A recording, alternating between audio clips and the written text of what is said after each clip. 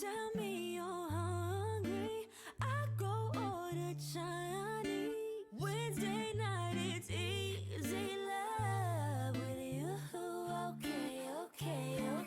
I'm your sunshine mixed with a little hurricane.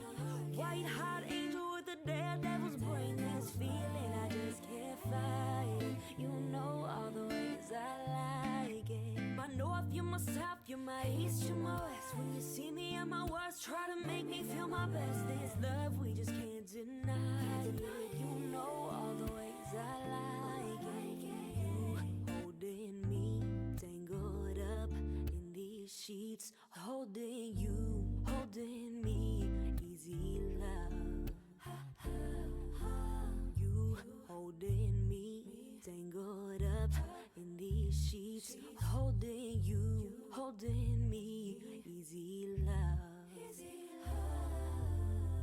Like a drive in the sun, windows down, music on.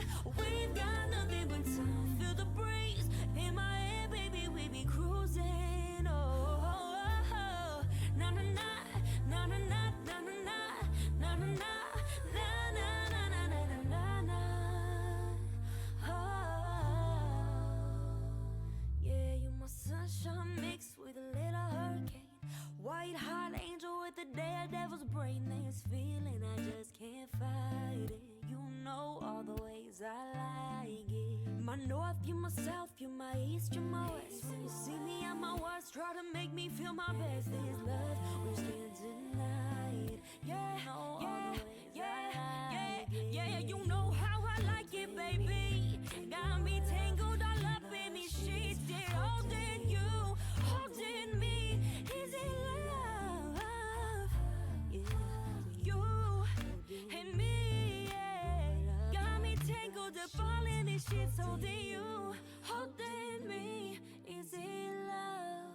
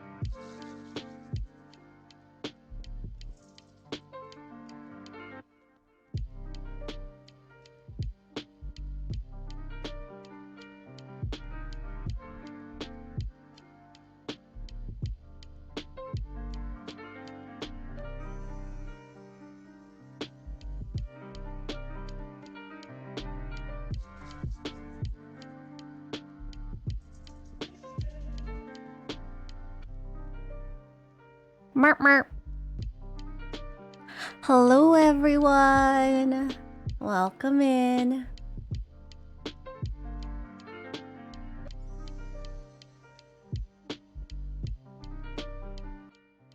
Merp, how has your guys' day been today?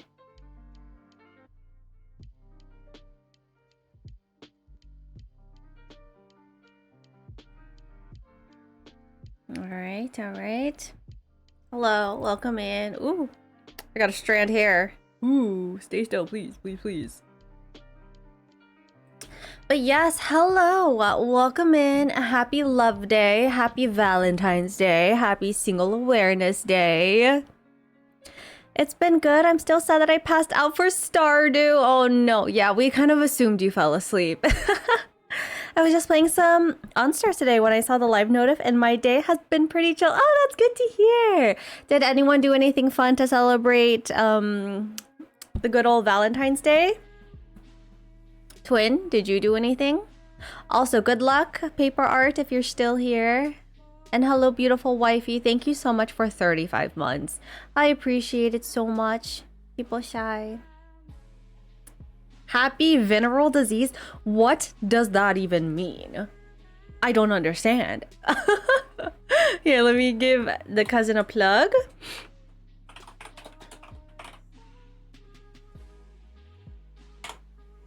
Oops. Okay, you know what? That still worked. But yeah, I didn't know what to put for my title. I was gonna put Happy Single Awareness Day, but that would implicate to weirdos that I'm single, so I just put Happy Love Day. So yeah. I did a small art date with Tora before she went to Eeps and she feels a bit sick. Oh, well, hopefully it was nice. I did get one of my 5-star cards I've been wanting to get in Instars today, and now I'm just playing and getting as much diamonds for a new 5-star card that I'm trying to get this month. Oh, well, best of luck to you, June. Hopefully you get it. I feel like everyone deserves it on this fine, lovely Valentine's Day. It's the science word for STDs. Why? Is it like a known fact that people get like more STDs today? Like, what is it? It was. Oh, I hope Tora feels better. Yeah, same. But yes, as for what we're doing today, no gotcha games today, guys. Sorry, it's Love Day. Okay, so we're gonna be playing a whole bunch of lovey-dovey games. What are the games I have on my list? If we have time, obviously, I will play Steam Prison. I got the Colonel Sanders game, and then I got the, like, Love Daddy game or something. I don't know what it is. Cyclone just sent it to me, and I just fucking bought it. So, no time for Stardew. Isn't Yatashi and Sarah in a collab right now? Did you guys' collab end? The 5 hearts under one roof thing? Hopefully that was fun for you guys also. We still are. Oh, I see. I see. Well, hopefully you guys are enjoying it, especially Sarah. I feel like that is definitely not a Sarah type of game. So I hope she's not dying eternally. The guy with the names called Ritsu. His new banner just showed up today, so I'm doing everything in my power to get his new Valentine's Day 5-star card. Aww. Well, hopefully he doesn't disappear after today. I feel like Valentine's Day, like gotcha events, should last a little bit longer than Valentine's Day. I hope the new Valentine's event will show up tomorrow. Will help me out. Yeah, I hope so too. But yeah, I was gonna wear red today, guys. Obviously, I'm in full on black. But I'm wearing a dress. I never wear a dress on stream, guys. I either wear a romper or like a top and like shorts, but never a dress. But I figured, you know, I'm gonna pretend like I'm going on a date with you guys. Obviously in a non-parasocial way. I'm sure most of you guys get it. For those of you who don't, you know, I'm not actually going on a date with you guys. But I figured for this occasion, I might as well, you know, dress up in a cute dress and like, you know, instead of wearing a red outfit, I'm just gonna put red makeup on. So there's something new with my makeup. I have red lips on. This isn't exactly the red color I wanted. It's a bit too red for me. I kind of want like a burgundy color, but I don't think the burgundy color would have turned out nice on stream. It would have looked probably a lot darker, so I figured might as well not. His card banner event will end on the 28th, so I got a bit of time before he goes away. Nice! Wait, what day is it today? The 14th. Oh, of course. It's February 14th. This is fucking Valentine's Day. Why did I even look? That's insane. But yeah, don't really have anything else to do except for playing the games that I bought. So hopefully it's not that long. The Colonel Sanders one was free, so I'm gonna assume that one's gonna be the quickest, and then we could do the Love Daddy one, which is like a visual novel, I think. Don't know how long that's gonna take, and if I finish that today, then we can move on to Steam Prison. But we'll see. We'll see. In the meantime, let me get this game open. I should have bought myself some chocolates. That's what I was missing today in honors of it. Oh well, no chocolate for me today. I love you, Colonel Sanders, or Colonel Sanders, however you want to say it. Ooh, that's loud. Are we ready? Ah! Holy, that was loud.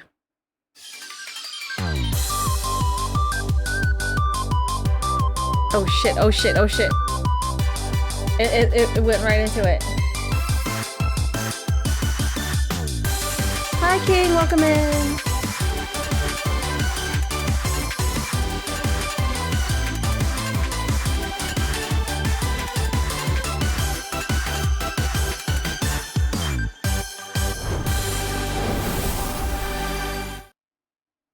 I was not ready for that. I was really not ready.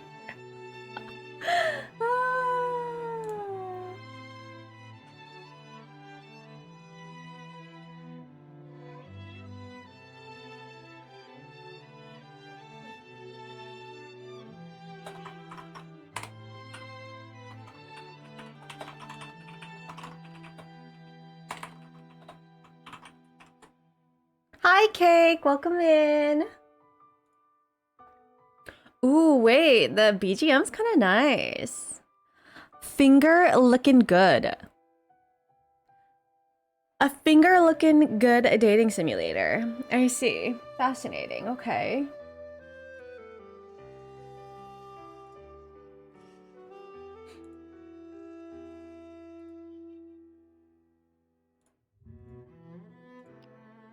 Oh my god. Wait, no, I like this music. What the heck?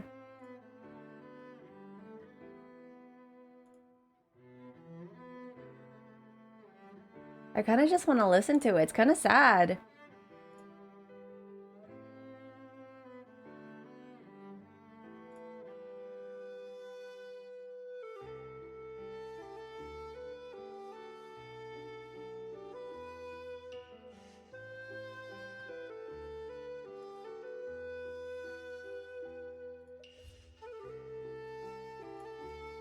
Okay, perfect. Okay, as of now, I'm gonna leave the camera where it is. Let's see how the game is, and then I'll move and adjust things from there. New game.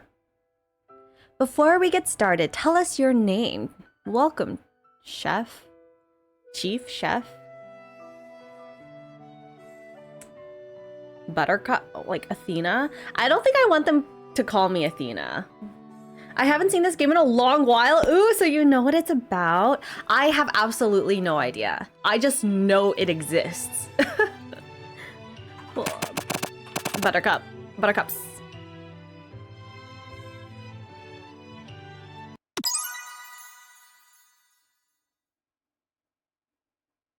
Somewhat. It has been a bit. I see. Oh, okay. You started a new hobby? Oh, what's your new hobby?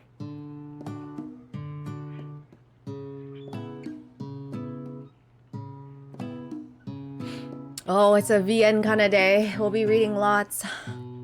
The heck is this? Ah.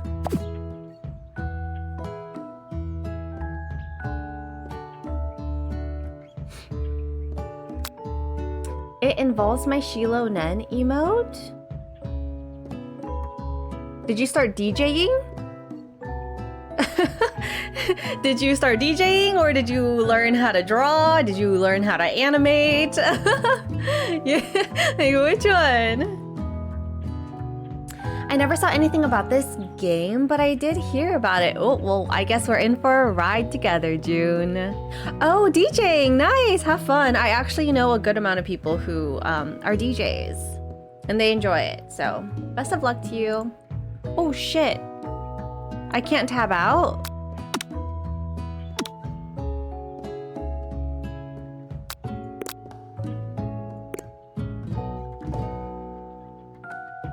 Okay, I guess if I tab out, it closes the screen. That's no fun. Okay. You sleep softly as the morning sun casts a warm glow through the window of your modest student apartment. The world is peaceful and serene. You could stay in the moment. Wait, you could stay in the moment forever. Okay, actually, let me move my camera.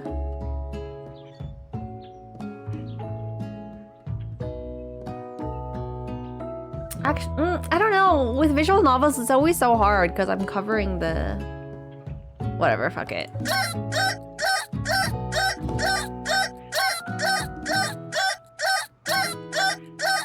Or you could wake up. Now.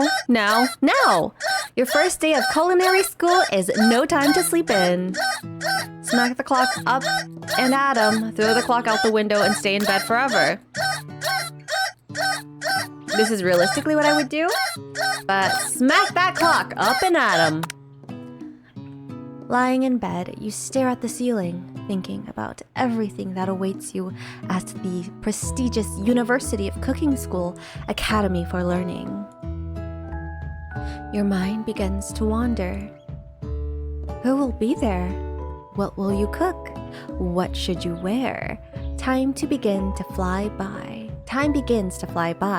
and you find your imagination getting away from you. You'll need to take this seriously. You allow yourself to daydream a bit, thinking about the future. No, we'll take it seriously. You'll need to take this seriously. I'd better make sure to arrive prepared for the first day. You bust through your morning checklist. Teeth brushed, hair combed. Ooh, I see. Wait, teeth. Is this meant to look like this?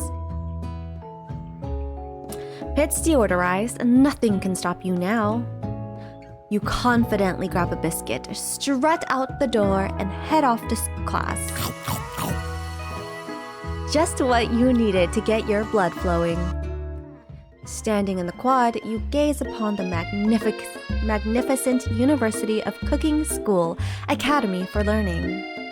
Here comes your lifelong best friend forever, Miriam. She's the most adorable, awkward person you've ever met, and you absolutely love her for it. Good morning, Buttercups. Are you excited for the first day of the rest of our lives? Actually, because I sure am. Excited, a little nervous. Okay, a lot nervous. What the? It's just that this morning I made breakfast for myself, but... Well, when I ate it, I couldn't taste any love in the food. What if I'm no good? What if I fail? Classic Miriam, raised by Master Chief parents. Chef? Jesus. Maybe I wasn't meant to do visual novels today. She's always held herself to a very high standard.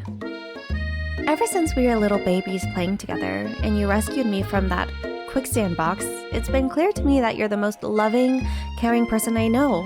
You're going to do great. But with University of Cooking School Academy for Learning's famous 3-day only semester, I'm afraid of being left behind and never catching up. A sweet girl, Miriam has always had a flair for the dramatics. This summer, she got so nervous about her first kiss that she chipped a tooth practicing on a mannequin. Should you pep talk her or change the subject to give her some relief? Pep talk your best friend. Change the subject? No, we pep talk her. We give her confidence. Remember last month when we saw the fortune teller and had our tarot card readings? The lady with the mask who gave me nightmares? I've been trying to forget. I know she looked spooky, but she was so sweet, and she told you that you were destined for great things. Remember that card with the fancy-looking tower? And that other card featuring the handsome fellow in the red suit? I've been waiting for so long to meet a handsome fellow I could call my own. And I'm sure you will soon. In no time we'll be graduating, and you'll be delighted. You'll be delighting the world with your heartfelt cooking in no time at all. Hello, Raj. Welcome in. Hi, Kai. As you talk Miriam up, you can feel her nerves begin to ease. You know what? Maybe everything will be okay after all. And if not, at least I have these killer bangs. Can you believe I cut them myself? You can definitely believe it. Miss got mesmerized by her talking? What do you mean? I cannot believe it. Before you can get another word out, you're rudely interrupted when someone smacks your books and custom engraved measuring spoon out of your hands and onto the ground. Hey! It's Ashley, your arch rival. Ooh, arch rival? Not if we have anything to say about that. But you can't help but be filled with jealousy. She can get anything she wants and she knows it. Hello, Ashley. Oh, I didn't see you there, chicken shins. You leave Buttercup shins alone. They are perfectly normal shins. Ugh, you can't stand Ashley. Even her name is annoying. You know for a fact that it's actually Ashley, but she had to add extra letters to make herself feel better than everyone. My queen in chat, happy Valentine's Day. Hi Ace, welcome in. Happy Valentine's Day to you as well. I hope you've had a good day so far. If anyone here knows what perfect shins looks like, it's us. We're not going to let you and your really weird insults get to us. Across the quad, you see Ashley's best friend, Van, the man, has stopped to look at his own reflection in the mirror. His pants are so tight, you can see him casually working out his glutes while he styles his hair. No lie, they're rocking glutes. Van.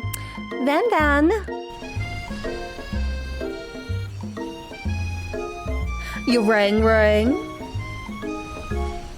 I am an absolute noob though. Good thing I have friends that DJ. Yeah, good luck.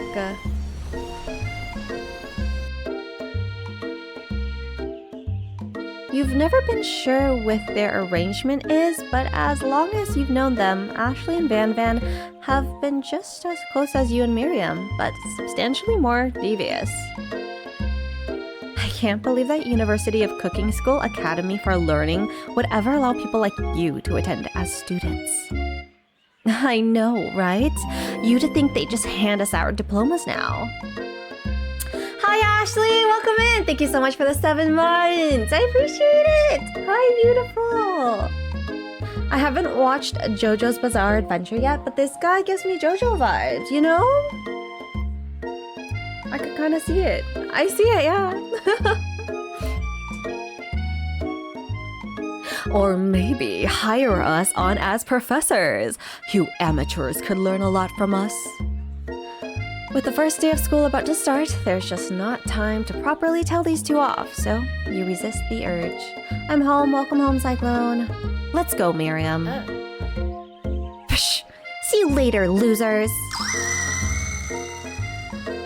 As you approach the door, you see a goofy-looking kid pushing hard against the window directly next to it. Oopsie! I think it's broken. You reach forward and easily pull the door open. That should do the trick. I love you! I think you mean thank you. My name is Pop. I was named after Pop Pop. He's old. Could someone like this also be a student at the school? He must be one heck of a chef. Also, his name tag clearly says Bob. Bob! But I guess he's reading it upside down. Why does Bob follow me everywhere I go? Bob! Bob is literally literally everywhere. Literally. Why? Just leave me alone. We can't escape the bomb. Exactly. Oh my god. Hi, Pop. I'm Buttercups. So... First Stardew, now here? Yeah. Bob? Yeah, it's Bob. Are you going to make me hold this door all day? Nope! And with that, the young man walks into the building ahead of you. Aww. Is it just me, or is he kinda cute? I think it's just you. You both shrug your shoulders before following him into the building. You stand at the edge of the room, unsure where to sit. Other students wander in and keep themselves busy chit-chatting. A scruffy-looking pooch takes his place at a podium at the front of the class. Adorable! Now, quiet down, everyone. Who is this unreasonably cute pup, and why is he in our culinary class? You must be Sprinkles, head instructor and CEO of UCSAL. Please, call me Professor Dog. I may be cute and a little and fluffy, but I still demand respect. Woof! What? A cute dog is our professor? This is the best school ever! I guess only a dog's nose is capable of picking up all the nuances of fine dining. Out of nowhere, wind began to rush around you as a swirl of cherry blossom petals filled the air inside the classroom. I'm chilly. Someone close the door. Or window. And then...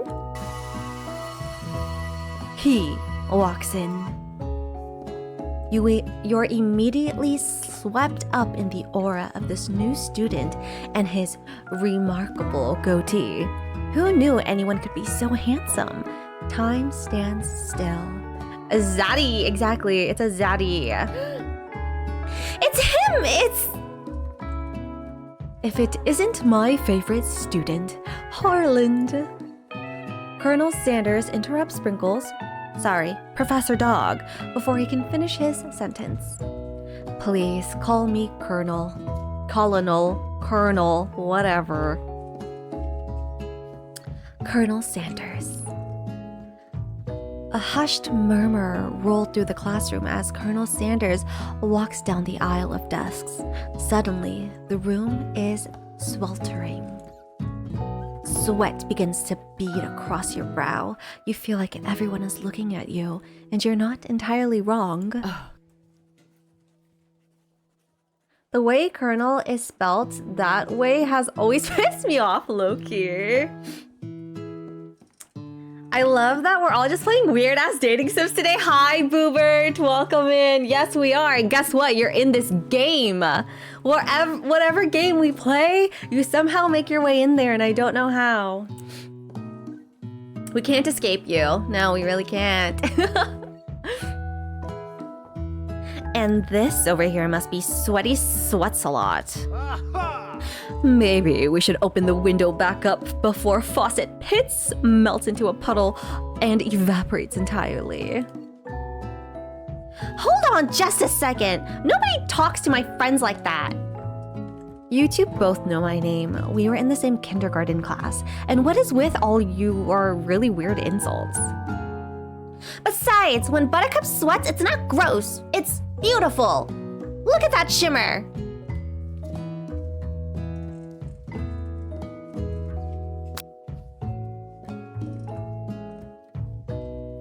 Why is an ad break barely starting? I don't know. You tell me. Is this our only option? Did I fuck up to give us only one option? Did it always play 30 minutes into stream? I don't know. Why did you add this Chang Li emote? Hi Ken, welcome on in. You take a moment to clean yourself up. It's a good thing you didn't forget about the deodorant this morning. This classroom is hot, hot, hot. Professor Dog steps in to settle the class down and set some ground rules. Welcome to the University of Cooking School Academy for Learning, the greatest culinary academy in the world. the birthplace of culinary legends, past, present, and future. Many challenges await you. There will be tears, there will be blood, there might even be really adorable tiny food. Happy Valentine's Day! Yeah, you too, Ken! Why is this so cursed? It's beautiful. Right. And when all is said and done, there will be a battle. You will lift your sporks and compete in the broom cooking arena. Just then, another student enters the classroom and interrupts the professor's rousing speech. Hi guys, sorry I'm late. I hope everyone's had a good summer. I really miss... Quiet! Late to class is bad enough, but interrupting my monologue? You're on the fast track out of here, young man. Are you sure you're in the right place? Dodo, bruh. Don't you recognize me? This is my 3rd year in this school, with you as my teacher. Everyone stares at him blankly. Does no one remember me? You're expelled if you utter one more word before I finish! Let that be a lesson to you students that tardiness is unacceptable! Even Clank made it here on time, rolling halfway across town in his tiny wheels. You turn to see the student Sprinkles is referencing, who appears to be some sort of industrial kitchen appliance.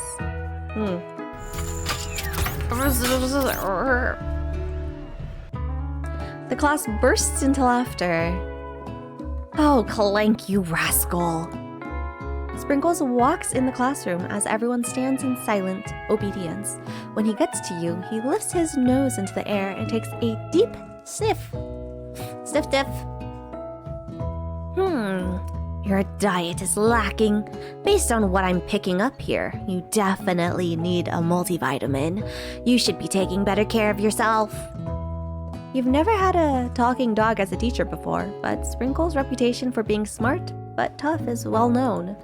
You decide to try and butter him up by giving him a treat from your pocket, but what kind? Chicken snack, rubber ball, beef treat?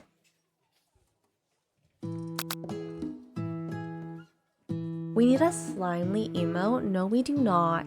No. A chicken snack. I mean, isn't it like Colonel Sanders KFC? I'm gonna do chicken snack. You reach beneath your apron and return with a chicken snack in your hand. Sprinkle's eyes go wide as he locks onto it. His favorite! Did I actually get this right, or does it just say his favorite for everything? Well, well, well. I think there might be some competition for new star students. The furry professor immediately devours the snack, leaving your hands slick with a coating of warm doggy drool. You see the other students eyeing you jealously, but pay no mind to them. If they wanted to succeed in life, they should have learned the importance of carrying a range of dog treats flavored on them at all times. Settle down, chefs. Take your seats and prepare to have your minds open to the amazing possibilities of culinary creation. As everyone rushes to claim their favorite seats, you're left standing at the front of the room. Only 2 options remain. Hey, Buttercups! There's still a seat here! It seems that no one has claimed that seat next to me, if you're interested. 2 good options, but which will you choose? Ooh! Ooh, I see. Sit by your best friend or sit by some random hot dude. Oof. I would literally choose sit next to my best friend, but like, we're trying to riz KFC man.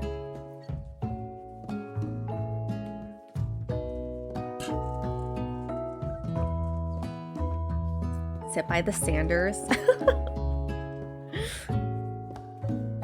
It's finger looking good, bruh. Sit by Colonel Sanders.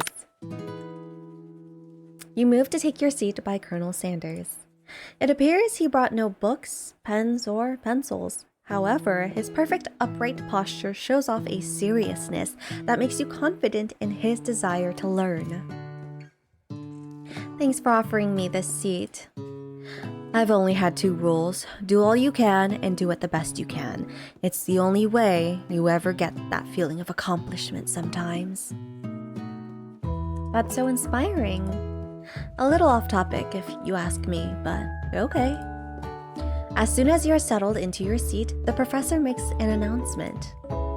Think fast! It's time for a pop quiz!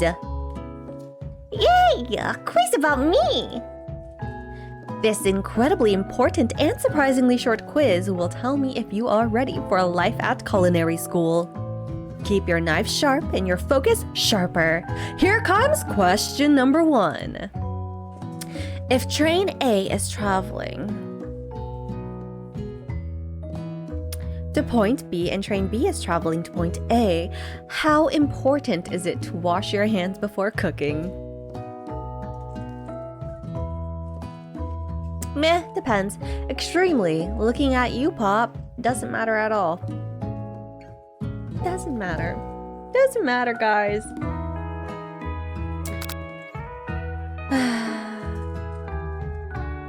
Extremely. Looking at you, Pop.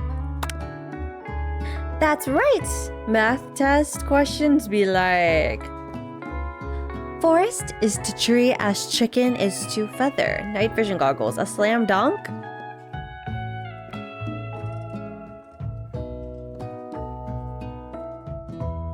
A feather.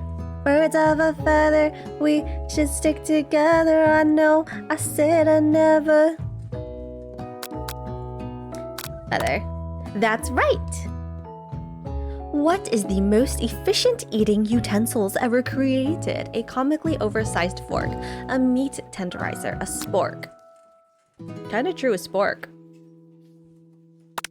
That's right. What food is best for a broken heart? Anything as long as it is prepared with love and not too much salt. Camel meat, a pancake that looks like a silly face. Anything as long as it's prepared with love and not too much salt. That's right. Is Sprinkles a good boy? No. He's a talking dog that teaches at culinary school. He is the best boy. Hi, Bro Tashi. Thank you for the hydrate.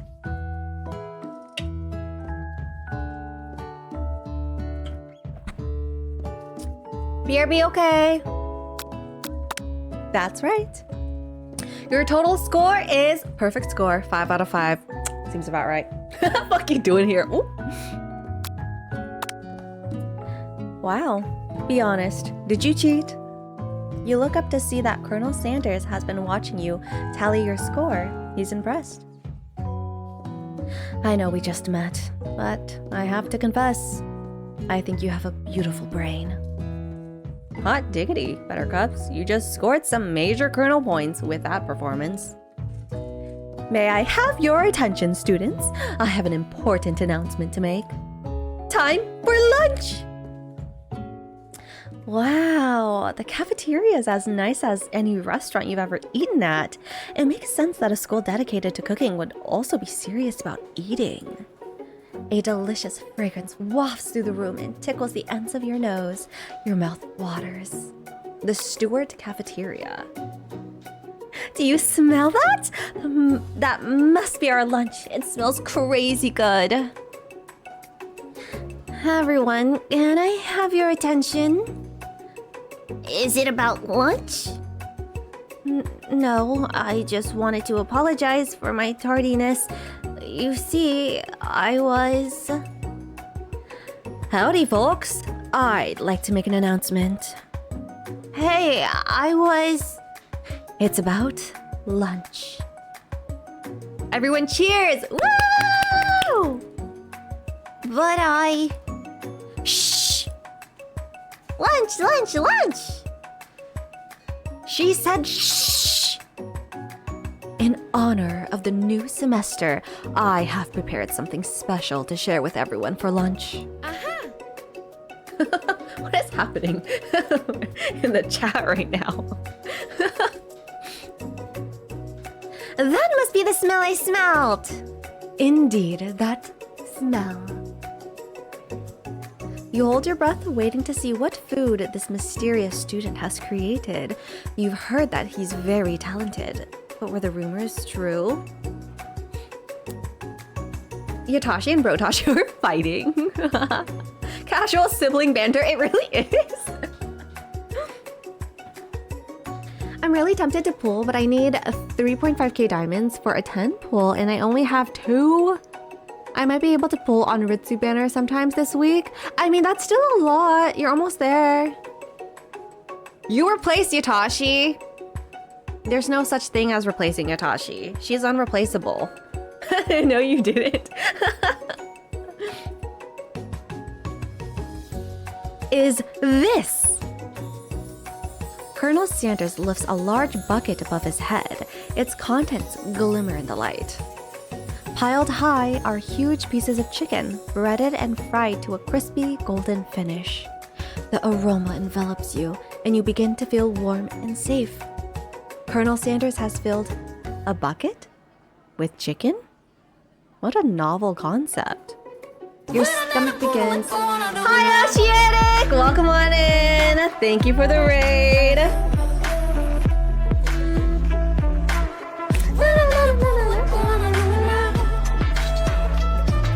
Welcome on in, raiders. Thank you so much for choosing me to raid. I appreciate it very much. Ooh, ooh.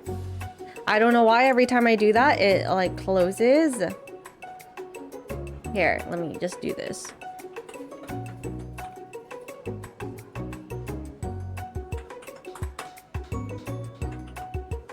Okay, there we go. How was your stream? Did you get all the hearts? Did you love them all?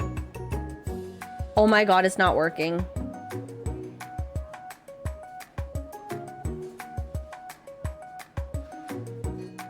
My shout out isn't working. You know what? Okay, that's fine. We'll just do the normal shout out.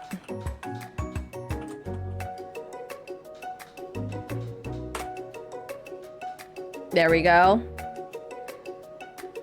Shout out, yeah. Thanks anyways. You're so welcome. You rizzed up Gran so well, really? Did you like her assets? Is that why you chose her? She has big, beautiful assets.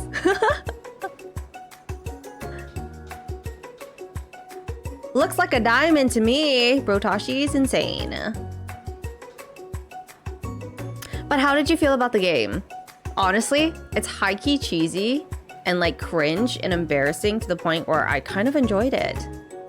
She was weirdly the most fleshed out character out of all of them. Yeah, honestly, not gonna lie, if I were to choose like who is my type, it's realistically none of them. But towards the end, I ended up liking Gran a lot. Her assets were just a plus for me. But yes, welcome on in everyone who came in with Oceanic's raid. For those of you who do not know me, my name is Athena, also known as Buttercup's Love. Feel free to call me either or, it doesn't really matter to me. I am a variety streamer, but I do mainly focus on gacha games like Genshin Impact, Wuthering Waves, and Infinity Nikki. We don't really take things too seriously here. I'm not a meta gamer, I don't like to sweat, I don't like talking about anything meta related in general, it makes me snooze. So yeah, if you guys just like chill vibes, just chatting and having a good time, then I hope you enjoy your stay here. Well, come on in everyone, and happy Valentine's Day. Happy Love Day or happy Single Awareness Day, whichever one relates to you. Hi Trent, welcome in. How's your beautiful self doing today? Honestly, I'm high-key tired, but we'll get through it. How's rizzing the Colonel going so far? I have no idea. Literally, I know nothing about this game. I just know of the game. But I've never watched any streamer play it. I've never seen any clips about it. I just know it's about KFC guy. And that's it. And I'm just so confused. I don't know what I signed up for. But like, I don't hate it. Just realized I have leftover chicken nuggets from dinner, so I'm gonna have some with sandwich. Okay. Speaking of feeling tired, I shouldn't be awake at this time. Yeah, go veg, Trent, go veg. Guess what? I got some more Madeleines yesterday. It's been so long since I've had some. Oh, well, enjoy. Get one extra for me. Just sneak one more. Just say Athena needs it too, and then eat it on my behalf. It's almost 1 a.m. for you. Ooh, you're DJing up in here. But yeah, Oceanic and everyone else who came with the raid, if you guys need to raid and dash, go take care of yourself. Oceanic, go do your after stream care. You need that good skincare before bed, I know. Please feel free to do all of that, and I will try my best to take care of your community as we rizz up KFC dude. Because it's Lover's Day, or in this case, Single Awareness Day. Ooh, I accidentally tapped out of my Twitch.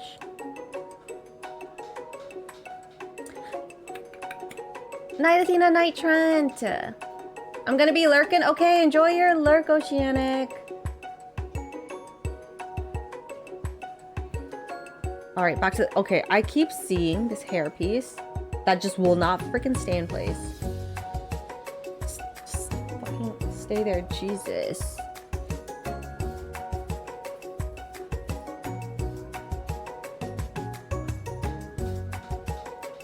One second. My OBS is all messed up.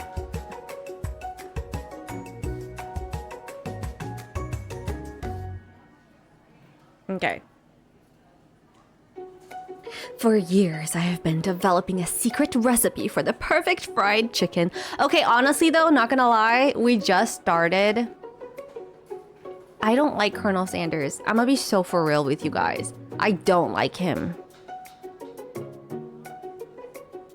He's giving off egotistical, and I'm not about it.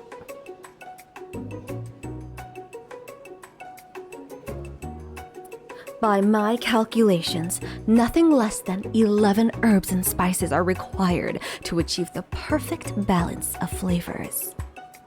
You look around and notice that every other student has a pen and paper and is scribbling notes as fast as they can. But that's all I'll say about that. You know what? I should just have someone come into VC and freaking read this for me. Cyclone, read it for me.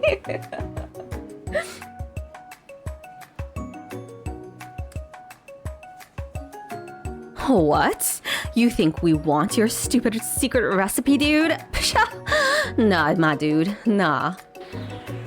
I'm just drafting a last will and testament in case one of those ingredients is poisoned. Got him. He looks around nervously to see if anyone else is laughing at his sick burn. Was that a burn? You wait to see what zinger Ashley has prepared to follow up, but she suddenly takes a different approach. You know, I'm surprised that Ashley isn't like fangirling over him, like all up on him. Instead, she's like being a bitch. I mean, like like I give her mad respect for that. Yeah, and I was just like writing in my diary. Dear diary, today I smelled something beautiful. I know at the moment that only the hands of a true gentleman could fry chicken so tender. You see her body language change from bitter to evil to sweet and innocent as she slides closer to...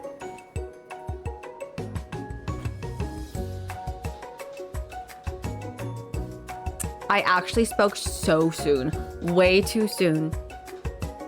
She realizes that he is destined for greatness and fame. With cooking skills like this, she wants him all to herself. I dropped my respect for you so fast. But also, I gave you respect way too fast. Oh my god, okay. Oh, please. Well, Van, the man, if you don't want any. I'll take his. Whoa, hold on. I mean, I guess I'll try it. He takes one bite and his eyes grow wide. He starts contorting his face as he tries to hold in his pure exhilaration and act unimpressed. Easy now, there is enough for everyone. Please, my fellow classmates, dig in. You take one of the pieces of fried chicken out of this bucket and sink your teeth into it. It's amazing! Tasting Colonel Sanders' food transports you to another dimension. Alone with your taste buds, gripping a drumstick in your hand, you float weightlessly. Focus your mind and meditate on this moment. Try and identify every flavor. Savor the moment and everything that it tells you about Colonel Sanders' culinary heart. Swim towards the light.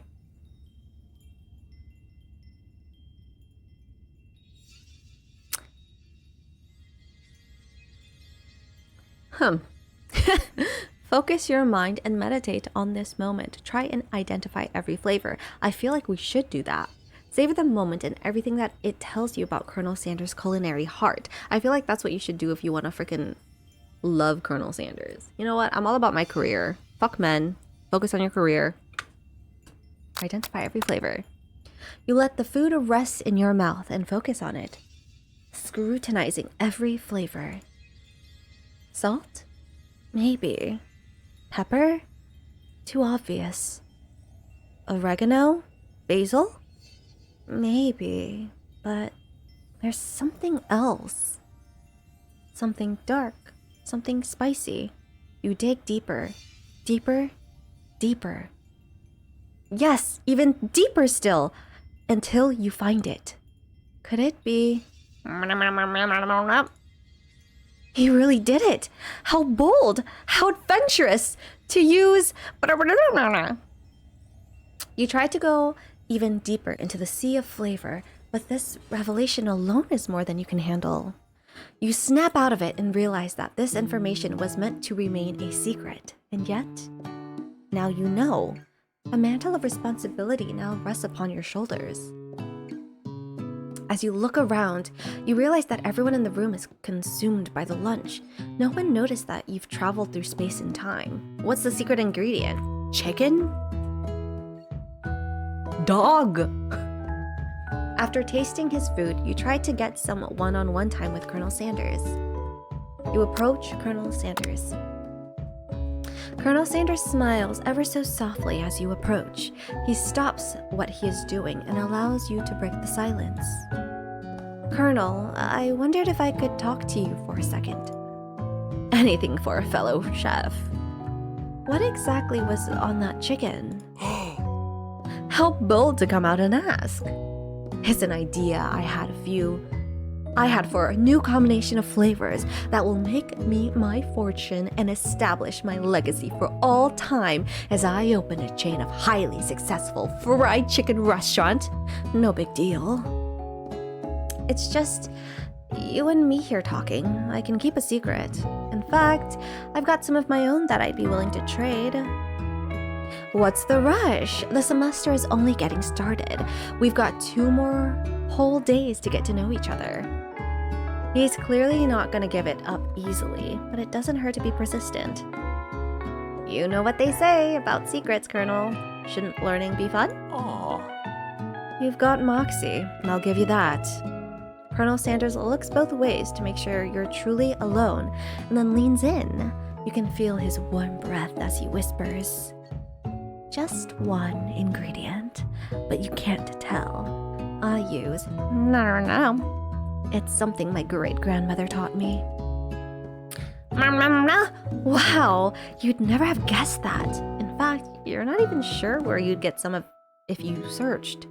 And definitely isn't the flavor you tasted before. So now you're 2 ingredients closer to knowing the full recipe, but you don't tell Colonel Sanders that. While you're wrapped up in this huge revelation, you notice that Colonel Sanders has disappeared. While everyone else is still in the cafeteria, you decide to look for him. You find Colonel Sanders outside, standing in the quad. Oh, it's you again. Howdy. Sometimes I like to come outside and look at the school buildings.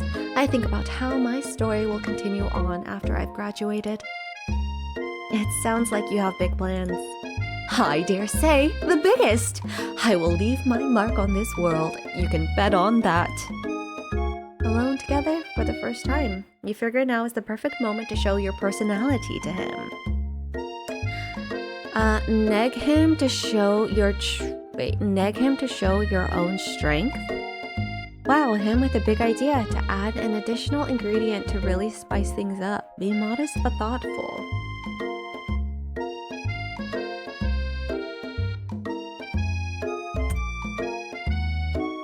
Wow him with a big idea to add an additional ingredient to really spice things up. Be modest and thoughtful.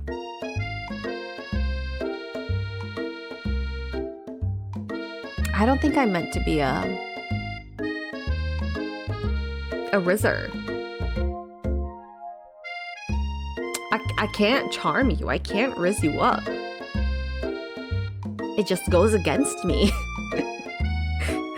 I don't know. I'm gonna be modest and thoughtful.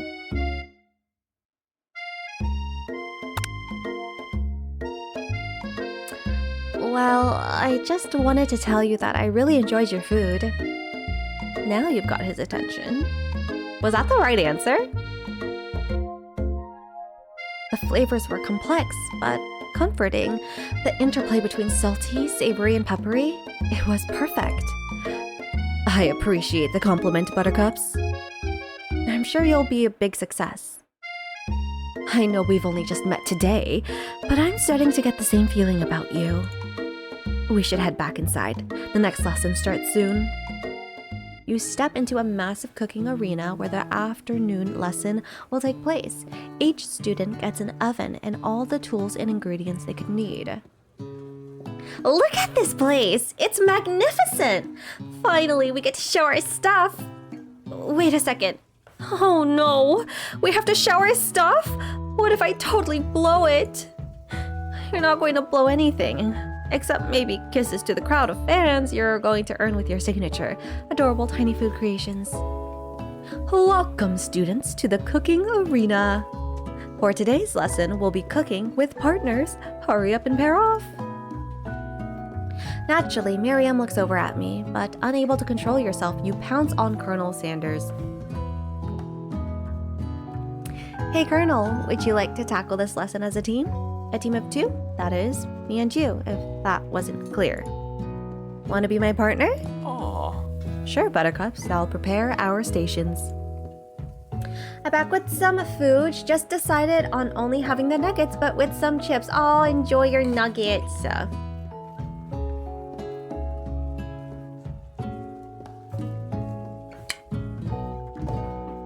Without you as a partner, Miriam is left standing all alone. Two different students quickly take notice. Hello, new partner. Beep, boop. Oh my, two potential partners? I'm so sorry, gentlemen, but I don't know who to choose. It looks like you'll have to pick for her. Friends' duties can be a little awkward, but that's the price you pay for not being alone forever. Who do you want to ask to be Miriam's partner?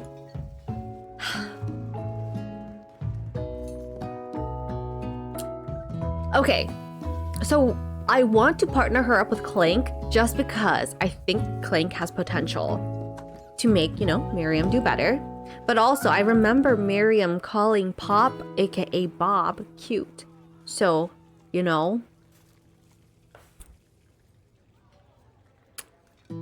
I don't know.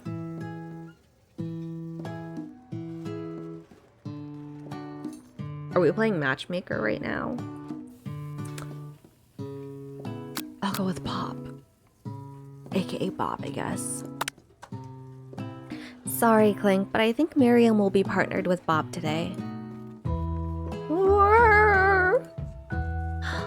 Pop gives a big smile as he steps up to the same station as Miriam. I'm a chef! He holds up a banana and, without peeling it, proudly eats the entire thing. It's discerning, but Miriam is too kind to act grossed out. I love your enthusiasm, Pop! She looks at you like, really? This kid? But it's too late to change your choice now.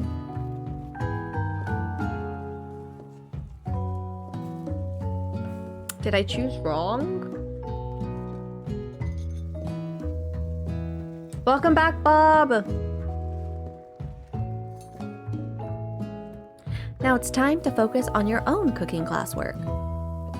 Alright, you two, for today's lesson, we're going to keep it simple. Pick a basic dish and divide up the steps. No chef is an island. It takes 2 flints to make a fire. You get the idea? Which dish do you suggest to your partner, Colonel Sanders? I'm Unstinky, welcome back. Steak tartare seems easy enough. It's fancy and you don't even need to cook it. Using octopus will blow Colonel Sanders' mind. Your grandmother's mashed potato and gravy.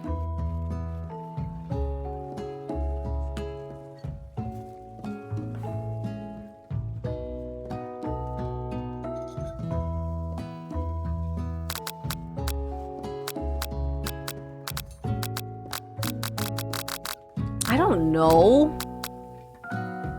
I would do this. But I feel like octopus is like unique and different. But I feel like this is very personal.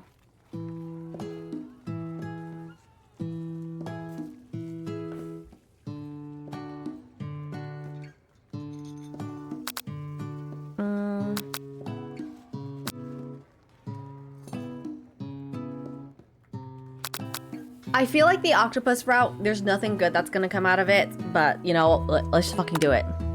I was thinking about trying something exotic. Maybe a dish that incorporates octopus in some way? I'm more of a down-home type of chef myself. What about something that? Go with me here. Walks on land? Actually, there's a certain species of octopus that do leave the water. For instance, have you heard of the octopus eucalyptus? It leaves the water to hunt for crab. An octopus that walks upright and hunts crabs. Now, I've heard everything. The world is a truly marvelous place, isn't it?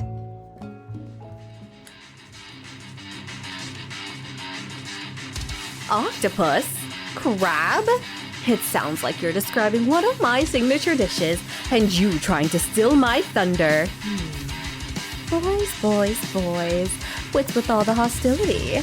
Has the competition been moved up to today? How dare you try to muscle in on my culinary territory? Nobody's better touched to cephalopod without going through me first. I think there's been a misunderstanding. Nobody's muscling in on your mollusks. We were simply discussing today's assignment. You could cut the tension in here with a chef's knife, which makes sense because chef's knives are usually pretty sharp. Look, we were just talking. I'll happily step back from any and all seafood. You know what? I'm just gonna make mashed potato and gravy. I know my grandmother's recipe by heart. Keep the tentacles. I should have done the mashed potatoes. Do you have a sunburn? Hi, Daddy. Welcome in. No, I don't. It's called motherfucking blush.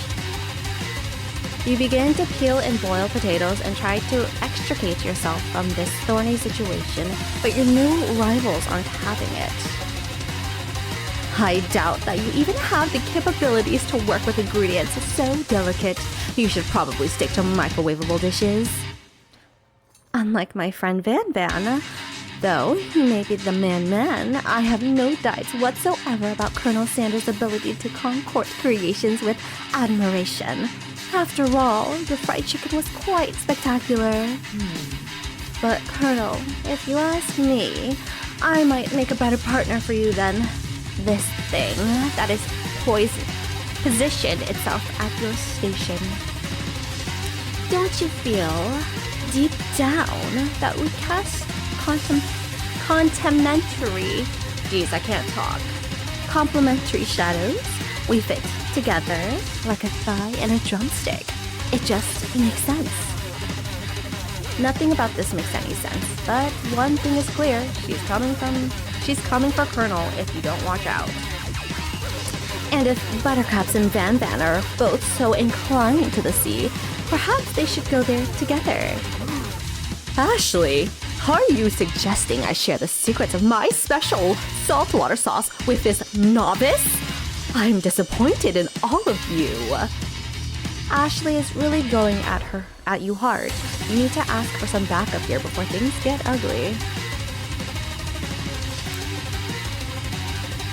Or are you always this hot? How are you? Happy day. Yes, happy day to all. I'm eepy. I'm tired. I need to hydrate more to wake up.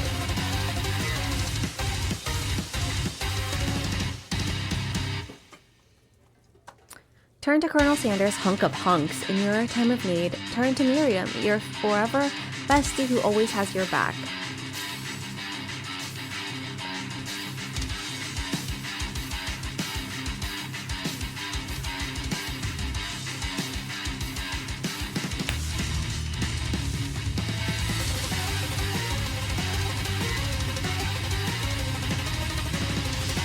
I feel like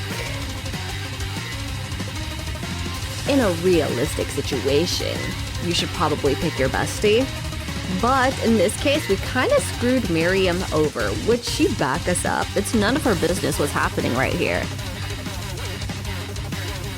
And for Colonel Sanders, like, no offense to him, but he doesn't seem the type to, like, give a shit about you.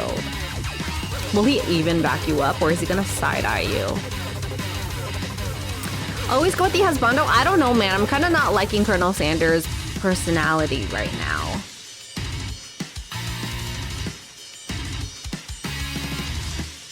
Gonna taste his chicken fingers. Let's just see what he says. I'm here to learn and to express myself via my cuisine, not bicker with prima donnas. Partners were chosen at the beginning of class, so let's all respect the format, okay? You turn to Colonel Sanders to confirm that you're on the same page. I chose Colonel Sanders and Colonel Sanders chose me. Isn't that right? A businessman respects all fair agreements, from contracts to handshakes. I took on Buttercups as my partner for this activity, and I stand by it. Based on your team's behavior, I'd say you're perfect for each other. Neither of you has Buttercup's natural talent or their loyalty. Being defended by Colonel Sanders leaves you feeling proud and full of potential. You look for Sprinkles in hopes that he might step in, but he's nowhere to be found. Darn those cute corgis and their short but sturdy stature. You look down at your station and realize that, in the tension of the moment, your hands have been cooking on autopilot. Distracted by the drama, you've already crushed and boiled potatoes into a perfectly creamy mashed texture, with plenty of butter and cream for flavor. It's as if your natural passion guided you through the steps you know so well while your attention was elsewhere.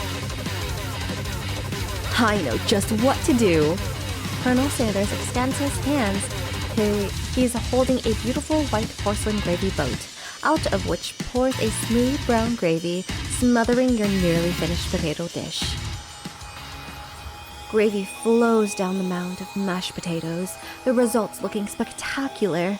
Granny would be very proud. Colonel Sanders holds a spork out to you. You reach out and grab hold of it, but he doesn't immediately let go. The two of you stand holding the same spork, and for that small moment, all of the madness and pressure in this crazy world stops. Is this the game BGM? Yes, it is. Your eyes lock. The moment is electric. Time stands still. If you love something, set it free. Together, you dig the utensil into the mashed potatoes and lift a heaping sporkful up. When you see Ashley with a sinister look, you know she's plotting against you to be with Colonel Sanders. And then, filled with rage and without thinking, you fling the sporkful of mashed potatoes right into Ashley's stupid, beautiful face. Van, do something, do something! Scooping up a fingerful, Van tastes the dripping mashed potato and gravy and realizes that it's delicious. Horrified by this revelation, he slinks away. Will he ever be able to cook something with so much love and integrity? Hold on right there, Buttercups. Why do not waste food in this broom-cooking arena? Colonel Sanders, I expected better from you. If you throw one more spoonful, you'd both better be prepared to eat it from wherever it lands. Can I have potato face? Van rushes back over, a covered dish in his hand. Mashed potatoes with gravy! Pathetic! In just a few minutes, I've prepared a full meal. Gaze upon my specialty, braised tentacles of octopus in my silky saltwater sauce, plated on a battle axe, blade forged by my supreme chef ancestors. This is like Jerry Springer's KFC edition. You've ignored me for too long.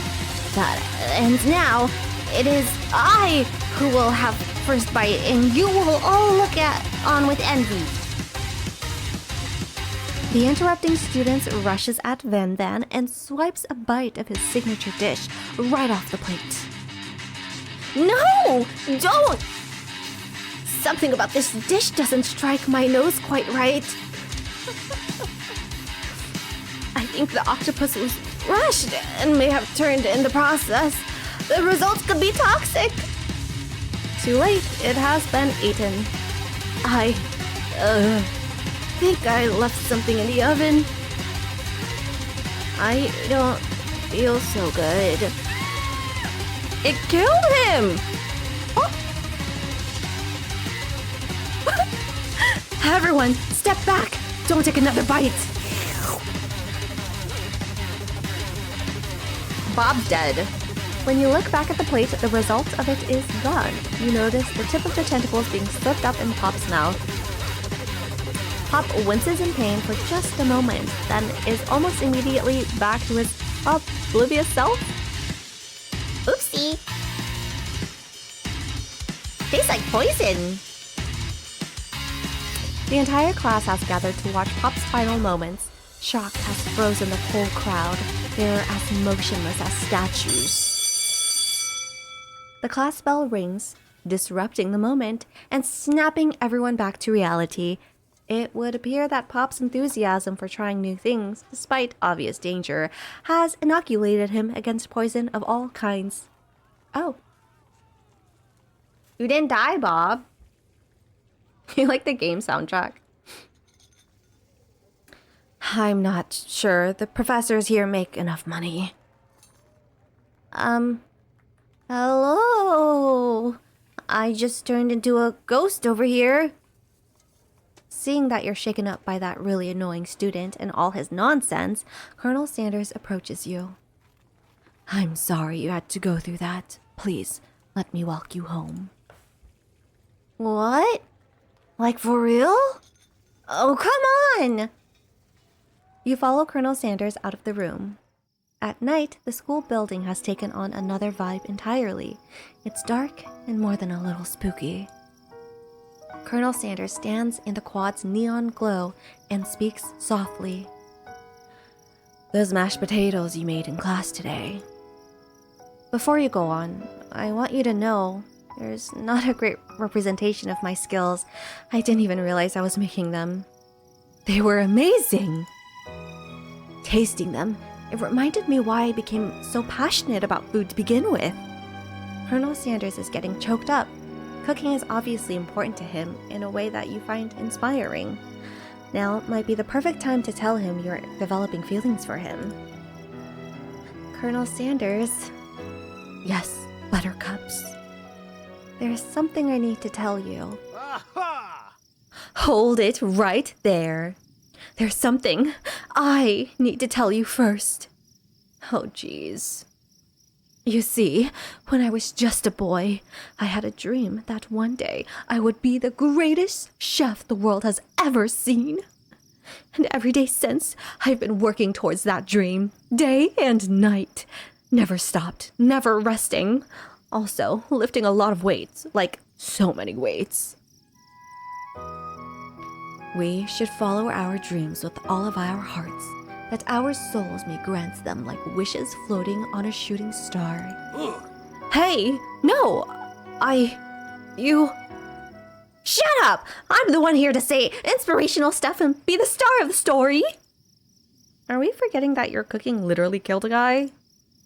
You can't prove that! I also saw you kill that guy. What was his name? Somewhere in the distance, you hear a long, sad sigh. For Forget him. We're talking about me. Me. I'm a hero. That spork monster is here to fight us. Ah! Hi XYZ, welcome in. The game soundtrack is indeed pretty good. This game is making me want to rewatch an anime about baking called Yameiro Patissier again. Oh, I'm assuming it's a cooking anime. I think I left the fridge door open. Later, nerds.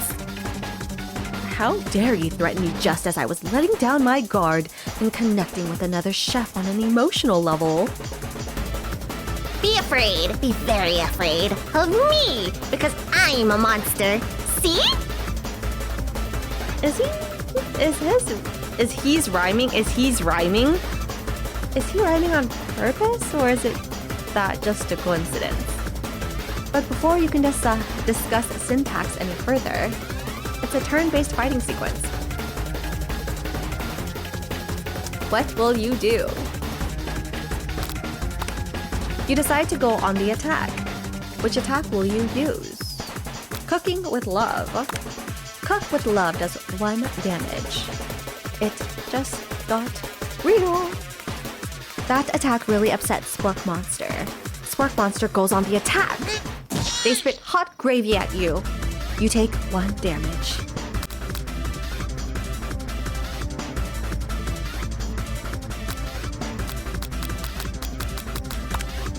You decide to go on the attack. It works last time, right? Cook with love. Cook with love does 1 damage. Spork Monster won't forget this. Spork Monster is really feeling threatened by your attack. Spork Monster focuses their mashed mind and draws in energy from Mother Earth itself. They grow larger and more intimidating. How will you respond? Defend. You decide to defend. Which defense will you use? Trepidation.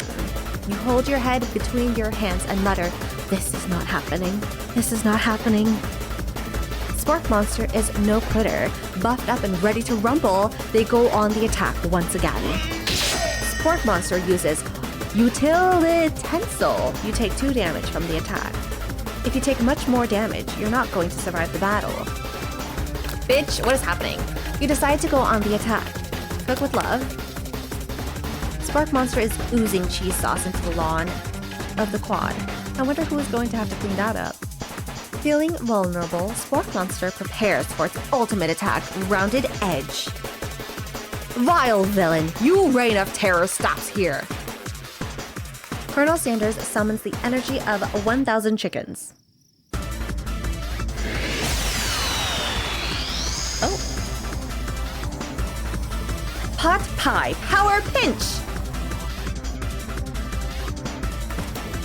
10 damage. Spork Monster is defeated. You saved me. An injured Spork Monster spews steam into the night.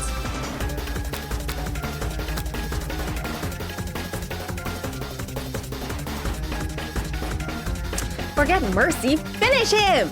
Spare this wretched beast. Spare him, man. Spare him. You manage to tamp down your disgust at the sight of this gnarly beast long enough to realize that he is still a living creature with a pure soul who deserves your pity, not your wrath. Be gone, beast! And don't you dare come back for a follow-up encounter tomorrow. I won't forget this, and I certainly won't be back, like you said. The Spork Monster scuttles off into the night. The defeated monster left behind a special item. It appears at first to be a cookbook, but upon closer inspection, it's so much more. It's a book of magic spells with a golden chicken on the cover. You open the cover and find a library card tucked inside. The last name to have signed it out is Borgo. Borgo. That name sounds strangely familiar. Your blood is pumping as you stand in the quiet of the night, holding the mysterious book in your hand. As you come down from your battle buzz, you realize that your final attack has left you completely depleted. The world around you begins to fade away. without any energy to keep your eyes open, darkness overtakes you. I am back with tamales. Throws at Cyclone. Enjoy your tamales, Oceanic. Welcome back, Oceanic Tamale. Yeah, tamales do sound good.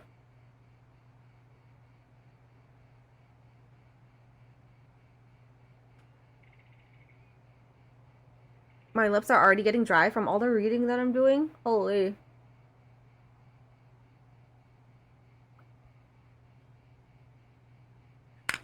Ugh. Thank you for the hydrate, June.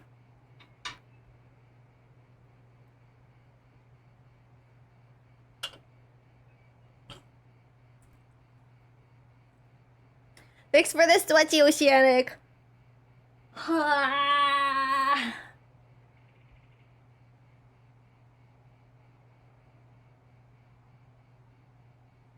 My body is so old, oh my god.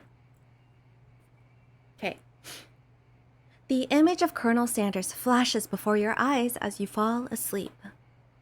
He must have helped you get home. In your tired state, you don't know if you could have made it without him. What a guy. You want to thank him, but you don't have the strength to utter a single word. You feel your covers being pulled up and over you as you are tucked in tightly. Good night, my Colonel. In your dreams, you're together with Colonel Sanders. For some reason, Sprinkles is also there, instructing your love. Dreams are weird.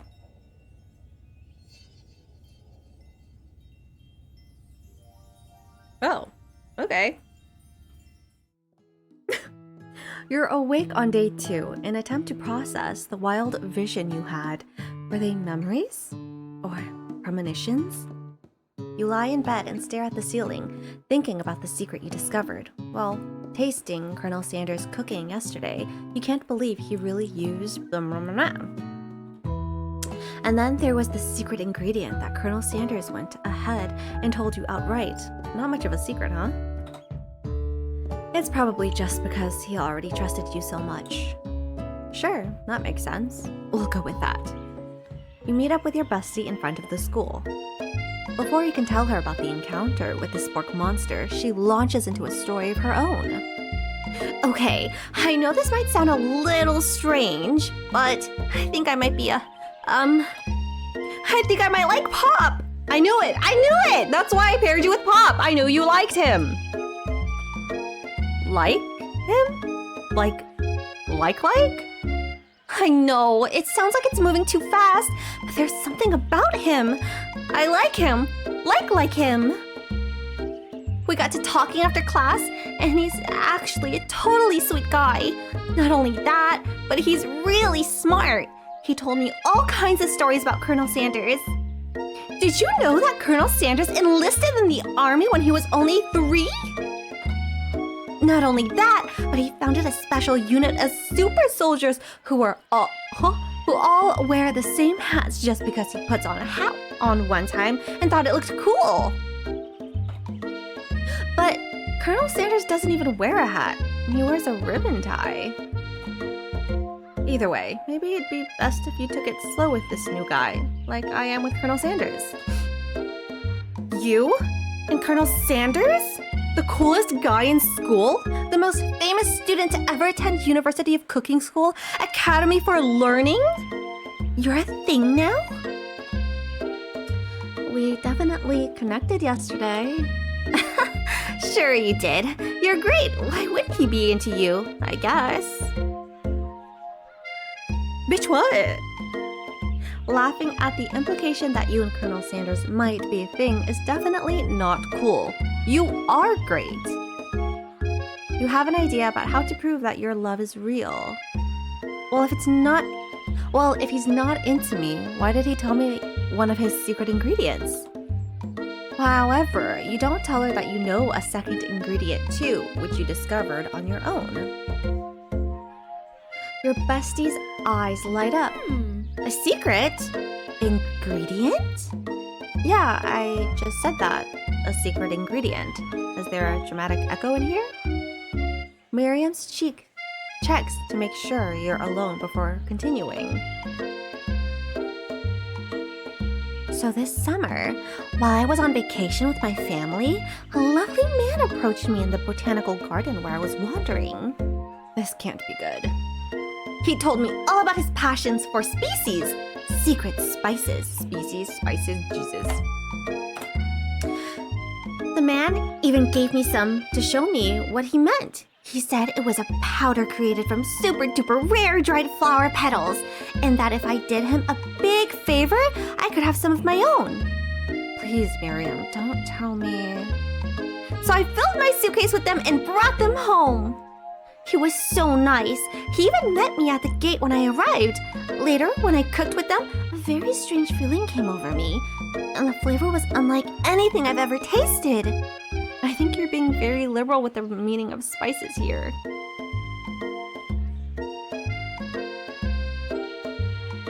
Whatever. Anyhow, we both share an interest in cooking, so we've stayed in touch. You know, like pen pals. I bet he would love to know more about new spices. Well, I'm definitely not supposed to share Colonel Sanders' secret recipe. And besides, I only know the one ingredient, so I doubt it'll be much use to anyone. Please, please, please! It would mean the world to me. No one has to know it came from you or from Colonel Sanders. What do you think? Should you protect Colonel Sanders' secret or share it with your bestie? Tell her the ingredient Colonel Sanders told you. Make up a fake ingredient. We're making up a fake ingredient. I don't care if she's my best friend, okay? If someone tells me a secret, I'm keeping it. Unless it's about my best friend. That's different. But no, I'm not telling her. Keep the secret! Don't worry, I'll keep the secret. You quickly think of a fake ingredient name. I don't know. How about... It was Eye of Newt. I know, sounds like some kind of witch's potion. But what can you do? Eye of Newt? Wow! Her eyes light up imagining such a thing, and you figure that you've satisfied her curiosity, and she'll move on. Snitches get stitches. Oh my god. No, but honestly, it's not that hard to keep a secret. I don't know why. I don't know why people have big mouths and they just can't keep their mouths shut. Even if someone says, please, please, please, I promise to keep a secret. I'm like, no. Like, fuck off. I'm not gonna tell you. However, she immediately turns around and does some thumb typing on her phone that you can't quite see. That's probably not good. True, true, yeah, just don't talk about it. Exactly, just don't talk about it. Unless, in the case that I said earlier, if someone spoke to you about your best friend, you should probably not keep that a secret from someone you call your best friend, you know?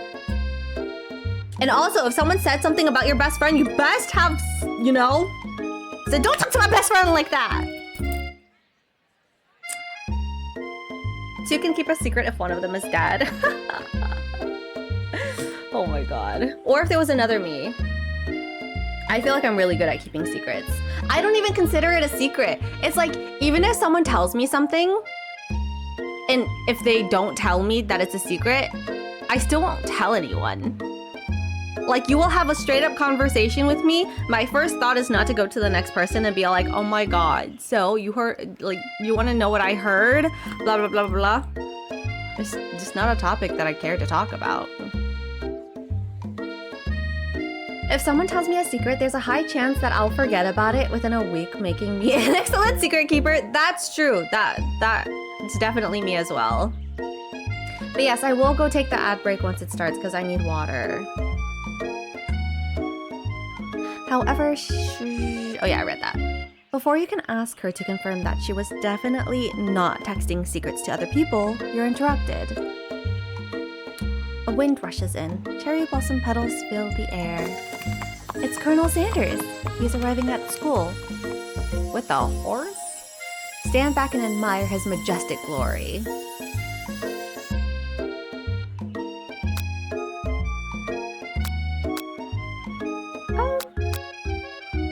I feel like if we're friends with him, it's fine to run up to him.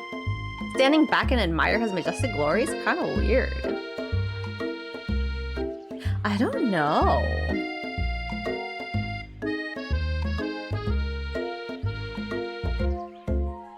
I I feel like if we run to him also while he's on his horse, we're gonna get stampeded on.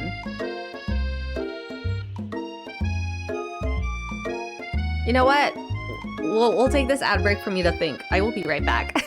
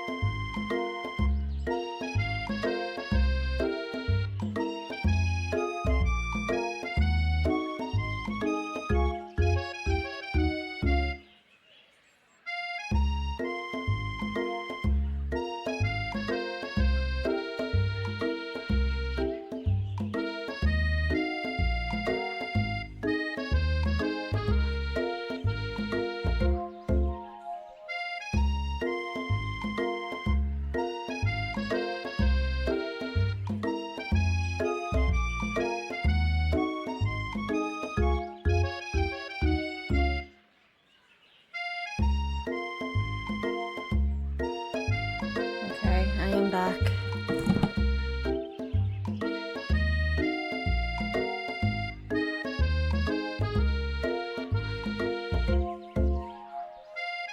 And I've decided what option to choose.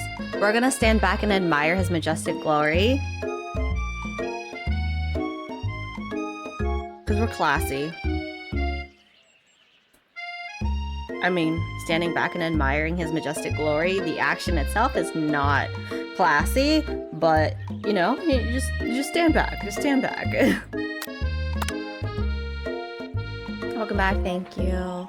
Colonel Sanders' horse is truly a thing of beauty.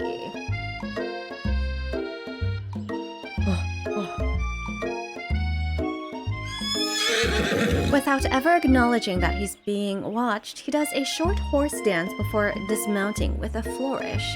He then slaps the beautiful creature gently on its rear, sending it running free into the countryside. Just bye horsey. You are so struck by the sight of him that you lose the ability to speak coherently. Oh, I didn't realize anyone was watching. Don't worry, he knows his way home. You attempt to compliment Colonel Sanders, but the words don't come out exactly right. What a horseful beaut you have. I mean, what a horseful beaut you have. Dang it, that's what I just said. Being a good friend, Marion attempts to cover for you. Oh, Buttercups just gets really nervous around people they like. What? That is not helping. I mean, they got food poisoning and were up all night. It was gruesome. You should have seen it. He was literally with us last night. She gives you a wink and a smile as if to say, situation handled. Can't blame a girl for trying. And with that, Colonel Sanders disappears into the school, leaving you and Miriam to follow. When you enter the classroom, you can see your two rivals, Ashley and Van Van, are doing something bad. By the time they're hiding, you know it must be really bad. Like counterfeiting recipe bad, experimenting with restricted ingredients bad, summoning a demon bad? You try and get a peek over Van Van's hulking shoulder, but he sees you coming. Whoa there, little one. I'm not sure you're ready to handle this.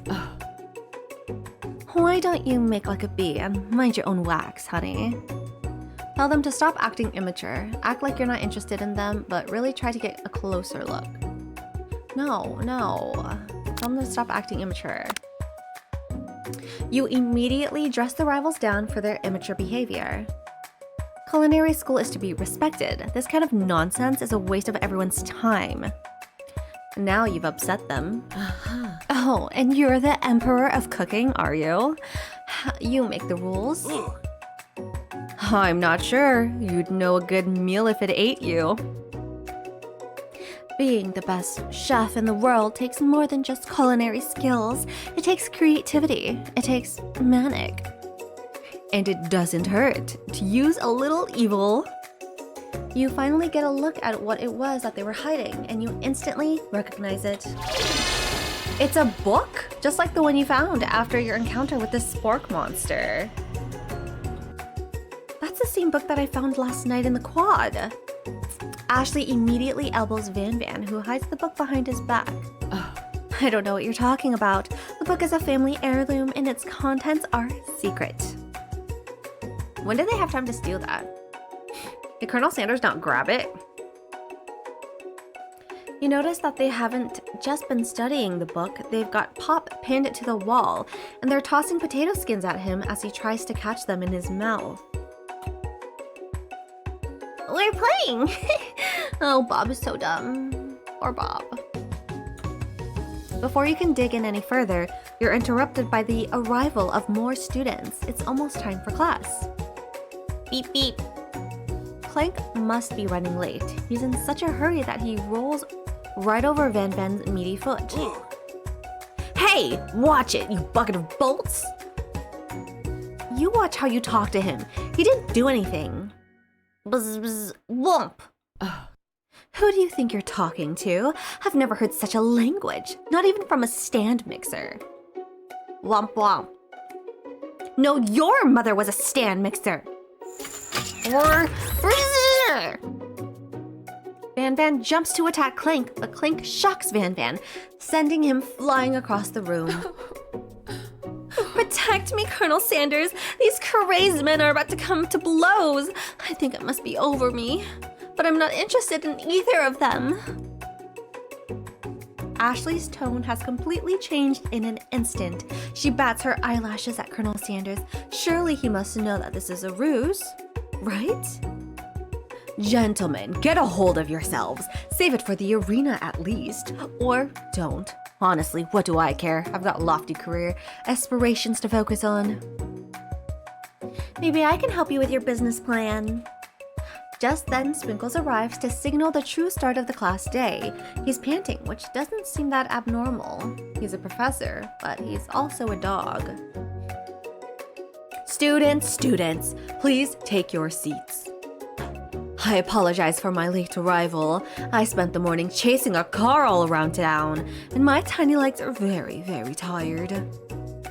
But I'm here now, and I hope you're ready to learn. rub his furry dog belly. He loves it. After he catches his breath, Sprinkles regains control of the classroom. Without further ado, we'll review the global history of my favorite fowl, the chicken. You want to pay attention to the lesson, truly, you do. Which is why in 1776, at the signing of the Declaration of Independence, it was a chicken who first signed their name. But you can't help but daydream about Colonel Sanders, and you miss most of the important parts. When you come to, Sprinkles is holding a tray of food in front of you. Well, buttercups? Naturally, this appears to you to be the sample platter. Which item do you want to sample? A glass of water, a shimmering pepper, a dog biscuit. I'm gonna go with the dog biscuit. Because of the shape it's baked in, you assume the dog biscuit is a treat made by Sprinkles, an example of his culinary talents perhaps. You reach out for it when Sprinkles jumps up and bites onto your cooking apron. What kind of a monster would steal a dog's favorite biscuit? Your apron is left in tatters. The entire class looks on in horror as you fall unconscious from the embarrassment. I thought we were picking a treat for the dog. And like, imagine if I picked the spice and the spice was meant, and we fed the dog spice. I feel like that wouldn't have ended well for him. But you know, it's fine, it's fine. I never even got to taste it. Is this the end? You fade into darkness, but something is there. The spork monster? Borko? What are you doing here? It's not your time, my friend. Your act of kindness has not been forgotten. You watch as your apron magically repairs itself. You won't have to live in embarrassment anymore. Thank you, my friend, wherever you are. Which item do you want to sample? Glass of water. You grab a glass of water and gulp it down. It's cool and crisp, like the purest snow melted by the mountain spring. Hey, that was mine! It was from my favorite toilet. You owe me $6. And you've got excellent taste. You think to yourself, geez, I should pay better attention. We all make mistakes. I'm sure he'll forgive you. Someday. Come on, it's time for lunch. Before anyone can relax, the cafeteria lights dim. And your rivals enter to make a dramatic announcement. Today's lunch will be prepared via timed competitive cook-off. The level of threat to theatrics with these two is off the charts. Demand that they stop wasting everyone's time, step up and tell them, you're on.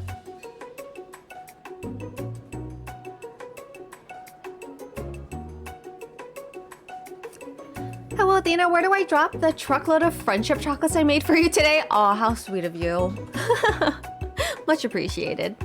Drop them all in chat. Step up and tell them, you're on. A bit of a lunchtime competition, eh?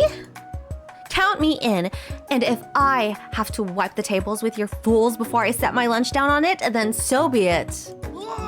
I'm not the fool, you're the fool. Fool? Good one, Van Van. I like your gumption, Buttercups. I'll be watching your performance. Just as things reach a boiling point, Sprinkle steps in. Surely he'll put a stop to this madness. Now, students, please settle down. This is a lunchroom, not a sporting court. Finally, a little sense. You breathe a sigh of relief. At least, not until we turn the timer. Just then, a huge light blasts you in the face, flashing the words, timer ready. That's what I'm talking about. Aroo! I stand corrected. The hard way builds solidly a foundation of confidence that cannot be swept away. And that's an original quote by me, in case anyone was wondering. I hope its message lifts you to victory. Like a diamond, I was formed under pressure, and now is my chance to shine. I will defeat you myself.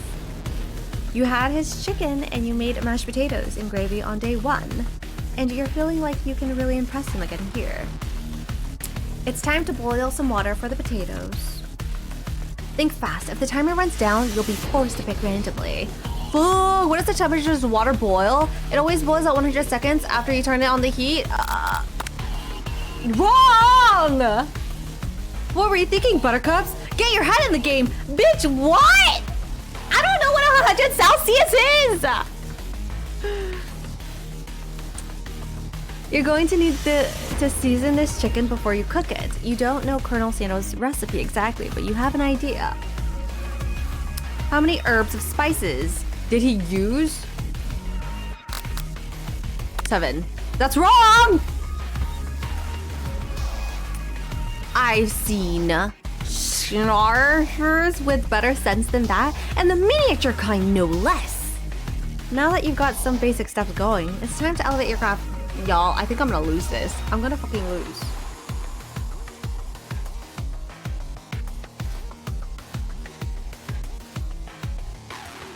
State of mind offers the most flavor. Trust, vigilance, gratitude, vigilance, gratitude. That's right, okay? You must never take this opportunity for granted if you hope to succeed. Your classmates are rooting for you, but Ashley is simply stronger and faster than you. You'd better pick up the pace if you want to survive. When you were a child, your father told you to never forget where you came from. Every day, you meditate on his advice and draw energy from that place. Now would be a great time to harness that energy. So where does it come from? The shoulder of Orion, deep beneath the surface, small town where your big dreams. Oh, bitch, horrible time to start forgetting important things. I don't fucking know. Can you possibly recover from so many wrong answers? Nope. Game over. Try again.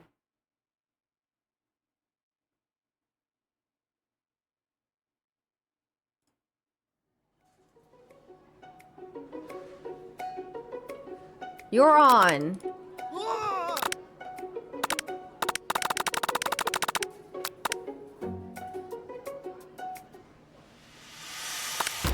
Celsius.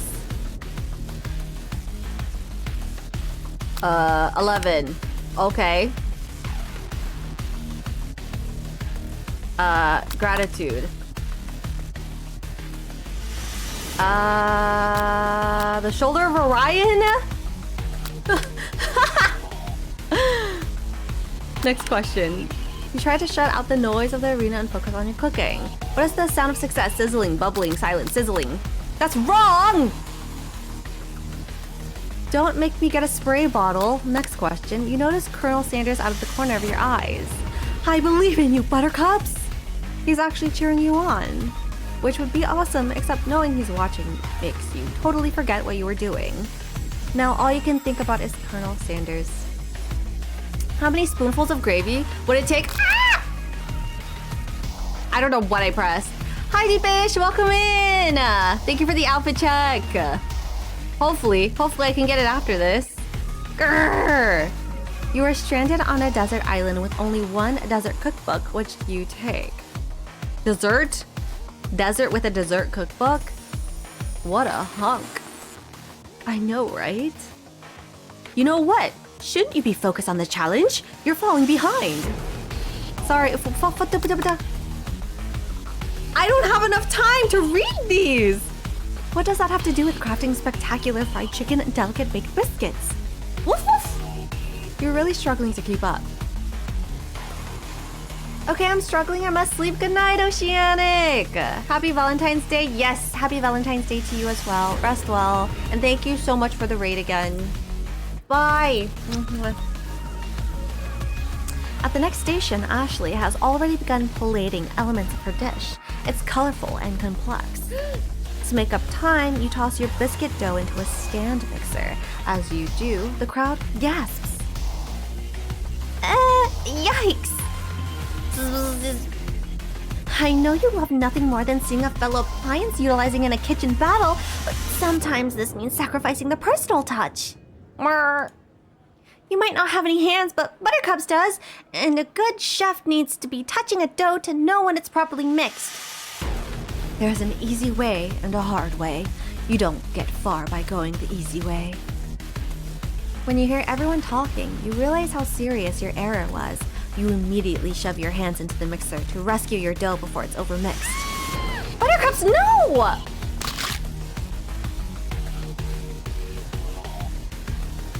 But you're not fast enough, and your hands get stuck. It's immediately crushed by the quick spinning beaters. There's no way you'll be able to use the hands for the rest of the match. Colonel Sanders shakes his head in shame. What you often find is that the easy way can turn out much, much more difficult. Everyone stop what you're doing right now! This battle is over! It can't be. It was so close to finishing my dish. Sweetheart, look at your hands. You simply can't go on. Oh, that's too bad. And here I am with a completed dish, ready to serve. Surely that makes me the winner by default.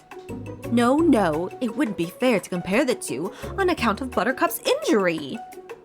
You see Sprinkles begin to lick his doggy chops as he locks onto the dish. But I suppose you should at least tell us what you prepared. Is that how it's supposed to end, or did I just really fuck up? Hope you had an awesome B-Day. I mean, I didn't do anything. I'm gonna be so for real. It's just, you know, every normal day for me.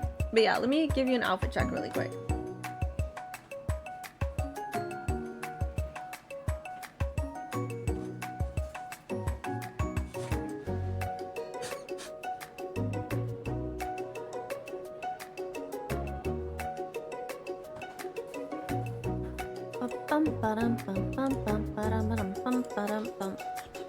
Okay.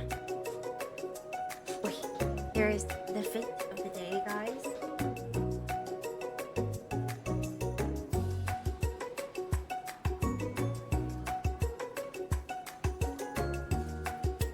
Honestly, nothing special, nothing crazy. I just put on a dress and put on accessories, and that was it. That's how my day is going.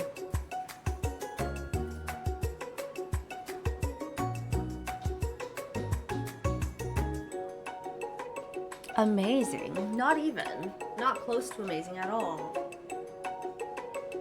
If anything, this is like basic low standards right here.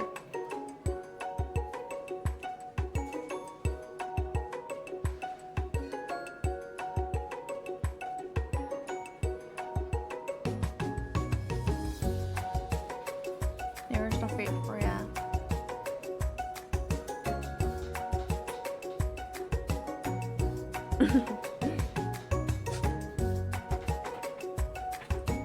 Oh yeah.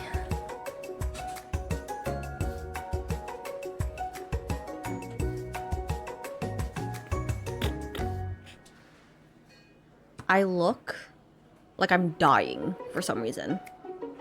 Like, why do I look so tired?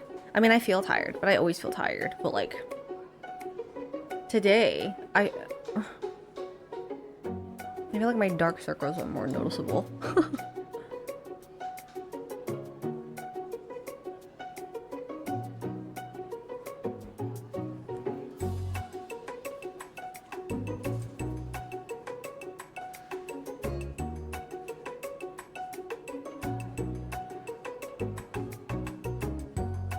Maybe it's the light?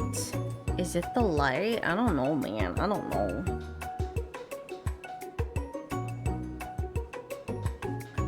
Like, you look white, then Frosty the Snowman. It's because of my makeup. I feel like that's what it is. Like, if you cover my lips, because I feel like my lips is what makes me look even more white. Because I usually have like pink lipstick on.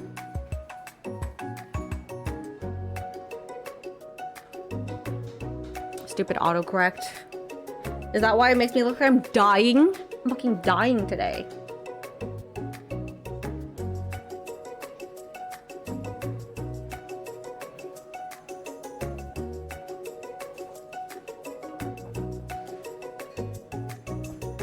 Yeah, I don't think red is my color, guys. Well, because I'm the sweetest, I skipped straight to dessert. Under this white chocolate dome, you'll find a wide array of delights, taking you on a journey of flavor that tastes good and tells a story of excellence. I want sweets now.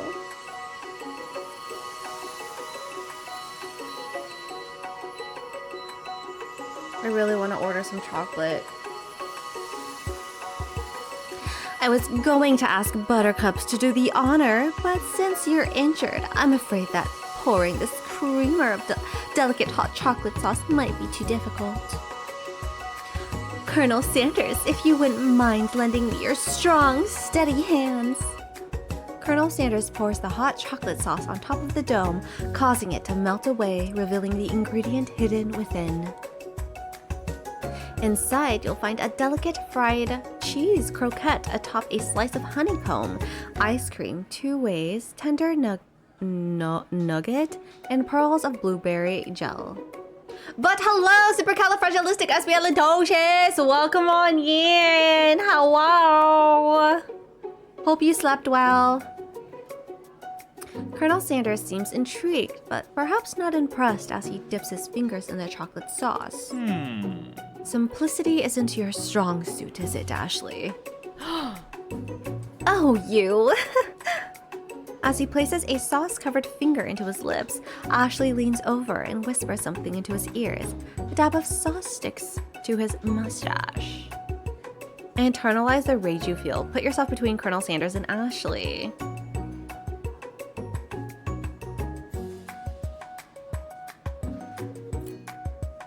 I'm so freaking tired. Welcome to the club. I'm freaking tired too. I've been dying over here and I don't know why. Same, yeah. This is what happens when I stay up so late playing Stardew Valley. I'm addicted. I should have gotten off Stardew Valley early so I could get enough sleep. Now I'm sleep deprived and I'm dying and I want to play Stardew Valley. In the club, we all plebs. Yeah, we're all fellow plebs up in here. Internalize the rage you feel. Put yourself between Colonel Sanders and Ashley. Ashley! Look at me.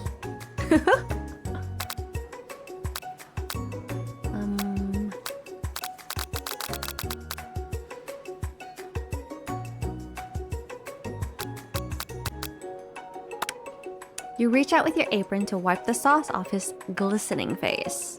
Colonel Sandals recoils and brushes you back.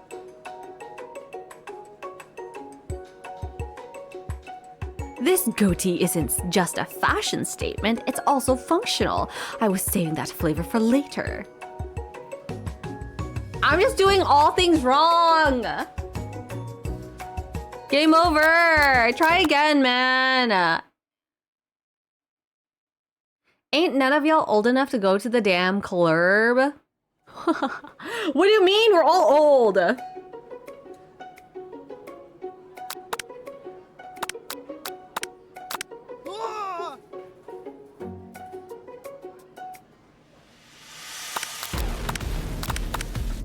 I'm so fucking tired. I need to wake up.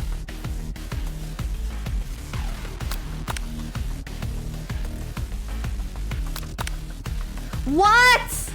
I chose the first option. Were they all just wrong? Can I? Wait, what happens if I load? What are we loading? She doesn't understand the reference? No, I don't.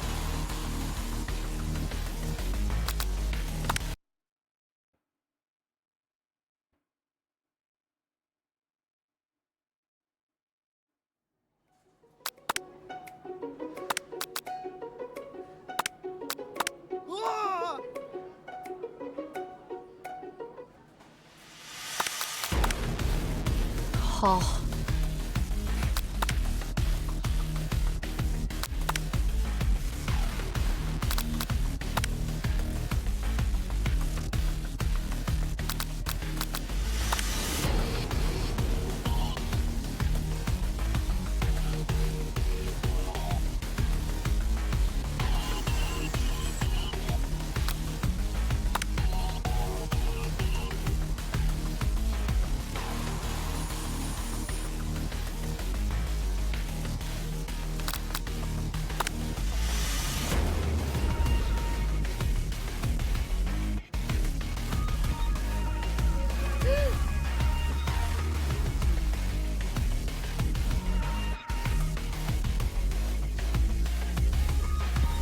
I'm assuming no matter what, our hands get hurt.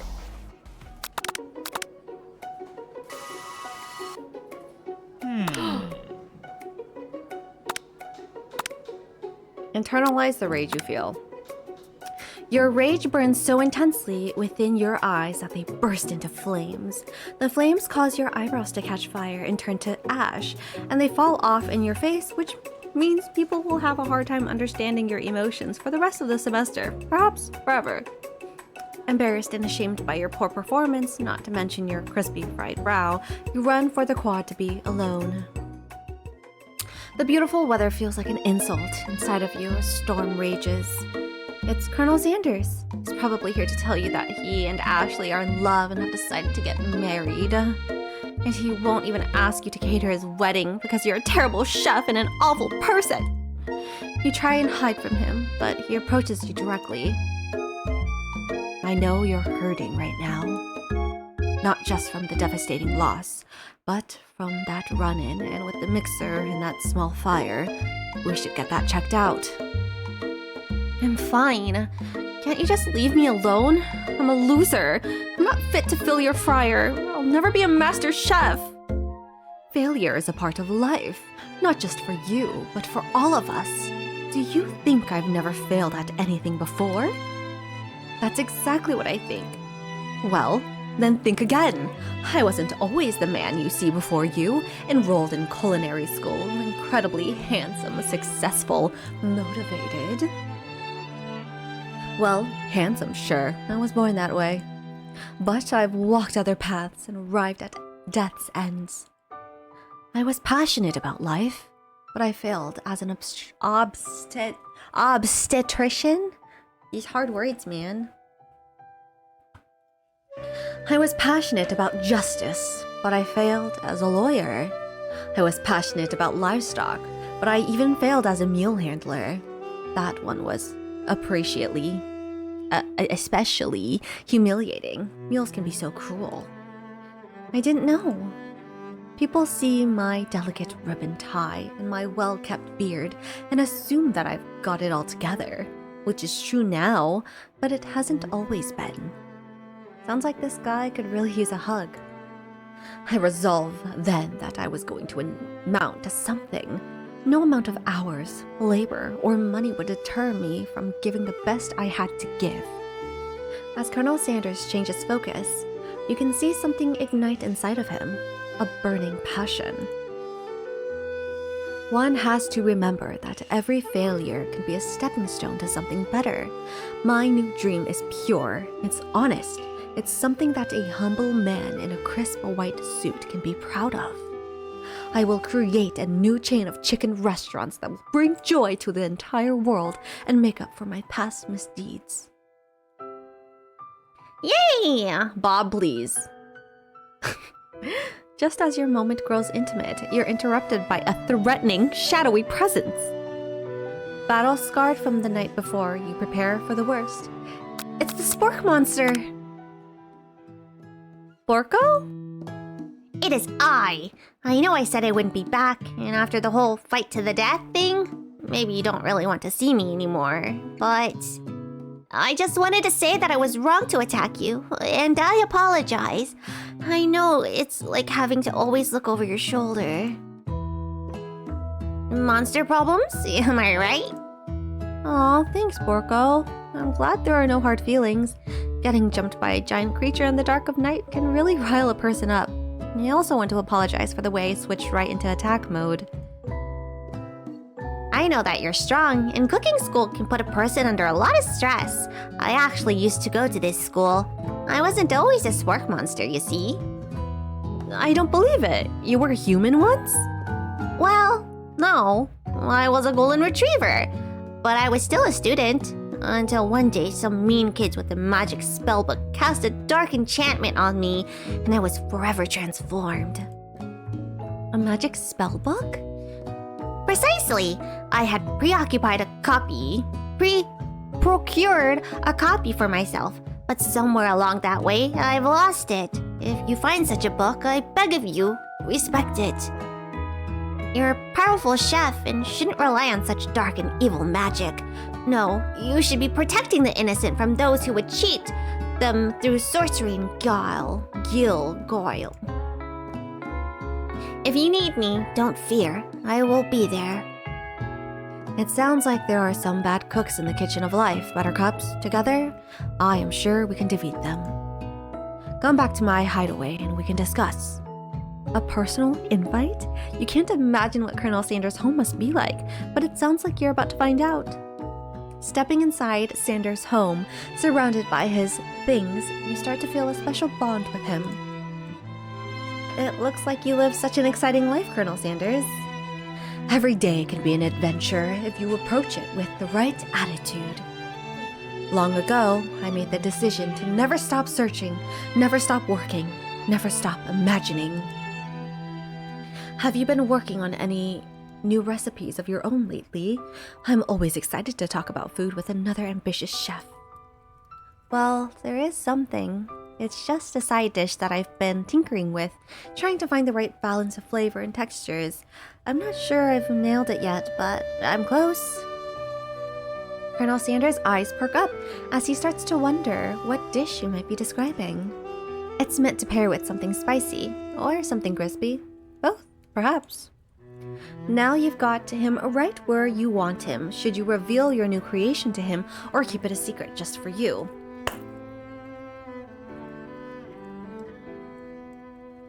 What if he steals it? What if he's actually not a love interest and he's there, like, the reason why he's succeeding is because he catches people off guard, makes them like him, and then they open up to, like, their secrets to him, and then he steals all of the recipes, and that's why he gets high up in life.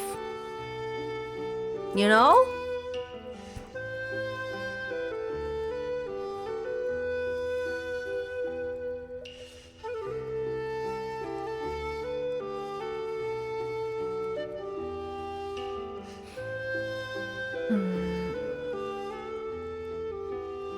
Most people get high via weed. Whatever, dude. Whatever. Athena sounds like me when I'm ADHD'd out and tired when I start spiraling. Yes, that is me. That is I on a very constant daily basis.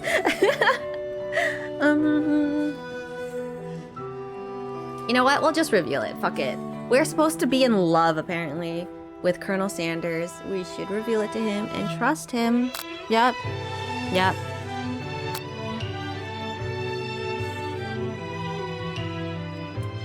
It hurts to do it, but we'll do it. You decide that you're as ready as you'll ever be to share your original cooking with Colonel Sanders. Before you can talk yourself out of it, you decide to dive in head first. You reach into your lunch bag for a special dish that you've been keeping on ice all day. I present to you my original coleslaw. The shredded cabbage dish glistened in the light of Colonel Sanders' luxe hideaway. Magnificent! Together, you chow down on the creamy slaw until just a spoonful remains in the bowl. Do you mind if I hold on to the last bite?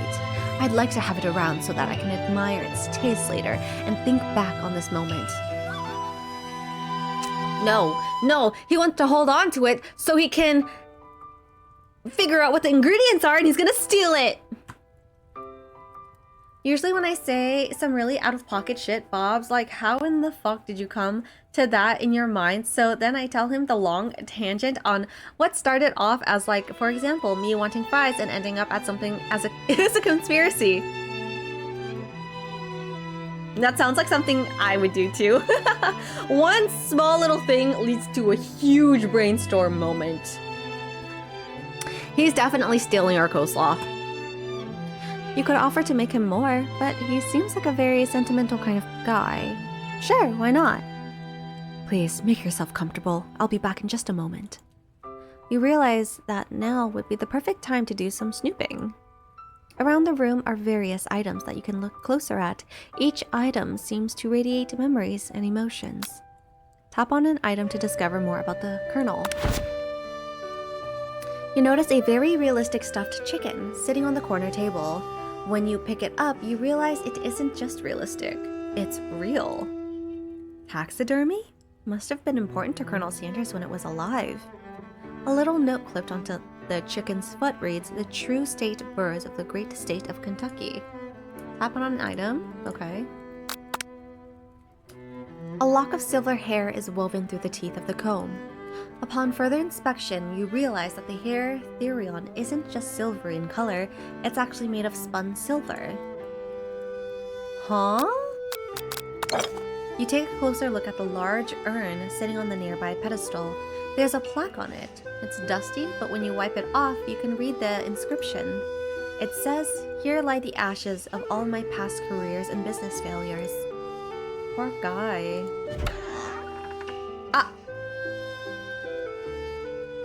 Can I open that last?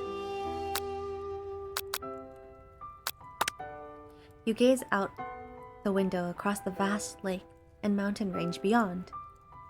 Just then the ghost, a student, pops out. Are you thinking about heading out into the world on a quest to avenge my death? Wait, what? I never even learned your name. Why would I avenge you?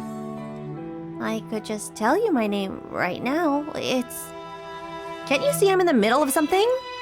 You open the window a crack and the ghost of student is swept out with the breeze. Poor kid. A scented candle. You pick it up and try to identify the smell. Power tool? Freshly starched collar? Piece of wood floating in a lake? Summer of 69? No, it's one of the secret recipe ingredients.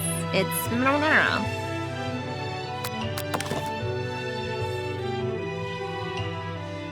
One of the framed photos shows an old man who looks a bit like Colonel Sanders standing with a friend. They hold fried chicken drumsticks and appear to be cheersing them. You look closely and see that there's a short inscription. I wonder who my friend Pete is. The photo appears to be Colonel Sanders, except he's an old man visiting the pyramids of Egypt. Huh? Is that your dad? Maybe this is where he discovered one of his secret herbs and spices?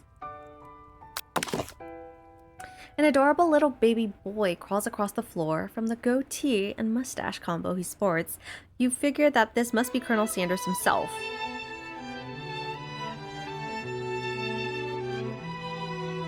That's a hairy baby. That, or maybe it's the drumstick that he seems to be waving like a rattle.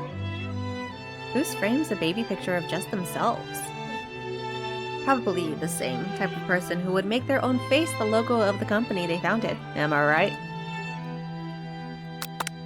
This must be where he keeps the secret recipe. You think for a moment, what number is important to Colonel Sanders? Then it dawns on you. As soon as you turn to dial to 111111, the safe opens. Inside it, you find a single note. Huh. Can chicken be prepared?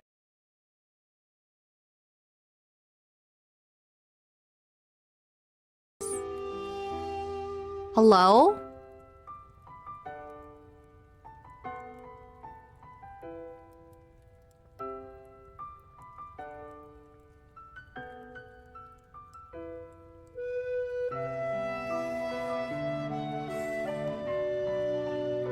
Are we back?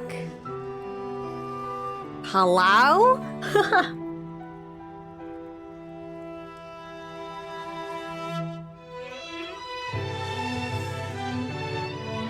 I don't know why that happened.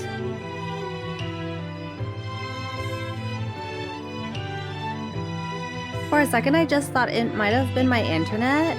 It's so weird because like all of your guys' chat logs are coming in, so it doesn't seem like my internet died. It's just OBS being OBS again, guys.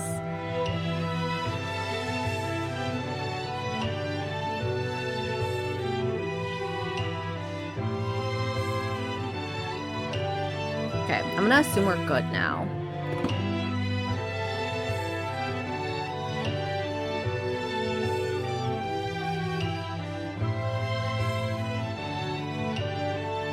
The jacket is a bit big for you, but it's soft and comfortable.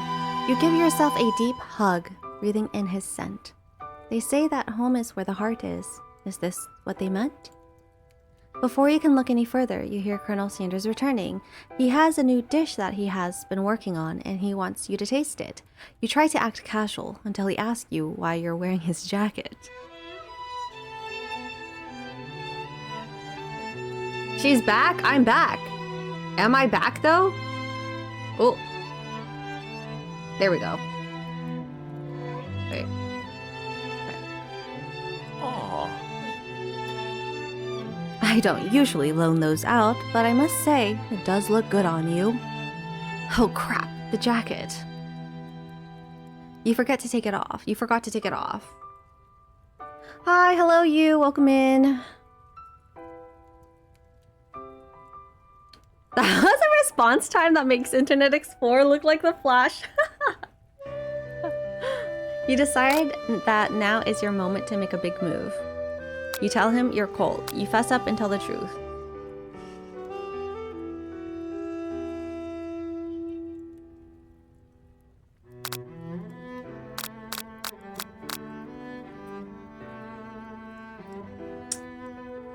I'm also doing things. I had to refresh the player. I see. Bruh. Tell the truth. You confess. I think I've developed feelings for you. I might be developing feelings for you too. But I'm concerned. I can't let anything get in the way of my dreams. Overwhelmed, you take off the jacket and run for the door. But the thought of leaving Colonel in the midst of such an emotional breakthrough gives you a pause. You stop yourself. Colonel? Yes, Buttercups? I honestly think this may be the beginning of something wonderful. I think you're right. We should take things slow. You talk late into the night and drift off into a slumber. Dream sequence. Oop, hello Athena. Hi King, welcome on in. Oh. You awake to a beautiful morning in Colonel Sanders' hideaway. Did you make the right decision on how to respond to Colonel Sanders? Only time will truly tell. Today is a day that could change the rest of your life. You think about the new secret ingredient you just learned about. In some jurisdictions, isn't even legal, but if the recipe is a secret, how will they know? Your thoughts are interrupted when Colonel Sanders emerges into the room. He's holding a gorgeously plated breakfast and your mouth waters at the sight of it. Here's a simple breakfast I just whipped up. It's meticulous. You taste Colonel Sanders' food and it takes you on a journey. When you return, he's waiting to ask you an important question. So, would you say that we're the perfect match? How presumptuous. My cuisine and your taste buds, that is. Such confidence, such grace. Could it be the world's greatest gift to cookery? Flatter him. You know, I think we might make a great team. A single tear begins to pool in the corner of his eyes as he gazes out the window. And with the right business partner, I know it can't fail. Business partner? Could he be talking to you? It's all happening so quickly. Overcome with emotions and confused by your feelings, you're on the verge of tears. Unable to speak, the only answer you can find is to run out the door and get home. Why are we always running? We have deep avoidant issues for sure. There's still one more day of school after all. The University of Cooking School Academy for Learning waits for no one. You get home to find something very surprising. Your best friend is there waiting for you. Where have you been? Because I had one heck of a night. I've been desperate to talk to you about it, but I couldn't find you. I got worried that something had happened to you. It's okay, I was just... But now that it turns out you're fine, I can finally get you up to speed on the saga of Miriam. Sure, but you will not believe what happened to me after school yesterday. I went on a date. I think I can believe it. Since I'd been partnered with Pop, he asked me to go out with him. Of course, I told him, you'd better harness those wild horses, young man. I'm not that kind of girl. But he was just interested in spending some one-on-one time together and getting to know me, so I said, yeah, sure. I can get to know the little guy. Long story short, he took me to his favorite shush house, but things quickly spiraled out of control. Did she just say shush house? As if that's a thing people just say? What is that even referring to? And now I'm not really sure what we stand. You don't give Miriam time to tell her own story, however. Bottling up the details of your own night is just too much to bear. And I went on a date too, back to Colonel Sanders' house, where I spent the night with him. You what? Nothing happened, but the emotional connection? Wowzers. Miriam tells you to move on from this whole Colonel Sanders obsession and focus on school. Heh? If being obsessed with Colonel Sanders is wrong, you don't want to be right. After a short argument, you both agree to go your separate ways. Wait, I'm so confused. I'm so confused.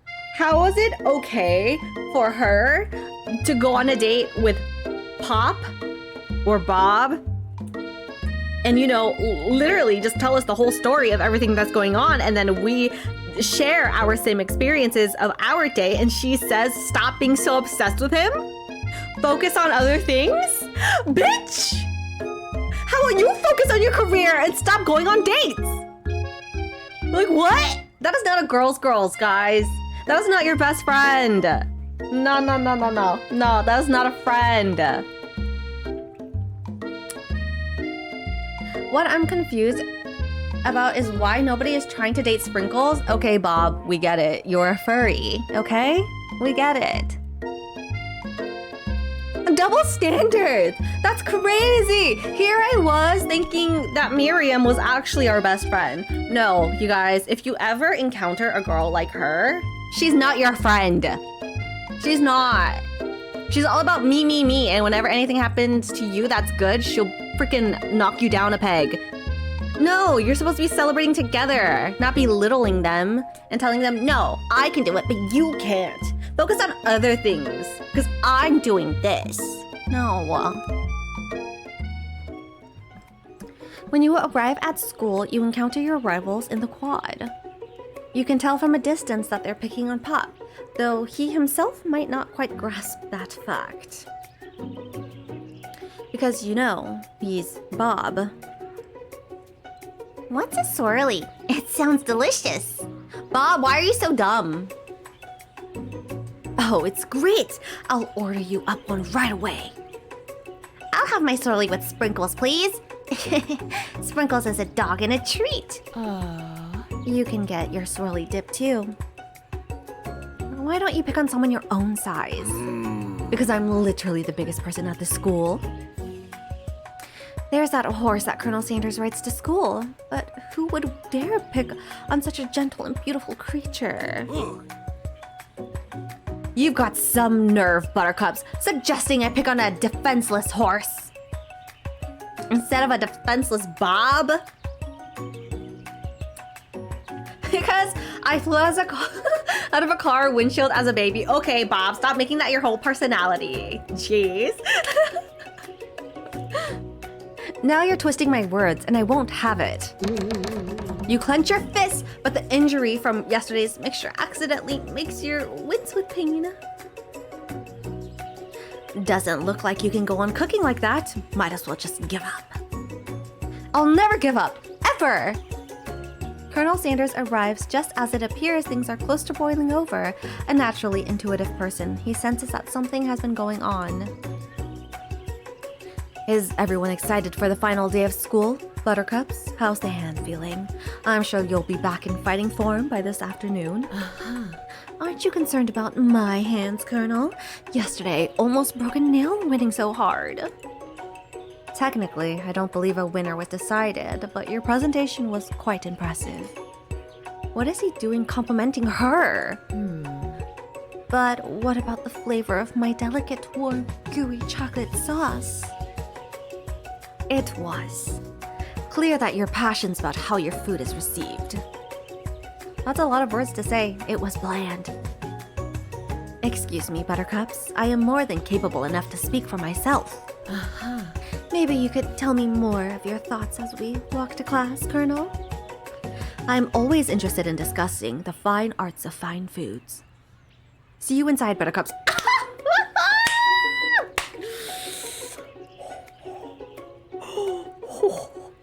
Oh, no, no. Oh, no, no. Guess there's also the time I ran myself over. How did you run yourself over? Did you put your fucking car on neutral and stand in front of it? Like, what? Annoyed by Colonel Sanders' inability to see Ashley for who you know she really is, you walk across the quad to get some distance.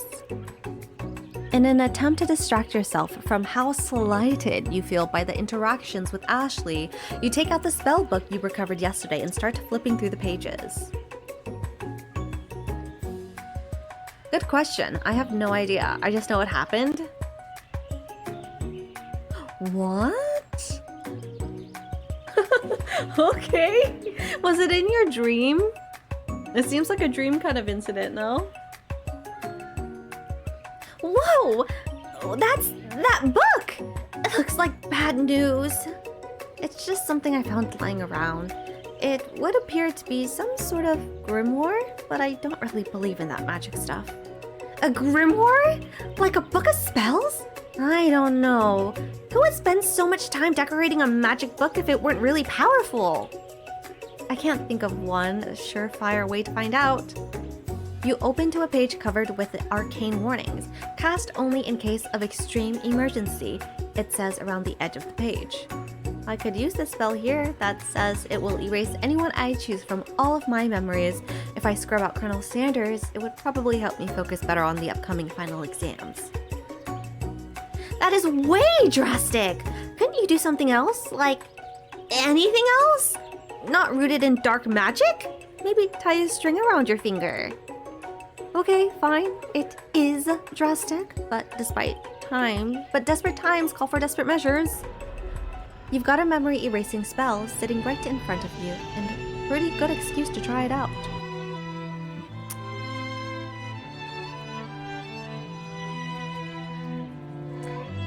I was at the same dinner riding quads with the fan. I just know at one point I blacked out, and when I came to had marks on my stomach. And the quad was in front of me.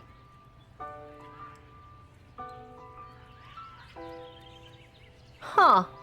Interesting. So you fell off?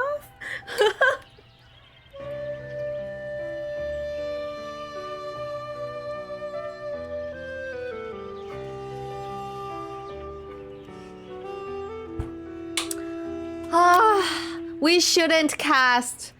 Don't do it after all. I want to know what happens when you do it though. I blacked out and the people I was with were ahead of me. That's scary. What the heck? You've had so many near-death experiences. You're alive for a reason, Boobert. Wifey can confirm this indeed a true story. What the heck? You're alive till this day because you needed to meet all of us, so we could all ruin your life instead. I want to know what happens when we do this. But I will go with this first. You take your friend's advice and put the book away. It's almost time for class. Sprinkles is already in the room, waiting for the students to arrive. He clears his voice to make a quick announcement. I want you all to know I feel something of a dog moment coming on, but I assure you it's nothing to be afraid of. His cute little nose scrunches up and he begins to breathe quickly. He must be hungry. Reach for some old homework to give him as a snack. Dogs can be rather unpredictable, especially Sprinkles. Wait to see what happens. Sprinkles stops in his tracks. He focuses in on the window. The room is deadly silent. When you follow his gaze, you see a tiny orange squirrel perched in the cherry tree outside. Sprinkles turns feral and runs to the window of the classroom. He begins barking uncontrollably at the squirrel outside. Terrence! I told you to never come back here! Oop.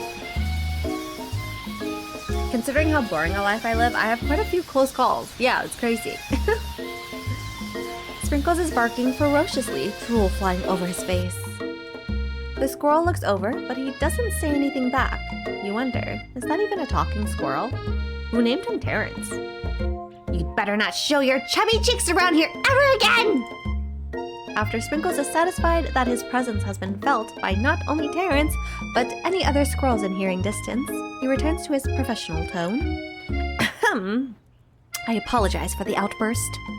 This actually brings up an important point. Thank you, Buttercups, for reminding me to dole out this indispensable bit of wisdom. You see... But before he can go on any further, Miriam's love drama spills over into the class. Sprinkles is interrupted by sad whimpering coming from the back of the room. I told you to save it for after class. But I miss you. We went on one date, Pop! And how can you miss me when I'm right here? Pop's voice quivers as he pleads his case to Miriam. Every time I blink, you go away again.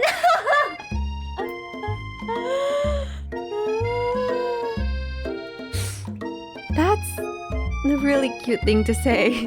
Miriam, what happened between you and Pop? I got her in trouble and now she's mad at me. I didn't just get in trouble. I got yelled at by Pop's mother, who blames me for getting him banned from every museum we set foot in. Oh, so that's what you meant by shush house. Pop, we went on one date. We're over. And it meant so much to me that I made this for you. Pop is such a sweetie.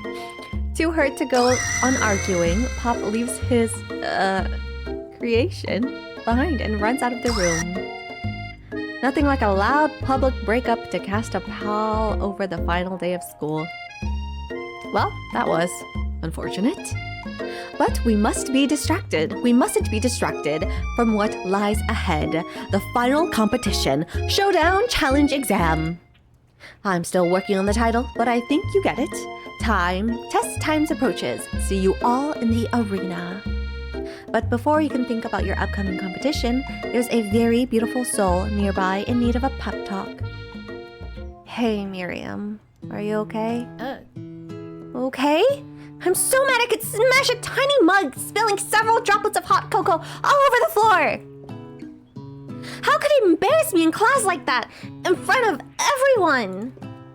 Her tiny cocoa is a delicious treasure, so you know what this breakup is no joke, even if the source of her frustration is such a silly boy. I know that you know this, but I'm gonna say it out loud. You don't need anyone. Me and you, we're gonna cruise through this final test and hit the carpool lane to Success City. Miriam brightens up, imagining the wind rushing through her short bangs, but she hesitates to embrace the feeling all the way. You're not going to settle up on Colonel Sandal Stalin and ride off into the sunset without me? Of course not. Well, maybe. Sorta? But I'm sure there's a pony out there with your name on it and a ranch big enough for both of us and whoever else we want to bring along. If it's not Pop or Clank or anyone else you meet today, tomorrow, or this whole year, so what? You're a special person who shouldn't settle for the first someone to show a little interest now, anyhow. That's a crime he created. I want fine. We all need someone. That someone is Colonel Sanders. Need to taste his herbs and spices straight from the source. That's not like an innuendo. Yeah.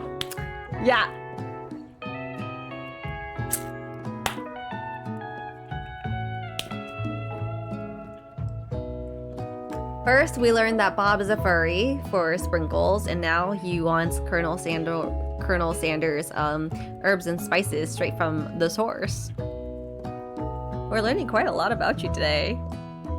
What do you mean, furry? You literally said, why is no one romancing Sprinkles, the fucking dog, and you're gonna say you're not a furry? Hi, Hug! Welcome in! Damn, girl, are you made of 11 secret herbs and spices? Because you're looking good. Welcome in. How are you doing today? Where is this accusation coming from? What do you mean? We learned so much about Boober today. Exactly. Like, what? He's the best boy this game has. A spork monster, clearly. Someone is gonna wanna give Sprinkles a bone. And that someone is you. Also, what are we not believing Bob about? That Bob's a furry. Literally, wifey, in the beginning, Bob asked, why is no one romancing Sprinkles, the dog? And then afterwards, he said he wants Colonel Sanders' herbs and spices straight from the source. I'm laughing so much right now. I think I'm done with ensembles today. I didn't say I wanted to date Sprinkles, but why? Why do you care? You know? Like, leave the dog alone. Bob's weird. We all know that. Bob already admitted that he's a fursona, definitely a furry. I meant about him rubbing himself over because he actually has done that. I see. Which makes me wonder how weird you are. Running. Oh. Damn it, I hate that every time I tap out, it does that. Wait here. Let me give a plug for a hug really quick. And then we can go back. I'm very weird. It's fine, we're all weird. Welcome to the weird club. In the club, we all plebs. In the club, we all weird. Miriam gives you a big hug and wipes the tears from her cheeks. I should really review my menu for today. I'm going to make a very special soup. And I bet the Professor Dog is gonna love it up. While you were pep-talking Miriam, you completely missed lunch, but that's okay, because you had a better idea of how to spend the time before your exam. You've decided to head to the arena early to practice a dish. This is it, the location of your final challenge.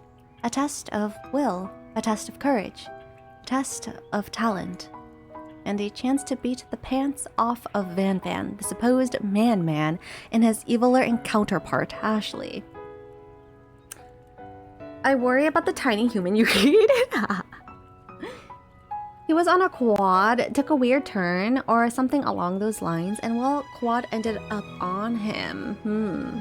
He's not showing any furry tendencies. Weird parents build character. That's very true. He's only showing boob tendencies. He's gonna hang around with the doggo so much, he's gonna start barking. As planned, you begin to run through a quick test of a recipe you've been working on, Buttercup's famous chicken pot pie. After practicing for months, making this dish comes second nature to you, and you're able to quickly get a fresh pot pie in the oven. But as soon as you do, your cram session is interrupted by Colonel Sanders. Can I go grab a snack? Okay. He just wants the milk. I wouldn't doubt it. He'll start barking at boobs, exactly. Buttercups, what are you doing here? There's still time before the final exams. Oh, just taking it all in. I'm big into visualizing success. I'm looking at my station and picturing victory. The pot pie has begun to bake, and the smell is slowly filling the space around you. Visualizing, huh? That's too bad. I was hoping you were here cooking something delicious. You'd usually happily share your food with anyone who is hungry, but the last time you let Colonel Sanders get in your head, it cost you a cook-off.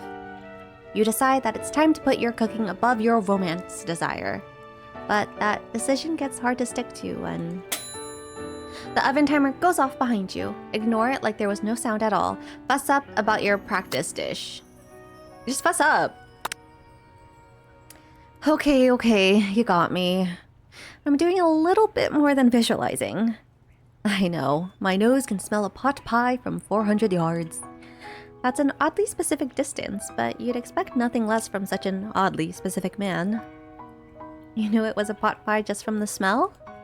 Not just a pot pie, but a chicken pot pie with an all-butter crust. And my nose is telling me something else. Oh no, is it burning? No, I can smell that it was made with a heaping helping of TLC. But it's probably start burning any second if you don't pull it out. The moment of truth. Wow. It's the best pot pie I've ever tasted. I've always loved country cooking, and I could eat this all day. There's no time left. The final showdown is about to begin. Sprinkles lays down the ground rules. Did Bob fill y'all in on what the pediatric said about Blue? He did not, no. Should have acted like nothing was there. No. There are no rules, that is, except to cook with everything you've got. You step up for the cook-off of a lifetime.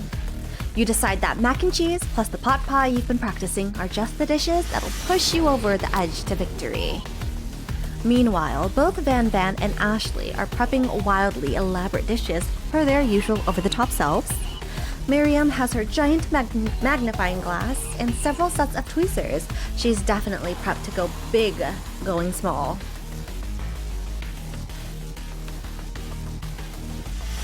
Doesn't matter if you're wrong, just dig in your heels and never show weakness.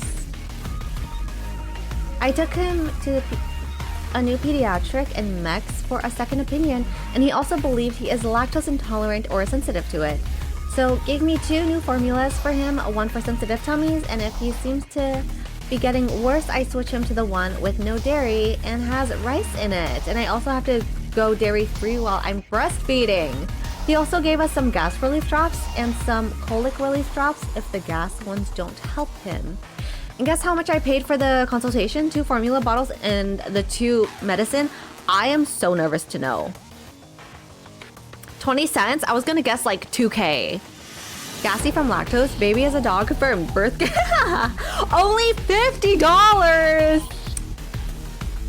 Damn, I was thinking like a couple thousand. Mexico healthcare is cheaper indeed. That is insane.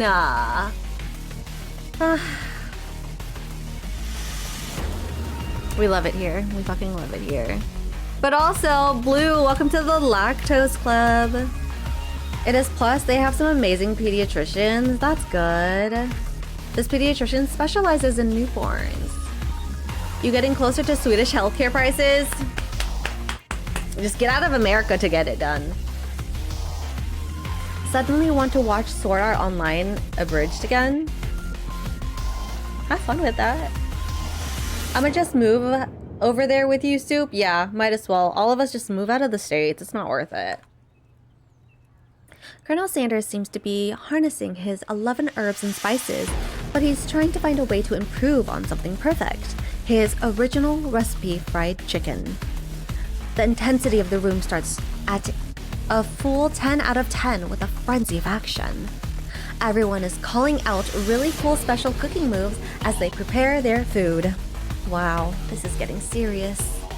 Colonel Sanders batters his chicken as it alleviates through the air. Egg wash! Miriam fiercely injects ingredients into an itty-bitty pot of broth.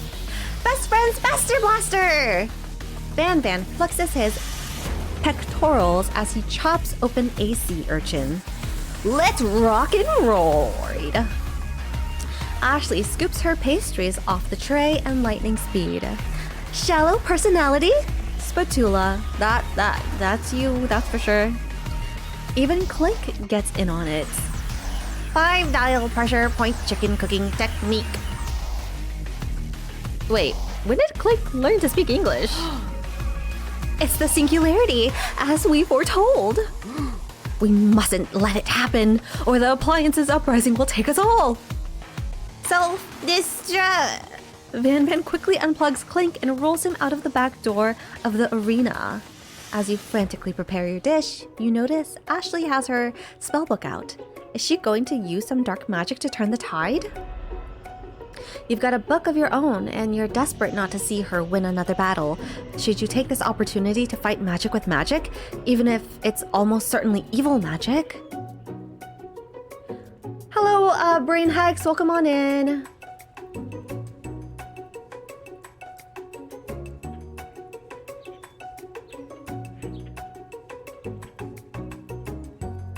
If we're lucky, Denmark will just buy Callie and we can get free healthcare without having to move. Considering the clusterfuck in the White House, go before shit collapses. He got seen at the Peds and got his massage and he seems to be happier. I wish I could. I worry about Blue's future with all of the shit that's happening here. Oh yeah.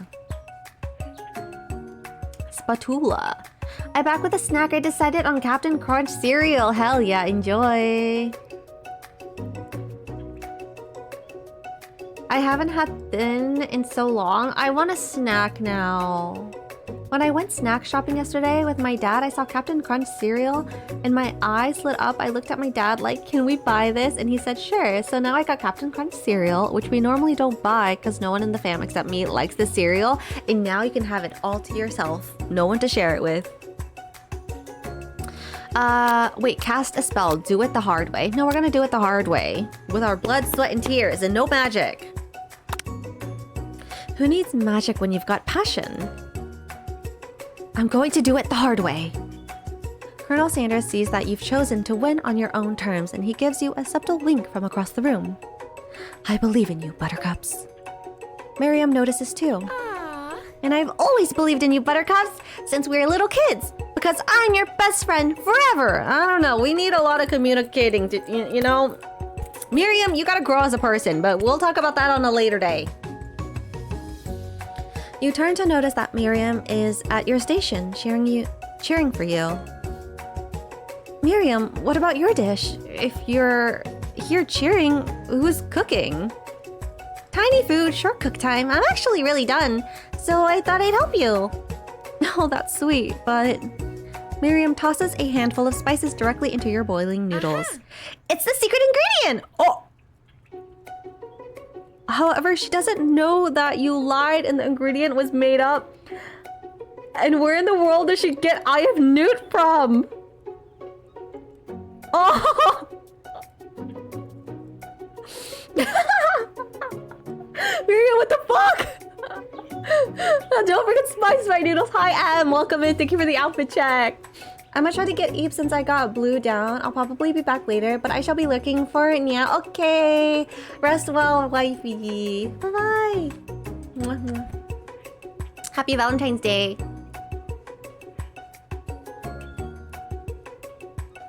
Sanders has a hard way for you. Yeah. I get sad once again when I do finish the cereal because I gotta wait a whole another year or so to buy it again. Eye of Newt? Did she go to fucking Hogwarts for the ingredients? I guess so. Happy Valentine's Day, my beautiful. Bye-bye! Alright, in the meantime, I shall give you guys your outfit check.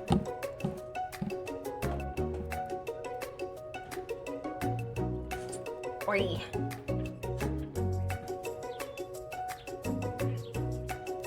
Don't mind how pale looking I am. My makeup is not contrasting very well right now. This is why I don't wear bright makeup colors on my lips, because it makes me look paler. But you know, whatever.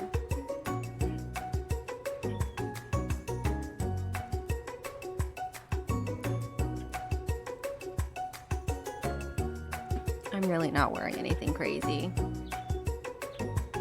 Seems good. Hello, Daz. Welcome on in. Hello, hello. Is it hot in here or is it just Athena? I'm actually kind of hot in here. So.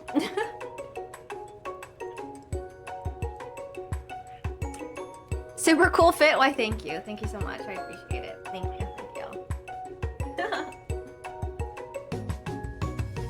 I mean, as long as the spice is good, then that could upgrade the noodles. Possibly. I guess we'll find out together. The makeup is good. What are you on about? Oh, thank you. I appreciate it. I got 0 wrist.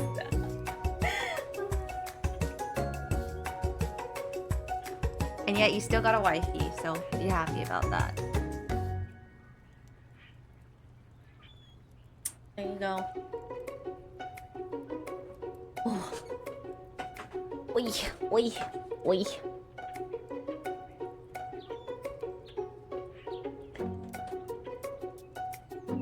That's because wifey raised me up, you know? That sounds about right. That's pretty accurate.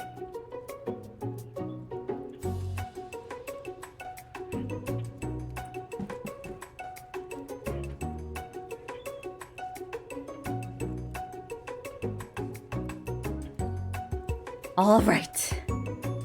I got a surprise for y'all. Ooh, what's the surprise?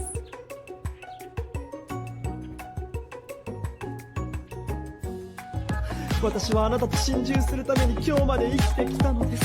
きっとそうです。だぜ。ああ。照れるなよ。ああ、うららか。やめだ。That surprised me. We love Dazai.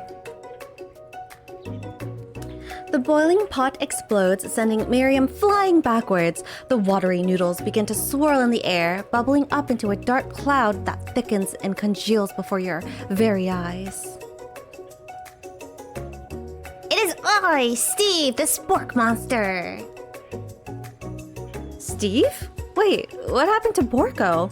You're not here to battle me, are you? We spork monsters are many. I think Borko had a day off, but you have conjured Steve, and I hate to battle, so I'd say you're doing pretty alright. Oh hey, you're in the middle of a cooking competition. I love this stuff. It's better than TV. You crazy kids and your culinary skills really impress me. Mind if I hang out? I'm sorry, Steve, but I'm kind of in the middle of something. Do you mind? Steve the Spork Monster notices that you've got the grimoire stashed beneath your cooking station. I see what you're up to. Crisscrossed some magic items and accidentally summoned me, huh? Yeah, I guessed it, sorta. If you're here, would you mind tossing some fresh noodles in a pot of salted water? I'd love to. I've always wanted to be a top chef, actually. You know, when I was just a little spork pup back in the old country. You can feel Spork Monster winding up to tell a very long and involved story. You don't know exactly where they came from, but it seems like it was probably lonely there. Actually, you know what? Maybe you should watch from the stands. I really need to focus on this competition. I understand. It's kind of like that time in monster school that I had fallen asleep during scare tactics class, and when I woke up... You toss a serious stare at Steve, and he takes the hint. Never mind. I'll tell you later. Good luck! Having suffered this huge setback, you don't know how you could ever win. Where the fuck do all these spork monsters come from? I have no idea. The P key on my keyboard might be starting to go out, and I can't afford a new keyboard right now. I guess you're P-less.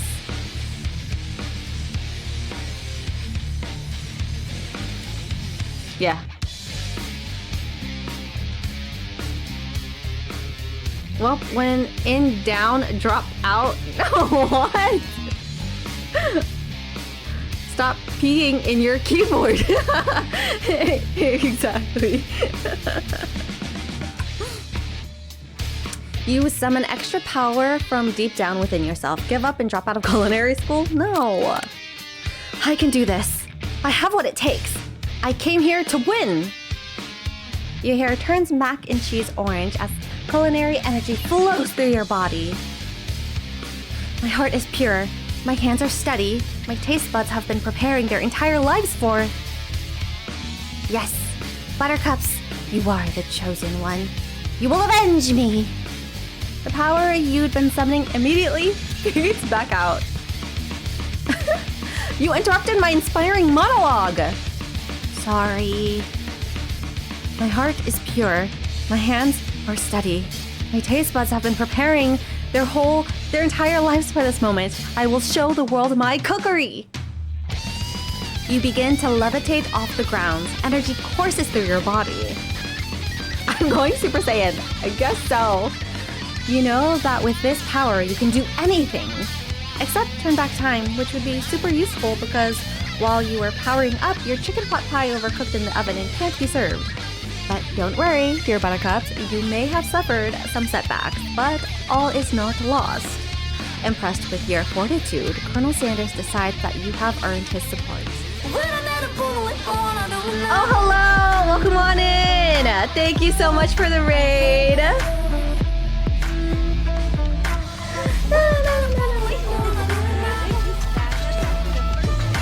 Hi, welcome on in, raiders. And also, Ali, come on. Thank you so much for choosing me to raid. I appreciate it very well. Welcome in, welcome in. Oh, I keep forgetting that once I tab out, it does that. That's really good. Also, Cambo, Carl, and Cannabis Absinthe, thank you so much for the follow. I do hope you enjoy your stay. You're now one of us. Woo, one of us. Thank you. How was your stream?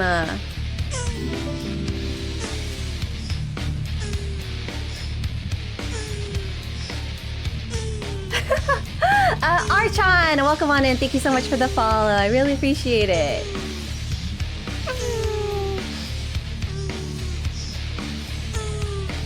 Yep, we'll just...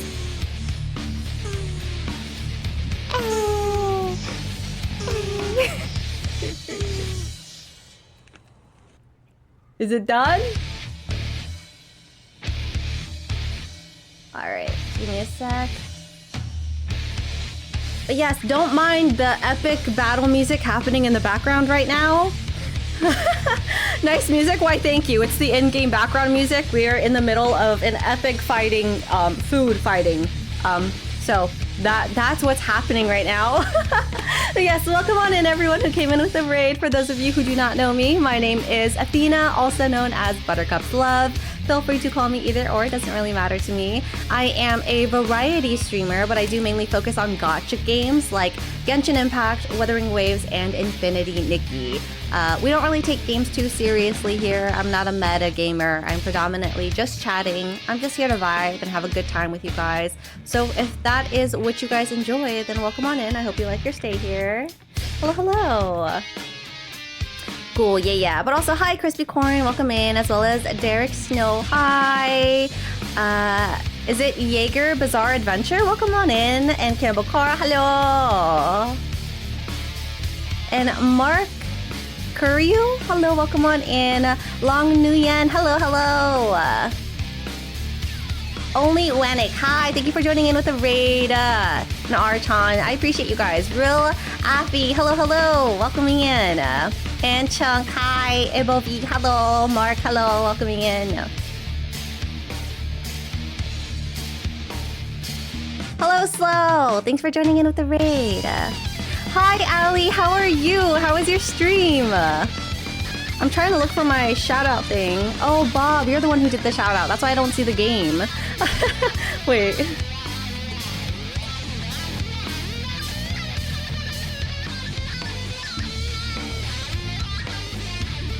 No shout out, please. I'm begging. Don't worry, no shout out. I just want to see what game it was. Oh, you're doing just chatting? What were we chatting about? We got the same birthday. Oh my god, birthday twins. March 21st. Let's go. It picks the most random clips. It really does. But you know, I enjoy to see it just because, you know, I get a glimpse as to, like, you know, what the streamer's like, and I love it. March baddie, I love. Oh my god, I love March. I'm so excited for my birthday. I'm usually not the type to celebrate my birthday. I am a homebody through and through. I love staying at home and doing nothing for my birthday. The last 2 birthdays I had, I just streamed and celebrated it on Twitch with everyone. Love a homebody, yeah. I'm so, like, antisocial. I'm so introverted. I'd rather just stay at home. I don't get FOMO. FOMO does not exist in my life. If anything, I get sad when people invite me to things because I'm just like, oh, damn it. How do I reject them? How do I say no to this? Because now it's like more energy for me to say, no, I don't want to go. Don't invite me. I love missing out. Oh my god, same! I freaking love it. Like, go have fun. Go out to the club. Go out, you know, just do your thing. Don't even think about me. I don't need you to even sense my presence in the back of your brain. Don't. You don't need to do that, please. I appreciate it. I just suggest to my parents to make a tri-tip sandwich so my fam might have that tomorrow. Oh my god, that sounds so good. I hope you enjoy. Shoutouts? I can do shoutouts. Bob, Stream Elements does not consider you a mod, okay? You want us to invite you to games? Y'all are hermits. No, I am for sure a hermit, yeah. Too late, you live rent-free in Bob's brain. True, so true, so true. But yeah, I figured this year I wanted to do something. So I'm very much into like fairy tale, like butterfly, fairy aesthetic, as you can see in my room, like cottagecore fairy-esque. So I've always wanted to host my own fairy tale fantasy themed birthday. So that is exactly what I'm gonna do this year, and I'm so excited for that to happen. And then after that, I'm gonna go hermit mode forever. One-time birthday celebration, and then I'm out. I'm gone. And it's so funny because when I was in the middle of planning things, I was texting everyone to send out invites. And the one thing that every friend always sent out to me was, "Oh my God, Athena, you're alive. I haven't spoken to you in so long, I thought you died." I'm like, nope, I'm still alive. Don't you worry. I'm just doing my own thing. Don't even worry about it. I'm good. Night, my phone's about to die. Goodbye, Crispy Corn. Thank you for coming in. I appreciate it. Have a lovely day. Stream Elements hates me. Probably learned how to do that from you. What we doing for your birthday? Who wants to join me sitting in silence or watching other people play games? I want something salty after having something sweet. I seen Quarter J do something similar. Yes! I saw her do it too, and I'm like, oh my God, that's exactly what I want. Like, ugh, I'm so jealous. Because obviously she had hers in like a nice ass house, like a mansion. It was sponsored, right? By like a beauty company. So obviously that's how it happened, but it's so pretty. Mine will not be to that high standard, but like that is literally one of my dreams to have a fairy themed birthday. My last birthday party I had was a Paris themed B-Day. Ooh, that's so nice. What the heck? I'm glad you saw they were so cute and dressed up. Exactly! And I had to remind everyone that you don't have to be the stereotypical like fairy, like, you know, like when people think of fairy, I feel like they think of like bright, cute colors like pinks and blues and purples and stuff. And I'm like, no, be whatever fairy your heart desires. Be a dark fairy, be a water fairy, be a forest fairy. There are so many fairy aesthetics you can be. I just want all the girly pops to come in looking slay in so many different things. Like, I'm so excited. I hate parties, but I kind of like getting invited. Makes me believe people like me and stuff. Oh, see, I don't care if people like me. Think what you want of me. I'm out here living my own life in my hermit lifestyle, okay? Like, whatever happens outside of my bedroom, I could give two shits about. Oh, thank you so much, Ali, for the follow. I really appreciate it. Can I come? I'm gonna be Tinkerbell. Make your way over here, and we could party all night. I want to be the tooth fairy. Yes, hermits don't rise. Exactly, hermits don't rise. Just sit down in the dark, shut off all the lights, play video games all day. That's it. But yes, let me drop you a follow as well, Ali. Thank you so much for entrusting your community with me, by the way. I really appreciate it. Hermits rest. Exactly. Unless you have a dog, and then resting is non-existent, but still. And Mark, thank you so much for the follow as well. Welcome on in, everyone. Hello, hello. But you know, it's so funny because I was sending out text messages to all of my friends, and their number one thing is, I just have a quick question, but is this a girls only event? Because I feel like that's something you would do. And I'm like, no, it's not a girls only event. You can invite your goddamn stinky, ugly boyfriends. Go for it. We can pretend I come to your party. I can be the invisible fairy. Yes, you can be the invisible fairy, also known as a fly on the wall. Go for it, why don't you? But I just find it so funny how everyone's just like, we expect that out of you. Like, you are such the type of person to have like no boys allowed. Boys are stinky. Like, no, it's fine. Boys can come so long as they dress up. That's the number one thing I'm telling all of my girlfriends. I'm like, you can invite guys. They just have to show up slay as fuck too, okay? I don't want no stinky boys coming in with plain t-shirt and some sweats, okay? No, that's not the vibes. Dang, this is how I find out that you view me as nothing more than a wifey, stinky, ugly boyfriend. I thought that was obvious, Bob.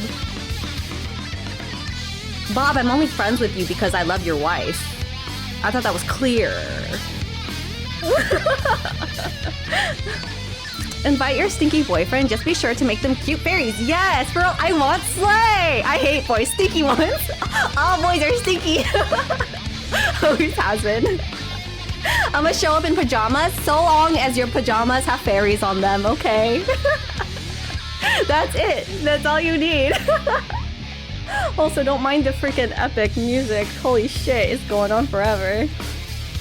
But yeah, Ali, what were you doing today? And is there any specific games that you play, or are you just chatting streamer? Making a mess. Hi, Leo. Welcome on in. Hello, hello. BRB, gonna go make a ringtone real quick. I've recently been having 2 songs called Or the Beautiful Golden Drop and Night of the Phantom Thief by Night, so I'm gonna make them into a ringtone to fit my current phone. Ooh, have fun with that, June. You cook sometimes? Oh my god. But I like the stream vibe, so cutie. Ah, I appreciate it.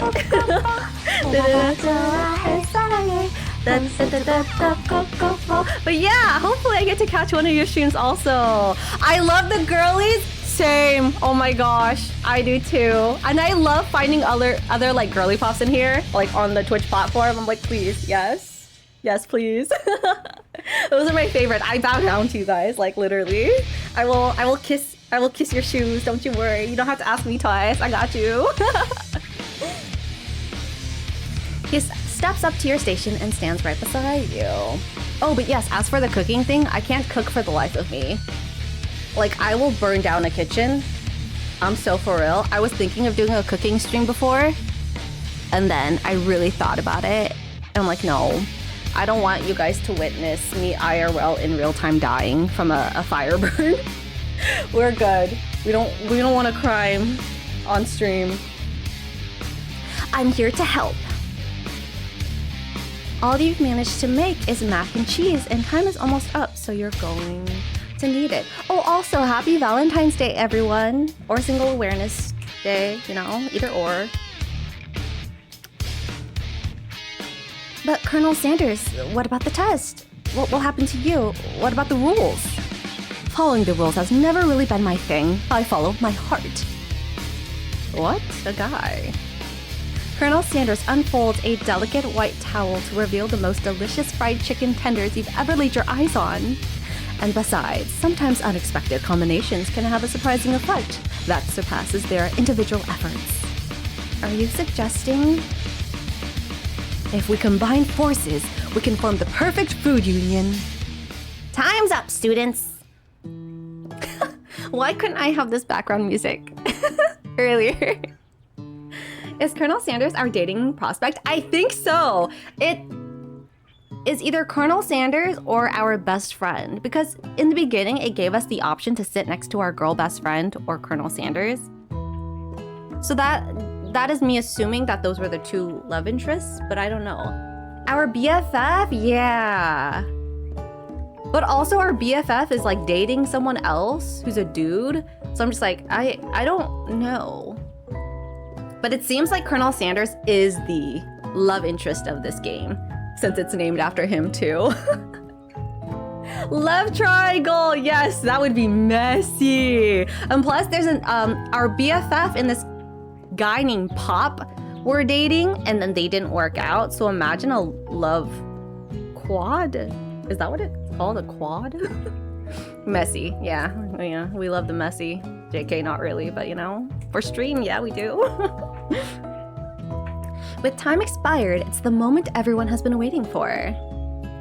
You must now prepare the present your dish. You must now prepare to present your dishes. Hello, English, please.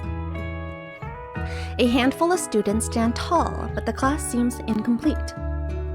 It seems we're missing some students. Pop? Clink? This is our best friend, by the way. From off-screen, you hear a pure and innocent giggle that can only come from one student. I'm flying! It sounds like it's coming from that broom closet over there. Miriam, would you mind? Inside of the closet, you see Pop hanging on a broom hooked by the elastic of his underpants. Did he get a... What is it called? Where the bullies grab the underwear and pull it up? Getting pantsed? Getting a wedgie? I don't know. Pop, get down from there right now! Let me guess. Did Van Van have something to do with this? When someone asks for a wedgie, who am I to refuse? Ah, it is a wedgie. I thought a wedgie was a salad. It looks like Pop is eliminated from the challenge, seeing how he didn't cook anything. I can't feel my legs. May I be excused? This is Bob, literally. Sure. You kids and your pranks. I must say, it's not the worst prank in UCSAL history, but it's not exactly yearbook material. Wait a second. Pranks? Pranks? Clank! Where did the pressure cooker roll off to? You wait to hear a signature whir, beep, or other onomatopoeias, but there's none. Somehow he must have gotten unplugged, I guess. We'll have to figure that out later. Bob when wifey hangs him up for the night. Alright, Queen, I gotta clean up my kitchen, but hope to catch you again soon. Have a good rest of your stream. Oh my god, thank you so much, beautiful. I really appreciate it. Good luck with cleaning up, and please rest well, do your after stream, all that good stuff. And I really appreciate you for entrusting your community with me. Thank you so much. Mwah, mwah. Have a lovely night, and happy Valentine's Day as well. Yes, it has been a long semester. Wow, 3 whole days long. 3 whole days is a semester. That's crazy. But after days of hard work, the time has come for me to eat. Miriam, please step forward. Now describe your dish. I've made tender udon noodles and savory soup. That's so small. My word, it's so delicate. Is that a tiny, tiny Naruto maki I spy afloat in this itsy-bitsy bowl? Yes, Chef. Please call me Sprinkles. Chef is my father's name. Yes, Sprinkles, and some green tea made from baby tea leaves that I picked myself. Sprinkles carefully sniffs around the dish before opening his mouth and letting just the tip of his pink dog tongue dip into the bowl. Sublime! Would anyone else like a taste? Oh, come on. I'm not one of those dogs who doesn't floss. I even have a really cute electric toothbrush for dogs. Fine, I'll enjoy it all by myself. And in a flash, the entire meal has been devoured. Not that it took much, it was less than a thimble worth of soup. A+.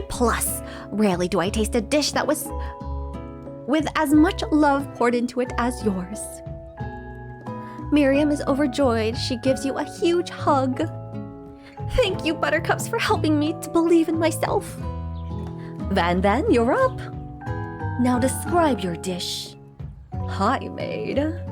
Bloody hell, mate, what all this then? You got a license for that chicken? I'm sorry, Fayabs, what did you just say? Could you repeat yourself really quickly?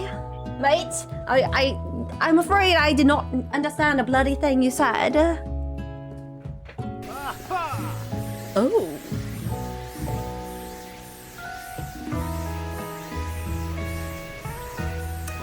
Uni over smooth egg custard in an axe-hewn urchin shell topped with caviar. I think the dog might die. Sure thing, mate. Bloody hell, mate. What all these then? You got a license for that chicken? I, in fact, do got a license for that chicken.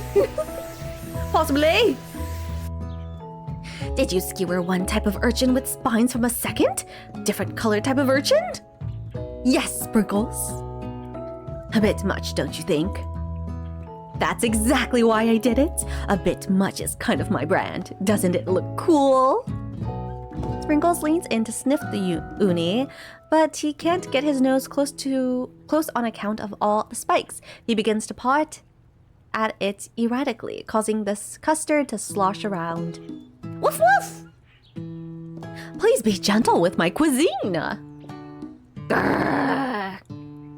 Finally, Sprinkles goes all in, tongue first, but he can't get past all the needles. He reels back as his tongue is poked poked and prodded. Ouch! My tongue! The professor appears to be having an allergic reaction to the sting. I can't eat this. It keeps poking my tongue. It's gonna fight! A stunning turn of events. Who would have thought that serving food in a bowl made of needles could make it difficult to eat? Dejected, Van does not go gentle into the night. Disqualified for glamour? Don't discount sympathy. This isn't the last you've heard of me. Before forcing us to endure his swollen tongue for another moment, Sprinkles graciously laps up a bowl of milk. I have to go do some work. I'll catch you later. Bye, thanks for stopping by. Have a lovely day. I know. Yeah, I'm a dog and I drink milk. Get over it. Sometimes it helps calm my agitated tongue. Next student, Ashley. It's time to step up. Now, describe your dish.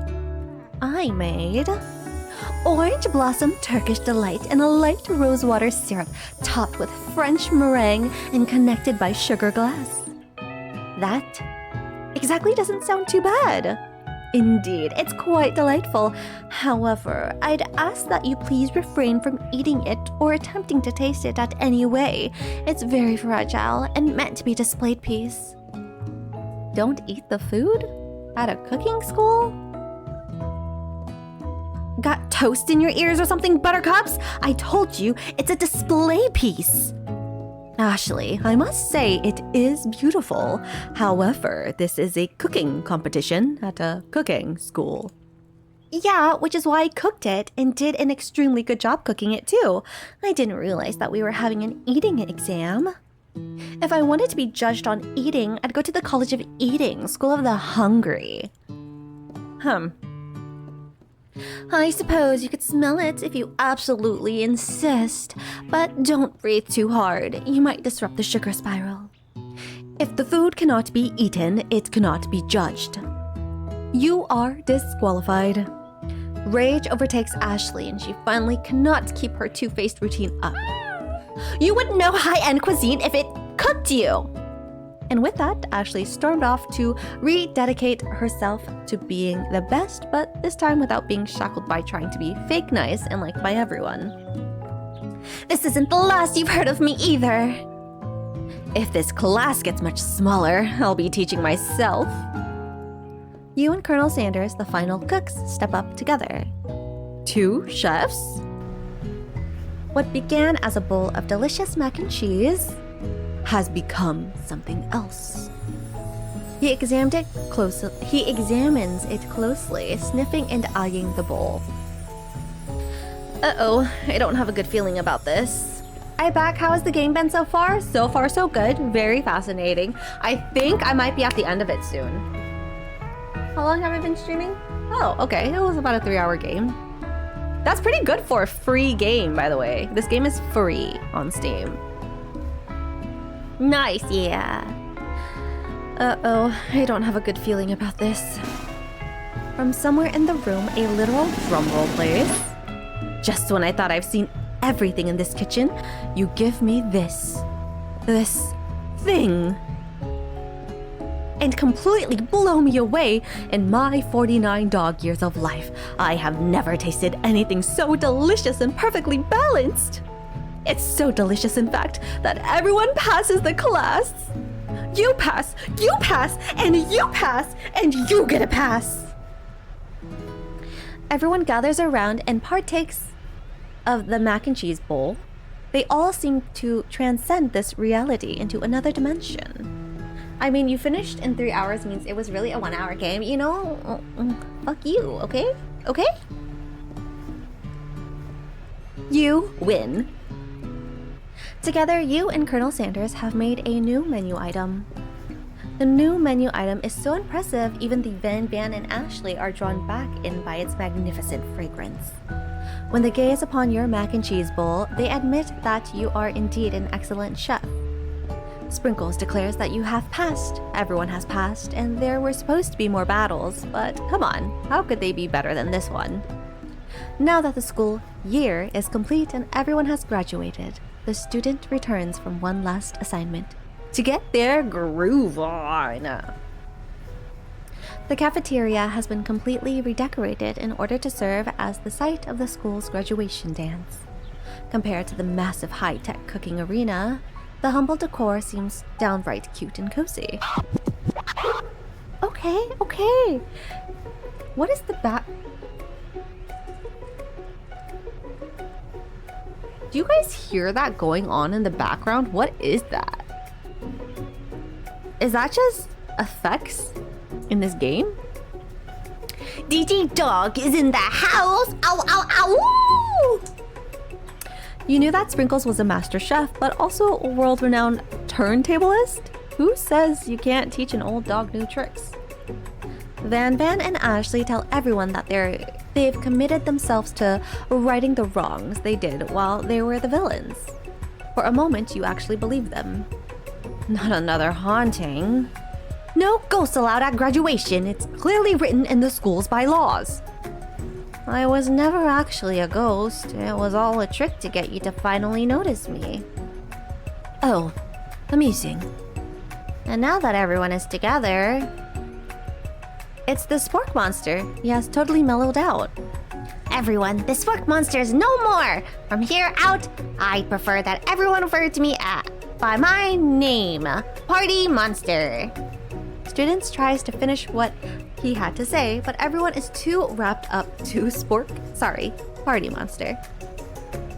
The dejected student walks away.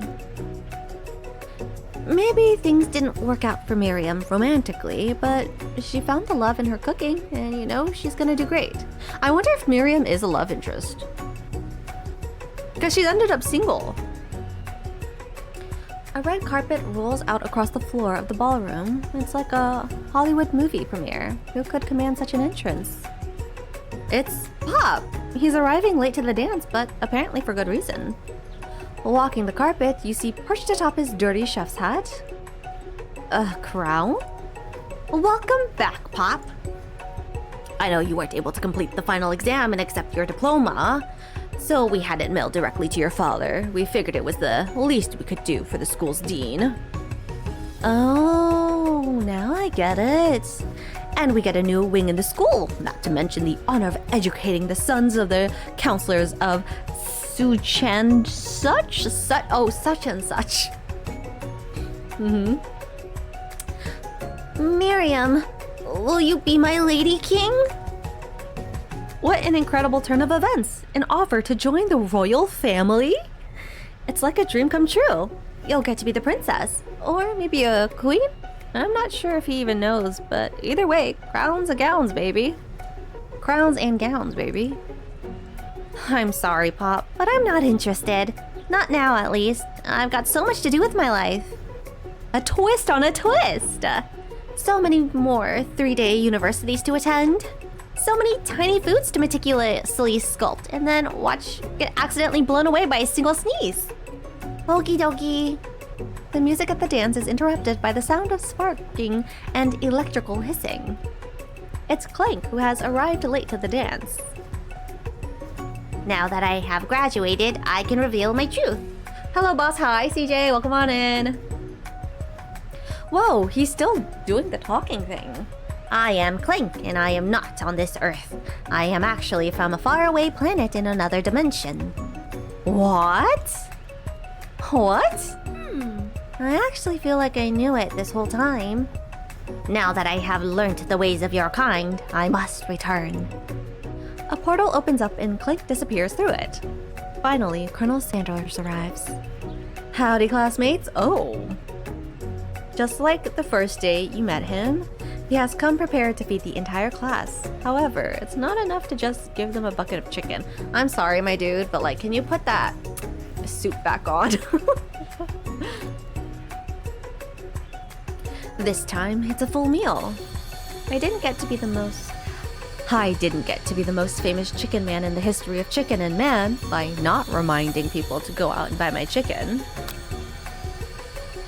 The end? No, it's not the end. Huh. As everyone feasts on their delicious chicken dinner, Colonel Sanders finds you sitting at the edge of the dance floor. Buttercups, what are you doing sitting all alone? Oh, you know, just waiting for the right person to ask me to dance. I wonder, might you tell me, what are the qualities that you would expect to find in such a lucky person? Off the top of my head, oh, I don't know. A spicy musk, a tidy goatee, and a degree from the University of Cooking School Academy of Learning, just to name a few. It truly is my lucky day. Would you dance with me? Yes, I would love to. As you glide across the dance floor, hand in hand with Colonel Sanders, the future stretches out in front of you. And once my 100th franchise is up and running, I'll be ready to take a day off, and I'll be so glad to spend it together with you, Buttercups. How sweet. We'll work together and play together. Colonel Sanders stops dead in his tracks. Work together? Well, I think this is something I'll just need to do by myself. But who will help you run your restaurant? I don't believe I need help. Besides, based on your time at school here, do you really think running restaurants is the best path forward? Could it be you found a love connection, but failed to earn Colonel Sanders' respect as a chef? Can you live with only half of him? Will you be able to endure sharing him with his other love? A life of an entrepreneur? I suppose I could enroll at pastry school. Bob, she's stealing your spicy boyfriend! Oh, my dear Buttercups, I'm sure that you'll find your place eventually. And along the way, you'll have me by your side. The end.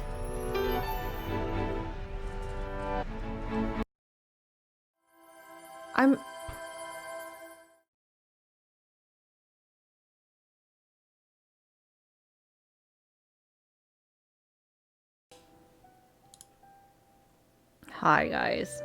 Hi.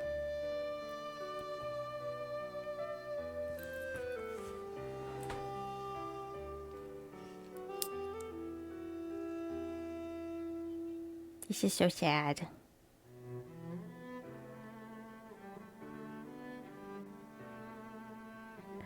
Oi, mate, what all this then?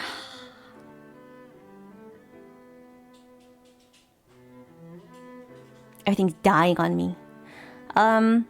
It's not my internet. OBS just keeps dying on me, so I opened up Streamlabs instead. Hopefully, Streamlabs doesn't crash on me.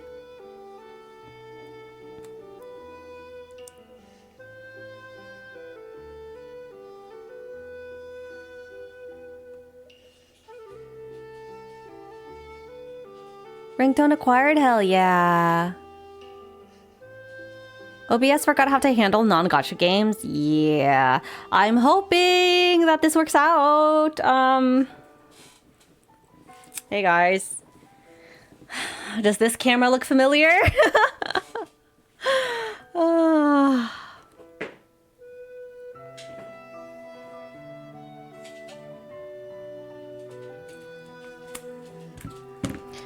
So I definitely cannot... My Stream Deck is not connected to this, so... This sucks.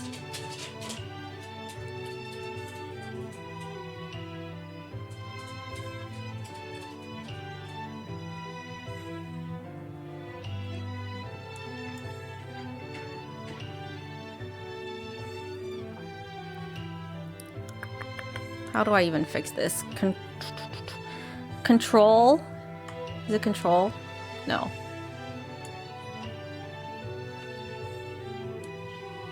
Oh, nope, I just made it worse. Oh no, control Z, yeah.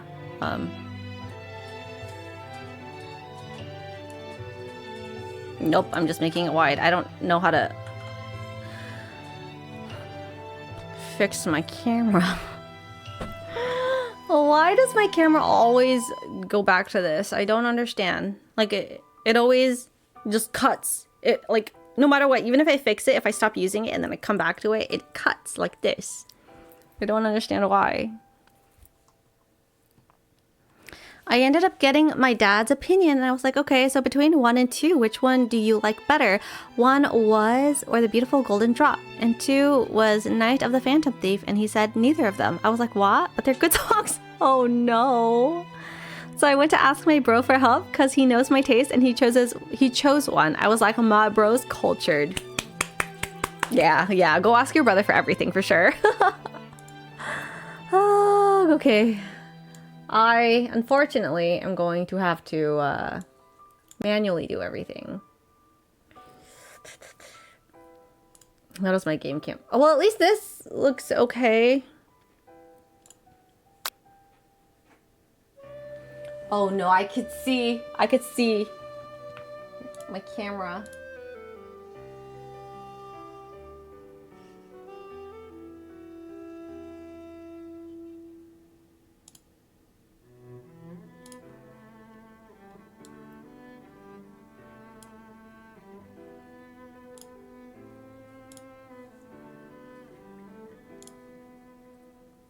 Do you guys see that?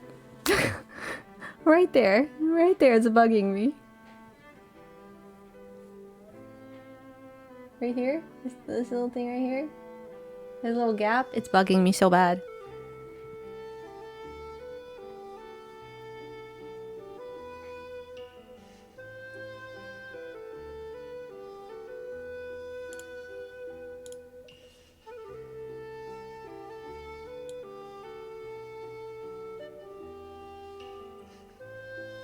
Oh my god.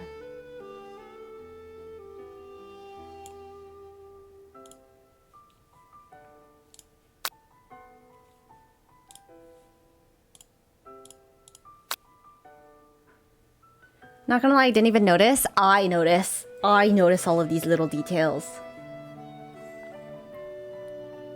It's always funny seeing my dad's reaction though to songs I like because they were in Japanese and according to him, he was like, it's not my style. Ah, I see.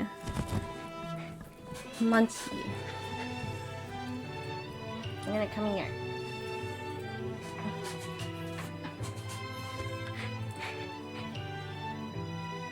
Hi. Oh my god. Don't look at me like that.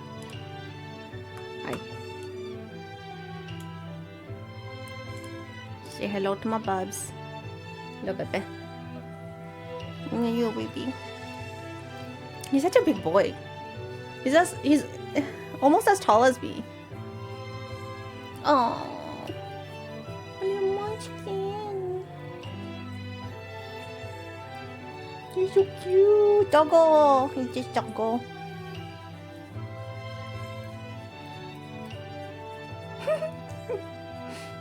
Are you comfy?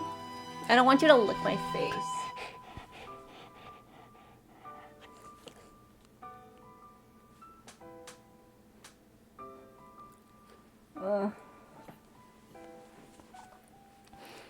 Almost as tall as you? Well, that isn't so hard, is it?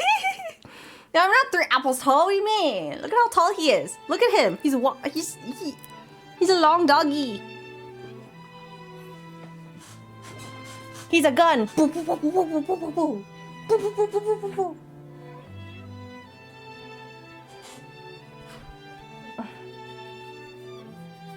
Can I play my game? You're so fluffy, yeah. You're a fluffy doggy. She needs more bullets! I need more bullets! Boo, boo, boo, boo, boo, boo, boo, boo.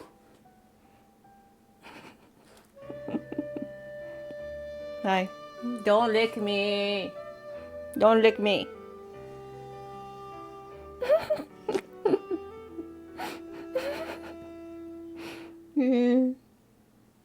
Look, he looks so funny. Look her, no. Does he look like he hates me or does he look like he loves me? You never know, really. I feel like this dog hates me.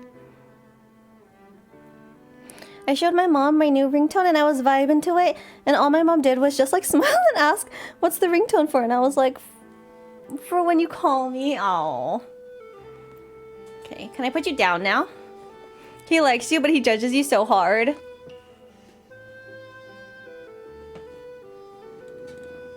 Go away. No more. No more. Okay. So yeah. Hopefully now that we moved on to Streamlabs, nothing will happen.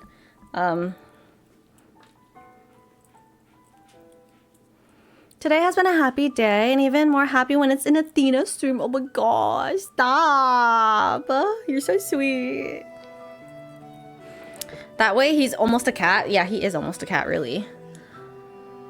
Okay.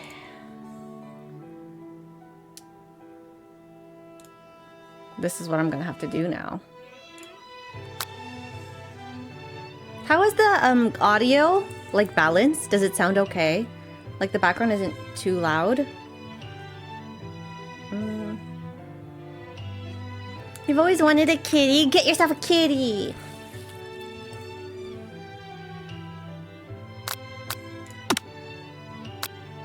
What if we... I want to know what happens if, like, we choose to erase our memory. Seems fine to me. Okay.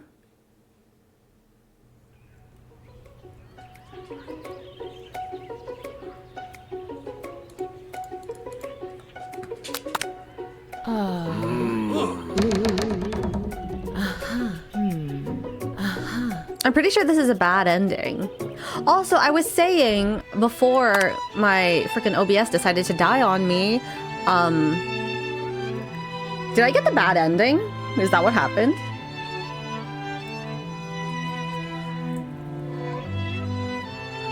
Also, my camera seems so far away now. I don't feel as close to you guys anymore. Oh my god. Tofu's fur is all over my nose now.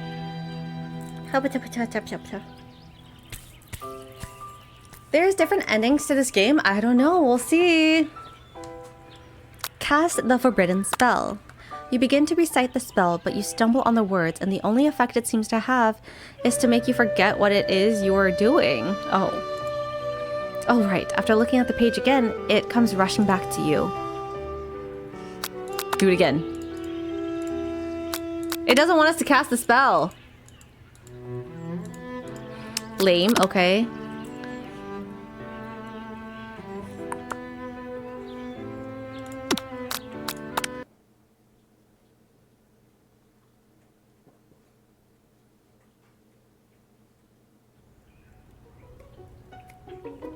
Okay, let's see if we cheat here. Cast a spell. Do it. The heart. Cast a spell. You take out your own spell book and let your instincts guide you to the page you've never seen before. It's a summoning spell that will conjure up a spork monster. Now seems like a good time to add some chaos to the mix. You have summoned me. Ah, the broom cooking arena. So many found memories bottled.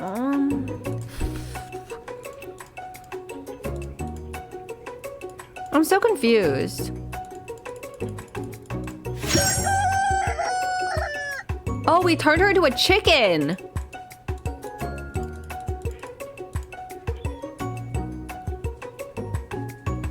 Do nothing. She remains a chicken. We're going the evil rail. Counter spell the memory that saves her. There's such a thing as competing with honor, and this does not qualify.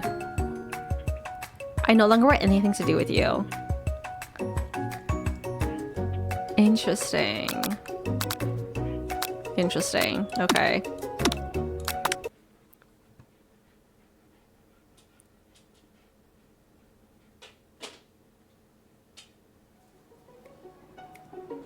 I don't remember any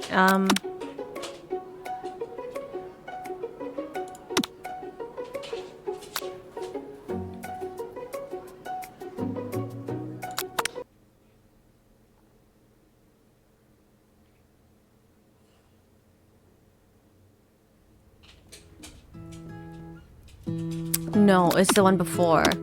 I want to see what happens if we try to pull a move on him.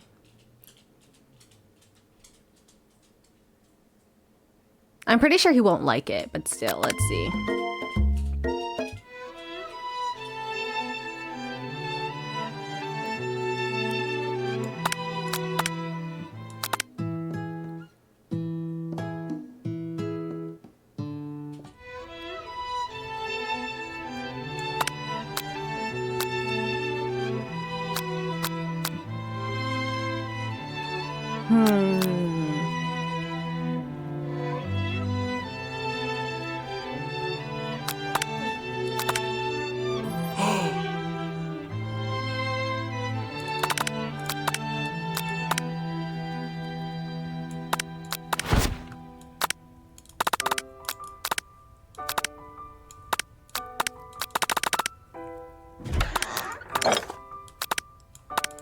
I wonder if we have to actually look at all of this. Like, does it matter?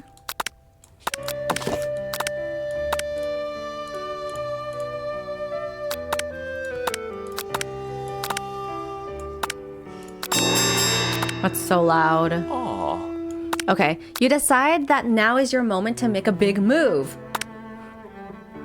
Whoa, whoa, whoa, this is that kind of game. Not that we blame you for trying. Why? But still, game over. What? So everything's just game over. I don't think.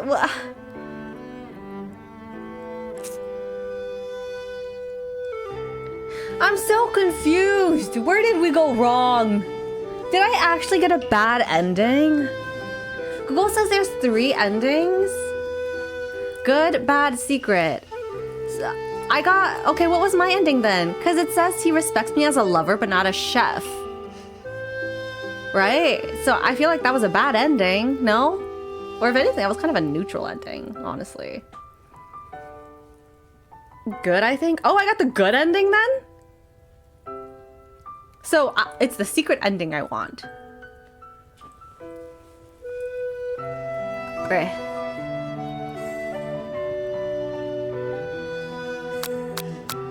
Madge.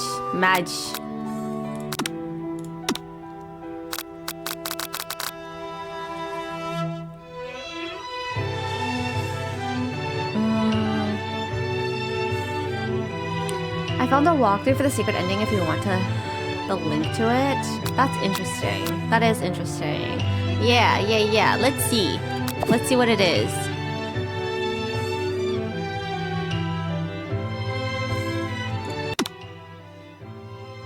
Is there an ending with a best friend too? Or is that just not a thing?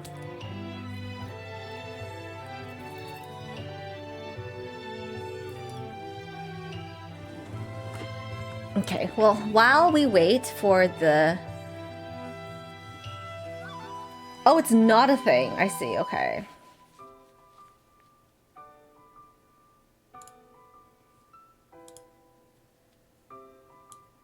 Pretty sure Sanders is the only romance option.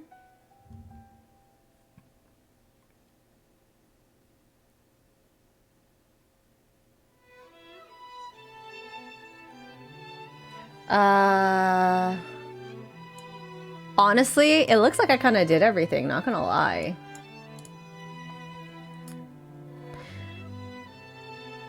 Get the best in-game ending. Chapter 1, first bite. Smack the clock, I did that. Take it seriously, did that. Pep talk your bestie. Chicken snack. Sit with Sanders. Extremely feather, spork. Anything with love, yep. He's the best boy. Chapter 2, focus your mind. Be modest, be thoughtful, clink. But if you pick Pip instead of a different dialogue, your grandmother's mashed potato, maybe that's where I fucked up. Honestly, not gonna lie, guys, I got the majority of everything right. It's pretty good. Okay. Let's do new game. Buttercups. Maybe I was meant for this dating visual novel games. Smack the clock, take it seriously. Pep talk your best friend.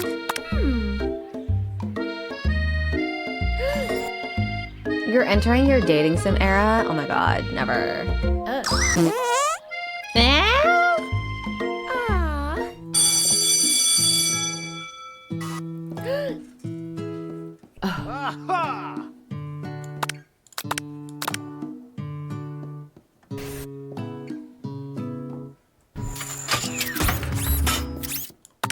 Chicken snack.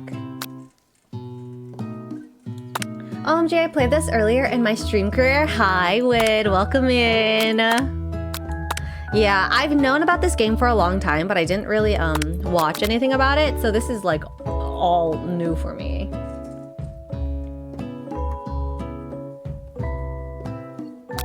Extremely.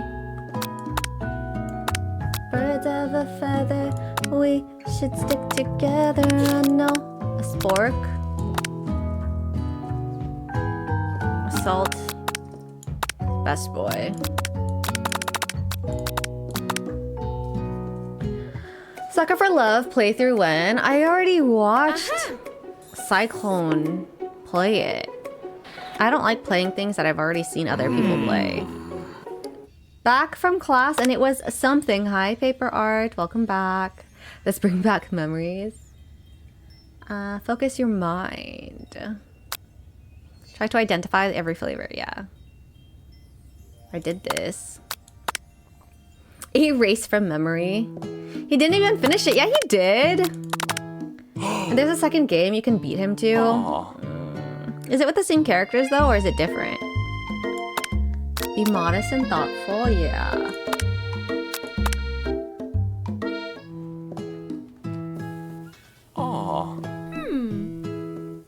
Clink. Happy Valentine's Day. Yeah, happy Valentine's Day to you as well, Wit. Thank you so much. Can't believe he lied to me unless he did it recently after I passed out. He definitely played it and got different endings with the different characters. Sorry, Pop, but I think Miriam will be partnering with Clink today. It's okay. I already ate. It's not entirely clear if Pop has an idea what the point of school even is at this juncture. Clink is clearly excited to have some attention. He heats up and begins to roll back and forth. Warp, warp, warp! Hold on there, fella. We don't even know the assignment yet. Technically, Clink might not have a face, but there's something charming and earnest about him. Bzzz. Tissue? I hardly know you. Clink judders and panel shakes loose. You get the impression that this is a sign of affection. Looks like you two will be fine. Now it's time to focus on your own cooking classwork. Okay, and then we're back to this. Same dialogue. Mashed potato. I've always been something of a down-home chef. I was thinking we could make something warm, inviting, and comforting. Maybe mashed potatoes? And gravy. I couldn't imagine one without the other. Colonel Sanders casts a coy look at you, causing your whole face to go beet red. Embarrassed, you quickly turn away. I'll go get the potatoes. No, please, let me. Picking perfect produce is a passion of mine. Looks like things are getting pretty fresh around here. Does someone have a crush on Colonel Sanders? We're just cooking partners. Mind your own business. Sanders' heart is my business, and you'd better keep your fingers off of my man. Did someone call for me? Ugh, no, jeez, Van. While I'm over here crushing Buttercup's dreams, you're supposed to be taking care of our classwork. That was the deal, remember? Colonel Sanders returns arms full of peeled potatoes. He tosses them into boiling water and turns his attention to you and your old friends. Oh, howdy there, Ashley, Van. Are we working on a quartet instead of a duet now? Actually, no. It looks like Buttercups was struggling, so we offered to give them a hand. You know how it is. These young amateur chefs need a lot of mentoring. I was going to say, Colonel Sanders, maybe I could also teach you a thing or two about a fancy food. Maybe one day you might be able to get up to my level. Ha! Doubt it. Don't be rude, Van Van. Personally, I have no doubt whatsoever about Colonel Sanders' ability to concoct creations worthy of admiration. After all, your fried chicken was quite spectacular.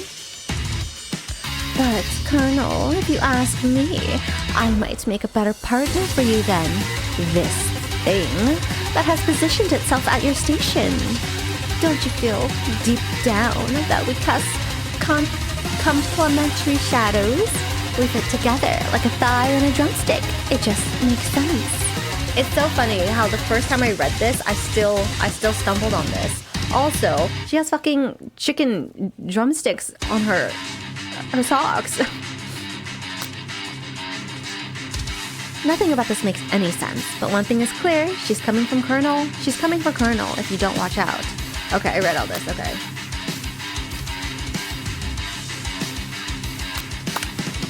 Turn to Colonel, yep.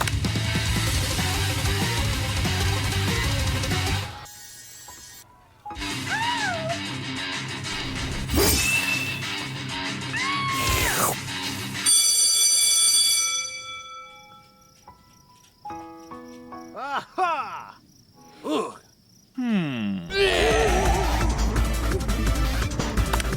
Defend. Oh, it's just defend the whole time. That big man, hot. Wait. You think about that feeling you get after having a good meal where you're so full and happy that nothing can get you down. Like food. Oh, okay, we're good. Defend. Defend. Spork monster! You decide to go on the attack. Chow down. Rowdy. Oh, they don't have an option for this. Rowdy roasted roundhouse. Light beams out from your eyes. You have transformed into a being of pure flavor. You spin so quickly that your movement becomes nearly invisible as you flash out at the spork monster. Rowdy russet roundhouse does 8 damage. Spork monster is oozing, okay? Spare this wretched beast.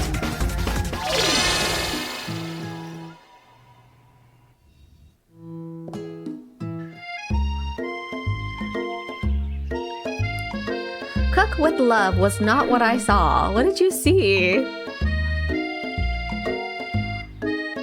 Make up a fake ingredient, yeah. Run to him and get the shit kicked out of you by a horse. I was right. I was literally saying how, what if we run to him? We're gonna fucking get knocked the fuck out by the horse. That's exactly what we do. The other C word, I see. Run to him. You decide that the best way to show Miriam how serious you and Colonel Sanders are would be to run to him. Surely he'll swoop you up onto the back of his stallion and you'll ride away together. That'll show her good. Oh, Colonel, my Colonel. However, your sudden movement surprises the horse and it rears up, kicking you directly in the face. The force of the blow completely knocks you out cold. In the darkness, you see a vision. Compliment the craftsmanship of the horse. Okay. Ooh, buttercups, I am here to deliver you a message. Not this guy. It is important that you remember this, exactly as I say it. If you forget, the world could end, so you know it's serious. I have been trapped in a realm beyond, but a great prophecy relies on my return. Only you can save me.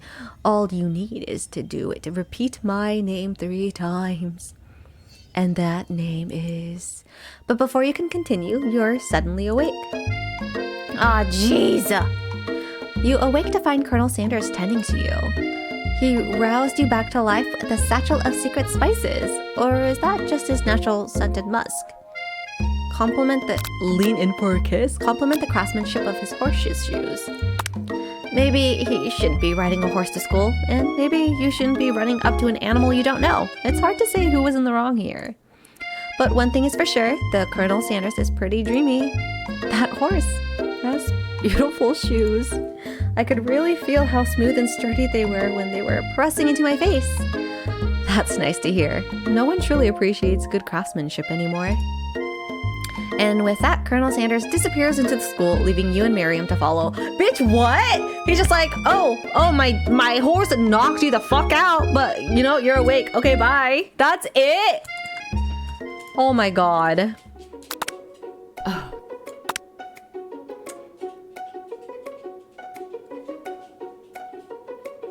Act like you're not interested. They get mad either way. Okay, act like we're not interested. You sit near the rivals, but leave your back turned to them. You even hear Van Van mutter something that sounds a bit like a magic spell. However, he notices you eavesdropping. You try to cover your tracks and improvise an excuse. Ahem, it's time for class and you're distracting the rest of us who want to learn. Now you've upset them. Oh, and you're the Emperor of Cooking, are you? You make the rules? Okay, it's back.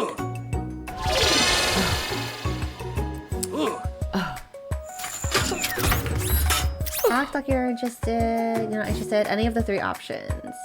Choose the dog treat for an extra choice. Oh. A brightly colored pepper stands out from the other items. It sparks in a most eye-catching way, so naturally you reach out, grab it, and eat it right away. However, your body is not prepared for the heat. The pepper has triggered an intense spice hallucination. It feels like forever as you trip through the universe. My friend, ooh. This guy again? I'm here to give you an important message. You must avenge my death and fulfill your destiny. All you must do is... I was saying, to fulfill your destiny, all you must do is... Sorry, I think I've still got some spice stuck in my throat. It's fine. I'll work through to fulfill the prophecy. You must. You feel yourself begin to regain consciousness. Oh man. You come to and find everyone staring at you. That pepper was the last of its kind on Earth and now it's gone forever. You think to yourself, geez, I should pay better attention. Okay.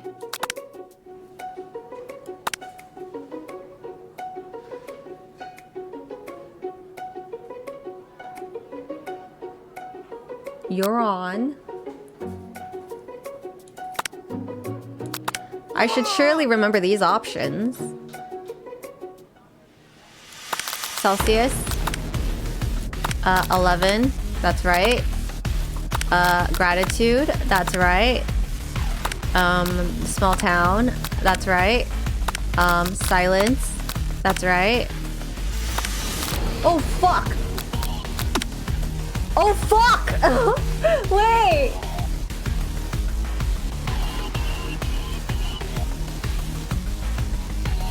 Any choice here works, it doesn't matter because the Colonel has taken over. Internalize your rage. There was no point. You just pick anything here. It just doesn't make sense. Pick anything here.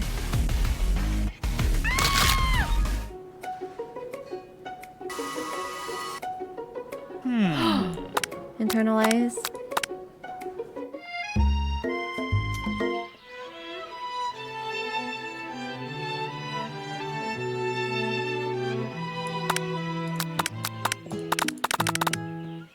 Click on the scented candle. You can click on all other items as well before the glowing door. Okay. Reveal it.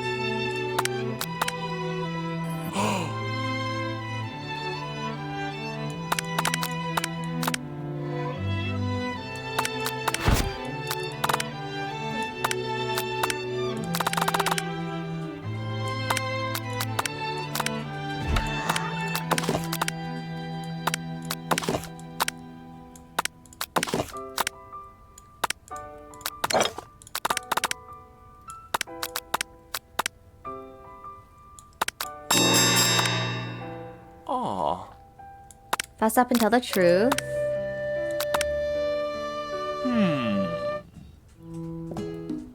Flatter him. Flatter him, okay.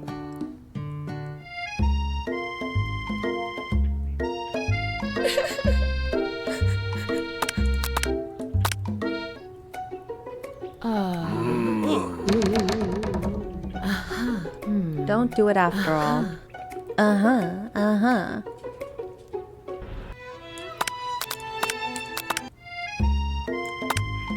Okay, don't do it after all. He must be hungry. Reach for some homework. Oh, he must be hungry, okay. You reach into your backpack and grab some homework from last semester that you forgot to turn in. Sprinkles immediately goes for it and gobbles the sheet of paper like it's a piece of fresh chicken rawhide. I apologize for the outburst. I know it seems cliche, but not much in this world satisfies like ungraded work. My, buttercups, were you studying something with cinnamon? I have been sitting in a lecture series around the art of cake baking. How insightful. This actually brings up an important point. Thank you, buttercups, for reminding me to dole out this indispensable bit of wisdom. You see. Okay.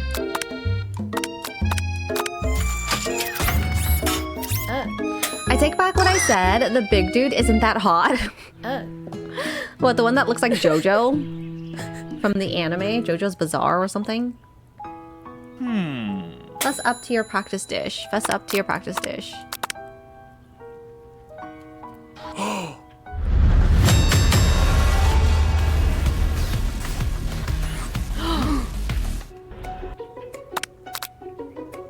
Do it the hard way. Yeah, his hair is a turnoff.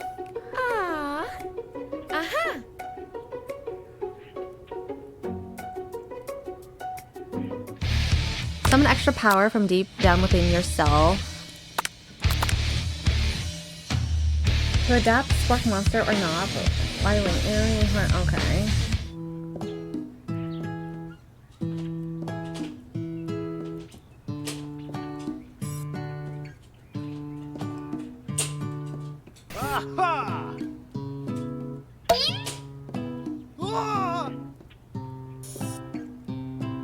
Honestly though, out of all of these options, I feel like I got the majority of them right. There was only like what?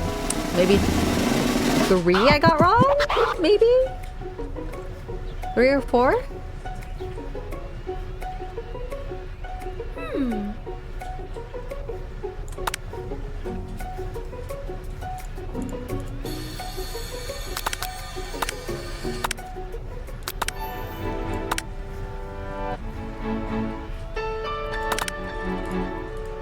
Wait! Oh my god, I didn't even read it.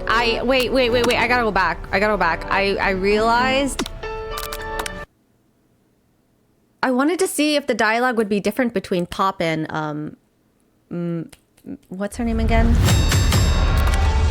Mirama or something. Do it the hard way.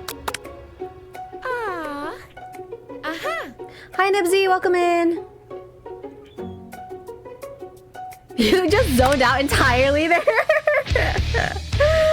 Oh, don't mind me. Don't mind me.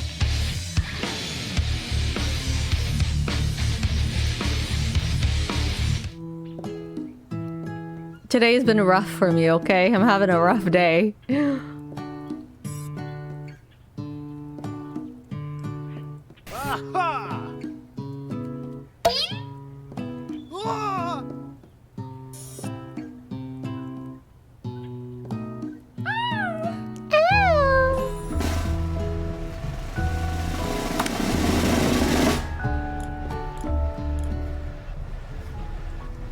No, I'm not gonna play the tank dating sim.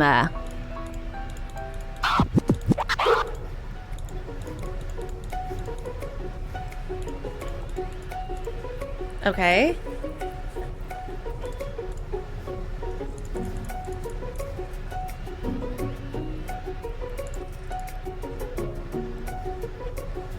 A red carpet rolls out across the floor of the ballroom. It's like a Hollywood movie premiere. Who could command such an entrance?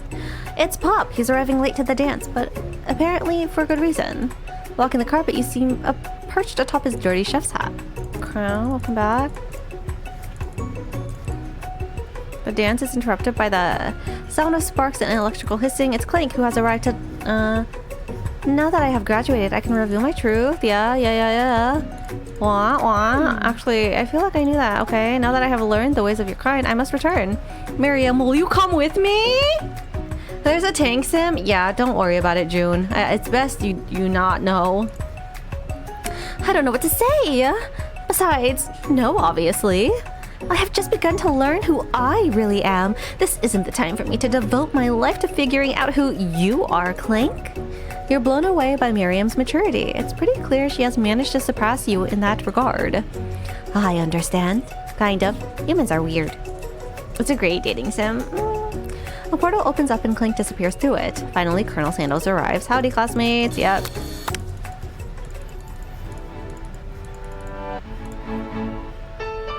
May I have this do-si-do?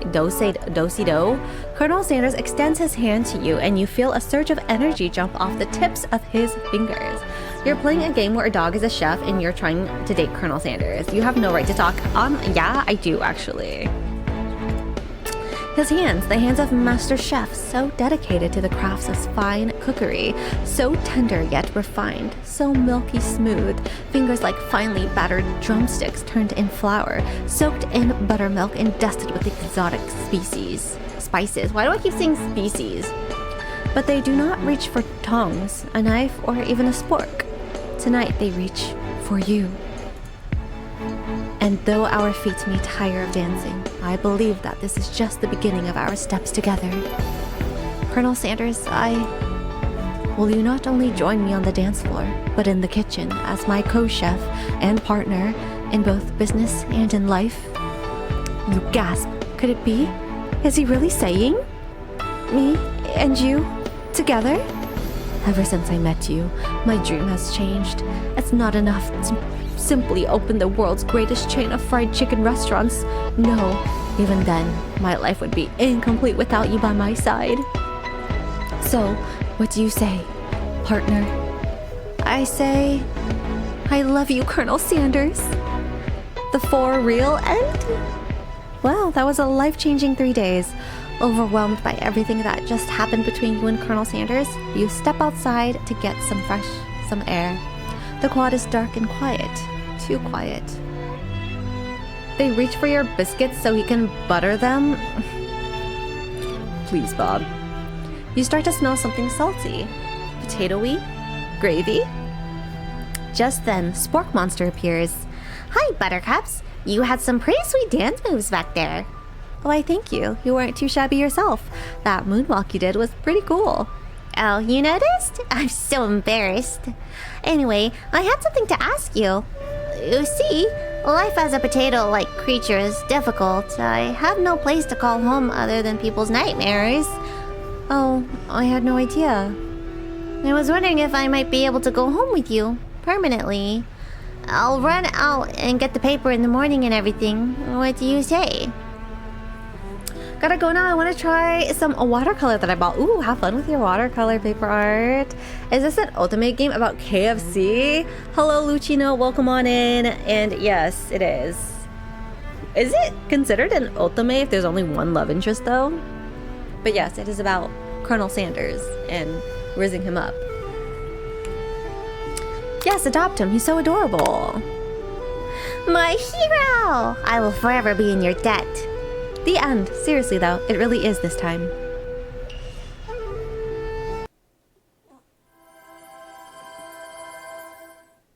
Did you just... You just gave me a mini... Ow.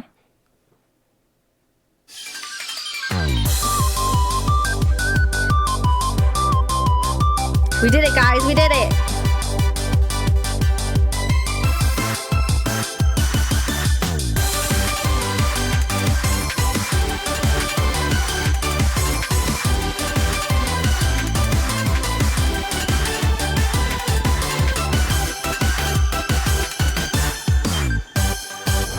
He wants you in bed early to make up for staying up so late last night.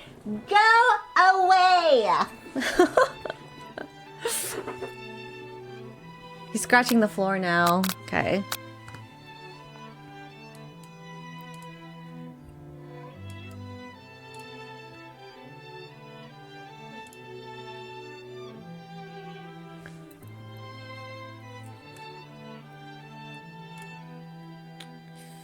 Stardew time? No. From what I've seen, this is a funny game. It is. It really is.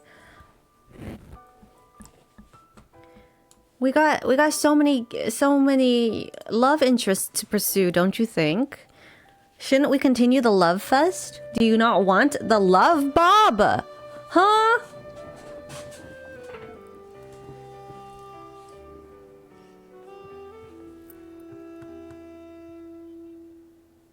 What love interest are we going for next? Wait, are you guys able to hear the audio this whole time? You're not even playing, exactly. Tanks, pigeons, Cthulhu, goat mommy. Yep, you guys can hear the audio. It's coming from my Corsair. That's not even on. How do you guys hear it? What the hell?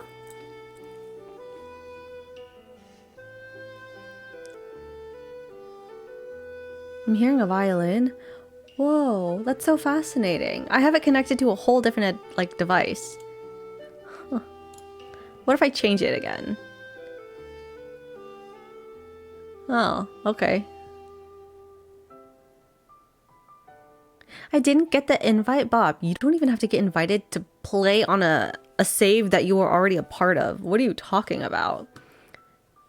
Just join whenever you want. That's part of being a part of a save.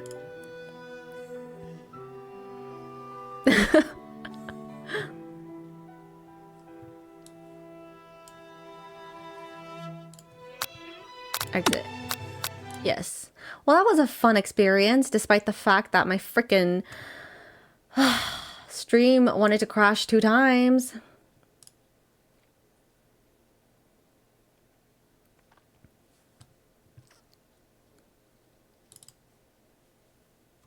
Dina streaming when I just woke up. Hi, 4! Welcome in!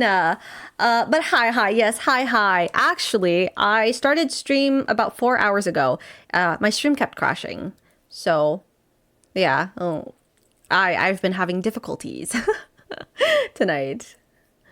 I don't know. I got evicted last time I tried to join. How did you get evicted? What do you mean? I had this stream in the background during my Ensemble Stars gaming earlier. Get your butt in here. Also, it's my bedtime. Exactly, Boobert. Why? Why are you saying that then, huh? All my stuff got shoved into a cave? Yeah, and you could have grabbed it back and put it back in, you know? Not that hard. You're just lazy.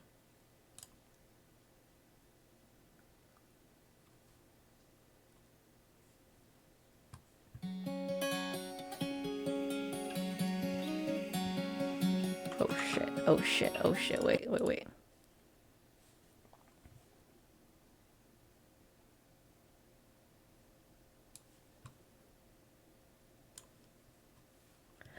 Today is a whole bunch of reading kind of day. Holy.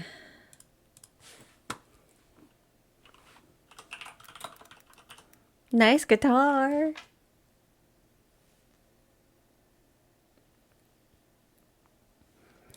Dating sims tend to be like that. They sure do. All Bob wants to do is make excuses. He doesn't want to play games with us anymore. Sounds about right. I think that's the route that Boobert's going on. I think so, guys. I think so.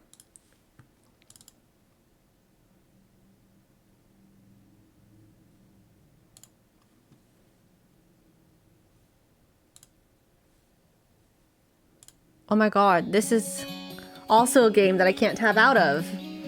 A downtime that I like to do nowadays. Ooh, what's that? We are now playing a Dream Daddy.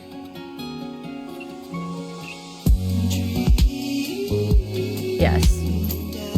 Yes, we are.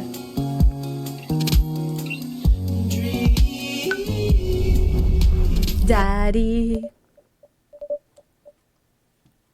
The game about how every dad is secretly gay and in the closet. Oh, how fun. We love having to deal with a closeted man.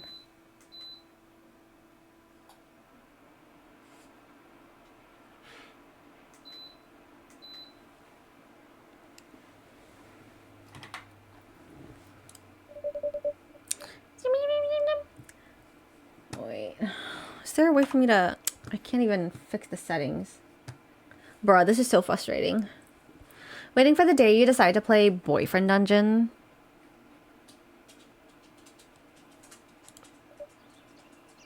Dad? Dad, wake up.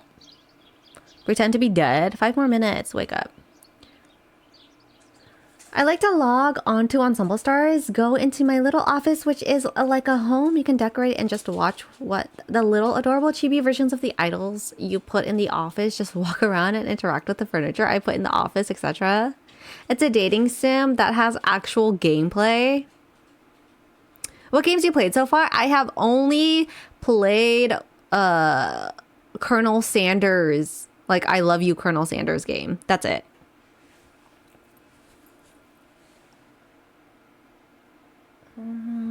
Wake up. I finally open my eyes and sit up. I'm lying in bed. I'm lying in the middle of the living room, spooning a moving box. I yawn and stretch. Morning, Amanda Panda. Dad! Yikes, Dad. Breathe. Go brush your teeth.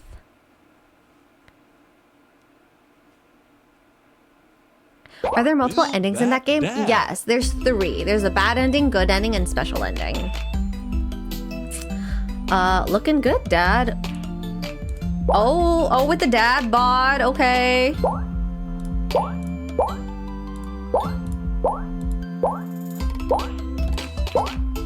They really did put the... They really makes you want to feel like a fucking dad, like an actual dad. Holy, no, I'm about to be hot, guys. No hair. I don't like body hair. Jacked up dad. Yeah, yep, jacked up dad right there. That's a beer belly. Gotta go dad bod. Dear God, no. I gotta be hot. I gotta be hot, man.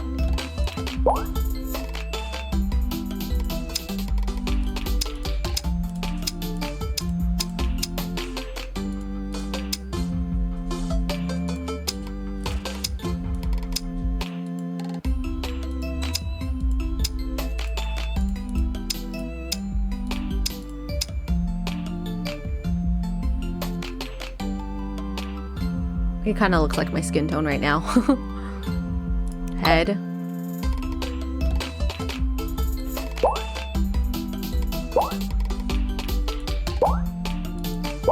I don't fucking know. I've never had to deal with designing a man. Unless it's in The Sims.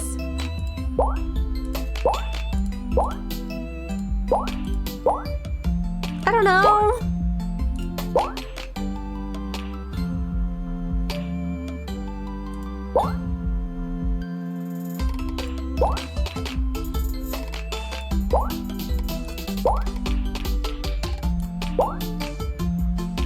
Maybe this one.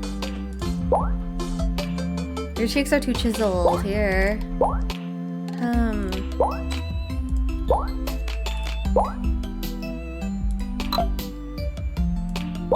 Oh, we gotta change your hair color though, that's for sure.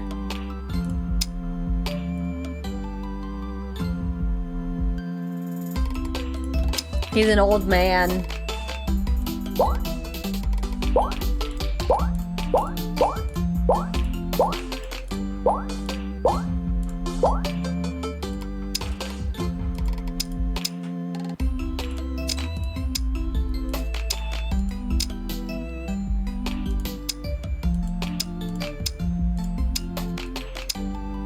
I don't know.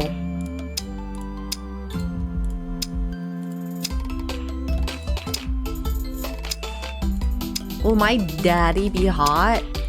The only person I want to date is myself.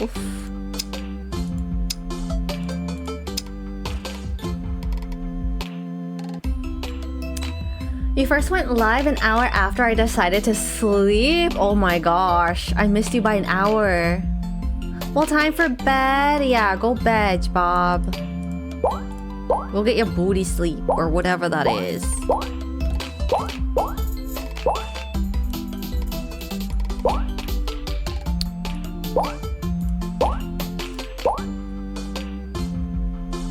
Bedtime for Bob, yeah. Oh my god, look at us. Have fun giving kids a crisis as they realize all their dads are gay and that they didn't really love their moms. Oh. I will have fun, don't you worry. Thank you for the lurk. Oh, I don't know which hair, because they actually surprisingly have some good hairstyles. I was not expecting that.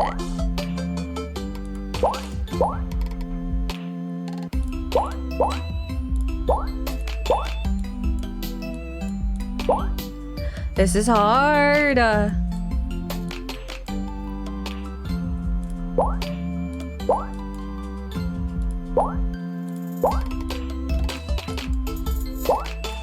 I'll come back to that. Oh, dear Lord. Dear Lord.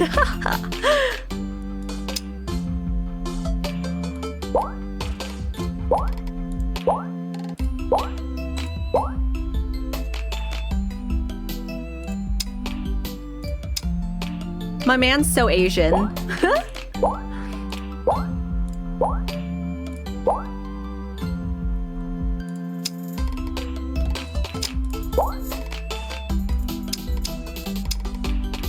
The middle hairstyle in the last row gives me go. Oh yeah, for sure.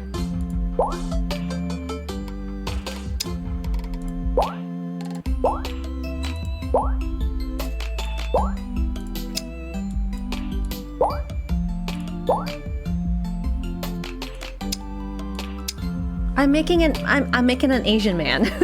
I'm making my lovely Asian man.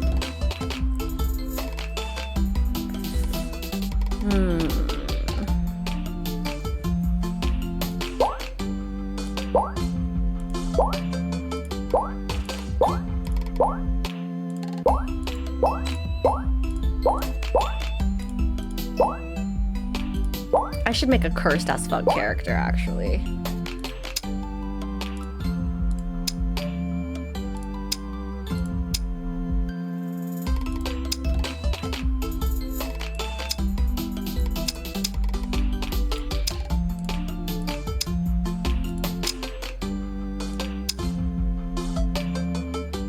Not the cursed character. I won't. I'll make him look handsome. Because he'll probably be the only handsome man in this game. We gotta accommodate, you know?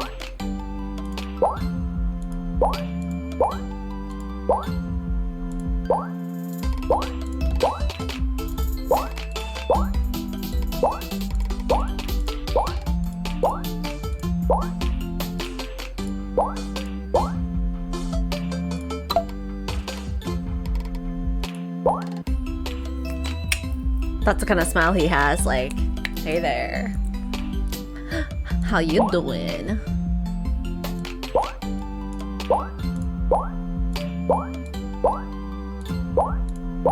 Ooh, I don't know how I feel about that. Oh! Is he sticking his tongue out? No! I'm getting the ick from our character. No!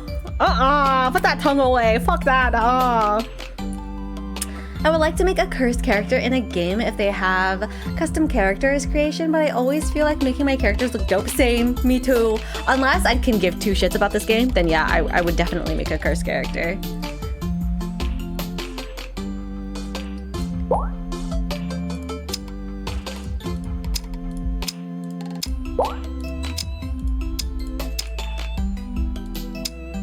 You know what? We're just gonna keep that. Yeah, he doesn't need a smile. He's good.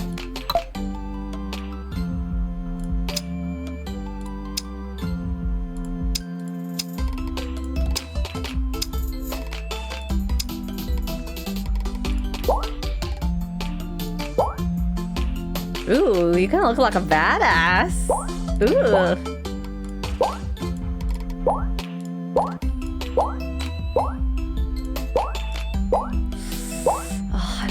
I don't know.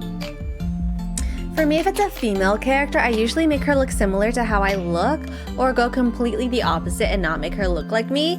Yeah, for me, I either make her look like me or I make her look what I wish I looked like.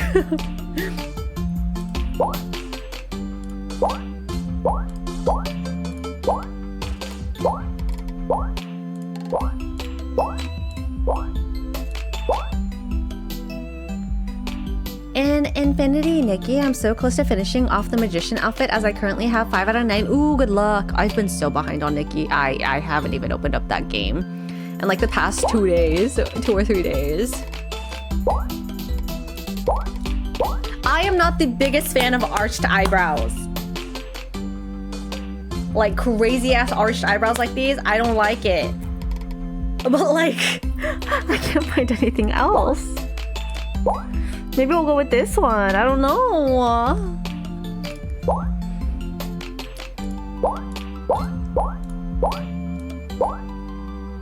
I really don't like my arched eyebrows.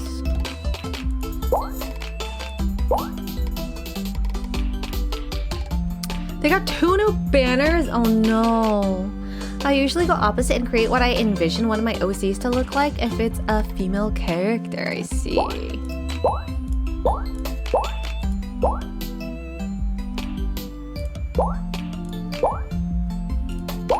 I guess I'm stuck between these 2 options.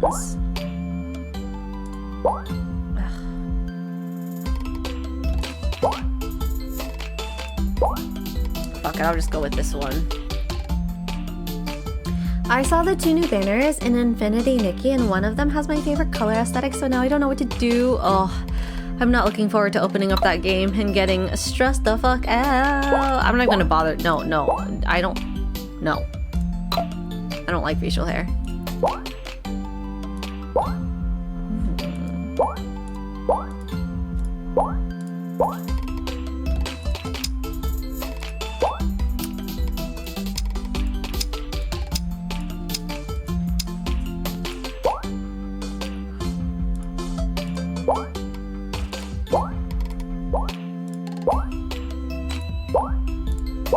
With glasses or without glasses? I don't know. Oh no.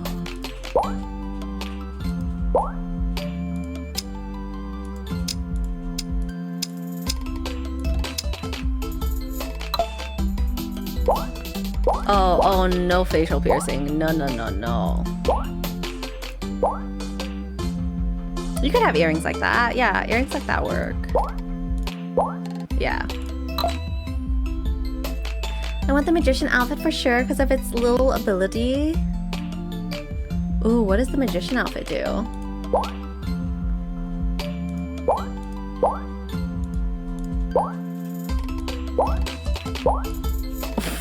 What in the world does this fit?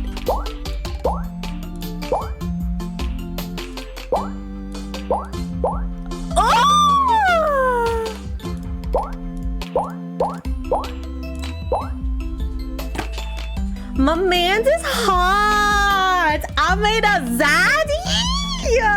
Oh my god, hi zaddy. I kind of want to date you instead. Oh my lord.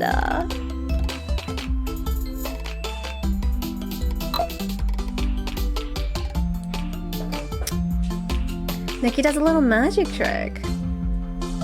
What? Stop being a brat.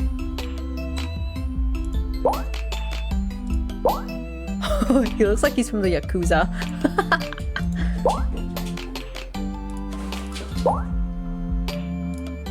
Yeah, we're sticking with this hairstyle.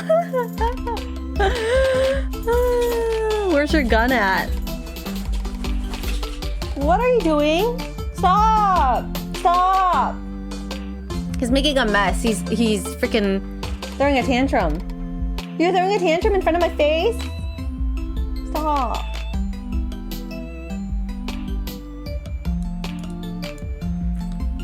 What time is it? It's 1:39.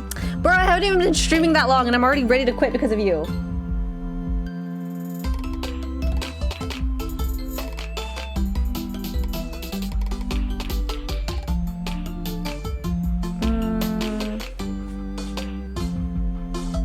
Stop.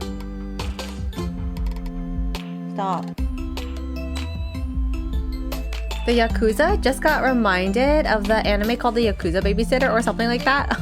I've watched an anime before that Sarah introduced to me. It was like two, like I would assume Yakuza members, like they killed a guy and then adopted the daughter, like the baby daughter.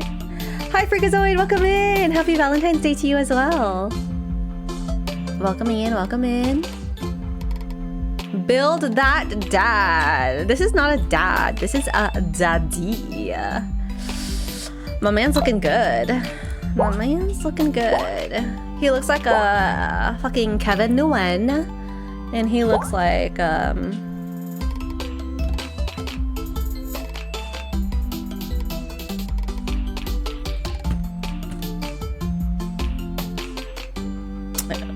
a Jason. That sounds interesting. Here's my Kevin Nguyen for you guys. This one is my Jason. I don't know, Jason something. Looking good, daddy. Name that dad. Kevin Nguyen.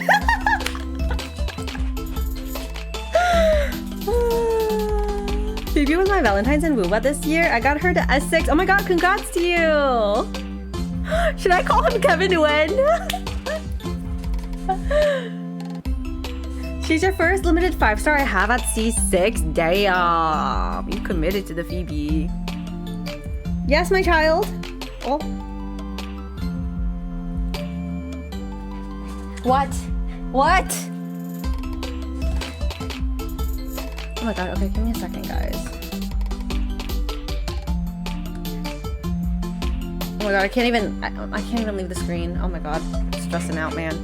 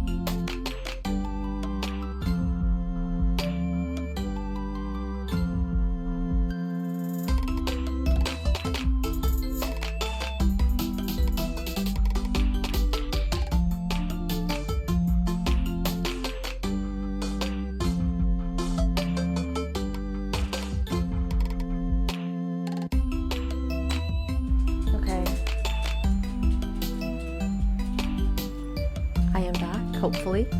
Hopefully he doesn't bug me. Okay. Kind of craving more Madeleines right now. BRB gonna get some. Okay.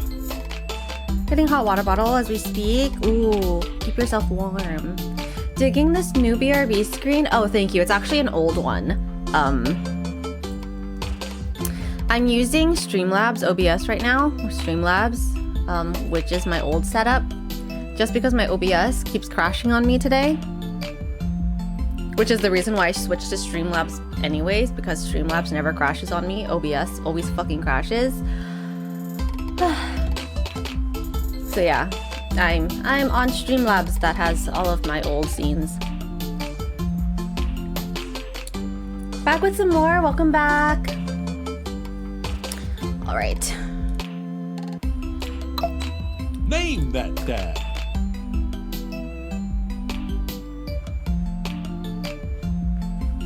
I'm gonna name him Kevin. I'm so sorry to all of the Kevin Nguyen's out there that will get offended. Sorry, not really sorry.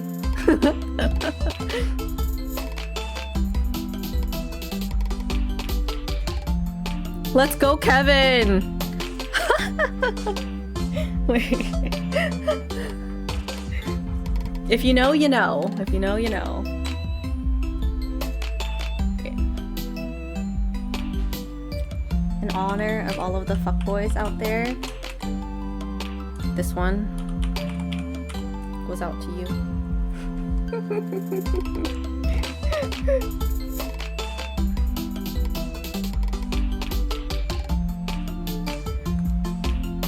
Let me just capitalize it really quick.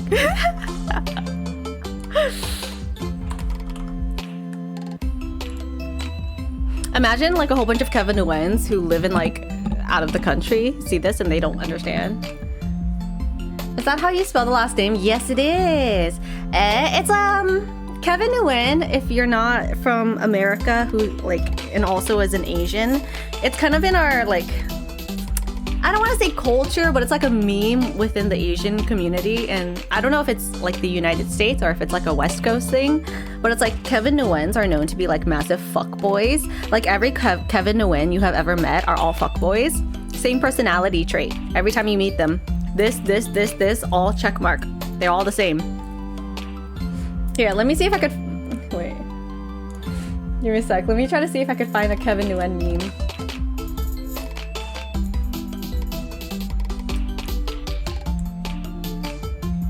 And that one Kevin Nguyen just being a chill, cozy dude. Yeah. the rare Kevin Nguyen's out there here. How about TikTok maybe?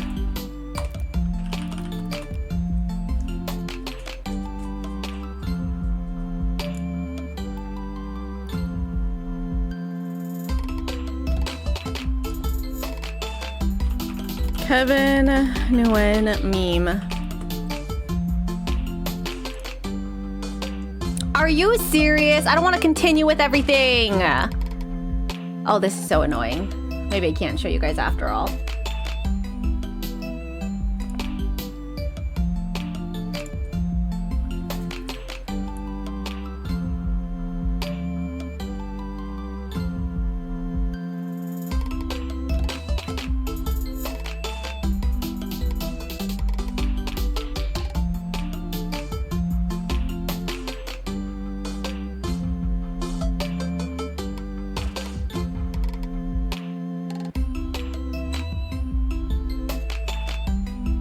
Thank you for the stretch and the hydrate. I just needed to post it on my Instagram story really quick.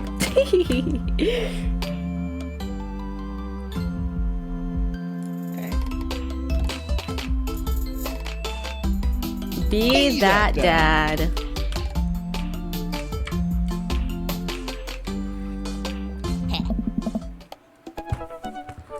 Okay, is there a save?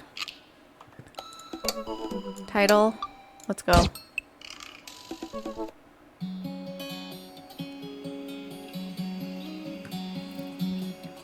Oh, these are all of the dads that we can romance, I see.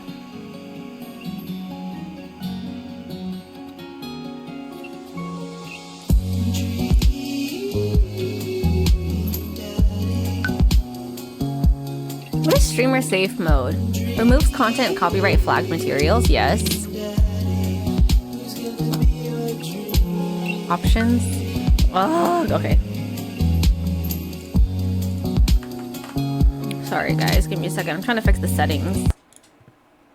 Dream Daddy. Now the girl is named Amanda Nguyen. Windowed. I'm gonna have to play windowed mode. What? This is so stupid. Why are the settings shit? Holy.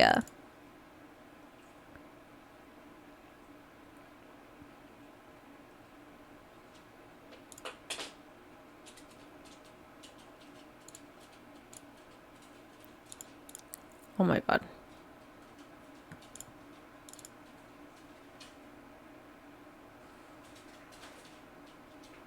I might have to just do like game capture.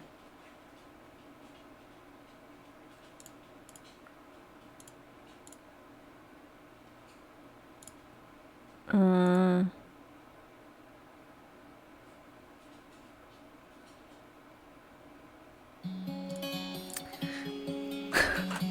don't know what the fuck I'm doing wrong.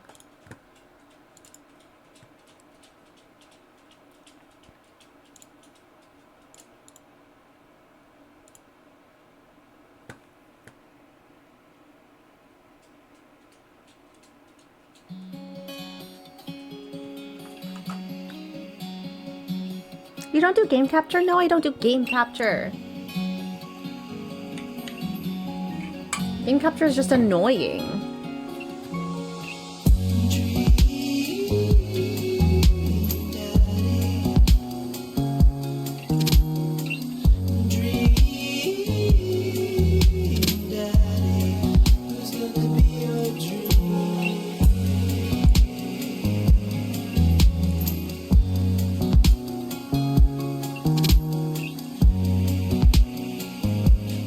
This is not the screen I wanted it on for sure.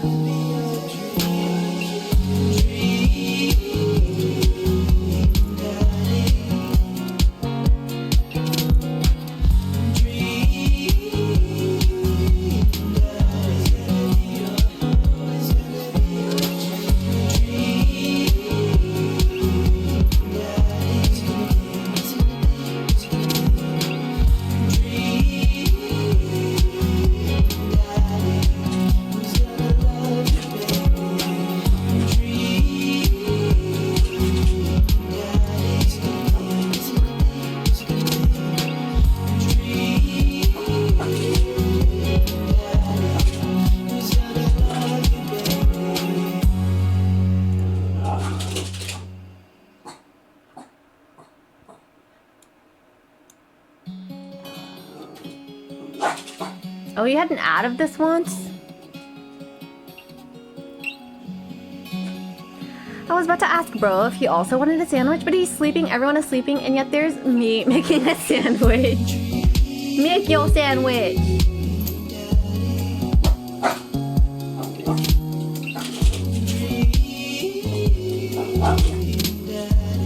I'm getting extremely overstimulated right now. It's insane.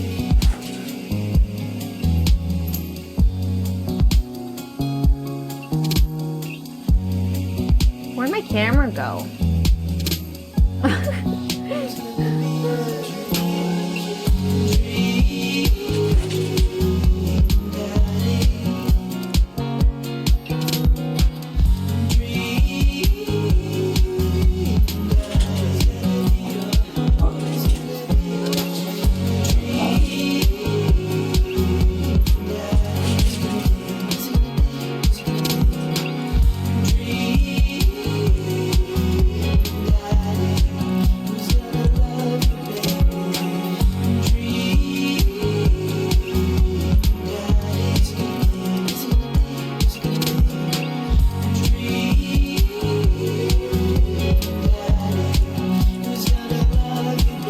Still sound okay? Brotashi, chill. I won't fall asleep. Also, Brotashi, motherfucker, fall asleep. Of course! He's always gonna fall asleep there.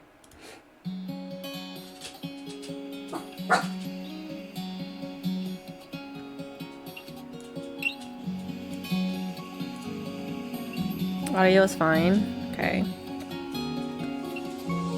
I'm so overstimulated. I'm actually I'm about to just end stream right now. Holy shit. Stop!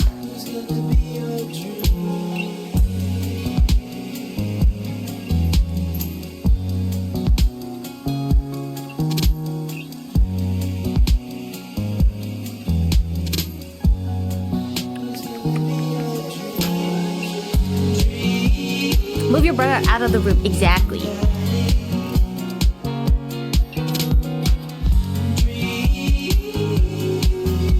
Daddy, I'm gonna have this stuck in my head all night. I'm gonna have dreams about this actually.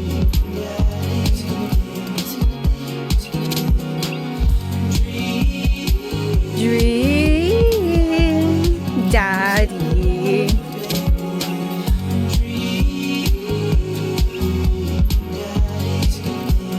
Yeah, yeah.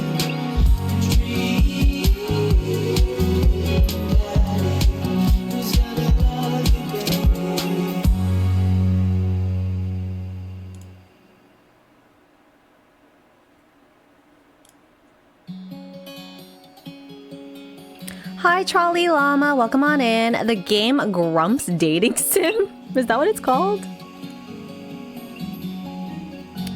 I'm about to have this be stuck in my head. Same.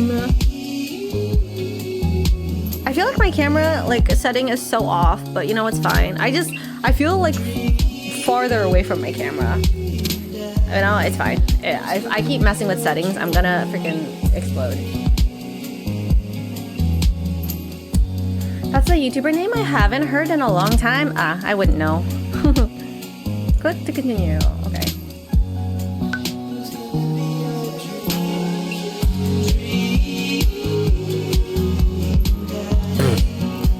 I think it's this. Dream, Daddy.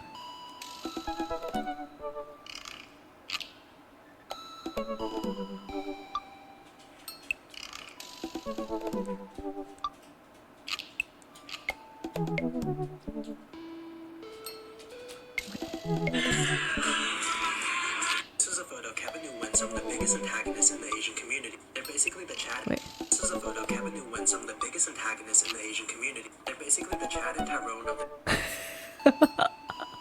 Okay, let's see if I can show you guys this one.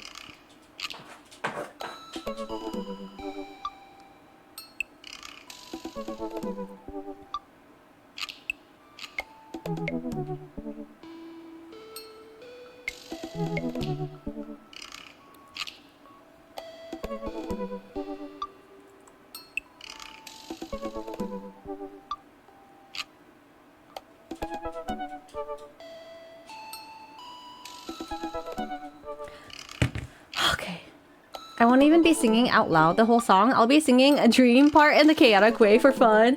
Dream, Daddy.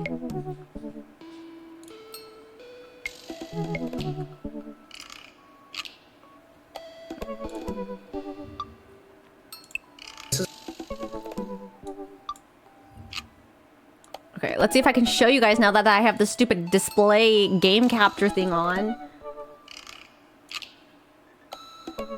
Okay, what if I just hide it? What if I hide the game capture really quick? Yeah. Perfect! Okay, you guys ready? This is the meme. This is the reason why I called him Kevin Win.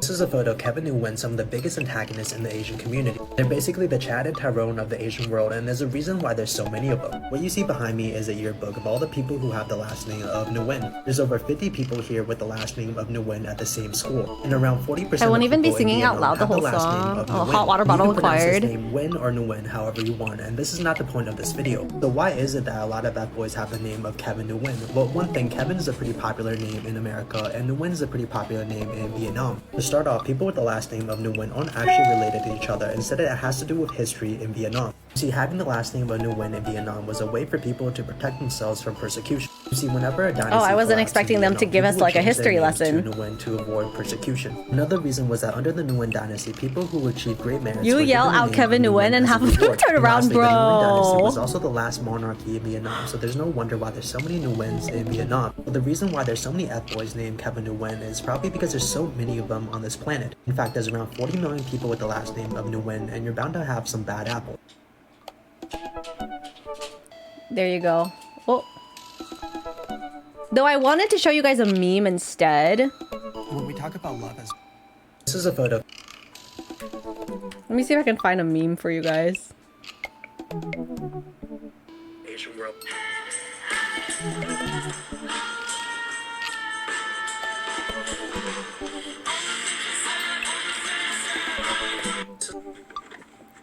What's up, Vivian? Christina? Michelle? Yo, is that a thing? Give it. That was a very informative TikTok. To be honest, I wasn't very familiar with this meme, but as soon as I saw one of these, say no more. So for those of you who might be unfamiliar... Oh my god! Spirit made a Halloween costume called Kevin Nguyen. Kevin Nguyen is very simple. It is the male counterpart to the modern ABG. Can you guys hear it? Chains, expensive streetwear, some kind of souped up Japanese car, raves, boba, vapes, maybe some coke, and a variation of this haircut. Hopefully you guys Now, can why hear the it. name? Not only is it an extremely common Vietnamese American name that I just cannot seem to pronounce correctly, but it carries the same spirit as like a Brent Howard or a Connor Marks. You know what I mean?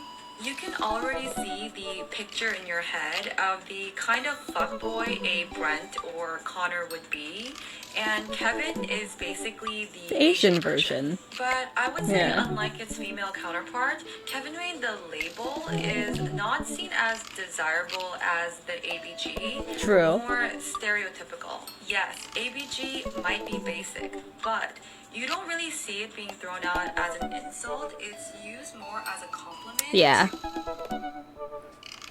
Very fascinating. Did she just say Brant? Yeah, she did say Brant.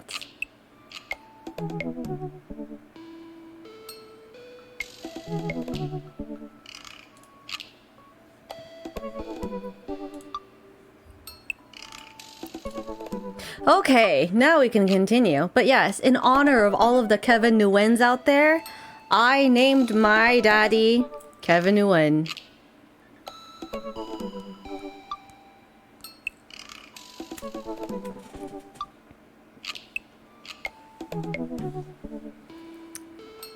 Did you fall asleep packing? I got most of it done, I think. Searching around the room, it looks like I did a pretty good job. Every box is sealed except for one. Wait, straggler. What's in it? Looking into the box, I see a bunch of old photos in little photo albums. Whoa, I haven't seen these in years. I pull out one of the dusty albums from the top of a pile and we begin looking through it. That's the coolest baby I've ever seen. The only way your father and I, the only way your mother and I don't know.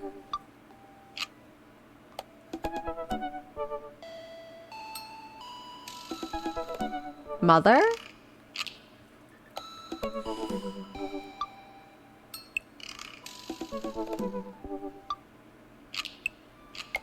They divorced because he was in the closet. That would make sense. Just came out of the closet. The only way your mother and I could get you to stop crying was to put the sunglasses on you. But whenever we tried to take them off, you'd start crying again. Cyclone's trying to torture me? Why? What is he doing? You spent the first 2 years of your life with sunglasses on. Nice! Halloween when you were maybe 4. Oh my god, that dragon costume. You couldn't decide between being a princess or a dragon, so you went with both. Princess Dragon. Why do I remember crying in that dragon costume? You saw yourself in the mirror and realized you were afraid of dragons. Seeing yourself inside the dragon's mouth was a realization of your greatest fear, I think. Right. Yep, definitely repressed that memory. And this was you in your horse phase. Dad. I believe you named that plush horse Sir Horsington the Brave. Oh my god, why didn't we name one of our horses Sir Horsington? Oh no. I don't think that was his. Amanda lunges for the photo, but I quickly snatch it away and hold it above her head with a superior dad arms. Nice try, but this is important blackmail for later down the road. Nah. Go ahead and try me. I've seen pictures of you and your ska band. Ska band? Ouch, kid. The Scommunist Manifesto has a chance back in the day. Had a chance back in the day. I look off into the distance and reminisce about the rad horn section. Hey, it's Emma P. Dad. No, Dad, that's Emma R. I didn't meet Emma P until high school. Honey, I promise you wholeheartedly that I will never stop mixing those two up. Oh. Dad, Emma R has been my best friend since I was 7. Give it, like, a little bit of effort. Oh, right. Emma P was the one who tried to steal people's pets, fired a flaming tennis ball at the police station, pooped her pants during a sleepover.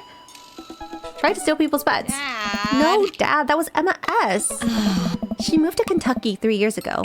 I miss her. I also miss my hamster. Sir Hemington the Brave? Eh? Anyway, I gotta show this to Emma R later. She'll get a kick out of it. The first photography award you ever won. Ah. Yeah, and it got us $20 gift card to McFridays. Yeah! So many Emmas, yeah. And then you got food poisoning from the cheesy tostadas blasts. I think you mean food poisoning, you know, with a Z. Oh. Dad. Still can't drive past McFridays without gagging. Still proud of you, though. Amanda reached deep down into the box and pulls out one last photo. Neither of us say a word. We stare at the photo for a long moment. Oh. I finally decide to break the silence. So many Emmas, my thoughts exactly. I kept getting Love and Deep Space ads in the beginning when... Oh. This was the day you were born. This was the day we adopted you. This was the day you were born.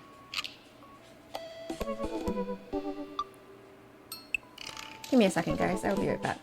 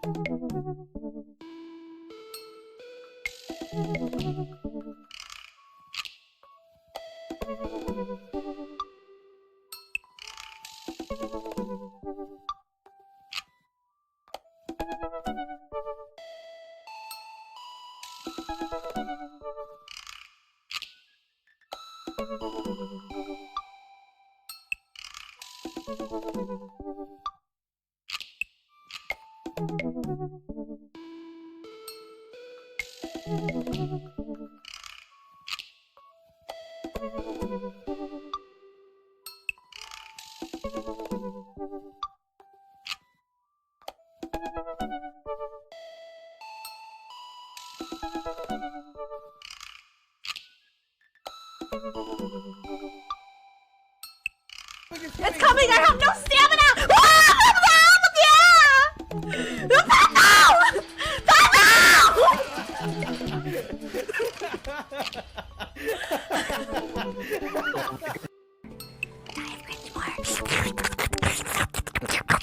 There you go. You were so sound asleep that I couldn't. Ah! dead. We're done for. We're done for. We're done so. We're done so. We're done so. Yeah. Yeah. No. No. Run. Run, woman, run. Yeah.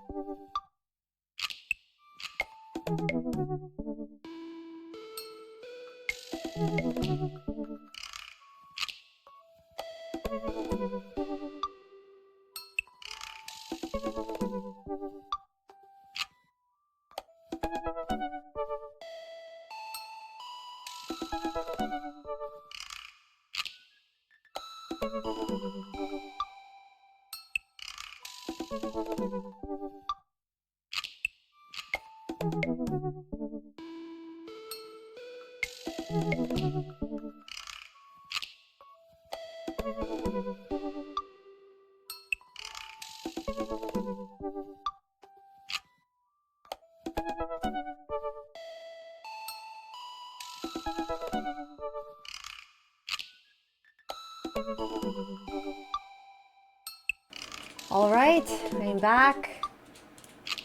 Hello, hello all, hello. I am back.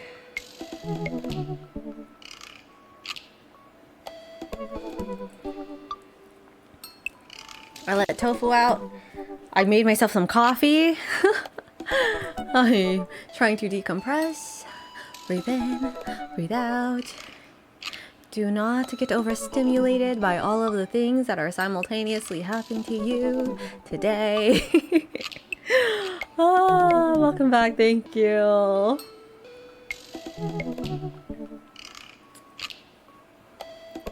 I just gotta work around all of the issues, all of the tech issues.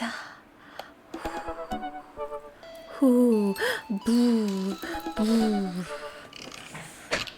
Welcome back, thank you.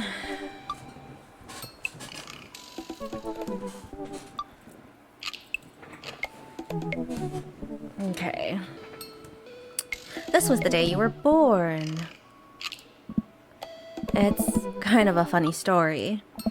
We got into a car accident right there in the hospital parking lot. It wasn't anything big, but a fender bender. But of course, I was freaking out, and the little old lady who crashed into us was freaking out, and I didn't know what to do. But your mother, oh man.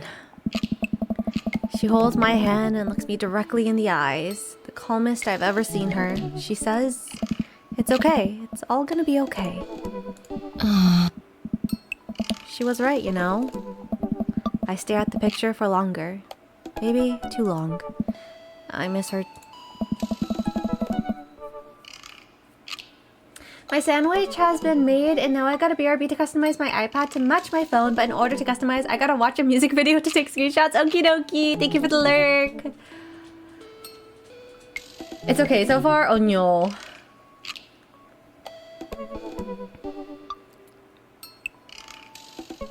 I can't even imagine what it must be like for Amanda. She pats me on the back. Come on, Pops. We gotta finish packing. The moving van won't wait forever. Alright. Amanda and I pile into a car and take one last look at the old house. So many memories here. Hard to believe your mother and I bought this place almost 20 years ago. Hey, remember when I shattered the front window playing catch? You always had very strong arms. Hey, remember when I shattered the other front window pretending to be a robot who breaks windows? You were a very imaginative child. Hey, remember I broke the back window we get it, Amanda. You break stuff. And there'll be plenty more stuff for me to break in the new place. Memories to make and stuff to break. You ready? We sit in silence for a moment. I watch my daughter grow up in this house. It will forever hold a place in my heart, but it stings a little bit to leave it behind.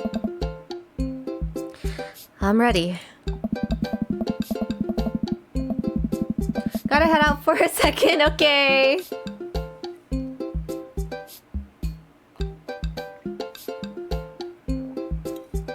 Ooh, that's some hot coffee. I love it.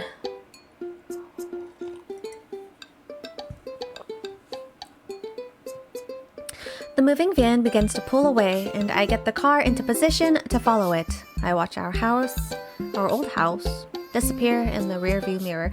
Coffee! Yeah, I was trying really hard not to grab coffee, but there's just so much going on where I'm just like, I deserve a coffee. I really do think I deserve a coffee right now. So what? So, sell me on a cool new pad. I clear my throat and do my best cheesy announcer voice. Especially with Tofu's chaos, yeah. Nestled in beautiful scenic downtown Maple Bay, our new house features washer and dryer hookups, a 2-car garage, multiple places to sleep. Hell yeah. Not only are there bedrooms for your sleeping pleasure, but couches and floor space where you can, yes, catch a wink. What a deal! I mean, if sleep weren't for the weak. You sleep more than anyone I know. I admit my faults, Pops. I keep it real. Anyway, it's also smaller than our last house. Cozier, one might argue. Good spin. I think it's great. Won't we be closer to a lot of cool stuff that we can walk to? So I don't have to waste gas. And I mean, trying to park downtown is, you know. Amanda, you know you're gonna have to learn how to parallel park at some point, right? Not gonna happen, Pops. I think someone needs to do a 3-point turn on their attitude. I don't know how to do that either. Have you met the neighbors yet? not yet, but the neighborhood seems pretty quiet. So you won't have to chase any rowdy teens off your lawn? You are the very teen you mock when you say that, honey. I'm in my last years of high school. I'm practically dust. Yeah, you're a real... Don't you dare. Senior. Dad, I know where this is going. Citizen. I'm just gonna ignore that. Are we Bob? Oh. But I won't forget it. So, what's item number one on the new house agenda? Well, first we'll need to forge a path through a solid wall of boxes that's blocking the living room. I still have to install the washer and dryer. We need to go grocery shopping. Pops, cool your jets. You have to promise me that we're gonna take a break and explore the neighborhood. Okay, you're right. We'll get some work done and then check the area out. We pull up to the new house and step outside. The lawn is freshly mown and the for sale sign is still in the yard. And with a swift kick from Amanda, the for sale sign is no more. Nice form, Sweet Pea. I got a problem with authority. I'm so proud. Man, all that karate chopping tucked me out. I could really go for a sandwich. An ice cream sandwich. Sweetie, it's at 10 a.m. We need to unpack first. I need some coffee ASAP. Did you even see all the dogs in the park nearby? I need some coffee ASAP. We need to unpack first. Yeah. As much as I would also like to enjoy a delicious and healthy ice cream sando right about now, we got work to do, kiddo. And we need to make it snappy because there are 5 sealed crates of DVD box sets blocking off the bathroom, and I gotta pee real bad. Well, don't let the entire cast of all 13 seasons of Shark Tank but with actual sharks stand in your way. Let's get to it! I get to work unpacking the various boxes around the living room. A couple hours pass and I get some good work done. The washer-dryer unit is both washing and drying, and we can actually walk through the living room without tripping over boxes. First visitor already? I walk over to the door and open it. Hello! A handsome, clean-cut man stands at my door, brandishing a plate of cookies. Whose daddy is this? He's not my daddy. No. Who wants him?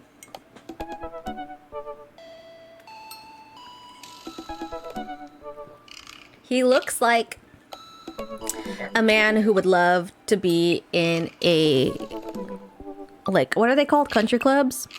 Where all they do is go golfing all day. Ken, looking at... He is Ken! Oh my god! I'm sorry, not for me. You look so clean and polished to the point where it looks so fake that I think you're fucking psychotic in the head. That's what I think you look like. Hello? Yeah. Oh, where are my manners? My name is Joseph. I'm your next door neighbor. Oh, yes. Hi, I'm Kevin. That's what my name is. Oh my god. It's a good thing I'm not wearing my fucking gaming headsets, because like oh, what a fucking vibrated my ears. I saw the moving van and thought I'd bring over some cookies. My daughter Christy wanted me to let you know she baked them herself. Joseph leans in and whispers, "Bro, don't whisper! Bro, we just met each other. Boundaries, space, personal, room." But between you and me, she just sprinkled in the chocolate chips. Good one. We both share a laugh. Kids, right? Nice. Wow, cookies, huh? So nice to meet you. Joseph hands her the plate of cookies with a smile. Well, thanks for the cookies. Kirk Douglas. Amanda disappears with the cookies. Amanda, come back. And she's gone. That's my daughter. Her name is Amanda. She's a charmer. Oh. Daughters are tough. Sons are also tough. Children in general are just tough. I hear that. I mean, They'd have to be something wrong with you to try raise more than 2. Oh. I have 4 kids. Oh. What have you done? Oh. I meant. Oh. Don't worry, you didn't mean to be rude. I don't like this! I don't like this! Oh no, this is the first neighbor I've met and my social life is already in a tailspin. I wonder if it's too late to move again. Yeah, okay. Oh, yeah. Is the masseuse around? No, not anymore. She died. Yeah. Oh, Yeah. I'm sorry for your loss. No, it's all right. Wow, this is uncomfortable. We stand there quietly for a moment, acutely aware of how awkward we both made things. I'm sorry. Can you close the door real quick? I look at Joseph quizzically, but comply. After a second, I hear a knock on the door. Opening it, I see Joseph standing there with a huge smile. Hey, I'm your new neighbor, Joseph. I promise to not talk about your dead spouse this time. I'm throwing a barbecue for the cul-de-sac, and I'd love for you to come by and meet the rest of the neighbors in our community. What do you say, pal? That sounds great. My daughter Amanda and I would love to stop by. Also, 4 kids is a perfectly normal amount of children to have. We shake hands to seal the deal. Yeah. Well, neighbor, I'll see you at 3 p.m. sharp on Saturday. Sure thing, neighbor. Joseph starts walking away, but stops to think for a second and turns around. Yeah. Hey, in all seriousness, raising a kid on your own can't be easy. If you ever need to talk about stuff. I'm the youth minister at a church down the street. Oh my god. I was gonna say he looked like someone who goes to church on Sunday, but I decided to say country clubs instead of church. But like, he could be both. Oh, I don't know. I wouldn't really consider myself a youth. Nice. You look pretty young to me, but suit yourself. Don't wink at me. And with that, Joseph's gone. He seems nice. Amanda walks back into the living room, crumbs on her face and cookie in hand. That was the smoothest recovery I've ever seen, and I should be taking notes. See, you already fitting in great. Where'd those cookies go? They're gone. I'm sorry. If it makes you feel any better, they weren't very good. So you ate all of them anyway? Huh. I guess that makes it break time. Any ideas? Let's get some fresh air. I should use some coffee. I could use some coffee. Joseph probably wants his plate back. I could get a coffee. I'm feeling a little sluggish, and coffee seems like the more responsible option than just taking a nap. I'm proud of you. Coffee time!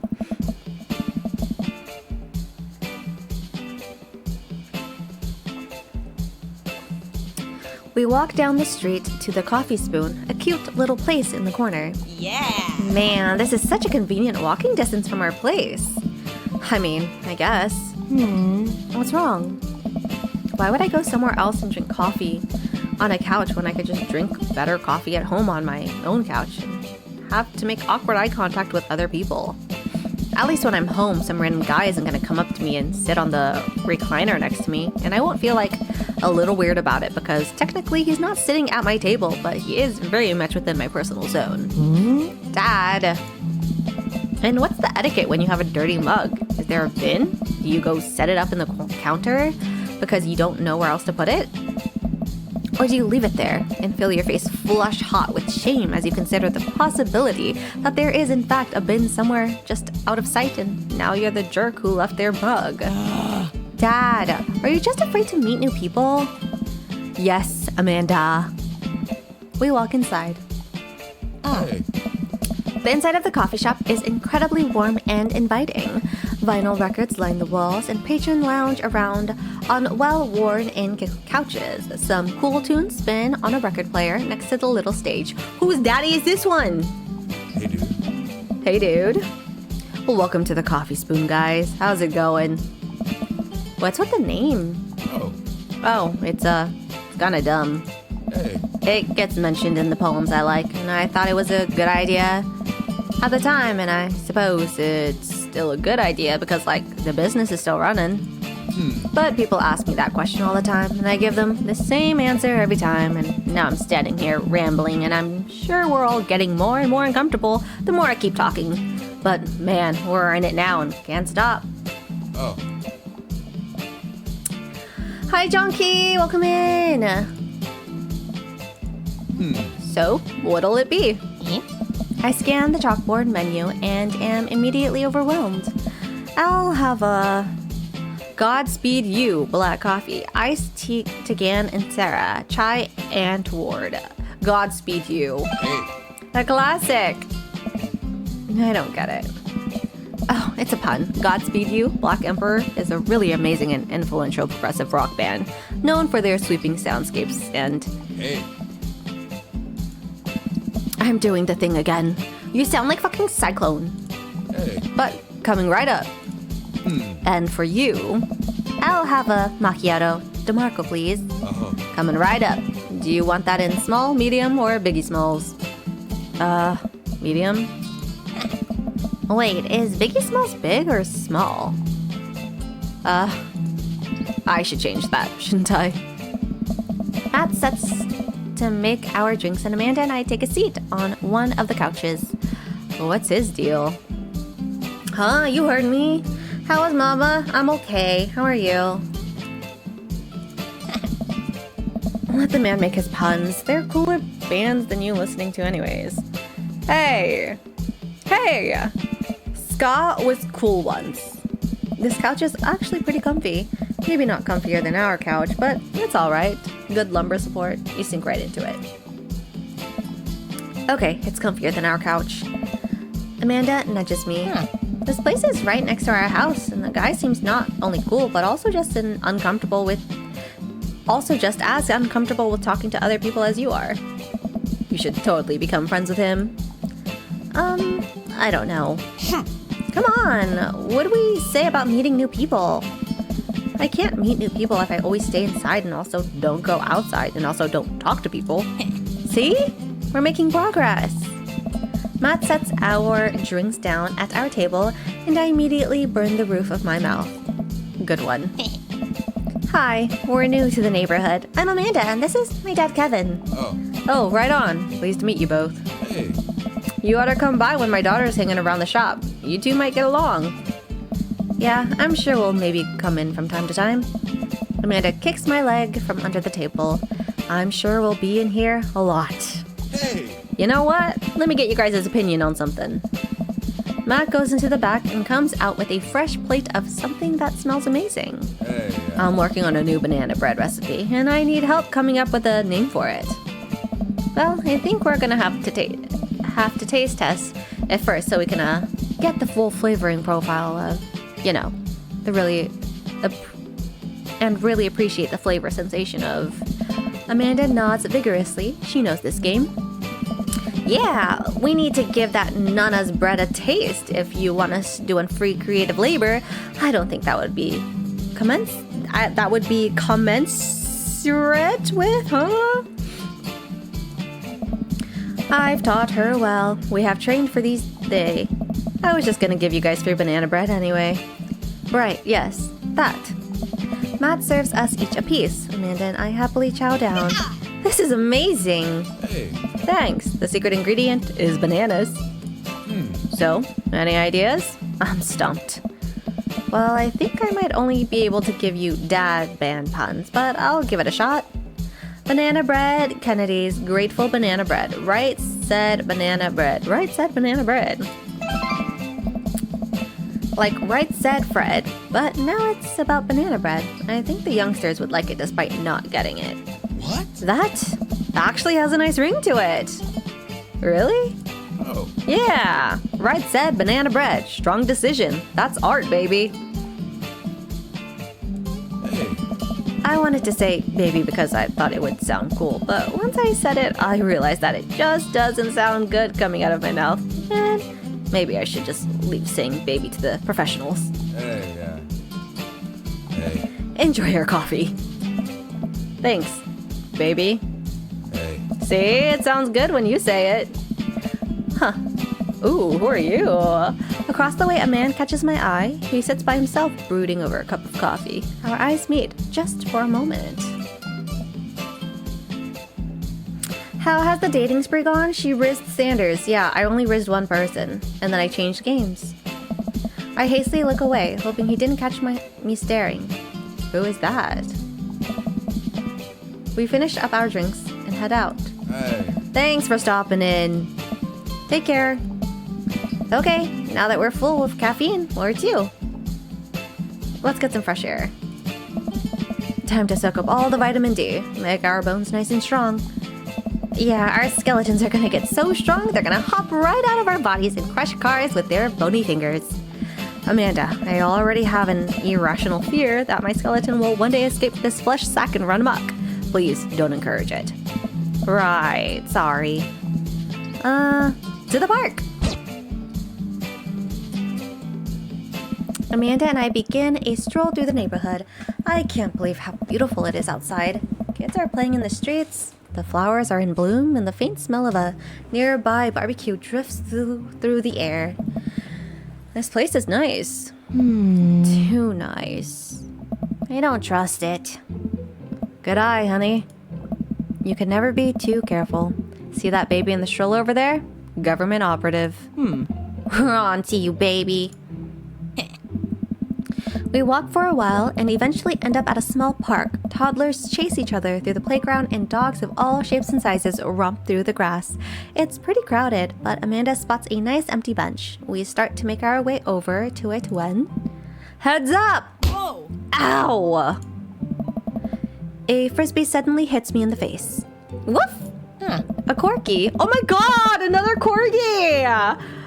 Oh, I think corgis are the brand for today. Fuck Valentine's Day, it's Corgi Day.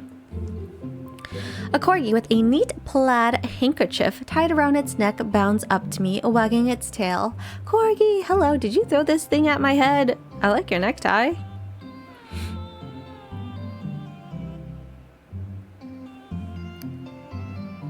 Corgi is the true Valentine's date. I think so. Did you throw this thing on my head? Bark! He runs around in a circle and nudges my leg with his nose. Oh god, this is the cutest dog. Can I help you? Impart upon me your wisdom, tiny dog. Pet the dog. But where do I pet the dog? Give him those head rubs. We need some chin scratches in there. Dare we try a butt pat? Chin scratches. Head rubs? Let's do head pat. He seems to love a good head rub. All smiles here. You definitely could have caught that. A guy in a Hawaiian shirt. Oh my god, whose man's is this? This is Bob's man. A guy in a Hawaiian shirt jogs over to us and takes the frisbee from me. You know, frisbees are traditionally caught with your hands, not your face. I'm giving him a country accent. Well, you're traditionally not supposed to aim for people's heads. It's a new technique. I'll catch it with my teeth next time.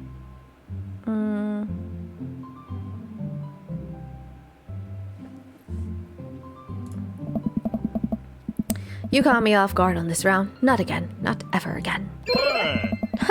I'm just messing with ya. I'm Brian, by the way. I'm Kevin, and this is my daughter, Amanda.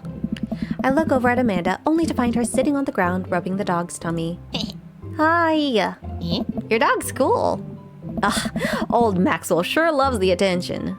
It's great to see another father and daughter out here on such a sunny day. Where's yours? Brian gestures over to a grassy knoll where a young girl sits on the checkered blanket. She's reading a book bigger than her head. She puts it down and heads over to us. This is Daisy. She's reading the Brothers Karamazov. Her teacher tells me that she has the reading comprehensive skills of a high schooler. How old is she? 10. She's a precious little youngster. Whoa. What is that? What is that? My natural dad instincts kick in? I must brag about my child's accomplishment. Oh no, it's happening. Brian, go on, Daisy. Tell him about yourself. That's my girl. Amanda, get in there. Amanda, okay. What is happening? Kevin's HP 80, Brian's HP 80.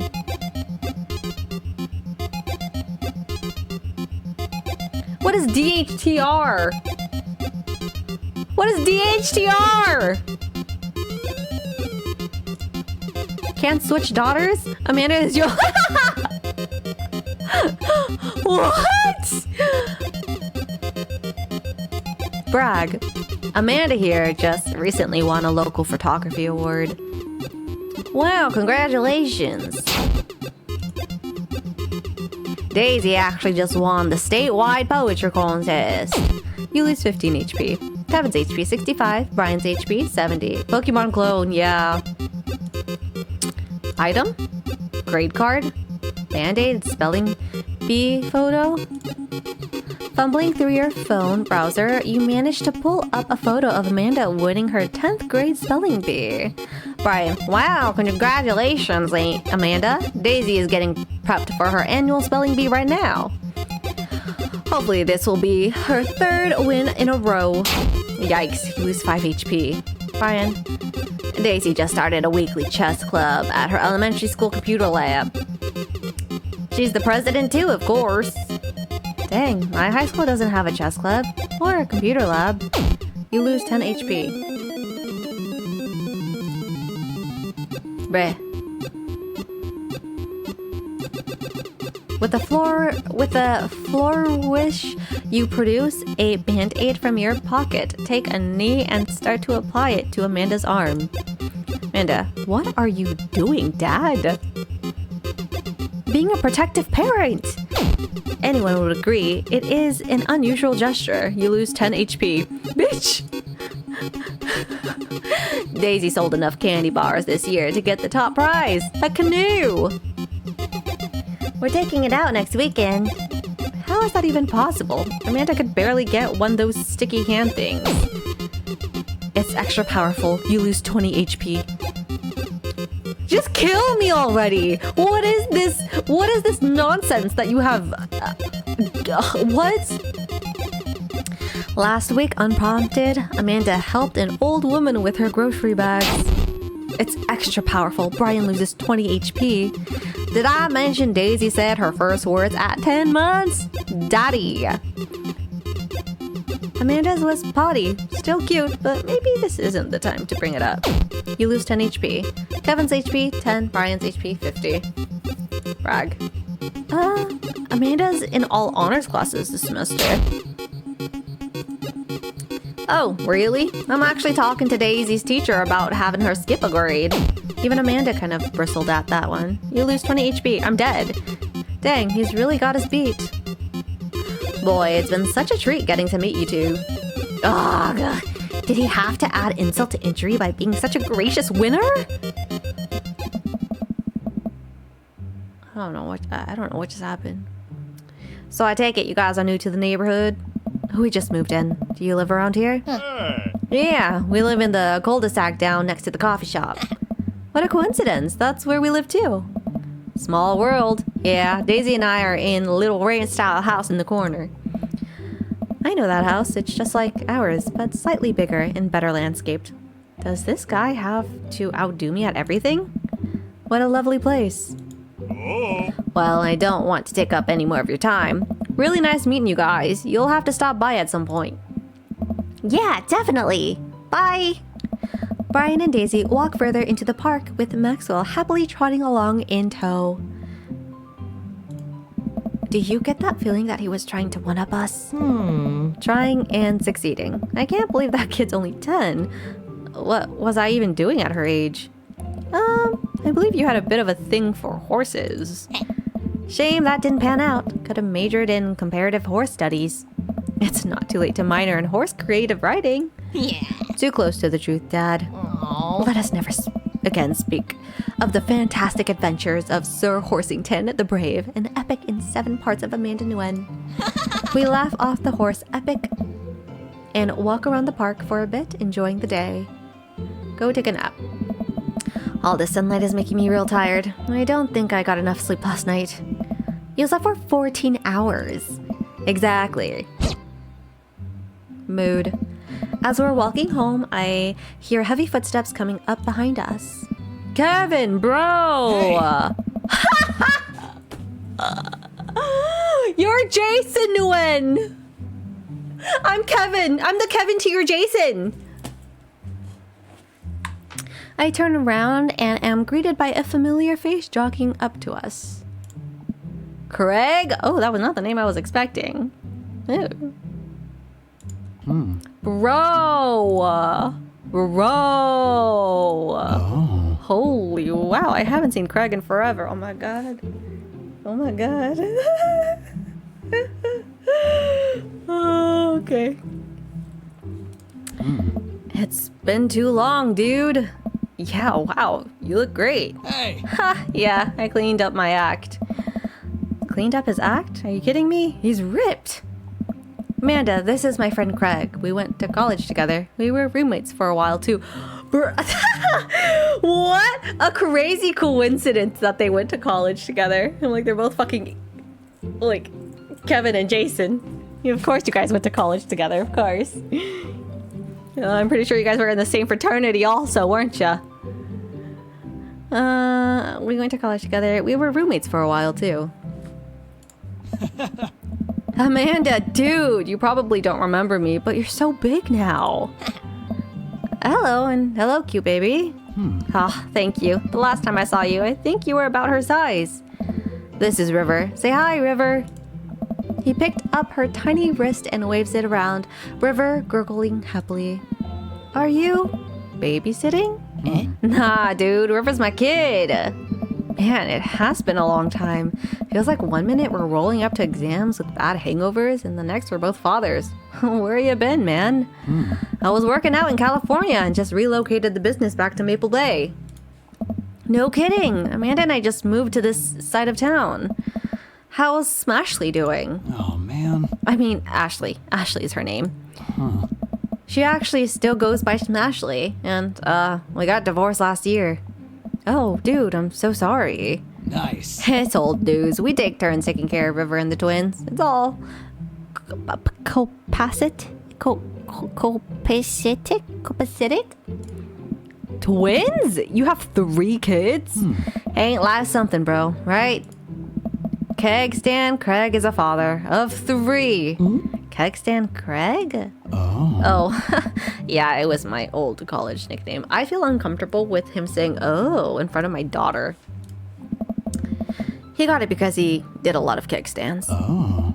It's that thing where you do a handstand on a keg and then drink from the keg. Right. He was very good at it. Bro, I hate to be that guy, but I'm in the middle of my daily jog and I really gotta keep up my heart rate. Brought River along for, you know, resistant training. You jog daily? I jog yearly. On January 1st, when I promised myself that I'm gonna jog daily for the rest of the year, but give up after 30 minutes and just walk home. Well, it's never too late to get back into it, dude. You should join me sometime. I don't know. Bro. Come on, it'll be fun. We could grab breakfast afterwards, catch up. We could do a bro brunch like the good old days. All right, sure. Sounds great. Great, let's get that going soon. I better get moving. Good to see you guys. Craig gives a little wave, puts his earbuds back in, and jogs off. I can't believe Craig is ripped and has kids. I'm reeling. Why is that? The Craig I know is not fit to be responsible for any living things, including and especially himself. One time, I watched him drink an entire jar of marinara sauce for dinner. Amanda, he opened up a new jar of marinara sauce and then he drank it like it was a thing that normal people do. It was unholy. And then I asked him what the hell he was doing and he said, and I quote, "It's basically a smoothie, bro." But is he wrong? Is he wrong? I mean, technically, he's not wrong. He jogs. He was jogging. He's like a totally different person. Anyway, we gotta get home. I'll have plenty of time to reflect on how old I feel later. Damn. I would have gone for him. I'm still for real. He's the only one that I find attractive. I don't like his personality. I don't like it. Amanda and I flop down onto the couch. Amanda has to shove some empty boxes out of the way before she can sit. Too bad we're gonna be putting my stuff right back into these boxes in a few months. No, don't say that. Dad, it's gonna be okay. It'll be fine. I know. It's just, you're my little girl. It's gonna be weird not having you around. I'll come visit, and I'll text you every day, and I'll take lots of pictures. I mean, obviously, I'm a photographer major. You promise? Of course. Are you gonna be okay with your lonesome? Oh, come on. I'll be fine. I'll get a dog or something. A dog? Yeah. Forget art school. I'll stay for the dog. Is that what it's gonna take? Medium-sized dog. Handkerchief around the neck. I get to name it. That's what it'll cost for me to give up on my dreams. I'm a woman of simple wants and needs. Well, a dog is a lot cheaper than college. Amanda laughs. Suddenly, a pile of envelopes slide through the mail slot. Speaking of college, Amanda darts over to the envelope and shuffles through them. She pulls one out and throws the rest back on the floor. This is from McGowan College of Arts and Design. Open it. But I'm scared. It's just an envelope. Yeah, it's just like my entire future. Not a big deal. She takes a deep breath and rips the letter open with her teeth. We have a letter opener, but okay. I hold my breath while Amanda's eyes dart back and forth, scanning the letter. What does it say? The admission committee has reviewed your application, blah, blah, blah. Her face drops. Regret to inform you that we are unable to offer you admission to McGowan College of Arts and Design. Amanda throws the letter on the coffee table. Oh, sweetie. It's okay. I kind of saw it coming. I knew I shouldn't have put that experimental stuff in my portfolio. Their admissions office told me that they just want to see portraits or whatever. I pull Amanda in for a big hug. You're an amazing photographer. I know how much work you put into your portfolio. Some other school is gonna want to snatch you up for sure. Yeah, I know. It's fine. Are you actually fine, or are you just saying that? I'm fine, really. Her face saying the opposite, but I probably shouldn't push her on this. Oh, and before I forget, Emma R and Emma P are sleeping over tonight. So? You need me out of the way because I'm painfully uncool? I would choose more delicate phrasing, but yes.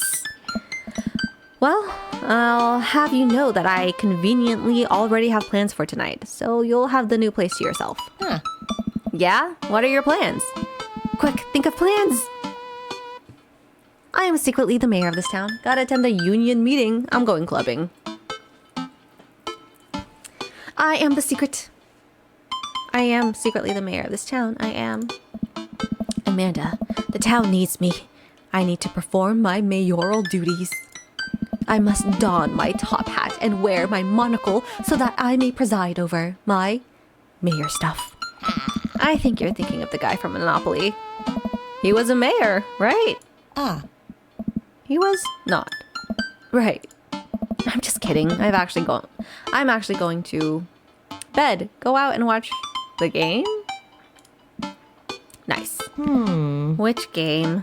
You know, the game. The one that's on tonight. The game on TV. That's somewhere other than here. Okay, cool. While you do that, I'm gonna do drugs and commit some light arson with the Emmas. I'm concerned you're hanging with the wrong crowd. Amanda shrugs.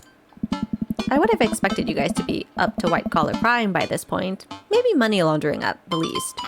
I'm a street rat, Bops. You're kidding about doing drugs and crime, right? Yes, Dad. Just making sure. Yeah. I give her a pat on the head. Have fun with your sports. Are you being sarcastic? No, making fun of sports is played out. Alright then. I do some light cleaning around the house and decide to clear out right before Amanda's friends arrive.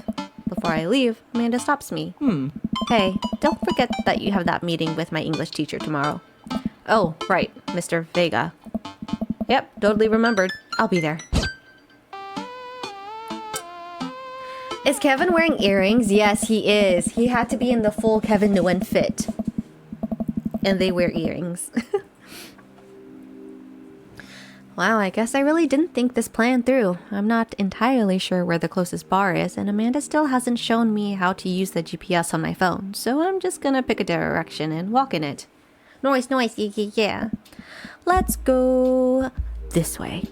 Cool, okay. We're marching. We're marching in the direction of the game. Any game, really. In the distance, could it be? A big, burnt-out neon sign hangs above tiny dive bar. Jim and Kim's, huh? Alright, it'll do. The bar is small and dimly lit. The crack of pool balls sounds in the back as patrons laugh and joke. A string of multicolored Christmas lights hover above the bartender. I can't tell if he's Jim or Kim. I pull up a seat at the bar. What'll it be? 1 beer, please. Sure thing, boss. The bartender slides me an ice-cold beer. I take a sip and enjoy the refreshing taste. Say, are you Jim or Kim? I'm Neil. I awkwardly turn my attention to the game, which is playing on one of the TVs on the wall. As luck would have it, my team is preference in not only playing, but is currently in the lead, which is always a good thing. The brightly colored mascot, which is some kind of animal, does cartwheels. I silently cheer on my favorite team, hoping that I don't get any confrontational arguments with a fan of the opposite team. Several people in this bar are wearing the distinctive colors of the team I dislike, although I believe from their demeanor that, like me, the passion for their team is all in good fun. Hey. A middle-aged woman holding a nearly empty wine glass slides up to the bar and sits uncomfortably close to me. Hey, sailor. Oh, hello. Good to see fresh meat in here. I'm Mary. Come here often? No, I actually just moved to this part of town today. I'm Kevin, by the way. Are you watching the game? Yeah, my preferred team is in the lead. If they keep this up, they'll win the game with ease. Hey. Oh, I love that team. And also, I love that game. I love someone who knows their way around balls. Run, Kevin, run! I'm getting the impression that she's a little drunk. Buy a gal a drink. I just smacked my mic. Yo.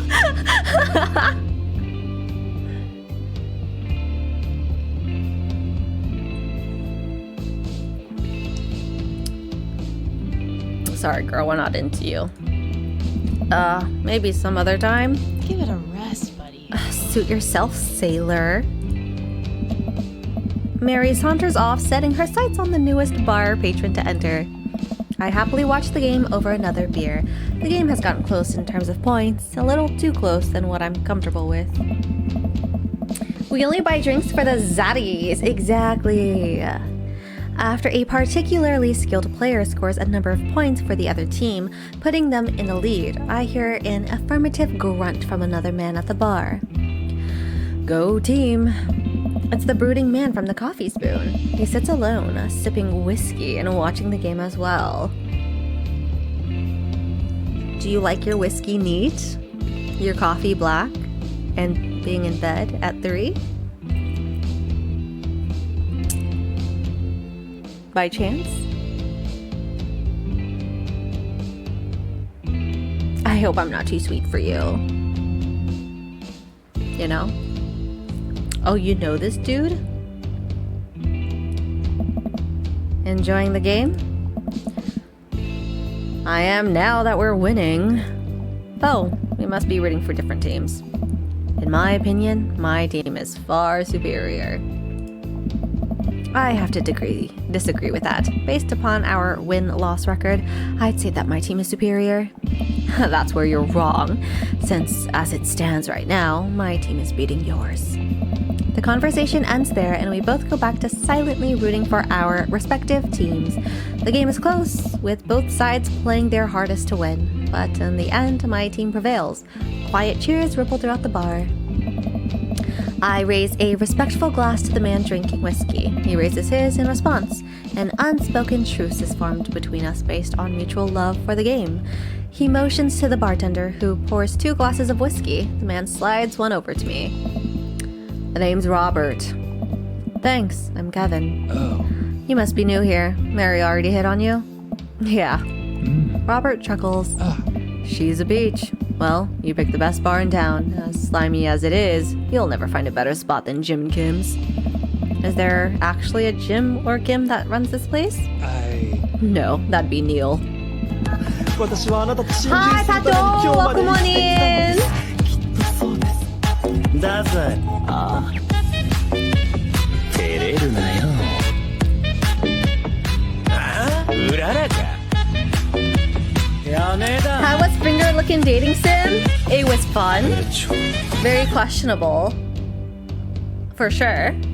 And fascinating. Now we're on another dating game, so let's see how that goes. As of now, I'm not liking any of them. I'm so for real right now. I don't like any of them. I find red flags in all of them. I was lurking and drinking at daytime? Drinking like alcohols? Red flags. Yeah, everyone's a red flag to me. This is why I'm single, because I only spot red flags in people. But I feel like that also makes me really good at reading people. Alcohol. Ooh. Was it to celebrate Valentine's Day, or was it to celebrate Singles Awareness Day? Red flags, yeah. Neil waves from across the bar. Hey. Good guy, Neil. Not enough Neil in this world. Oh, okay. You a whiskey fella or a beer fella? Beer, but I'll drink most things. You like shots? I like shots. I love shots. Ooh, shots fired. I don't like them. Oh, we celebrate Valentine's Day. Aw, that's sweet. What the heck?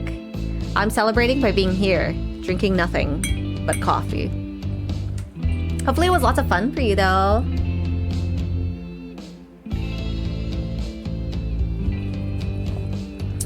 I love shots. Thank God. Robert nods to Neil, who serves up 2 shots of whiskey. He hands one to me. No alcohol. No, not an alcohol kind of day. Yeah. Here's to your health. I think the only time I ever drink alcohol for Valentine's Day is when I'm actually in a relationship. Now I'm like, did I drink last Valentine's Day? I don't think I did. I don't know. Here's to your health. We take the shots, the whiskey burns going down, but I try my hardest to look tough. Wait, I think this is what making friends is. Okay, Kevin, this guy's out of my friends league, but I think if I play my cards right, we'll be pals in no time. Valentine's Day has perished for me. It's the next day. Oh yeah, no, it's definitely the next day for me too. But you know, we're already on this Valentine's train. I'm gonna keep it up until I end stream. Meanwhile, all of my friends are playing Stardew Valley.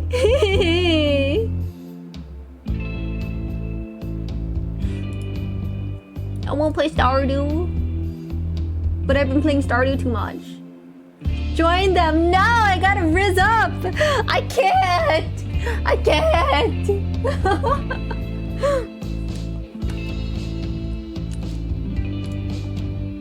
Compliment his cool leather jacket. Compliment his rugged good looks. Compliment his hand tattoo. His hand tattoo. I like your tattoo. What does it mean? It's a reminder. You can Riz up Stardew. No, Cyclone stole my woman, okay? He stole my one true love. I'm single in Stardew. I wait for him to elaborate, but it seems like he's done talking. Man, this guy is mysterious and cool. Way cooler than I am, at least. Robert signals to the bartender for another round. Well, what are you doing here tonight? My daughter kicks me out of the house, running from my problems, trying to make friends. My daughter kicked me out of the house. Not like forever. She was having a sleepover with her friends. Family type, huh?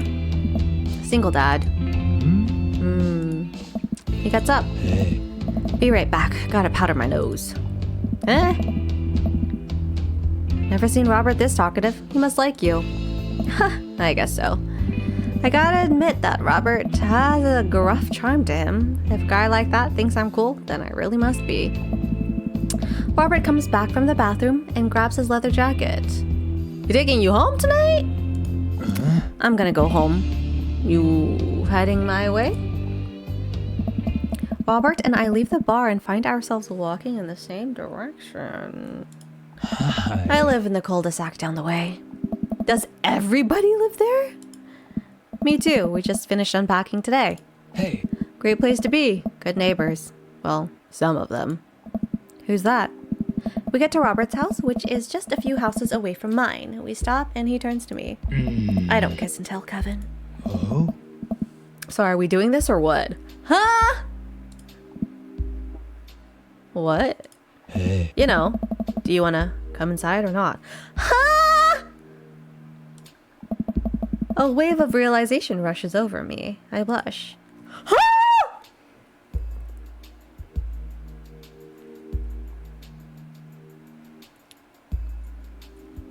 What do I do? He's like, you want to come over and have ramen? I would love ramen, but is that going to be the only thing we're slurping tonight? So I don't know what to do, guys. I don't know what to do. No, thank you. Smile and nod. Hey, yo. Should I go the Gooner route? Lay it on smooth. But like, laying it on, you trying to rizz up. I don't know who I'm rizzing though. Can I rizz all of them? Because like laying it on sounds like I'm gonna give him a kiss. Like lay it on me. Lay the kiss on me. Or is it like lay it on like words wise? So there you know, there's so many ways to talk about it. Be a true Kevin. You know what for? You are so right. You are so right. I'm gonna lay it on. Oh, I forgot my name's Kevin Nguyen. Well, I don't see why not. That sounded smoother in my head. Let's do it. I follow him up to his door. He fumbles with his keys for a second and unlocks the door, leading me inside. The moment the door closes behind us, he pushes me up against the wall and kisses me, grabbing my hips. Are we reading smut? Come on. Robert takes my hand and leads me up the stairs and into what I assume is his bedroom, but it's so dark that I can't see anything but Robert's intense expression.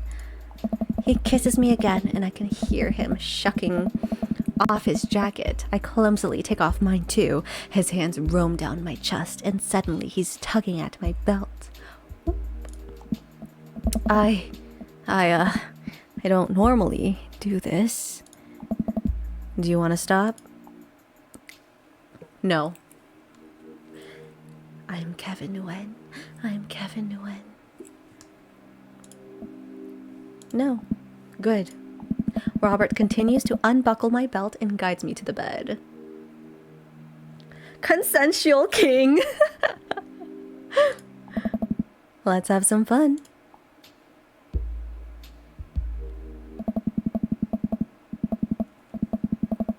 I put this on streamer mode. This is a safe to stream game, right? Right, guys? I did put streamer mode, but I'm curious if I did not put it on streamer mode, would we have saw something? You know? At least I think it's on streamer mode. Sunlight streams in between the slats of the blinds. My head is pounding. I really overdid it last night. Wait a minute. This isn't my old house. Or my new house. Oh, right. I look around for Robert, but find myself alone. Hello? There's a clatter from the bathroom and the door opens. Robert is fully dressed and grabs his keys. That was fun. Yeah, it was. Huh. You should go. That's certainly not what I was expecting. Well, talk to you later? Mm-hmm. Robert cracks a smile. Sure, your clothes are over there. Oh. I hastily get dressed and show myself out. The sun is unbearably bright. I need to lie down. I start to make my way back home when I suddenly remember. Amanda! Bad dad slept with Robert on the first night. I'm a bad dad. I'm a bad dad. I rush back home and throw the door open. Something smells delicious. Amanda? Oh. Amanda runs out of the kitchen and looks slightly disappointed. Oh man, I was kind of hoping you had gotten kidnapped and I was gonna have to come rescue you. No, I made a friend at the bar last night and ended up sleeping over at his place. Where are the Emmas? Oh. They left a little while ago.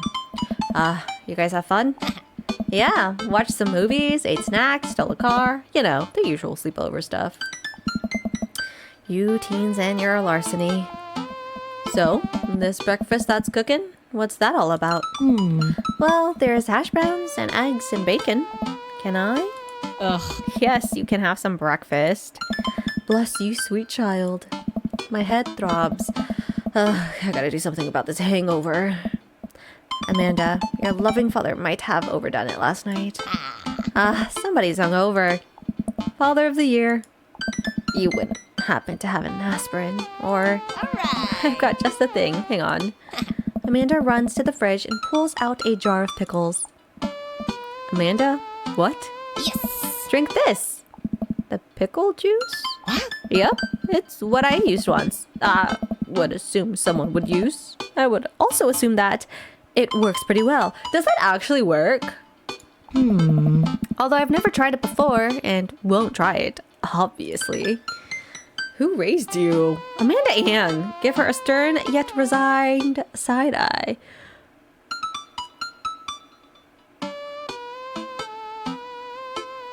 Who raised you? You did? Right. Do as I say, not as I do. You got it. This better work. I down a sip of the tart juice. No, more than that. Way more than that. I mean, I assume. Watch it, you. I drink more pickle juice and help myself to a delicious breakfast that Amanda has graciously allowed me to partake in. After inhaling some hash browns, some hash browns, and dunking several pieces of bacon into runny egg yolk, I'm starting to feel a little better. Amanda grabs her backpack and keys. Well, I gotta get to class. Don't forget the meeting with Mr. Vega, okay? He said it was important. Love ya! I'll be there. Knock 'em dead, kiddo. Always do. We do our secret handshake and she's off. I get a little work done at home before I glance at my watch and see that it's almost time for the meeting. I hop in the shower, change clothes, and head on my way. Still a little hungover. Imagine using smelling salts to get over a hangover. Does that work? I arrive at Amanda's school and check in at the front desk.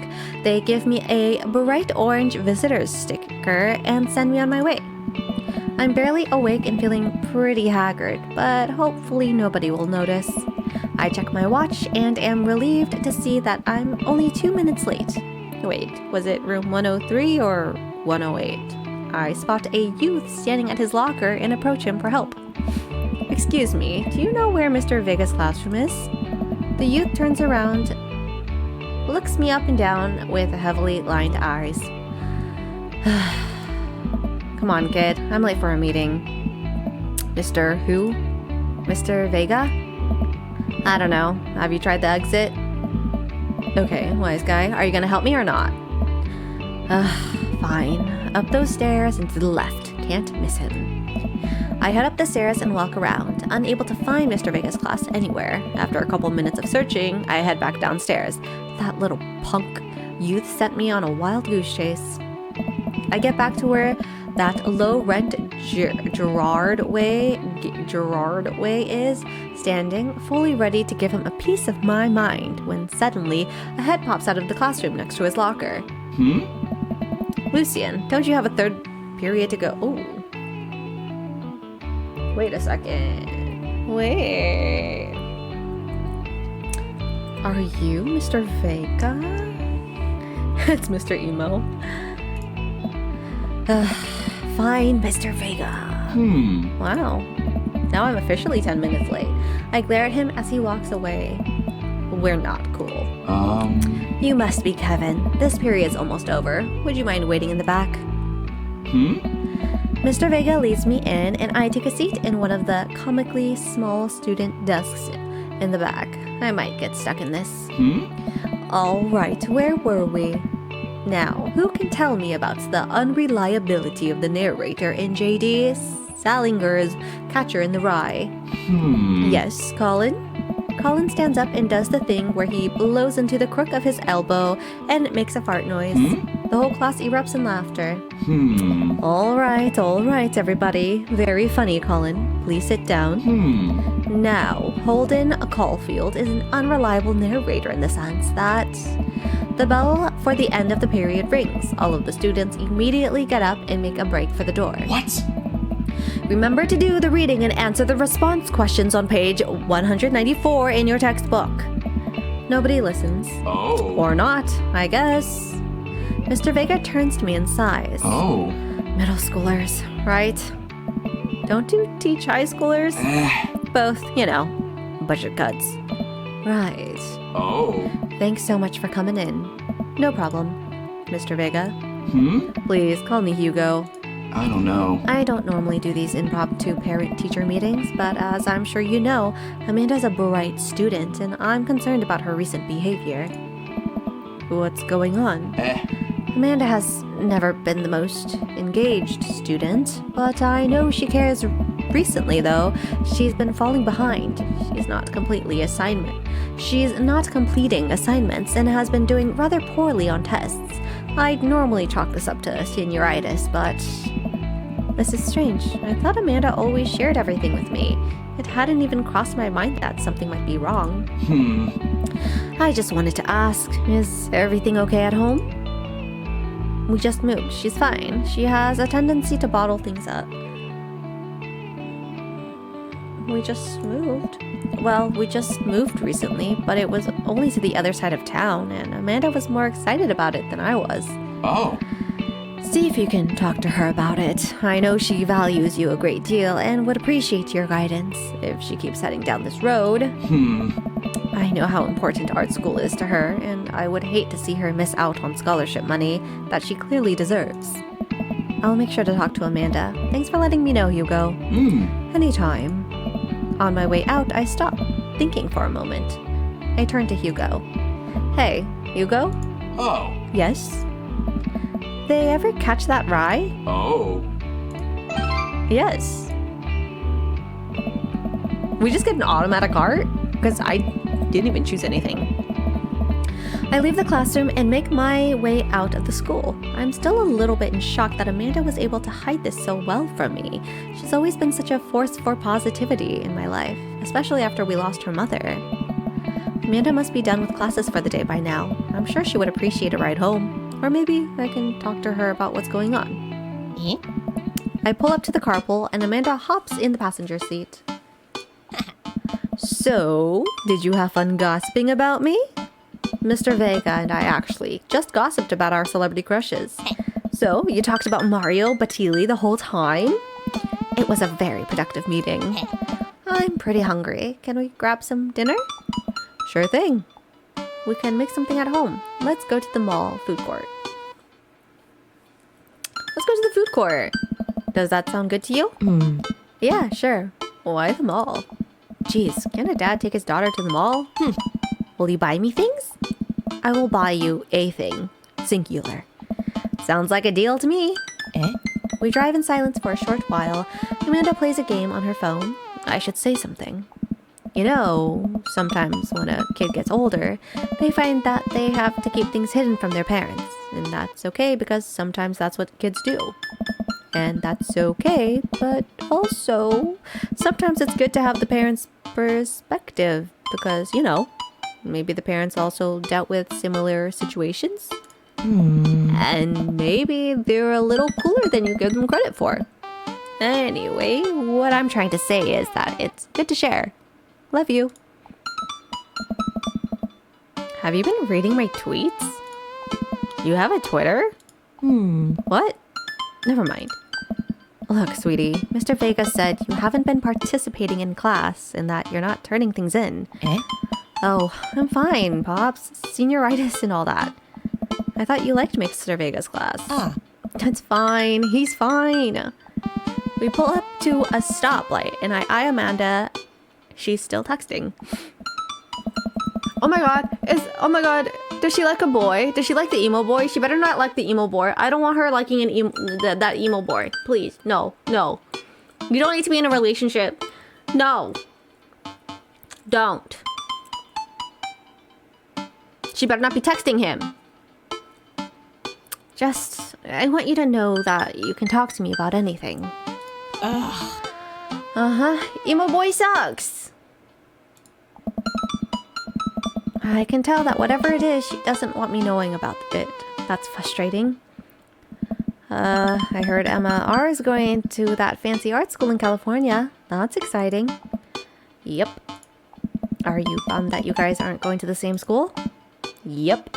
Amanda keeps texting. She stifles a laugh. What's so funny? I don't think you'd get it. Okay. Who ya texting? Noah. Who's Noah? My friend. Does he go to your school? Yep. Do you like Noah? What? No! Dad! Ugh. I can't believe you would... Dad. I mean, jeez. Why would you... Ugh. Gross. Sorry. Just asking. Dad, he's just my friend.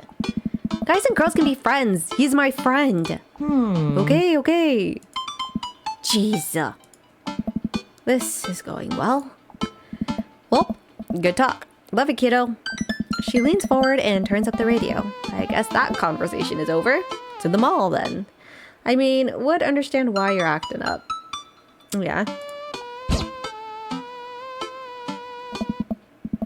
We arrive at the mall, a big indoor shopping center with a couple different floors.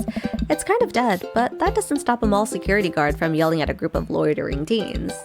Let's eat something disgusting for dinner. Yes! Hell yeah! Language, missy? Heck yeah?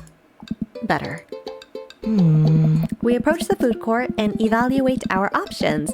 There's greasy restaurant after greasy restaurant. My heart burns just looking at the menus. Nobody looks happy to be here. What are you in the mood for? Bread dipped in sugar? Bread with cheese on it? Or do you just want me to inject some fat directly into your bloodstream? I extend my hand to her. Would you do me the honors of sharing some nachos? She takes my hand with a grin. It would make me the happiest, cheesiest girl alive.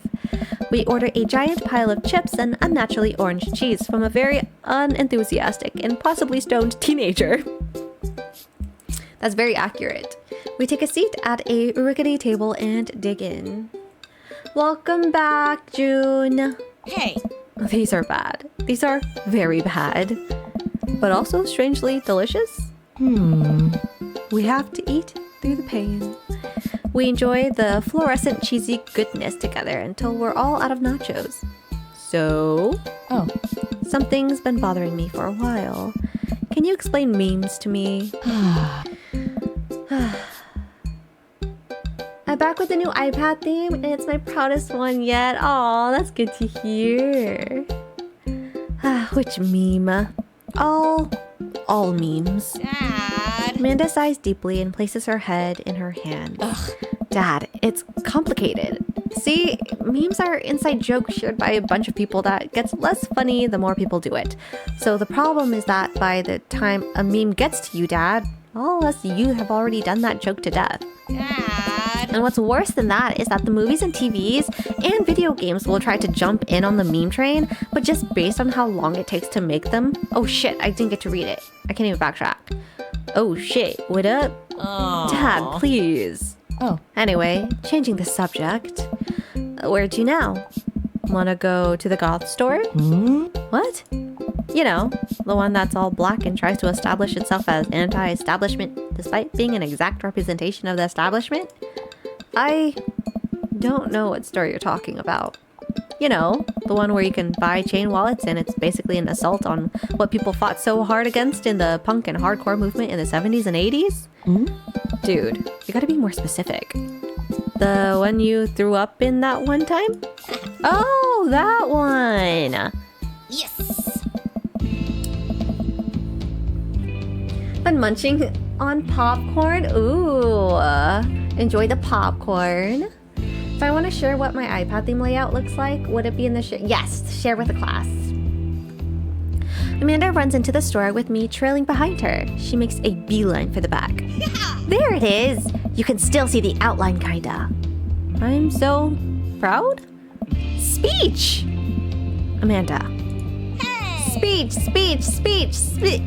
All right, I'll do it if you stop chanting. Amanda stops immediately. I clear my throat. Thank you all for joining us here today to commemorate a historical moment that would forever shape history. On a day very much like today, some 5 years ago, our very own Amanda Ann Nguyen had too much blue raspberry slushy on an outing to the mall. After begging her father to take her to Dead Goth and Beyond to buy rainbow suspenders, she proceeded to throw up all over a display of My Chemical Romance merchandise. Her loving father then had to pay for said merchandise, which to this day remains amongst our possessions. Thank you. Amanda is moved. She begins clapping, slow at first, then faster and more vigorously. Several other patrons turn their head. One of them also starts clapping. I bow my head. Yes. Oh, hey, chain wallets. While Amanda busies herself looking at band t-shirts, I try to find something of interest to myself. Not much for Dad to look at in the Dead Goth and Beyond. Pursue the band t-shirt, look at the ironic mugs, check the clearance bin for hot deals.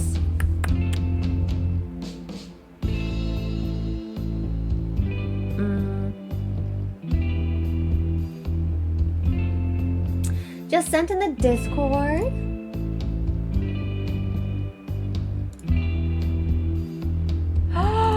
Oh my god!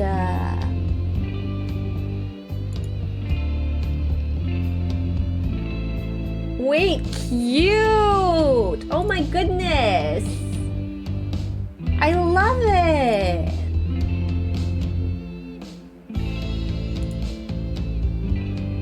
That's adorable. What the heck?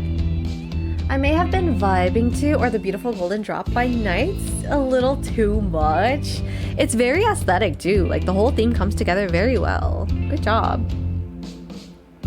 Pursue the band t-shirts.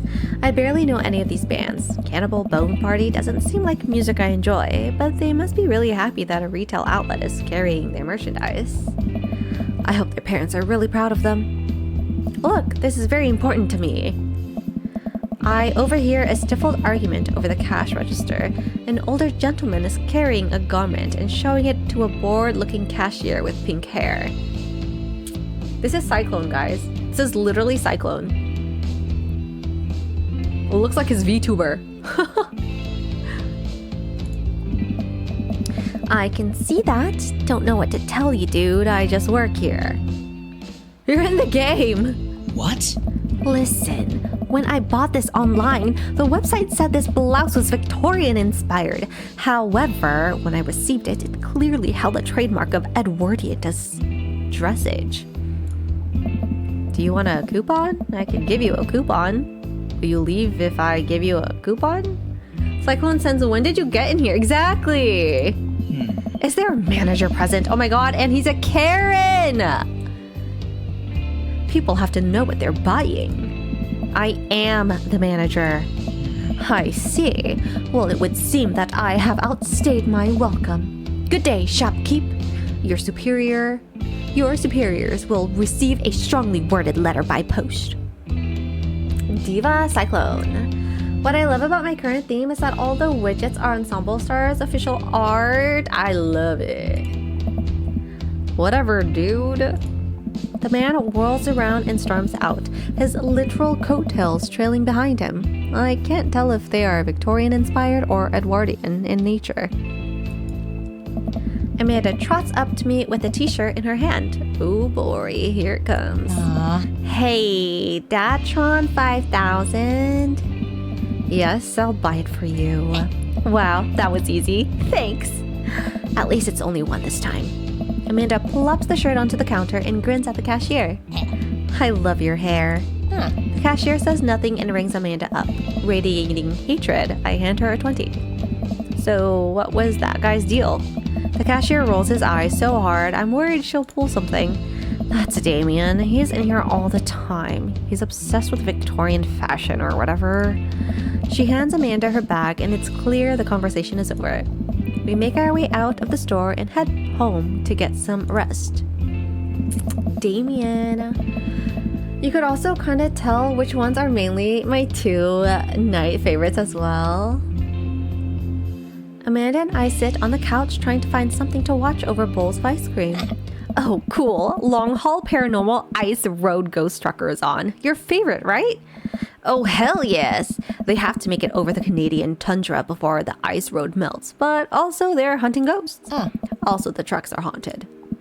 This is an episode I've already seen, but it's one of the best. Callum and Flint, Dogbone, the twin brothers truck driving the ghost hunting duo, find themselves in the greatest peril yet. Oh no, the ghost done got control of the truck. I can't steer on them there damn it ice roads. Let me use these EVP meters to try to communicate with the spirits. Flint, we're about to die. Ah! Almost got it. If you listen carefully, it sounds like it's saying, you're going to die. That's because we are about to die, you. This is art. The episode ends and Amanda excuses herself to go and start arguments on the internet. I stay up a little longer, curious about the exploits of Callum and Flint, Dogbone after their disastrous ice road accident. Afterwards, I crawl into bed and get a good night's sleep.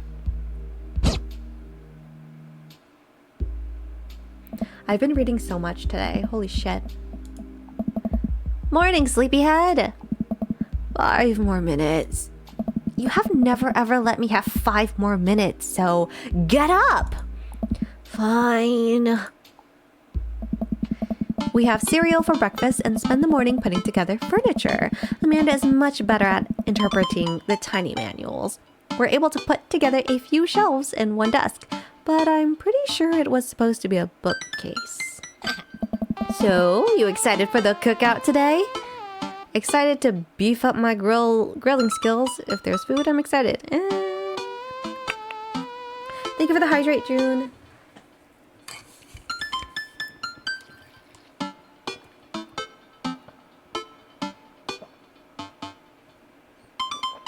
I think if there's food, I'm excited. Because kind of true. I love food.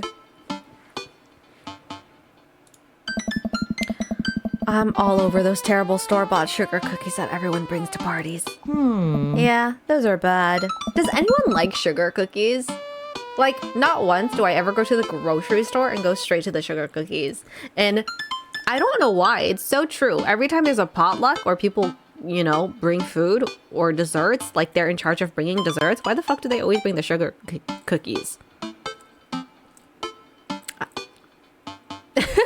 Is it cheaper? Is that why? Like, I never gravitate towards them. You do?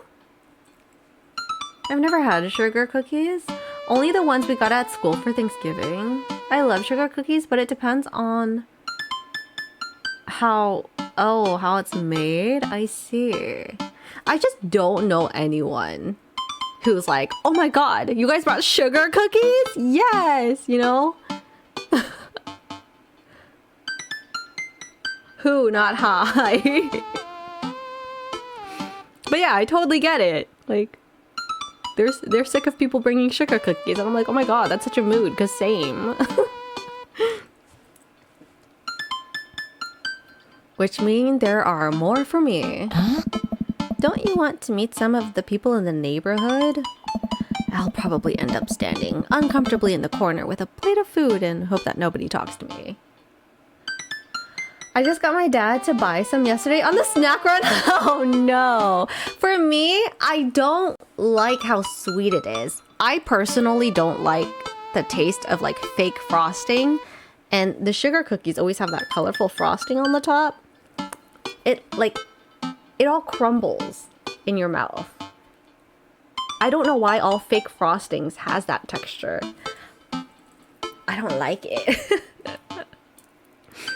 Like, besides the texture part and like the over sweetness part, like you could just taste the chemicals in it. So it's like, it's not my personal favorite. But also, apparently a lot of people have told me that I'm very, like, picky. I'm a picky eater, so I don't know. That could be it too. I'll probably end up standing uncomfortably in the corner with a plate of food and hope that nobody talks to me. Ah. Dad, you're a beautiful work in progress. We will get that butterfly to emerge from the cocoon. Eh? The social butterfly. Well, we'd better start getting ready. We definitely don't want to be late. Hey. What? No, we have to be fashionably late. Who shows up to a cookout on time? You know what? We're going early, just because you said that.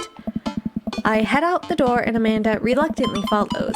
We walk across the street to Joseph's house with a store-bought veggie plate. I'm a terrible cook if it doesn't involve a grill.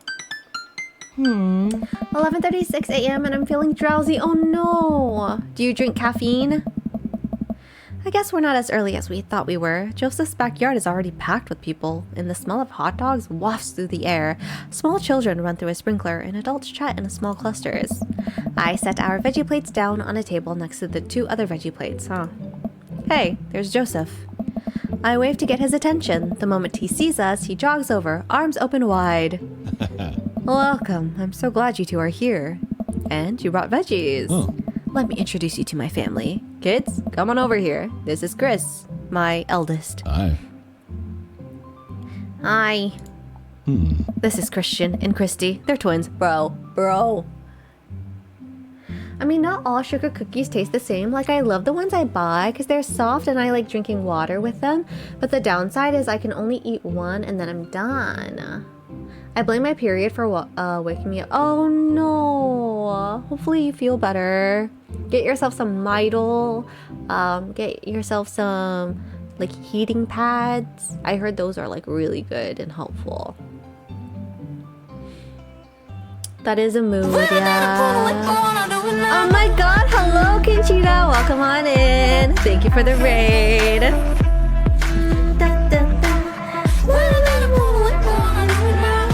Here, let me give you a shout out really quickly.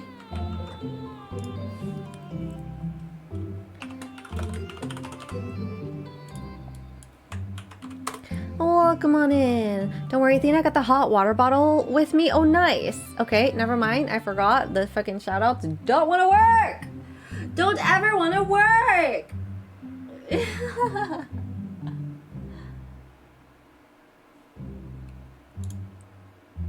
How goes the dating?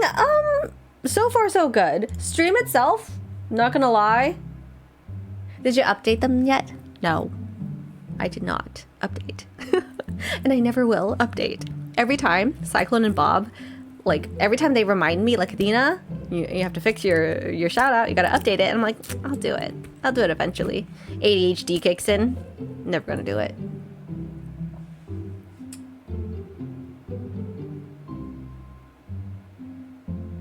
Oh, great. Now I don't even know which source it is. Yeah, today honestly has not been the greatest of stream days. I'm about to have a fucking crash out, but you know, we're going. Extensions. Sound alert, shout out clips. You know what? I'm just gonna...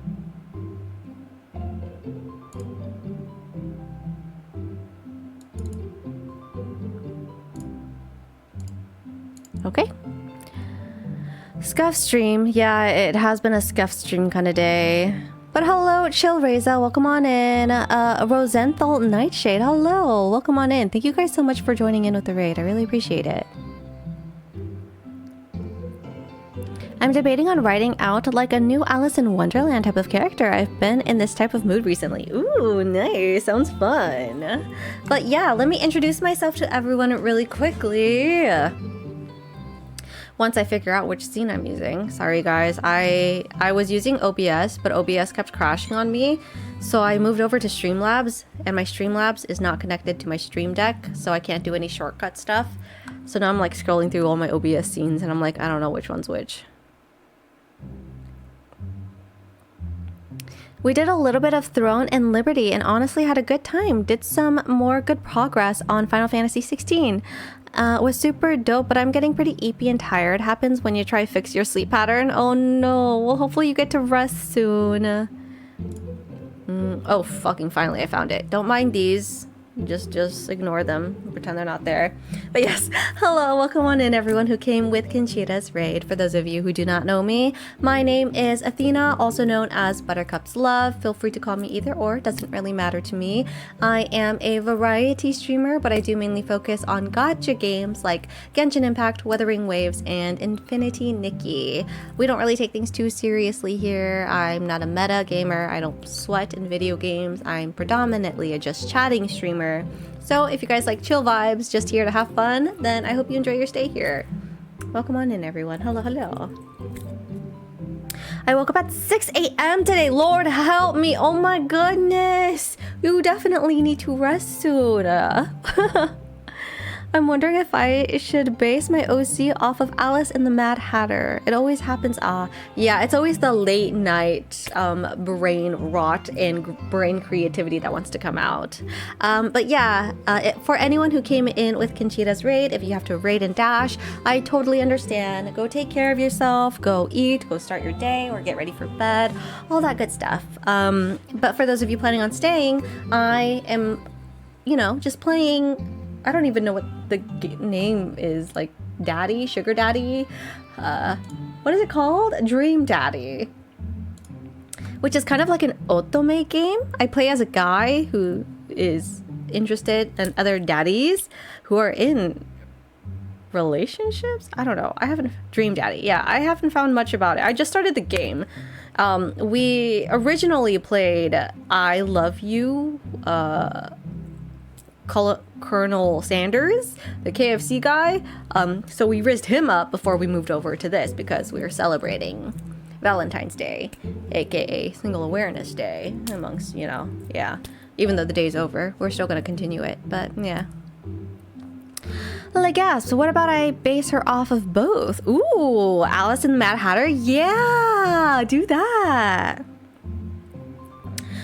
I did a ton of offline ranked rivals to help someone get to a certain rank all morning. And then, yeah, just haven't stopped doing stuff today all day. Oh my god, you were just grinding away today.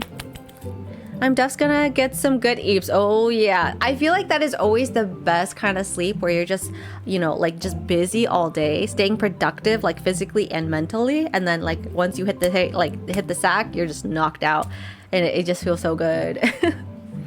You're basically a single dad and you move into a new area with your daughter and you find a bunch of love interests and choose whichever one you want to pursue. Yeah, except for the sheer fact that they all have children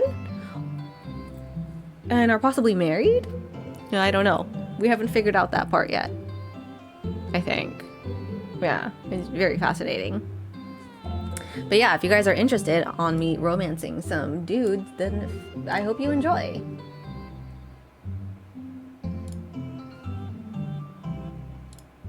And yeah, unfortunately, my stream has been crashing quite often, so lots of scuff, and I'm trying really hard not to let that affect my day because I get overstimulated very easily, and it's been overwhelming.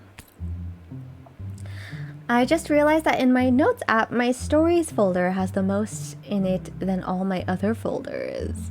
Ooh, that would make sense though. Is there one where you're a mom romancing other moms? I'm sure out there somewhere, right? Right?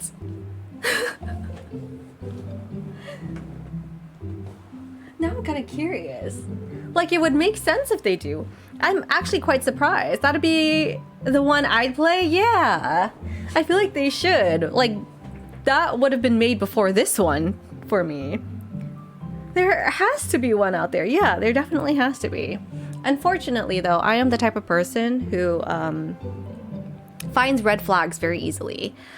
So all of these characters had red flags to me. And I feel like that would be the same. Well, actually, I look past the girls' red flags more often than the guys, but this is why I stay single, man.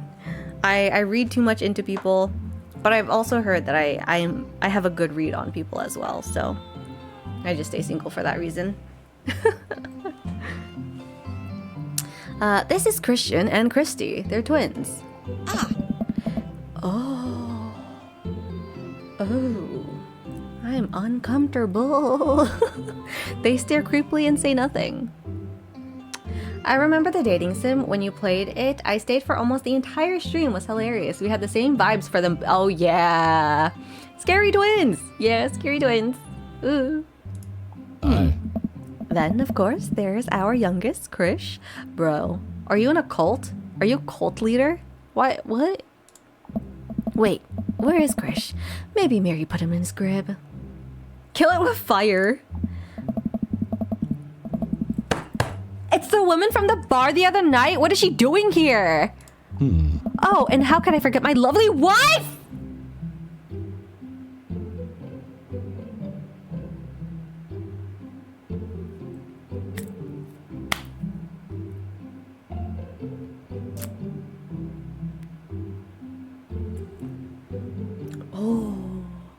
Oh, this is messy. This is messy. Joseph pecks her on the cheek. She smiles. Ah, Mary, sweetheart, did you put Krish to bed? I'll have to go look for him. What? You'll have to... Joseph takes a moment and regains his composure. Mary, this is our new neighbor, Kevin, and his daughter, Amanda. I'm gonna be honest, they don't look good together. No, they do not. He's a freaking pastor. He's religious. And she's over here cheating on her mans at the bar.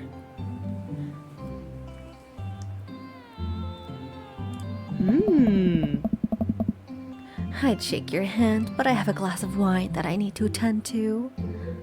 Yikes. Yeah. I love her. Amanda! No! Nice to, meet you, Mary, for the first time. Charmed. Well, I have to go over there now. Mary leaves. Oh god, this is so awkward. I wonder if Joseph knows. I wonder if Mary knows that Joseph knows. I wonder if Joseph knows that Mary knows that I know. Oh my god. That is very, that's my ADHD brain right there.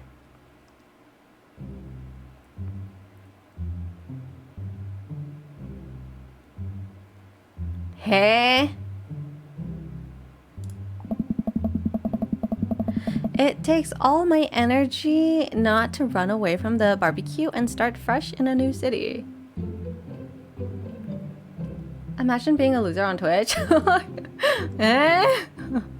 What are you talking about?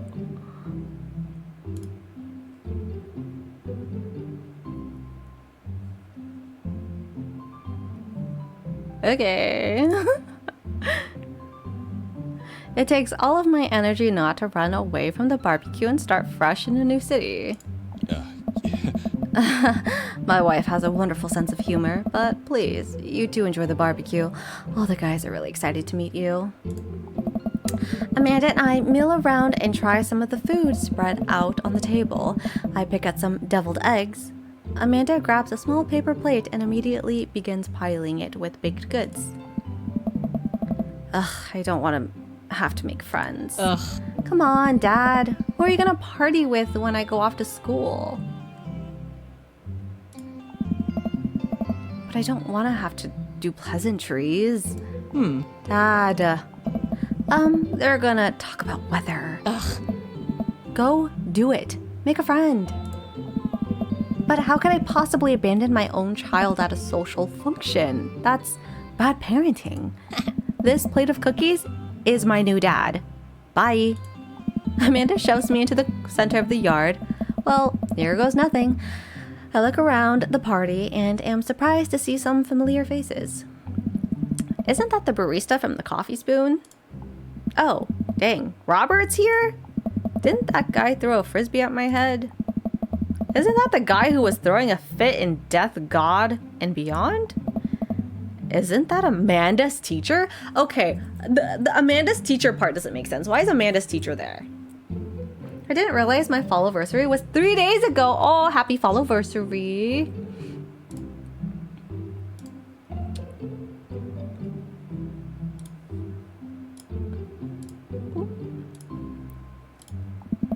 Hey, I know Craig.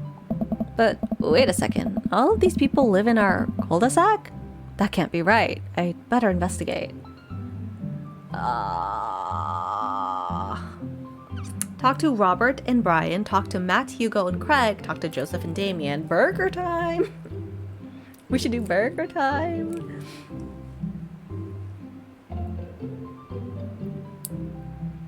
I kind of want to talk to Hugo. I think I'm gravitating towards Hugo the most right now. Actually, remember Athena, true Kevin. Oh yes, my name is Kevin. I am Kevin. But yeah, not gonna lie, out of all of the characters, these are the 3 that I would be most interested in. But I kind of gravitate towards Hugo a lot. Matt and Hugo seems to be embroiled in an intense discussion. Craig looks on, smiling politely. I walk over to say hello. Well, I don't think it's fair to try to compare 2 art movements like that. Periods in art only exist because they're a unique byproduct of the social and political climate of the time and place. And to try to take something like, say, the Rococo period and compare it to the postmodernism in America, you're completely disregarding the context in which a work of art is created.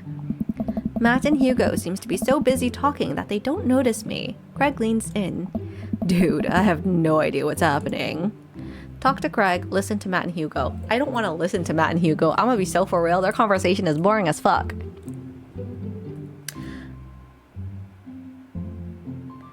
The one she just circled with her mouse, I believe the fancy one at the right. This one? This is the one that I like. But like, his educational talk is gonna make me snooze. Oh my god, he's Zhongli. He's motherfucking Zhongli. In the beginning, I just assumed Hugo was the middle one until the fancy one in brown started moving when talking, etc.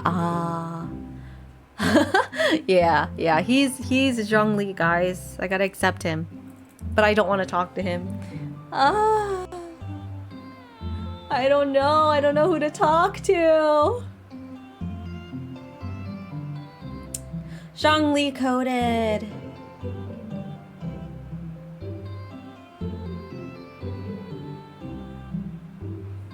Fuck it. We're gonna go with Hugo. Hugo. That kind of comparison just eliminates the reason art movements are so important in the first place. You're not wrong, but I think there's no harm comparing one work of art to another. You could definitely say one painting is better than another if you're evaluating technical skill from a purely formalist standpoint. If I showed you a Matthijs and then something by the Dutch masters, which one would you say shows more technical prowess? I'm so lost right now. I shoot a worried glance over to Craig, who returns it. Well, sure, you could say that the Dutch masters were technically more skilled, but I would argue that while the Dutch masters were better painters, Matthijs had better painting overall. I have no idea what you guys are talking about. Well, that's pretty subjective. Art is dead, bruh. I'm gonna be so for real, I have no idea what we're talking about. We were just discussing the importance of context when talking about artwork. Listen, all I asked was if you liked Van Gogh or Picasso better. Hugo throws up his hands in frustration. But they represent two completely different art movements. How could I possibly choose between the thick, creamy impasto of post-impressionism, and the abstractionist beauty of cubism? I'm thinking I'm regretting choosing Hugo. I'm actually regretting it. Man, that's all way above my head. Me too. Hey. It's all good, man. The cool thing about art is that we all perceive it differently. A single piece could have a totally different effect on each person that looks at it. And that's awesome. Oh. Just 1 minute about that. Hugo, please. Hey. Sorry. I get really fired up about art stuff. Kevin, are you liking the neighborhood? It's pretty nice. Everybody's been super friendly. Hey. Seems like your daughter's fitting in just right. Fine. Matt points across the yard to where Amanda, Daisy, and another young girl are playing. They're all sitting cross-legged in the grass, picking weed and weaving them into a little flower crown. It's pretty adorable. The girl I don't recognize jogs over to us. Oh. What is it, sweetheart? It's a flower crown. I thought you'd look cute in it. Oh. Well, there's only one way to find out. Matt takes the flower crown and places it on his head. Hey. Am I cool now? The girl stares at him, thinking it over. Nope, but you're slightly less uncool than you were before you put it on. Hey. Hey, Kevin, this is my daughter. Hello. I'm Carmencita. Amanda comes over with Daisy in tow. Dad, look, I'm making friends. Are you making friends? You better be making friends. Yeah, actually, Amanda, you remember the cool barista from the coffee shop? And my old colleague friend, and, your teacher. Hey. Oh, hi, Mr. Vega. I didn't realize we were neighbors. Oh. Yep. You still gonna get me that overdue term paper? Dad. Great seeing you. Amanda finger guns her way out of the conversation like a champ. She learned the finger gun moves from me. I'm very proud. Yeah. She's definitely a charmer. Speaking of which, where did my son go? Oh my god, finally, a son! I've just been seeing so many daughters. I thought it was a daughter round. Hugo looks around the party. He must finally spot him because his eyes go wide. Whoa. Ernest Hemingway Vega, are you smoking? Ah. Ernest is holding a lit cigarette. Nope. I see Ernest across the way. He casually takes a long drag of his cigarette and then flicks it into a gutter. Unbelievable. Excuse me. Hugo marches over to Ernest and I turn my attention to Matt and Craig. Kids, right? Hey, yeah. Man, I do not envy Hugo. The last barbecue we had, Ernest tried to shove a sparkler down Joseph's pants. Nearly burnt down half the yard. Goddamn, yeah, where the proud dads with their sons at? And the barbecue we had before that, he actually burnt down half the yard. And then it spread into my lawn and burnt down half of my yard too. I don't know.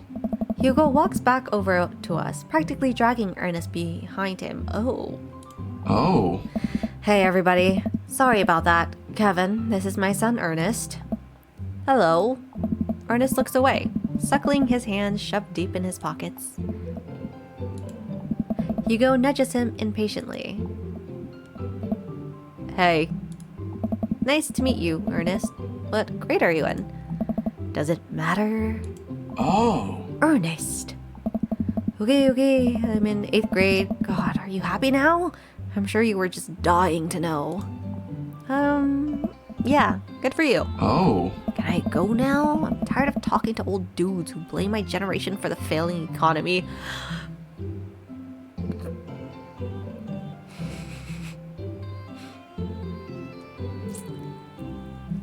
8th grade and smoking, the fuck is this? The 80s? I actually know a lot of people in 8th grade that were smoking.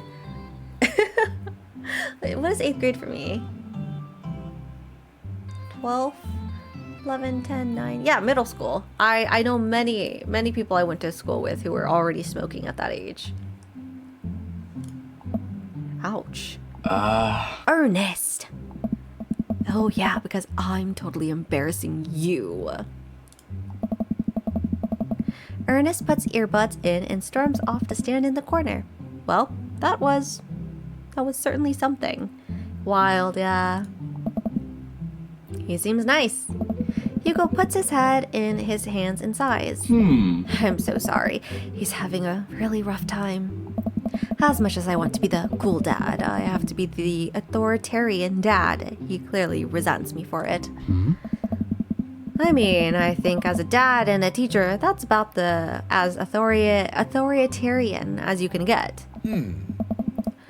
Honestly, are any of us cool dads? Is it even possible to be a cool dad? What? I'm a cool as a cucumber. Hey. See? That's right there. You can't say that. My kids think I'm cool. But for how long, Craig? How long do we get to be the cool dad? Oh. I don't know. Hey. I think we just have to accept the fact that as dads, we've become the machines we once raged against and accept our fates to unironically wear socks with sandals. Your kids may think you're cool now, but the moment they hit puberty, you're doomed. Amanda's 18 and she still thinks I'm cool. I yell across the yard to my daughter, Amanda, I'm cool, right? Amanda just laughs. She keeps laughing. I see your point. Oh. As much as we all want it, I don't think it's as important to be a cool dad as it is to be a good dad. We can't all be best friends with our kids. It just doesn't work. I mean, look at me and Ernest. Our job as parents is to make sure our kids turn out okay. Yeah, you're right, but it'd be nice to have it both ways. Hearing these guys talk about this makes me think of my relationship with Amanda. We get along so well, but there might come a time when it won't be like that. Is college when that happens? Like, okay, get a head start on lung cancer, I guess.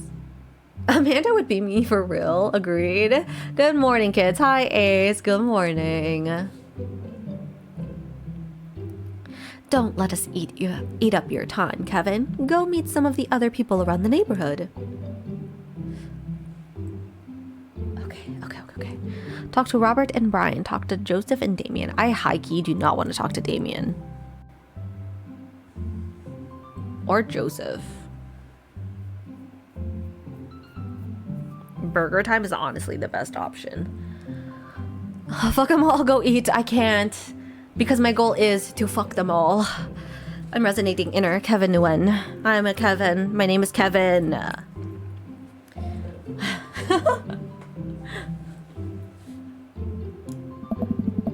Oh.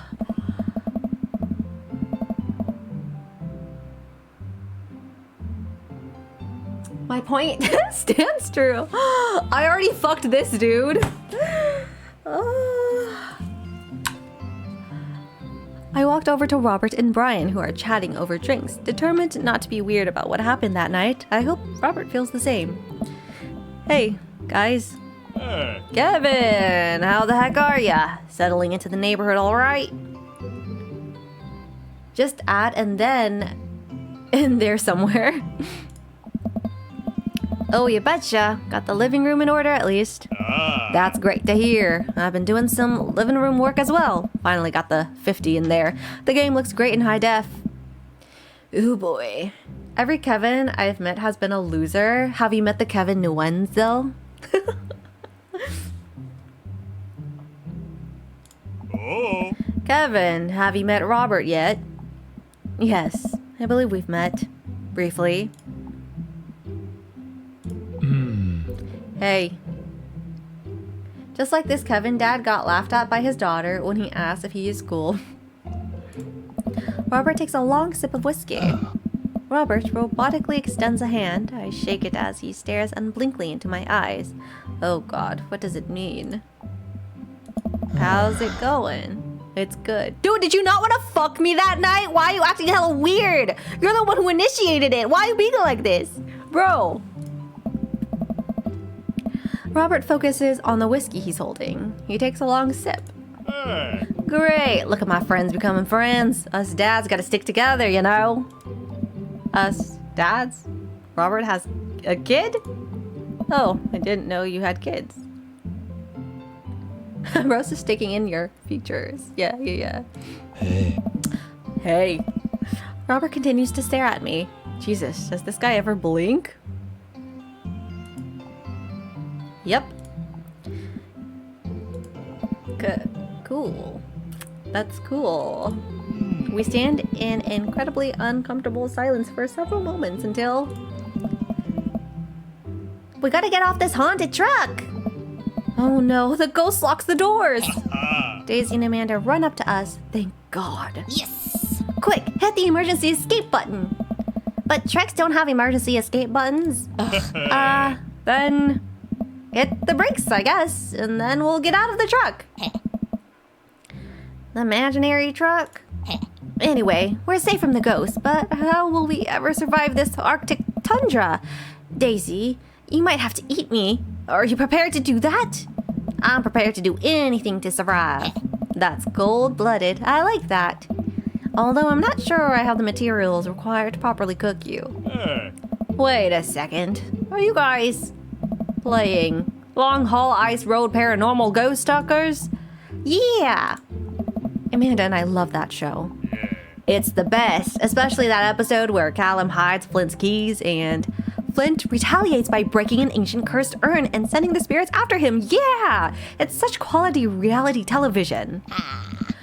Alright, Daisy, I found us a couple of bugs. They're gonna make a great meal. Lots of protein. Gonna keep us from starving out here in this harsh, icy wasteland. But there's a whole table of food right over the... Daisy, it's a game. We're playing pretend. It's what kids do. Live a little. Amanda gives Daisy a handful of gummy worms from the snack table. They eat them with mock disgust. Let's go find kindling for a fire. Yes! Okay. But not an actual fire. Because we're playing pretend? Yeah! Now you're getting it. Daisy and Amanda run off. What a cute couple of kids. Daisy is his daughter, yeah. I turned my attention back to the conversation, but... Wait, where did Robert go? I skim the party and finally find him in the corner talking to Mary. Does he not want to talk? Man, I've never seen her get along with anyone so quickly. He done fucked up. I snap out of my Robert-induced haze. I guess Amanda just sort of has a way with kids. That's kind of amazing. Daisy doesn't really get along with kids her age. It's nice that he's not trying to one-up me this time. Maybe we can have a regular friendship after all. Really? She's just kind of keeps to herself. Her teachers say she spends every recess in the library. I think the other kids are intimidated by her intelligence. There it is. I wouldn't worry about it too much. Amanda was shy at Daisy's age too. She used to have a habit of crawling under a table and crying every time we took her to the restaurant. She bit people too. Oh, kids, right? Gotta love them. You're required to by law. Well, since they're getting along so well, maybe we should try to put together a little play date for them. Yeah, that'd be nice. Well, I don't want to take up too much of your time. Go meet some of the other fellas. The sentence worked either way. Talk to Joseph and Damien. I spot Joseph chatting with a guy from Dead, Goth, and Beyond by the grill. I wonder what they're talking about. I walk over to them. It's Cyclone! So, I'm curious. Can you walk me through why you had your house painted black? Where do I even start? The house stays warmer in the winter. It provides the artistic contrast to the rest of the neighborhood, and it complements Crimson interior perfectly. It's definitely an interesting choice. How delightful. Thank you. I'm very proud of my abode. Kevin, I was just having a conversation with Damien here about his aesthetic design decisions. Damien regards me up and down with a warm but critical eye. How do you do? I don't believe I had the pleasure. I think I saw you in Dead Goth and Beyond the other day. Damien's face turns bright red. I must apologize for my behavior on that day. You see, I take the goth lifestyle very seriously, and to be caught in a ruse by such a corporation as Dead Goth and Beyond was profoundly frustrating indeed. I'm gonna drop a lurk now, getting eepy, so going to get ready for bed. I do hope you have a lovely rest of your stream though, Athena. Please don't forget to hydrate and get some rest too when you can. Of course, thank you so much, Kinchita, for the braid. I appreciate it. Please rest well. Bye-bye. I hope you know that while my anger may have been justified, it was no such way for a gentleman to act. It's okay, man. Do tell me about yourself. Are you new to the area? Yes, my daughter and I just moved in the other day. She was the one I took to Dead Goth and Beyond. Very good taste on her part. Does she partake in goth lifestyle? Thank you. Oh yes, let me hydrate as well.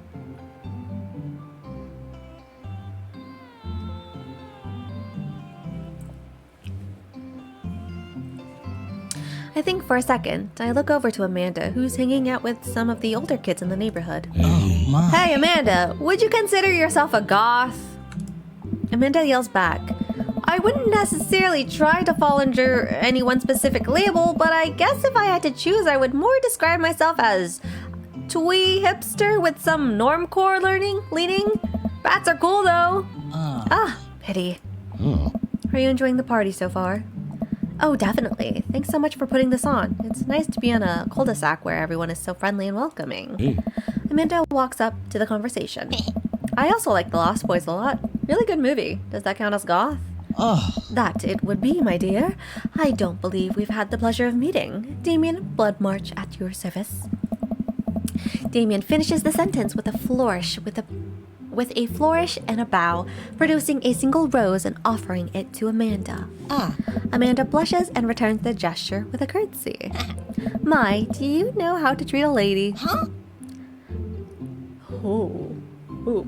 Hello, Amanda. Seemingly out of nowhere, Joseph's twin kids appear. Are they speaking in unison?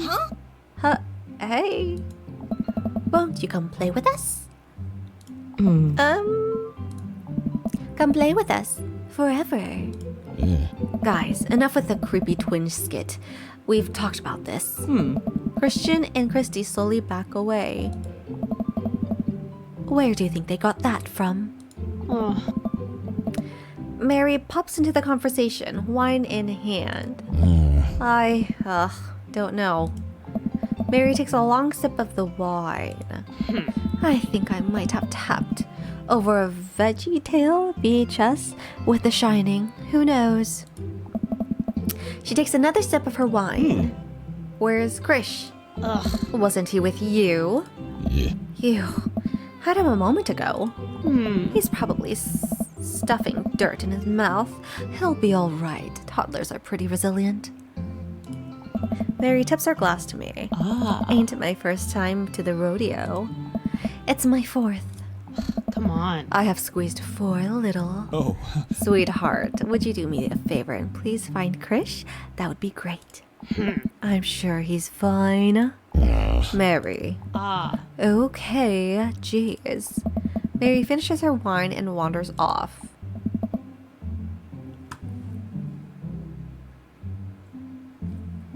No fucking way.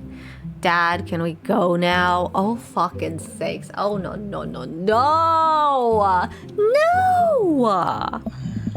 Lucian, have I introduced you to Kevin yet? Hey, it's that punk from Amanda's school. I remember you. Whatever. That's no way for a young man to speak to his elders. Be polite. Lucian bows. Whatever, sir. Lucian bows again. Mr. Christensen, may I have a veggie burger, sir? Coming right up, bud. Are you vegetarian? Yup. Make that 2 veggie burgers. Did you know that some people in the Victorian era were vegetarians? They described kind of carnivorous type people as bloodlappers. Dad. That's really interesting, Damien. Joseph turns to the grill. Just a hint of a tattoo peeks out from underneath his sleeve. I can't believe I didn't notice it before. It looks like the bottom of an anchor. Who has the tattoo? Joseph? You're Joseph. You have a tattoo? His sleeve? Whoa, is that a tattoo? Yeah. Yep, I wasn't always a youth pastor, you know? That's so cool. Wanna see mine? Oh my. What? Lucian pulls back some rubber bracelets, revealing a lopsided 666 in black ink. My buddy gave me a stick and poke tattooed last week. I think it's healing up pretty good. Lucian! We'll talk about this later. It's pretty cool. Where's the significance of the tattoo? I don't know. I just thought it looked sick. Well, in my opinion, the only reason you need to get a tattoo is because you want one. Careful though, that number carries weight. Man, Joseph is a way cooler youth pastor than I thought. I just figured youth pastors popped out of the womb with the Bible. I wonder what he did before preaching. Ooh, now I'm kind of curious. And without further ado, let's work some magic. Joseph closes his eyes, takes a deep breath, and gets to work. With greatest of ease, he sets patties on the grill, flourishing as he flips his spatula in the air. It's easy. It's easily some of the best grill work I've ever seen. You guys think this is my first time in front of a grill? He's working faster now, effortlessly tossing cheese onto patties and perfectly grilling onions on the side. One after another, the dads take notice and crowd around Joseph to admire his masterful technique. You probably didn't know this, Kevin, but Joseph's known around here for his grillmanship. He's ungrillable. Hey. I've tried to get on his level, but I just can't catch up. Oh. Let us keep studying. He has a rare quality about him. Oh. Mustard, we keep talking about this. Can't we just appreciate the artist? Hey. I've never seen him make a mistake. Hey. Oh my god, they are fucking dads. They're all dads. Okay, we need to stop. This is getting too cheesy. Please stop. All of the children at the party boo the glorious display of puns in unison. Why did the man fall down the well? Hello, nerdy dad vibes. Welcome in. And why did he? Oh my god. Are we gonna get more dad jokes? Yeah. All right, guys, the food's ready. Please form an orderly barbecue. Because he didn't see that well. I see. Amanda groans. We all grab our food and hang out, enjoying perfectly cooked cheeseburgers. Aye. Man, it's wild here. All of us dads live in the same cul-de-sac. Hey. Kinda nice, isn't it? It feels like there's a real community here. Totally helps when you're just a single dad trying to raise a kid. We're happy to have you here, man. I think you're gonna like this neighborhood a lot. Oh. Plus, Amanda seems to be getting along with all of the kids. If she decides to get into the babysitting game, she'll really make a killing. Hey, why don't you add us all on the dad book? Dad book? Yeah, it's a great social network for dads to keep in touch with each other. We're all in it, so if you ever need to reach out to anyone, that's the simplest way to do it. Oh. Sorry, I'm just an old-fashioned dad. Social media goes over my head sometimes. Don't worry, Pops. I'll help you figure it out. The rest of the barbecue goes smoothly. We all trade stories and drink beer as our kids play on the lawn. Amanda breaks up a fight between Carmencita and those weird twins. I think they wanted her soul. Welcome to the neighborhood. Successfully completed chapter 1. Oh my god. You wish you looked like the dads? Amanda and I walk back to our place as the sun sets over the neighborhood. Pretty fun party, don't you say? Don't you think? I mean, I got a burger in me. I felt like I was at a network event. Wish I could have been playing Paranormal Ice Road Truckers.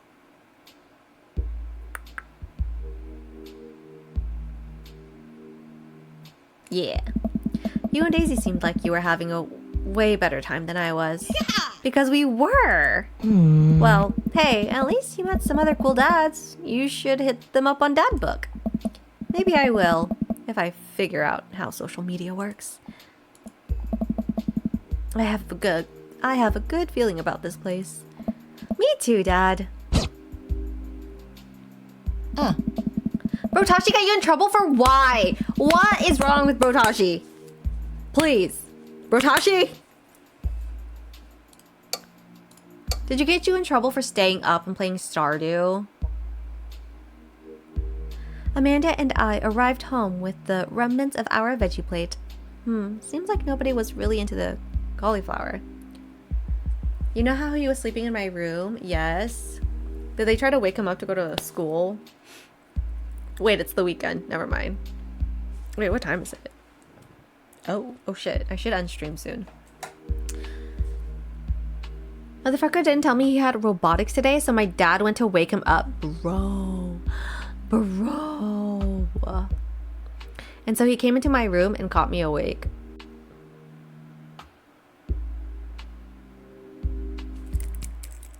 That's what I would do to your brother's face. With my rings. Rip me into maybe having curfew again? Why? I was listening in on stream as I started to journal about my newest OC, who doesn't have a name yet. Just us questioning why Brotashi is annoying and why Yatashi's parents cannot accept the fact that she's a fucking adult. Oh no, yeah, literally. You just gotta give it to them straight. I'm not a fucking child anymore! Do not put curfews on me! Like, holy guacamole. Any big plans for this evening? Actually, yeah, I'm going out with some friends. Oh? Is that okay? Of course, just keep me posted and be home before midnight. You got it. And be careful. I will. Make good choices. Of course. And call me if you need anything. Dad, you're not gonna do the thing where you wait silently for me to come home in the living room with all the lights off, are you? What? No, I've never done that, and I will never do that. Okay, do you have plans tonight? My plans were kinda to eat ice cream and watch TV with Amanda, but I'll find something to do. I'm gonna work on some stuff, see how long I can sleep for, throw a party. A real rager. All the other dads in the neighborhood are invited. I'll see if I can get you a spot on the list, but honestly, it's looking tight and you may just have to wait in line. I know the guy at the door. I'll get in, no problem. I'm just relaxing tonight. Have fun, okay? Great, see you later. I watch Amanda drive off into the night. I really do hope she has fun. My dad just caught me awake and it's 4:21 a.m. He even told me it's 4 a.m. You should try to sleep. And I'm like, but I'm not tired. Exactly, I'm not tired. My body's saying no. I do want to Stardew though. I want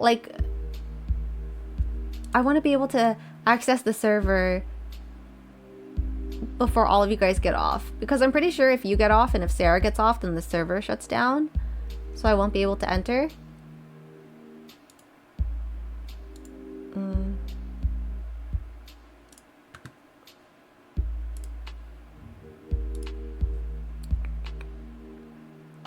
Okay, but actually, BRB. Give me a second.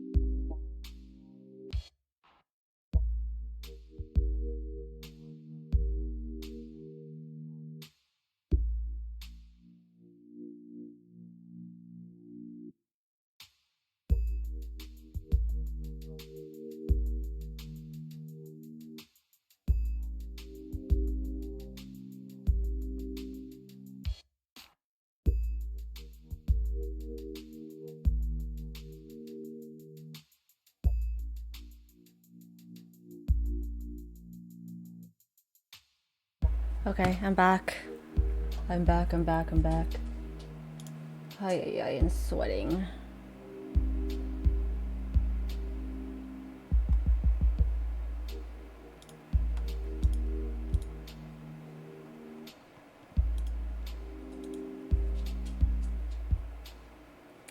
Na na na na na na na na na na. Oop.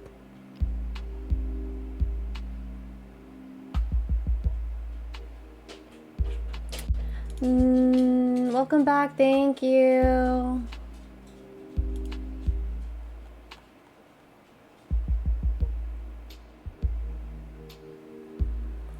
Also, to your question, Twin, is I assume you can still get in even after me and Sewa leave? Really? Tend to reuse names a lot for a lot of characters. I'm trying not to do. Aww. I do want to end stream soon, but no one I know is streaming right now.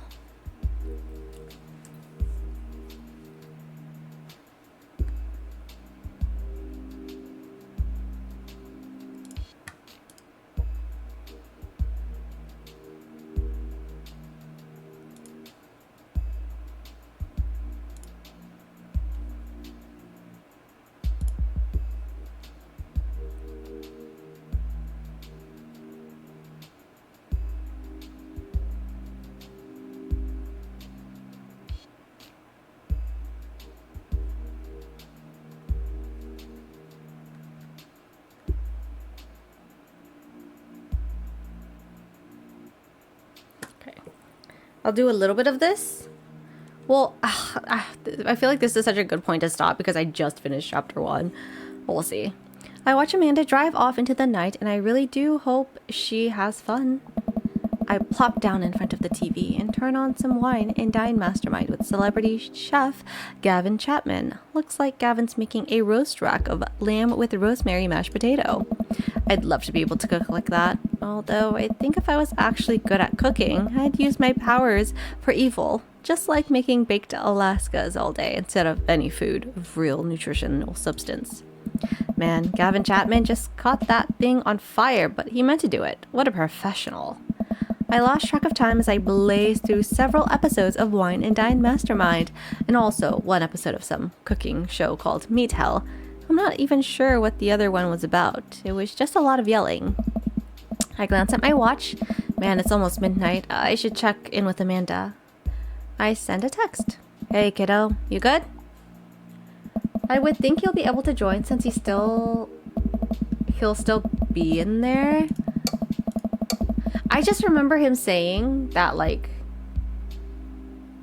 the server, like, stops when no one else is in the server besides him. So I don't know. I wander into the kitchen as I wait for a reply. Amanda's phone is almost always in her hand, so I'm sure she'll respond soon. Unless she's driving home now, in which case I hope she doesn't respond soon, because I definitely taught her better than to text and drive. I reach into the freezer and grab an ice cream sandwich. It's a little late for this, but I think I earned it after a long day of socializing. I check my watch again, and then my phone. Nothing yet. Okay.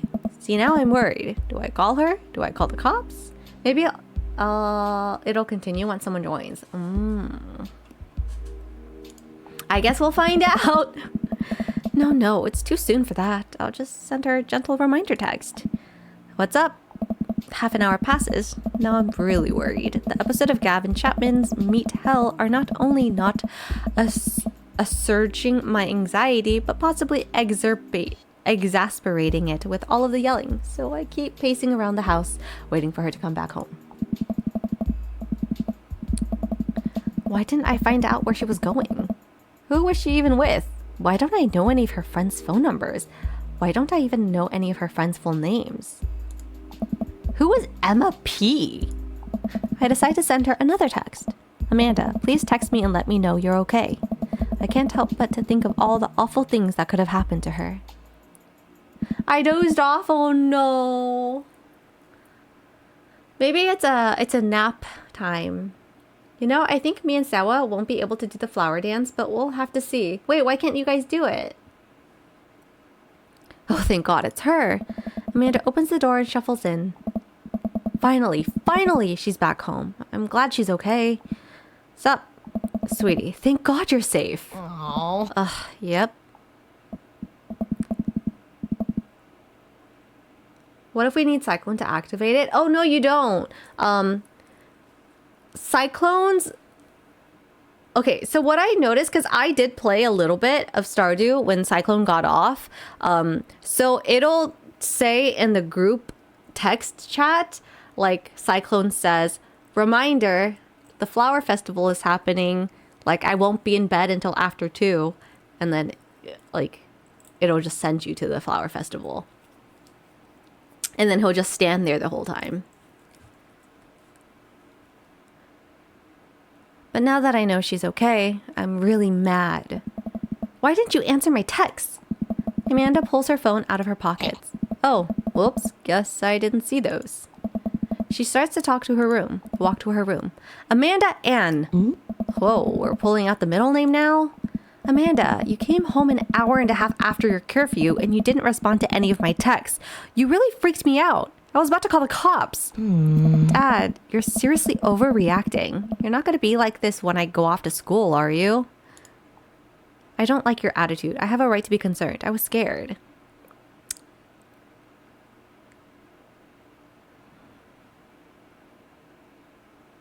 I have a right to be concerned. You're my only daughter. Well, I can't give you a play-by-play of everything I do all the time. I'm 18. You shouldn't even be giving me a curfew in the first place. I sit down on the couch and put my head in my hands. I feel very tired all of a sudden. You really scared me. Just, please don't do that again. All right, I'm gonna go to bed now. Amanda closes the door to her room and I head to mine. Curfew, that sounds familiar. Jeez. As I'm falling asleep, one thing she said kept echoing in my mind.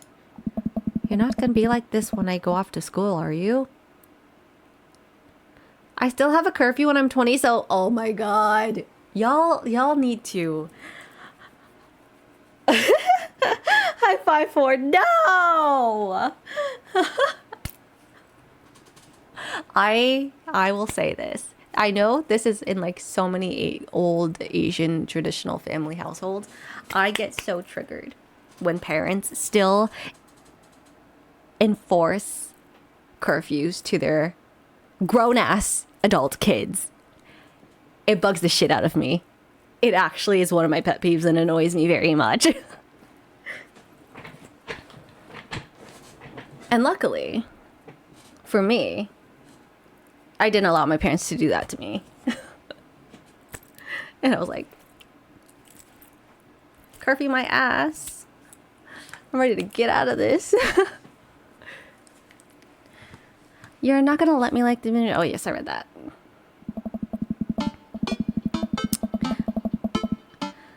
I would argue against them that it's done, but you know, they'll pull the, oh, but you live under my roof. And yeah, when I can, I'm gonna be out of this fucking house. I still have to call my mom when I go to uni. My mom gets so worried about me for some reason. Oh gosh. Oh gosh.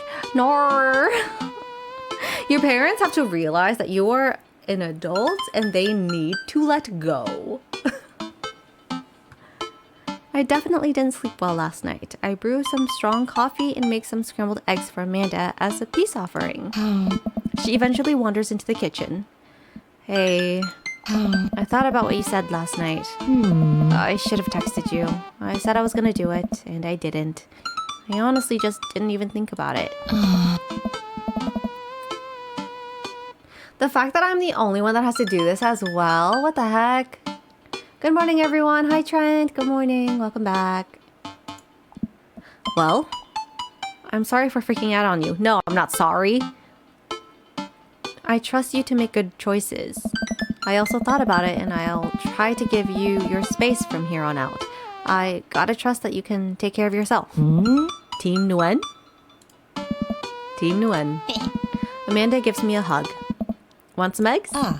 You know it. Sprinkle some cheese on them, eh?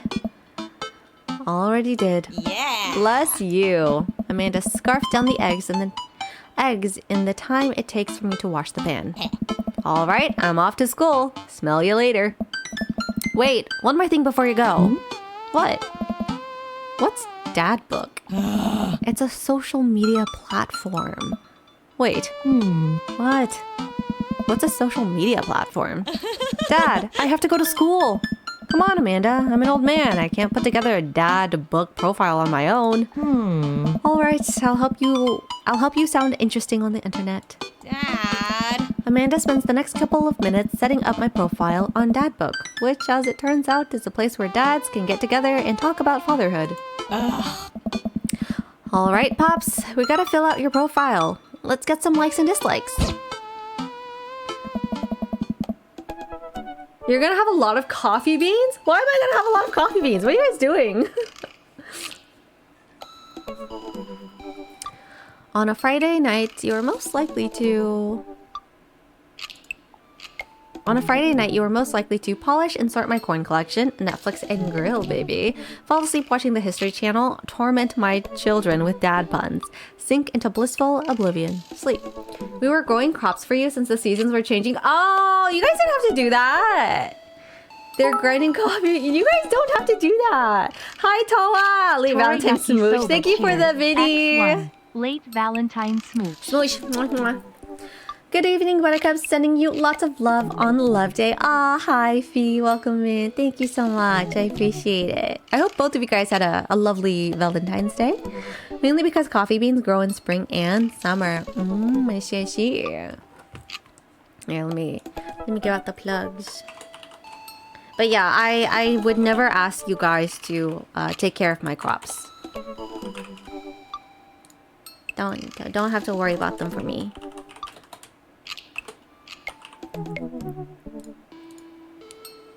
Thank you for the hydrate.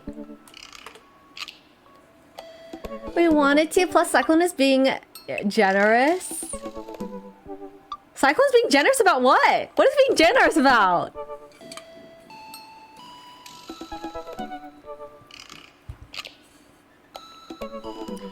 I spent my love day buying a gaming phone. Nice. Well deserved. Thank you for the plug. Of course. Thank you so much for stopping by. Appreciate it. Yeah, y'all, I spent my Valentine's Day on here. No chocolates, no flowers, just rizzing up some daddies. He's letting us take some of his produce to sell. I see. Wow. Cyclone being a good farm owner, I guess. So, like, his honey crops wine. Ah. Rizzing up some daddies? That's wild. Yeah, I first started playing I Love You, Colonel Sanders. It's literally us trying to date Colonel Sanders, the literal mascot of KFC. That was a fun visual novel. And now we are, you know, trying to hook up some daddies. I never celebrate Valentine's Day at all. That's fine. If you have no reason to. Don't do it. It's Single Awareness Day. That's what I celebrate. Valentine's Day, who? Single awareness? Where you at? Polish and sort my coin collection, Netflix and grill, fall asleep watching a History Channel. Torment my children with dad puns. I don't want to do any of these. Torment my children with dad puns. Yeah. Normal day for me. It would be another normal day for me if I wasn't a streamer. I like celebrating, like, events with you guys. Otherwise, if I was not streaming, I would not be, you know, celebrating it. It would also be another normal day for me. I just find any excuse possible to do cute celebrations with you guys. And plus, events like these are a reason for me to be more variety. Like, you will not see me playing games like this on a non-celebratorial day, you know? If you had one thing to take with you onto a desert island, what would it be? My trusty grill, the lost shaker of salt. Castaway on DVD for instructional purposes. A boat, obviously. I don't need anything. My survival skills have trained me for this day. Definitely not.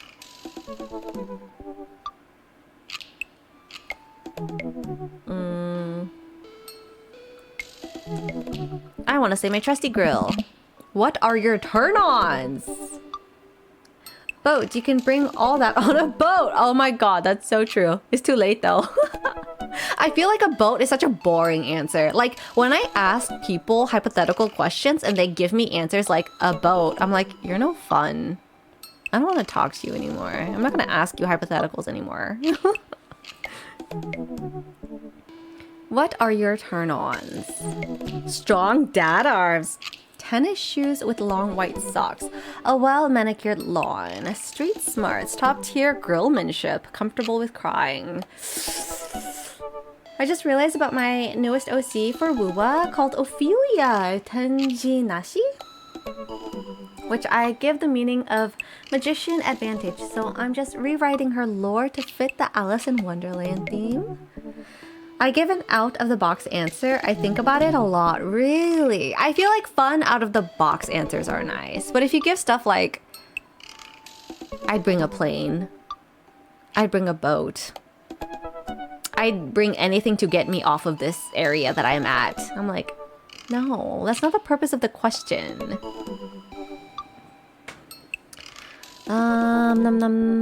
I would say top-tier grillmanship or street smarts, or comfortable with crying. I love a man who's comfortable with crying, because then he's in tune with his emotions and I don't have to fucking treat him like he's a child.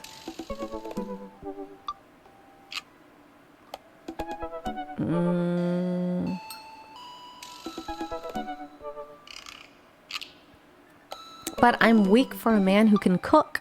That's the thing.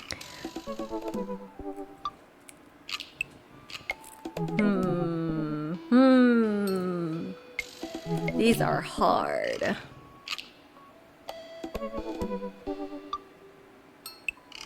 Nah. We're the cook. We just cook for him. No, I'm lazy. I don't want to cook.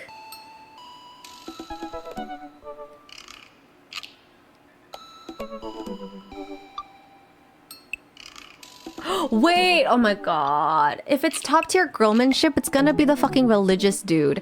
Are these answers gonna be the people? Oh my god. Who's comfortable with crying? Which dude is comfortable with crying?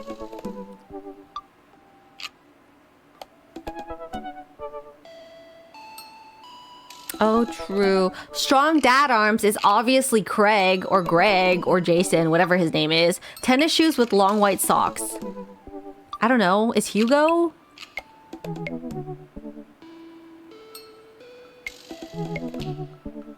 Street smarts is obviously the dude that we fucked. Top tier grillmanship is the fucking cultist leader dude. Who is a well manicured lawn and a comfortable with crying? Who? There's the coffee dude. Oh, and the dude with the dog, the corgi.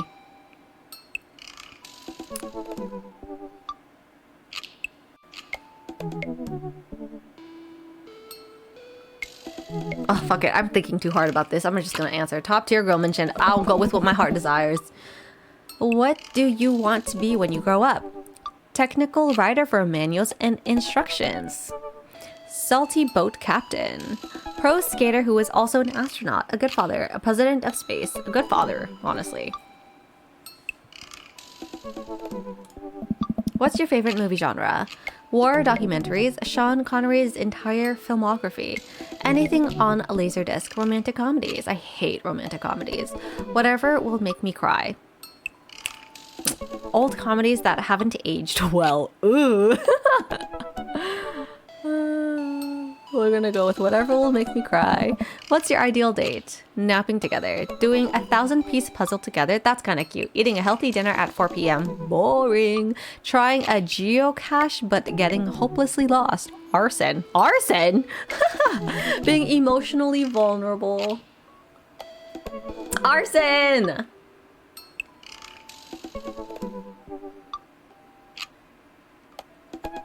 Ideal date. Because I would say being emotionally vulnerable is nice, but that's not an ideal date. Arson? Yes, we're talking about you. This is your ideal date.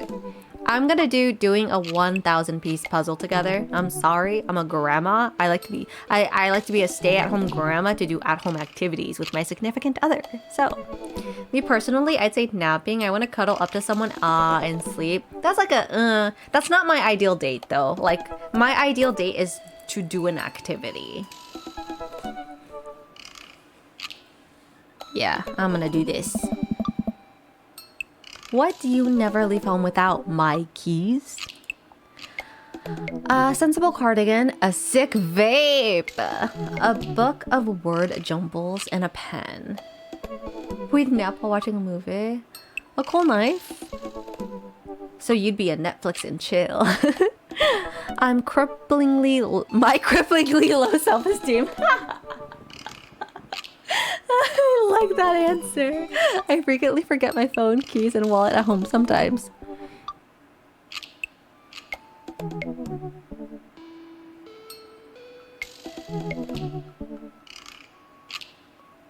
Yeah. My cripplingly low self-esteem. I spend a lot of time thinking about conspiracy theories, low-key though. How proud I am of my child, potential ends of the world, life. If I'll ever be able to love myself as much as I love my grill. When I can next get a cup of coffee. True. Lawn mower modifications. Damn it, Cyclone. Oh no. Did you guys get kicked out of Stardew? What did he do now? Potential ends of the world.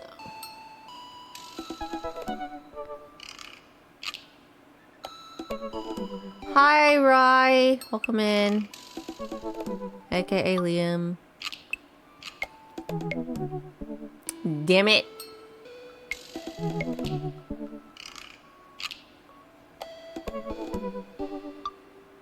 True. When I can get my next cup of coffee. These questions suck. For the sheer fact that I know every answer is related to a different guy. As soon as me and Sewa walked close enough and it triggered the event, so we weren't able to ask our spouse to the... No! You guys were able to do the event. You guys were just on a timer. That sucks!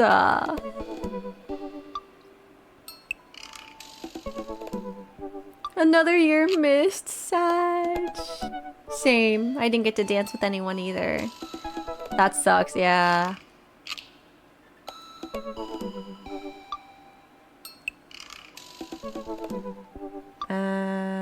Fuck it. Cup of coffee. Profile complete. Abby was dancing with Sebastian! Sebastian, when I catch you! Oh no! See? That wasn't so bad. Yeah, that was actually kind of fun. I could totally spend all day on here just looking at people's profiles. Yeah! You should message one of them. Or more than one of them. All of these dads seem pretty interesting. Okay, I promise I'll make some friends. Amanda gives me a hug. Go get him, Dad. Welcome. You've got dads. Oh dear God. Oh dear God.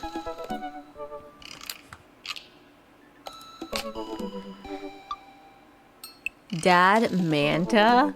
Hi Kevin, it's me, your dear old friend from way back in the day, Dad Manda. I'm delighted to see you've signed up for Dad Book. They've recently added this exciting new messenger service, so you may find yourself receiving messages from other dads like myself.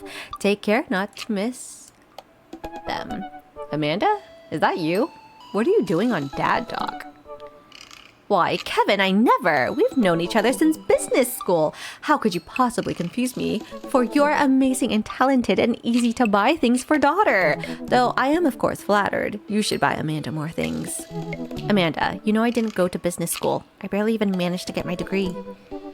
Wait. No. Wow. I didn't say that. You never heard that. This is gold. I was a great student, I swear. I graduated at the top of my class because I worked hard and ate all my vegetables. Totally holding on to this for later. Wait, do you even remember what I majored in? I declined to comment. Cool. This is Dream Daddy. We're trying to hook up with all the daddies, man.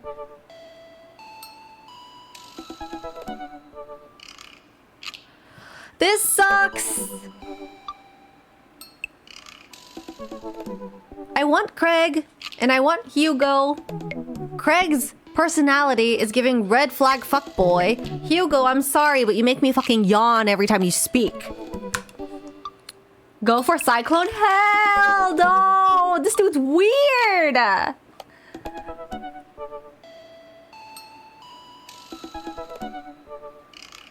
You almost screamed. Why are you screaming?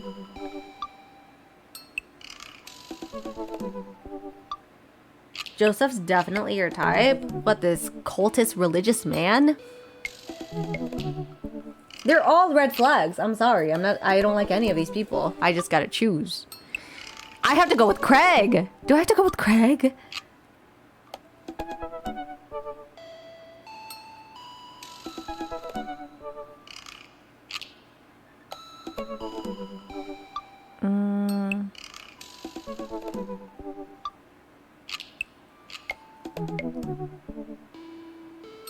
I realized I like myself a nice melanin men.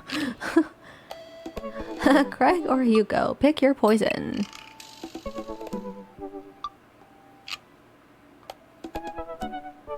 Athena, when you said this game is a hookup simulation, made me realize there's actually a game like that. That's why I almost scream. Ah, I see. Brian looks cute. Pass. This dude's we already fucked him. He's a bad boy. Not interested. One and done. I'm resonating with my inner fuckboy. Pump and dump. One and done.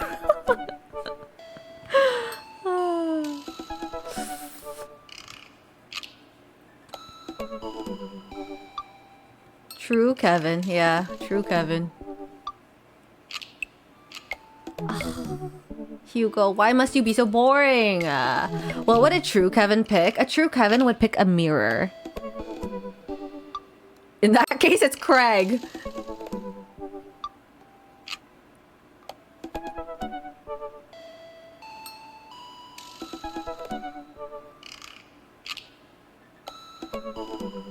Oh, I already know Craig's gonna trigger me so much.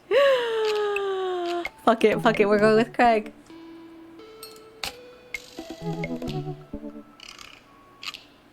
Craig Khan. Did not realize people make this kind of game. There are so many games out there like this. Craig, dad of 3, business entrepreneur. Not the business entrepreneur! Oh my god! I already see their Instagram. Like, the Instagram about me is business entrepreneur. No! Fitness enthusiast. No! Juggling work, family, and fitness is a tough gig, but someone's gotta do it. You are literally... Oh my god! Oh my god! Oh my god! I'm telling you this now. If you see a man with their About Me bio being a business entrepreneur and fitness enthusiast, fucking run! Run the opposite direction!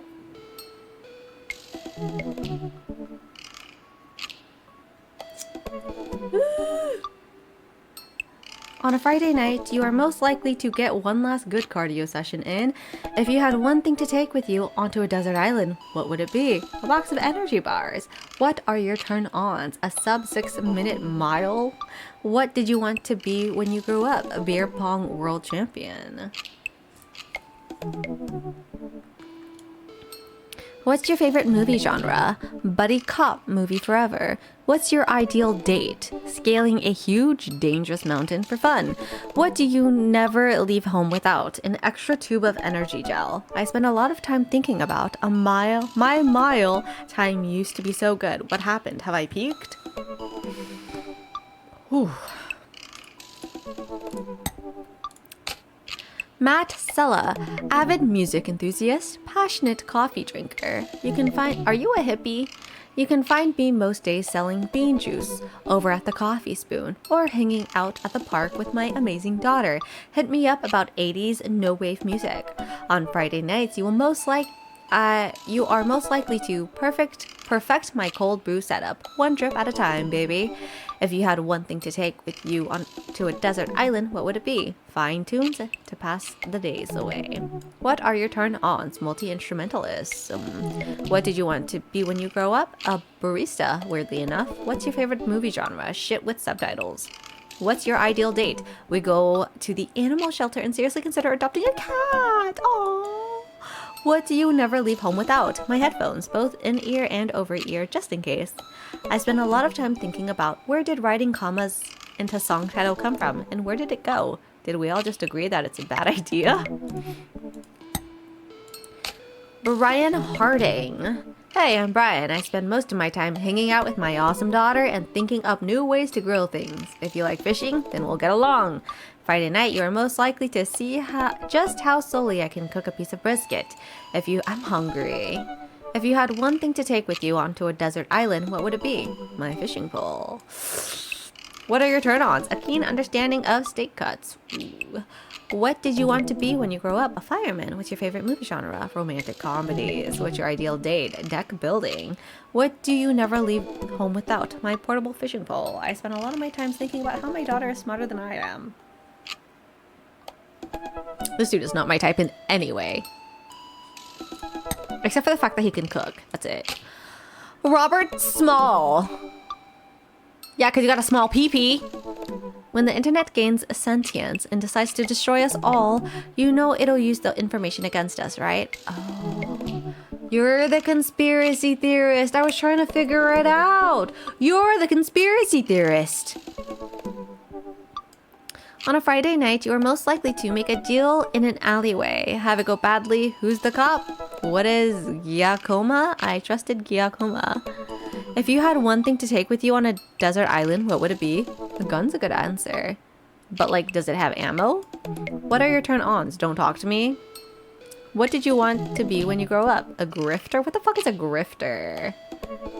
What's your favorite movie genre? Italian neo-realism. I don't know what that is. What's your ideal date? Grave robbing? What do you never leave home without? At least 4 knives. I spend a lot of time thinking about, you ever really look into a rabid animal's eyes? Hey daddy. Hey daddy. Hey daddy. Hey. I'm sorry, Robert. Why did we fuck you? Wait, we're Kevin. I have to stop questioning that. This guy looks like a red flag. Wait, they're all red flags.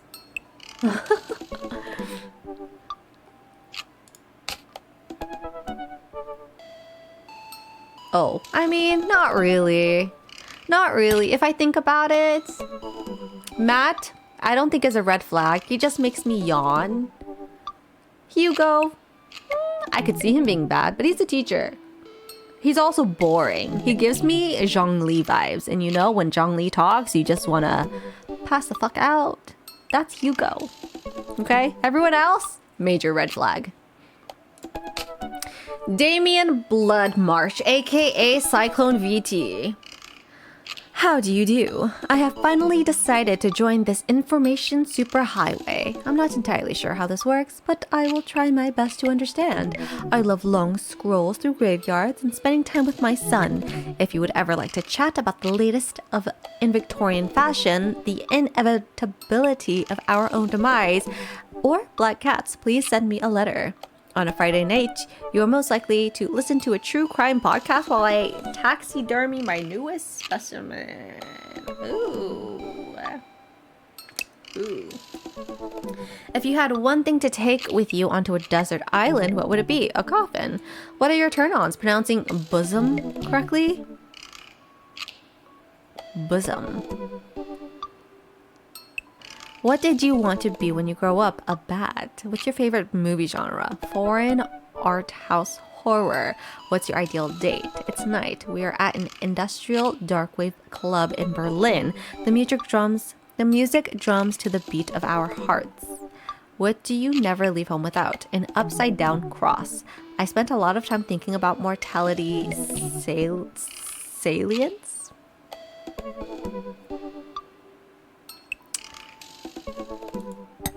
A coffin? Yeah.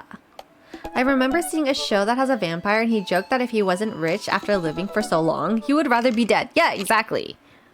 Vampires better be rich. It just makes sense. Unless you're doing vampire wrong. Hugo, oh Hugo. Middle school teacher, high school teacher, writer of scholarly articles on 18th century literature for various esteemed publications. If you're on here to tell me that my son put a cherry bomb in your trash, I know, and I'm sorry. On a Friday night, you are most likely to brew some strong tea and paint my miniatures. If you had one thing to take with you to a deserted island, what would it be? A remembrance of things passed by Marcel Sprouts. What are your turn-ons? Muscle. I got muscle. What did you want to be when you grow up? A movie star. What's your favorite movie genre? Documentaries on art history. What's your ideal date? Each of us read a different book on opposite sides of the couch in comfortable silence. I kind of like that. What do you never leave home without? My glasses. Actually, I forget them at home a lot. I spend a lot of my time thinking about. I worry that people who are against e-readers are more in love with the idea of books than actually reading them. And I... Oop.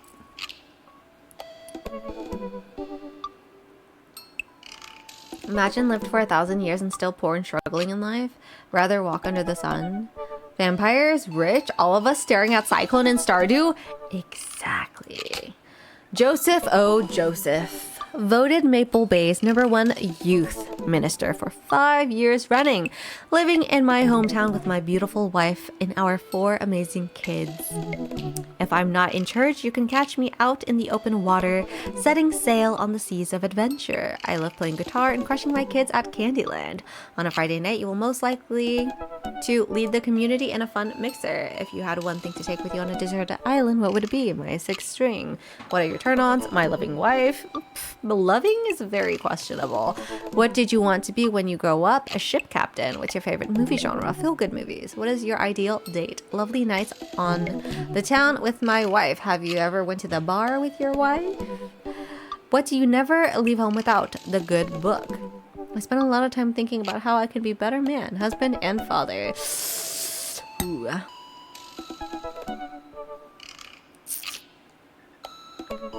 Seems like a good idea. Let all calling Cyclone out. This guy has a wife? Yeah, and his wife is a cheater. Literally, she goes out to the bar to talk to men. What on earth is this game? Hello, Gavinize. Welcome on in. We're trying to Riz a Zaddy. That's what this game is. I want to go for Joseph just for the sheer fact that, like, he needs to divorce his wife. And also, he seems kind of like... He seems like he has a backstory. Like a very spicy backstory. Cheaters. Exactly. Exactly. Rizzing daddies. Exactly. That's what I'm doing. AKA a zaddy. Very wild game. Oh. You think this is wild? Be homewrecker Kevin. Is that a vampire daddy? He's in his own world, that's for sure. But yes, he's a vampire. I'm gonna go with Craig. Let's message Craig.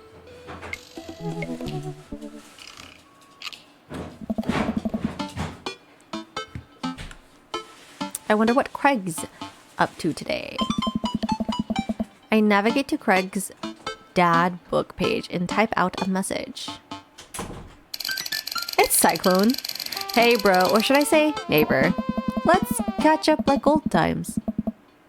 A couple moments pass before I hear a ding on the computer. It's a message from Craig. That was quick. Bro, my man, let's definitely hang soon. Might be a little different from our old weekend, long benders, but it'd still be fun. Imagine bring a coffin to a desert. What is he gonna do? Sleep for eternity? Yeah, duh. I think for a moment, this could be a fun opportunity to see my old buddy in his new element. We exchange a couple more messages and he logs off to prep for the game. I should see if Amanda wants to join. I walk over to Amanda's room and knock on the door. Yo, Amanda Panda. I open the door and find Amanda sitting cross-legged on the floor, surrounded by magazines and newspaper clippings. She seems to be making some sort of art piece. But were you crying? Her eyes are a little puffy, almost as if she'd been crying. Hey, are you alright? Oh, I'm fine. yeah, I'm fine. I just got sad because I realized that dogs are too often killed off in movies to elicit emotional reactions from the audience instead of being given the respect that they deserve. It's not right. Are you sure that's all you were upset about? You have to tell me what's actually wrong. Dogs deserve better than this. If there's, anything going on, I just want you to know that I'm here for you, and I'll always be here for you. Whether you need a shoulder to cry on or a strong dad to go kick someone's butt, I'm only a phone call away. Thanks, Popsicle. I appreciate that. But I'm fine, really. I'm unconvinced, but I'll stop badgering her about it. I'm sure she'll tell me when she's ready. Well, what you working on? Just a collage for class. We're supposed to make a piece that represents our goals for the future. I wonder what's the minimum threshold of handsomeness for someone to retain their chuny self down up until adulthood and still be considered hot.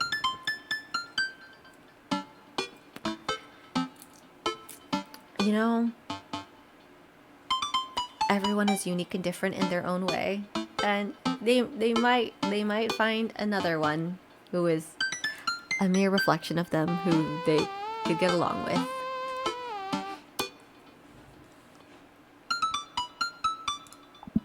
I take a closer look at her collage. That's a lot of dogs. Oh. It's mostly dogs, yeah. Did you need something? Craig invited us to a softball game. Wanna go? Remember that one time you signed me up for softball and you brought me all the gear and then you took me to the first game and then someone hit a ball towards me and I just ran off up the field crying? And then you hid in the dugout and would scream if I tried to pick you up, yes? I was afraid of baseballs.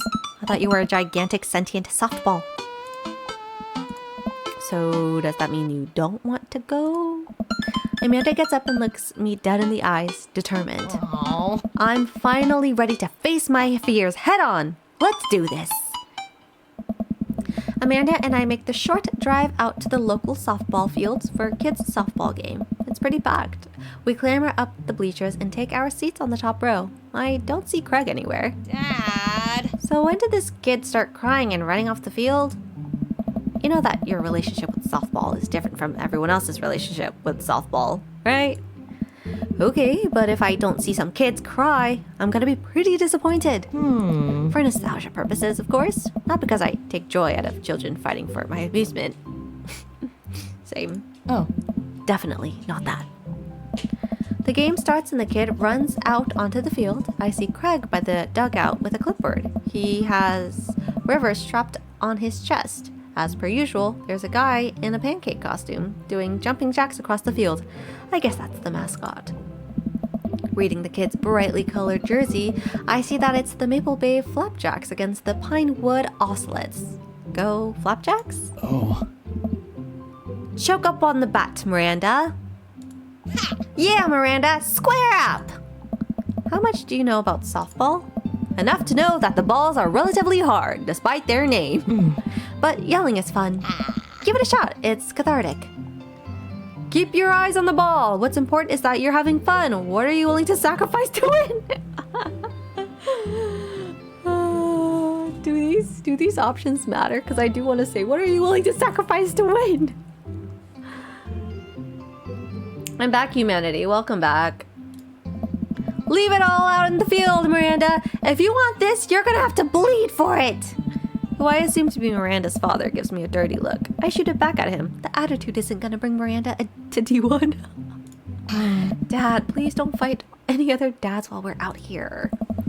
We watch a couple innings of softball. They aren't ready for the major leagues yet, but Craig's trained his team pretty well. It seems like he's really good with kids. Kickstand Craig is good with children. Whoa. It's amazing how hard they're hitting the ball and how no one has run off the field crying yet. Amanda, dear, you have to let it go. Let what go? I'm perfectly fine. The opposing team is up up at bat. They hit a fly ball out into center field. The tiny little girl tries to get under the ball, but it misses her glove and hits her straight in the forehead. See? It's a completely justifiable fear. The girl plops down on the grass and starts crying. Craig makes a beeline to her, checking her forehead and comforting her until her parents arrive. He carries her off the field as she sobs. Man, it's strange to think about how this was the guy who once backflipped off of a roof and into a pool while shotgunning a beer. He's so responsible now. The game resumes after the girl calms down a bit and we watch a couple more innings. Craig's team is crushing the other team on the 9th inning. The Ocelots seem to have given up by this point. I see one outfielder eating fistfuls of grass. A batter on the other team knocks a foul ball into the stands. I follow the trajectory and... oh no, it's coming right for me! Oh no, no, no, no, no, no, no, no. I close my eyes and brace for impact. I open my eyes and look over to see Amanda holding the softball, staring at it in amusement. I caught the ball! You saved me. Yeah. I caught the ball, Dad! I caught the ball! You did it, Amanda. I faced my fears. I defeated the softball. I can do anything. Amanda and I share a big hug. It's a tender moment that I don't think anyone else watching really understands. I'm proud of you, kiddo. The game ends and Craig's team are declared the victors. We sit patiently as the girls line up to shake hands. Great job, everyone! We walk over to the dugout and congratulate Craig, who's talking with some of the parents. Craig, great work, man! Oh. Thanks, we've been working hard all season. It's great to see it paying off. I'm so proud of all my girls. Speaking of which, have you met Brer and Hazel? Ooh, you guys are cute. Hello. Hey, killer players out there. Playing out there. Yeah, you guys rule. Thank you. You guys are twins, huh? So which of you is the evil one? Hazel. Yeah, it's me. Good looking out. Oh. Do you guys ever pretend to be each other? I don't have a twin, but I think if I did, I'd be doing that constantly. Yeah, I take all of her math tests. And I usually throw rocks at stuff, and when people get mad, I tell them I'm Brer. What? Oh. We will talk about this later. Kevin, bro, I just got a couple more things to clean up when we can hang. Sounds good. Just then, one of the moms jumped into the conversation. Not so fast. We have to celebrate our win, Craig. I'm taking the whole team to get pizza. Hi. Oh, I don't know if I can. Nonsense. The girls won. What sort of celebration could we have without the fearless leader? She lays her hand on his shoulder and gives him a goo-goo eyes. Man, this mom is laying it on him thick. Amanda and I share a look. All right. Is it cool if my bros come along? The mom looks slightly put out, but covers it with a smile. Of course. Where are we going? Thirsty pizza? What? What? It's a real place. Thank you for the lurk, June. It seems like I'm starting to get a bit eepy, so I'm gonna start to lurk and hopefully get some decent sleep. Have fun playing the rest of the game and have fun playing Stardew. I'll be watching the VOD for what I have missed. With that being said, have a good night. Good night, beautiful. Rest well. I won't be streaming for too much longer, but yes, good night. Dash bitch, yes.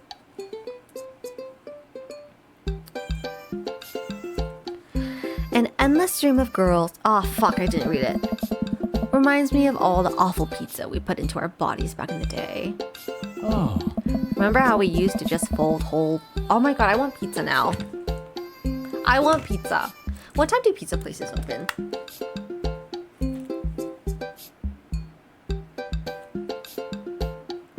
Kinda want a pizza.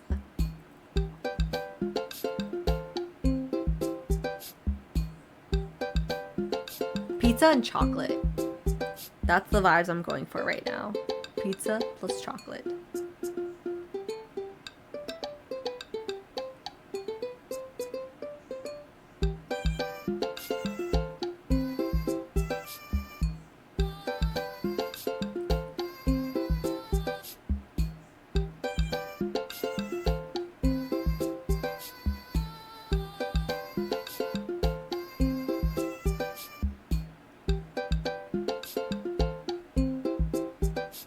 Opens at 10 a.m. I gotta wait so long. I guess we won't get pizza. But pizza sounds so good. Sad. Okay. Remember how we used to just fold whole pies in half and then put taco filling inside? Pizza costs. Pizza co's? I could never forget. How did we survive college? Our bodies were younger back then, more elastic, more able to handle the toxic waste we put inside of us. The good old days. I still put toxic waste in my body. Pizza and chocolate sound so good right now. Yeah, unfortunately, it's 5 a.m. and pizza places don't open for another 5 hours. And I feel like at that point, I should probably be asleep. So...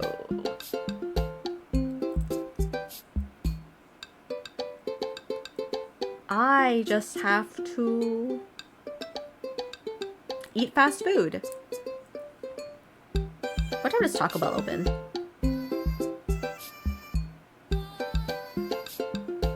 Open 24 hours. 8 a.m. 5, 6, 7, 3 more hours. I can do it. I can do it. Yeah, I can do it. The good old days. The kids run around playing arcade games and eating greasy food. Amanda and I jump on a couple slices of mediocre pizza. Hey, give me a piece of that. Whoa! No, absolutely not. Oh. I'm just kidding. I'm strictly eating salad here. Thanks for addressing the issue, Amanda. Dad. A different mom walks up to us, talking to Craig as if we weren't even there. Craig, thank you so much for looking after our kids. My daughter tells me every day about how great you are. Oh, I'm happy to look after them. Definitely helps that I have kids of my own. It's been so long since Daniel left. I'm glad to know that my children have a strong male role model in their lives. Amanda and I look at each other again. Craig gets it from all angles, huh? Craig smiles sheepishly. Oh. Thank you so much, dude. Craig holds his fist up for a fist bump from the mom in what I think is a maneuver to lighten the conversation. He looks super uncomfortable. I should throw him a bone here.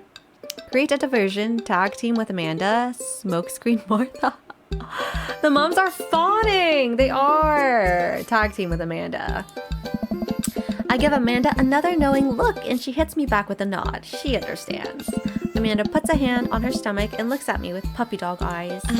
Dad, I don't feel so good. I think I ate too much pizza. Oh no, sweetie. You're not gonna projectile vomit everywhere, are you? Yeah, I think I'm gonna projectile vomit everywhere right now. The word projectile vomit and right now usually seems to get everyone to clear out, but Martha's not budging. Oh, Martha, you're a strong one. Back it up, Martha. You're in the splash zone. I drank a lot of orange juice this morning and it's feeling pretty acidic. You'll be fine. Amanda shoots me a worried look. This con is going sideways. I should have known that a mom of all people would know the fake puke scam. Huh? Well, I guess it went away and I'm fine now. And nothing's wrong. She turns her back on me to talk to Craig. So, I'm taking Hazel and Rare tonight for the sleepover. Yep, they're pretty excited about it. You'll keep them out of trouble, right? Oh, of course. But I could always use help watching after everyone tonight, if you're not doing anything. Wow, this lady is really going for the gold. Hey! It'll actually be nice to have a night to myself in River, but thanks for the invite. Martha, you might want to grab your child. She's stuffing pizza into a coin slot.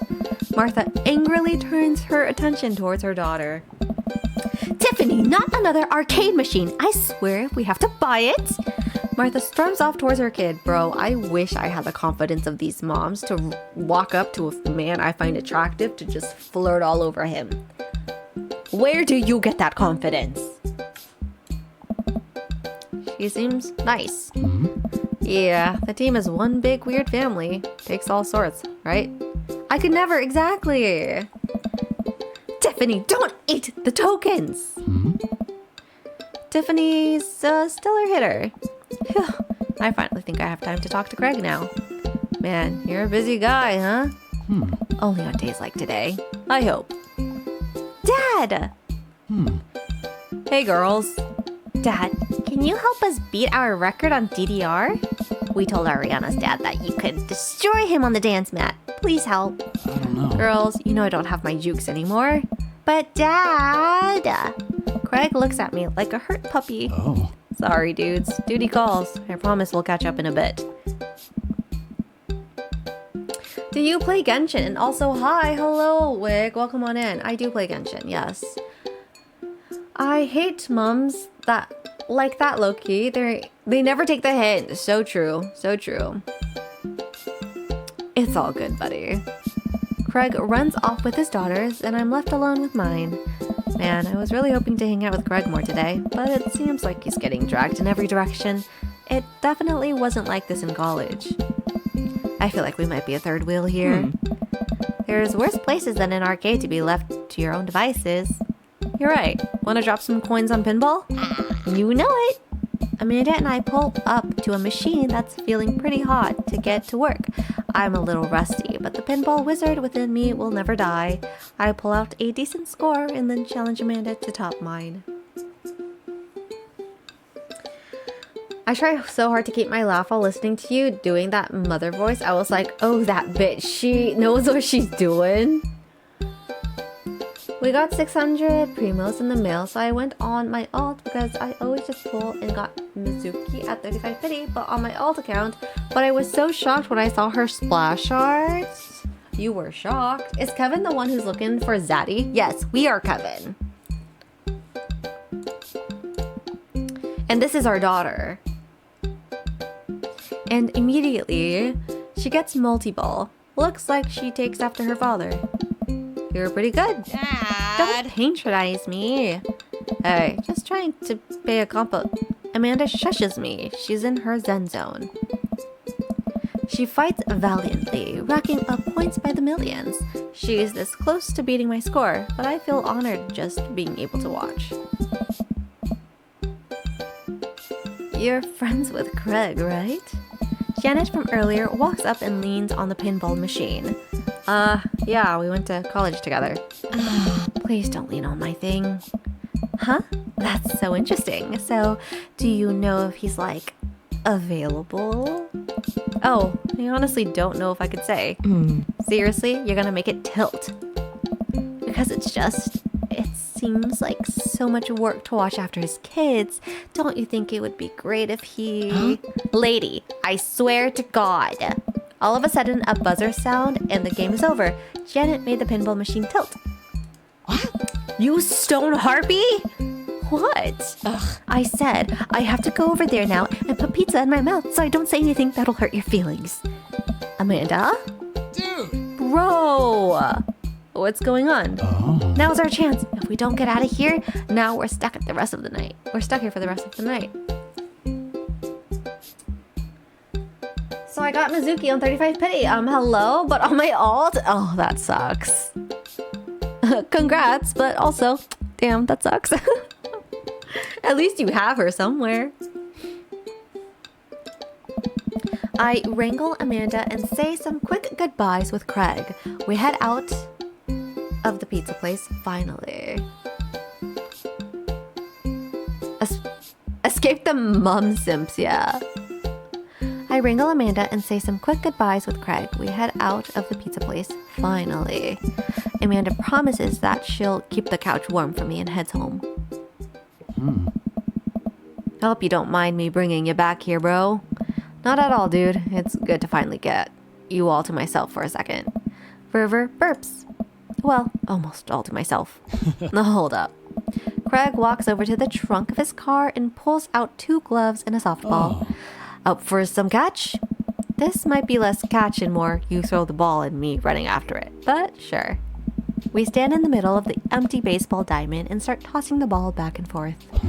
I have a cooler in my car that we could grab, but there's only juice boxes in there. Man, fatherhood is strange. You're telling me. I can't believe I'm looking back at my keg stand Craig days and reminiscing about it. Those were some good times. I don't know anyone else who could pull off the rare horizontal keg stand. it was a feat of discipline, bro. Just me.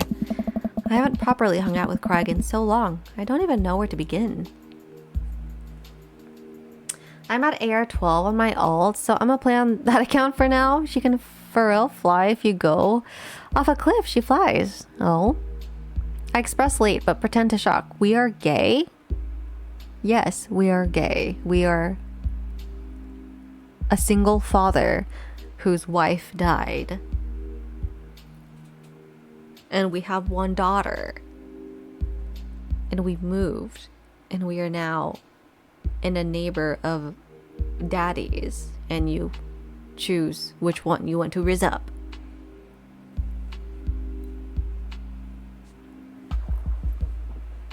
Ask about coaching softball. Ask about the business. Ask about the kids. That's enough for now. Ask about the coaching softball. Oh, so is softball coach the life you wanted, or was it the life that was thrusted upon you? Ha!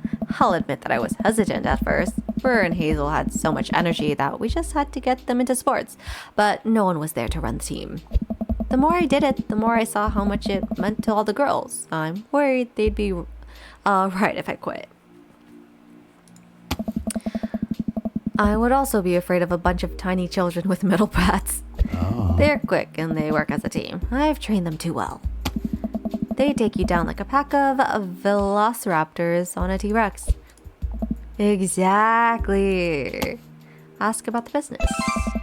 So you run a business now? Hey! Yep, we sell fitness gear. Imported and exported mostly. But we're coming up with our own line of athleisure wear soon. I nod. I mostly use my sweatpants for watching TV and not, sweating. Sounds like he'd make a killing. If you ever need an athlete gear, I've got your back. You could sponsor me. I'll rep your athleisure wear brand while I mow my lawn. Oh. That is a glamorous lifestyle we're catering to. Yes. Ask about the kids. I can't believe you're a father of 3. Oh. Neither can I. You know me, I'm an indecisive person. You switched your major for 4 times? Mm-hmm. Yeah, I had no idea what I wanted to do with my life, but raising kids, when Bear and Hazel were born, it all finally made sense. It was like all the time I had spent trying to figure things out led to them. I couldn't be happier about it. I don't think I've ever cared about anything as much as I care about them. I had the exact same feeling when Amanda was born. It was the best thing to ever happen to me. It could be the only thing that ever happened to me, and I would still be proud of the life I lived. It's nice out here. Quiet. Must be good to get away from the softball moms for a bit, huh? I don't know. Christ, Janet. Yeah, that was a lot. Are they always like that? Actually, this wasn't nearly as bad. Yikes. I'm just so not interested. Well, what are you interested in? Oh. Peace and quiet. That hot silence. Nice. My ultimate sexual fantasy is sleeping in on a Saturday. But more seriously, I just can't get back into dating right now. I couldn't even if I wanted to. There's no time. I don't know. And I feel so uncomfortable trying to introduce a stranger into my girls' lives. They've already been through so much. I can't put them through that. Buddy, I hear you. Thank you for the hydrate 4. So, the moms can hit on me all they want, but the girls are my top priority.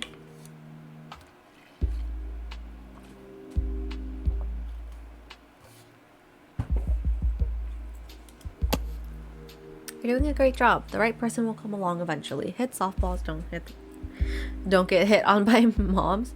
You're doing a great job. Those kids love you, and to add to that, the whole team loves you. I think you got this dad thing down right. Oh. Thanks, bro. That means a lot, coming from you. While I'm distracted, I miss the softball, and it hits me right in the head. Wow, that hurts. Amanda was right all along. Sorry, dude. Craig runs over to me. Are you okay? Yeah, I'm fine. Wait, let me do the dad thing for a second. Craig spends a moment to examine my head. Oh. It's worse than I thought. Don't tell me you have to kiss it to make it better. Bro. You would be so lucky. That was planned. I mean, kissing is for the weak.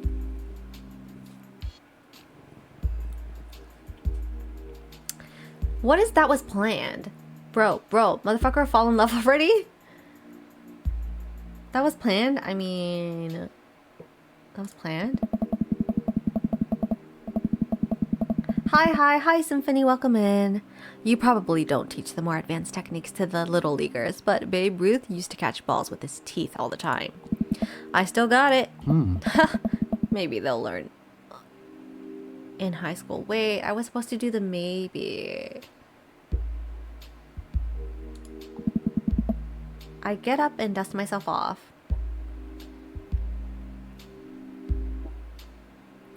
Back to the Betchy mother, the way you voice her. Huh? She has blonde hair? Huh? What are you talking about, Liam? River yawns. Hey, little buddy, you must be getting tired, huh? Nice. I hate to say it, but I should probably head out. Sorry things are so... You get older and life just kind of gets in the way, huh? We start walking back to the parking lot. Hey, remember that one house party we went to that got broken up by the helicopter? Hey! How could I forget? You and me hopped over the concrete wall to get away. But the other side of the fence was a parking lot where a bunch of cops were parked. Oh man, yeah. Could you imagine the look on our faces? We just walked straight past them like we were out on a stroll. And not knowing that we were at the party, they started joking with us about how big of a bust it was.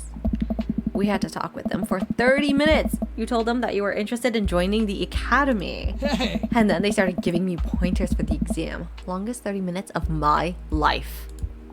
Man, college. Good old days, right? We get back to our cars. Craig pulls me into a hug, or at least as much as we can manage with a baby between us. Never enough time, huh? Guess not. Let me make it up to you. Let's hang soon, yeah? I'd like that. I yawn as I walk through the door, spotting Amanda hunched over her collage, glue stick in hand, burning the midnight art oil. Figured I might do something productive between episodes of Shark Hunter lip sync battles. Do the shark lip sync or do the shark hunter lip sync? Yes. I look over her shoulder at the collage. Amanda, this is some good art. Look at the good art you made. Thanks, I'm just about done. Like before, it's still a lot of dogs. In one corner is a giant pile of cash, and the other it's... Amanda, is that me? Yep, the whole thing is about my goals for the future, and those are basically just to sit on a giant pile of money with my 20 dogs and also have a strong and mutually supportive relationship with my father into adulthood. Oh, now you've done it. Get ready to watch your dad cry. Here it comes. It's happening. Oh. Ugh, Dad. You did this with your good art. She pats me on the back. Hey, how was your hang with Craig? I wipe my tears from my eyes. It was good. The Craig guy sure is busy. Yeah, dude, the softball life isn't for quitters. Also, I'm very proud of you for facing your fears today. How does it feel?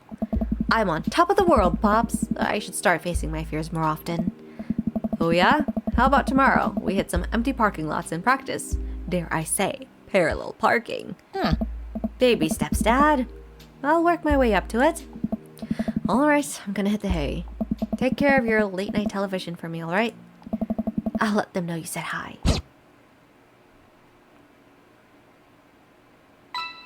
Date complete.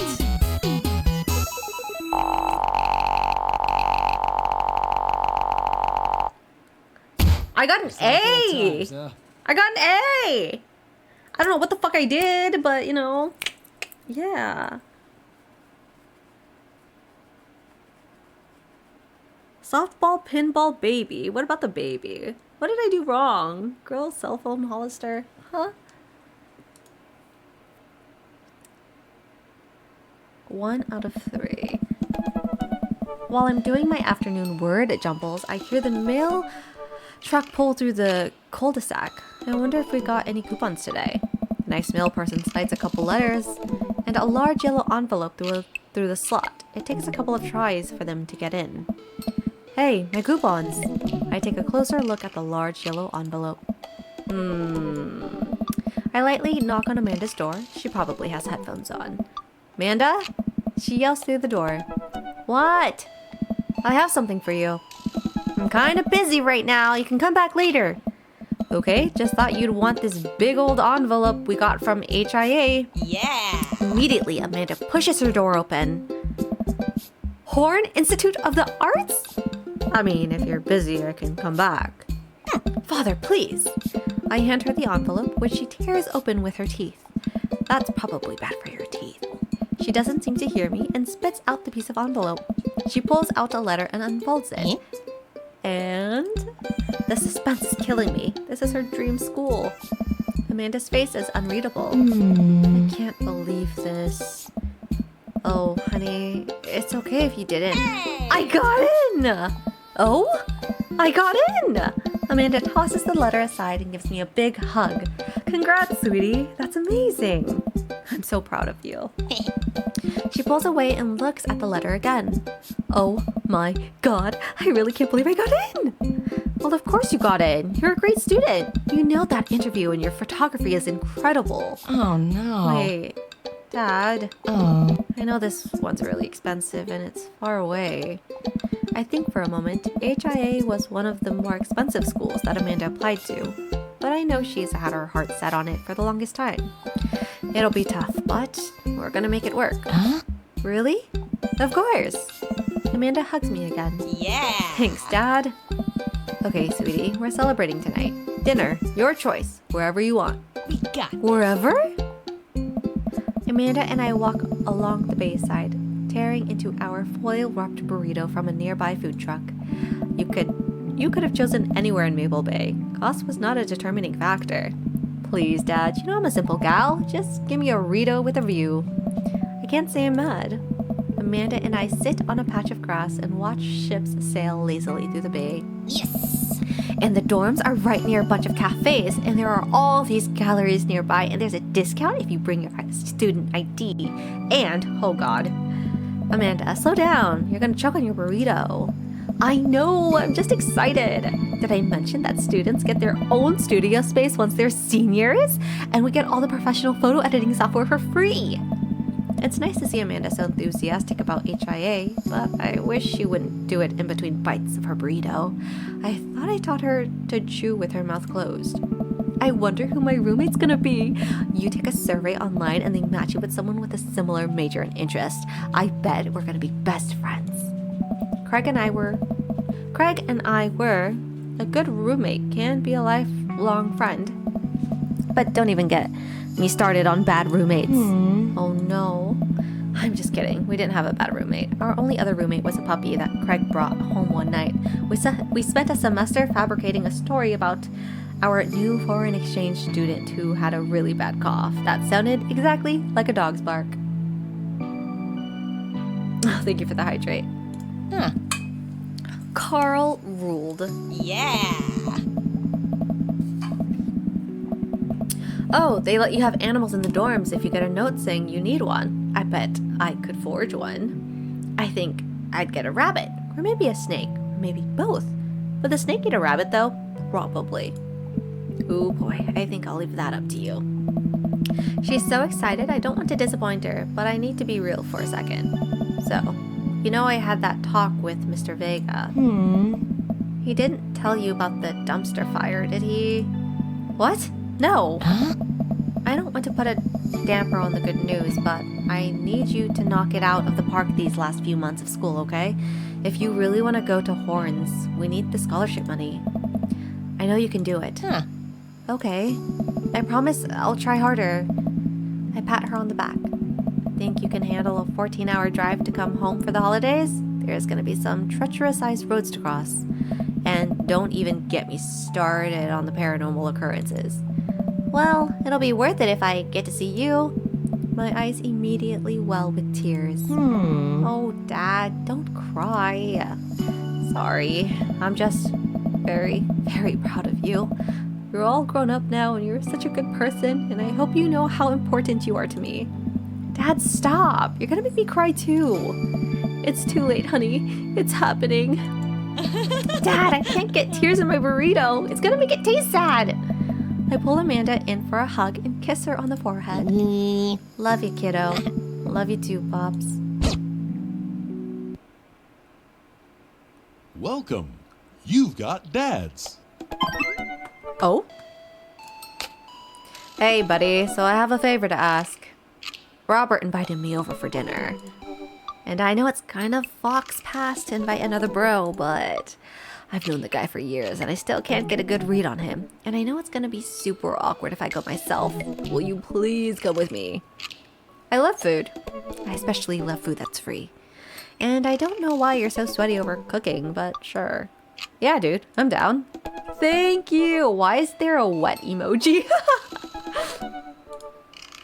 I really hope that's a sweat of relief. Eat that dinner. Wait, I should probably end stream though. Let's save.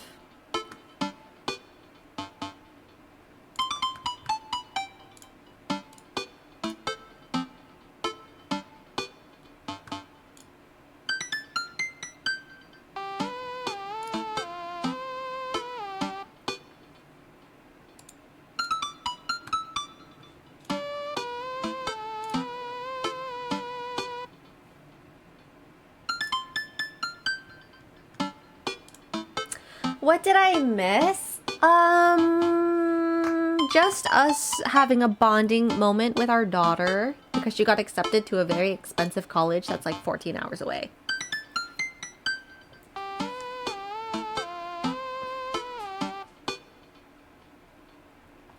Did we hit it off with Craig? I think we did okay. Me and Sawa realized something. What did you guys realize? What did you realize?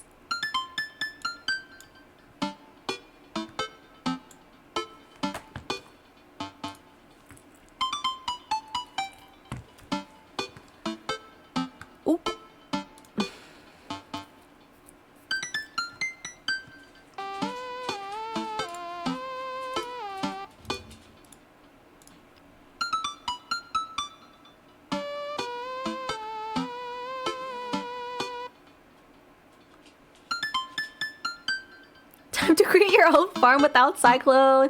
I honestly feel like someone else should have been the server owner. Just saying. But yes, I probably should end stream. I just have to find someone to raid. So Cyclone's kid is already a toddler. His spouse can randomly ask if he wants a kid again when it gets to night and they go sleep. So if that happens, we might not be able to continue the next day. That would suck. And I really hope that doesn't happen. What the chickens also, because the chickens get, you know, funky fresh at night too. He has to accept it? Bruh, I hope not. That would suck. Okay. I have someone that's streaming art. Do we want to go to art?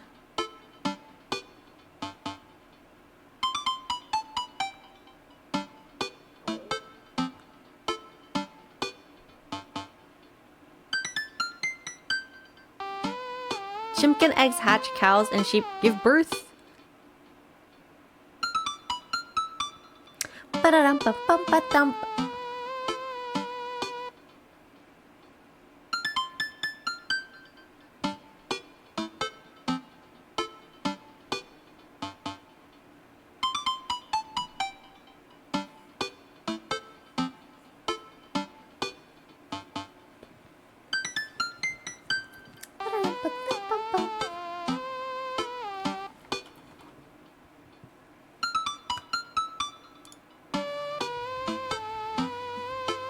Hi, Irina, welcome in. Thank you for all your redeems.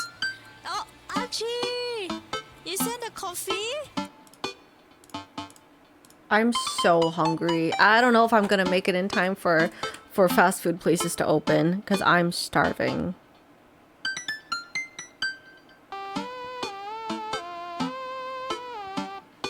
Unless they have a Taco Bell that's like open right now. I'm so hungry. Oh my god, wait. I think a Taco Bell place is open.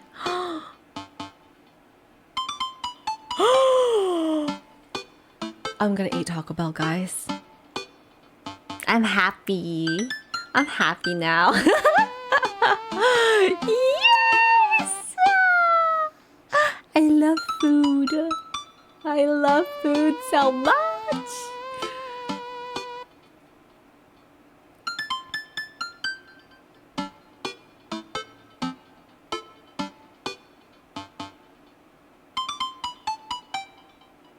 Food. I love food.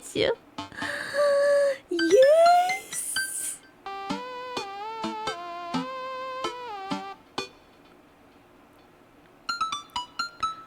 Ba-da-dum-ba-dum-ba-bum.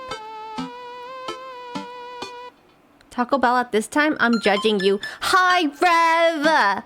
Good morning. And yes, Taco Bell at this time. There's no other fast food places open. And I also like Taco Bell, okay?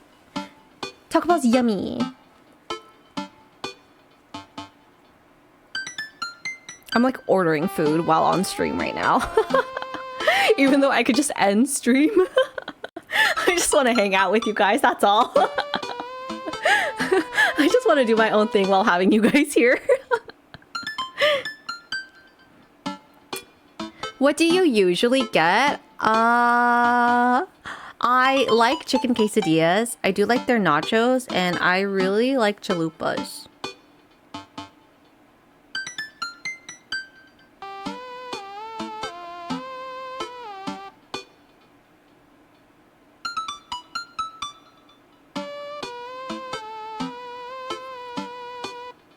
Ooh, what kind of... They have fries? What?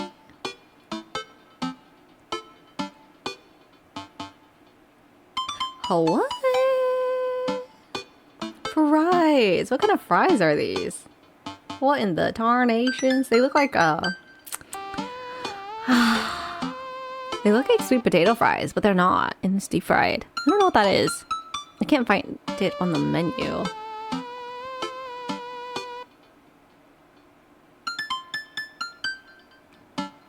Your stomach must love you. Oh, my stomach absolutely loves me. I put Taco Bell in my tummy. I put coffee in my tummy. I'm about to scarf up a cheesecake, a lemon meringue cheesecake with whipped cream. You know, all of the cheese, all of the dairy, everything in my tummy. My best friend is my toilet. Share a cheesecake, please. No, mine. I love cheesecake. Nom nom. Okay, I think I'm just gonna send you to an art stream because I don't have anyone else. Well, there's someone playing 5 Hearts Under One Roof.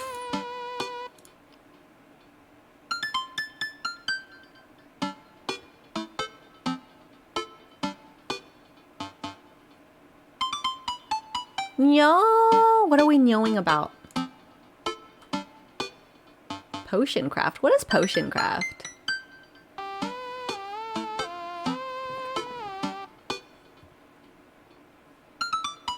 You leaving? Aww. I thought we were eating Taco Bell together. No, I'm not gonna eat Taco Bell on stream. You crazy? You freaking crazy, sir? No, no, no.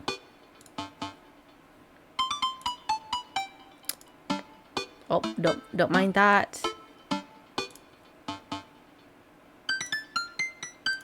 Let me just exit out of this game. Turn on my background music. Thank you for stream. Hello, Rosea. Welcome on in. Thank you so much. I appreciate it. That's great content. I am not going to eat on stream. Y'all can do that all you want. Not I. I will not. But yes, I'm tired. I want to eat, and I want to play Stardew Valley. I know. I can stream Stardew Valley. But, you know, I want peace and quiet. I'm tired. I just want to be in the zen. I was crashing out earlier today. I want to watch you guys play. I can't. I would very much love to, but my social battery is dead. I just want to sit in silence and eat my Taco Bell and play Stardew Valley. That's all I want to do.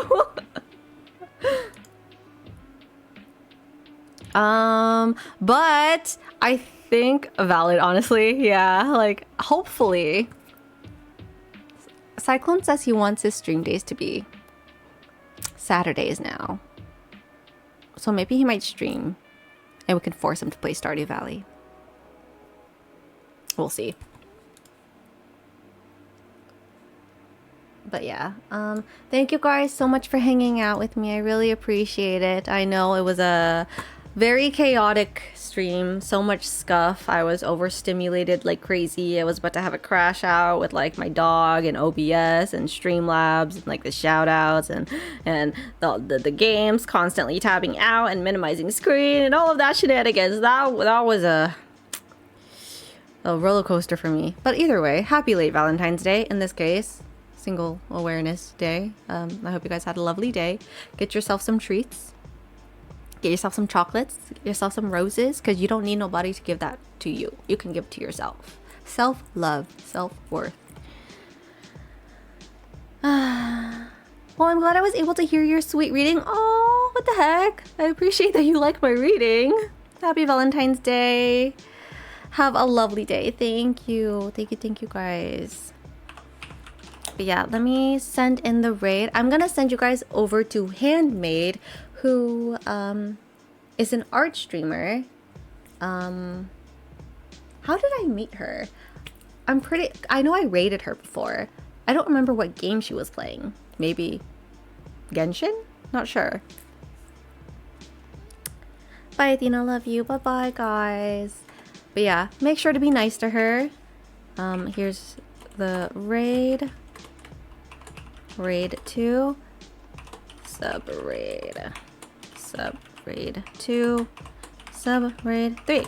Perfect. So I would really appreciate it if you guys copied the raid messages and, you know, send them on over to her. Show her some love. For those of you who are not subbed, feel free to copy raid 2. If you are subbed, you could copy either sub-raid 2, or sub-raid 3.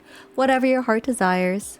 Enjoy food and stay beautiful. Bye. Stay handsome, Rev, and have a lovely day. Let me copy my raid message. And obviously, if you guys haven't already, feel free to join me on my socials. There's my Discord. And yeah. IG, main IG, Blue Sky, TikTok, Twitter. Is my YouTube not on there? It's fine. You don't need to see my YouTube. Yeah. And hopefully... I don't think I will finish this game. I'm gonna be so for real. I don't see myself completing it. But hopefully I get to stream again soon with, you know, whatever gacha game there is that I have to catch up on. In the meantime, yeah. Good night. Love you lots. Loves and kisses. I will see you on the other side. Bye-bye. My stream deck doesn't work. Bye! Awkward.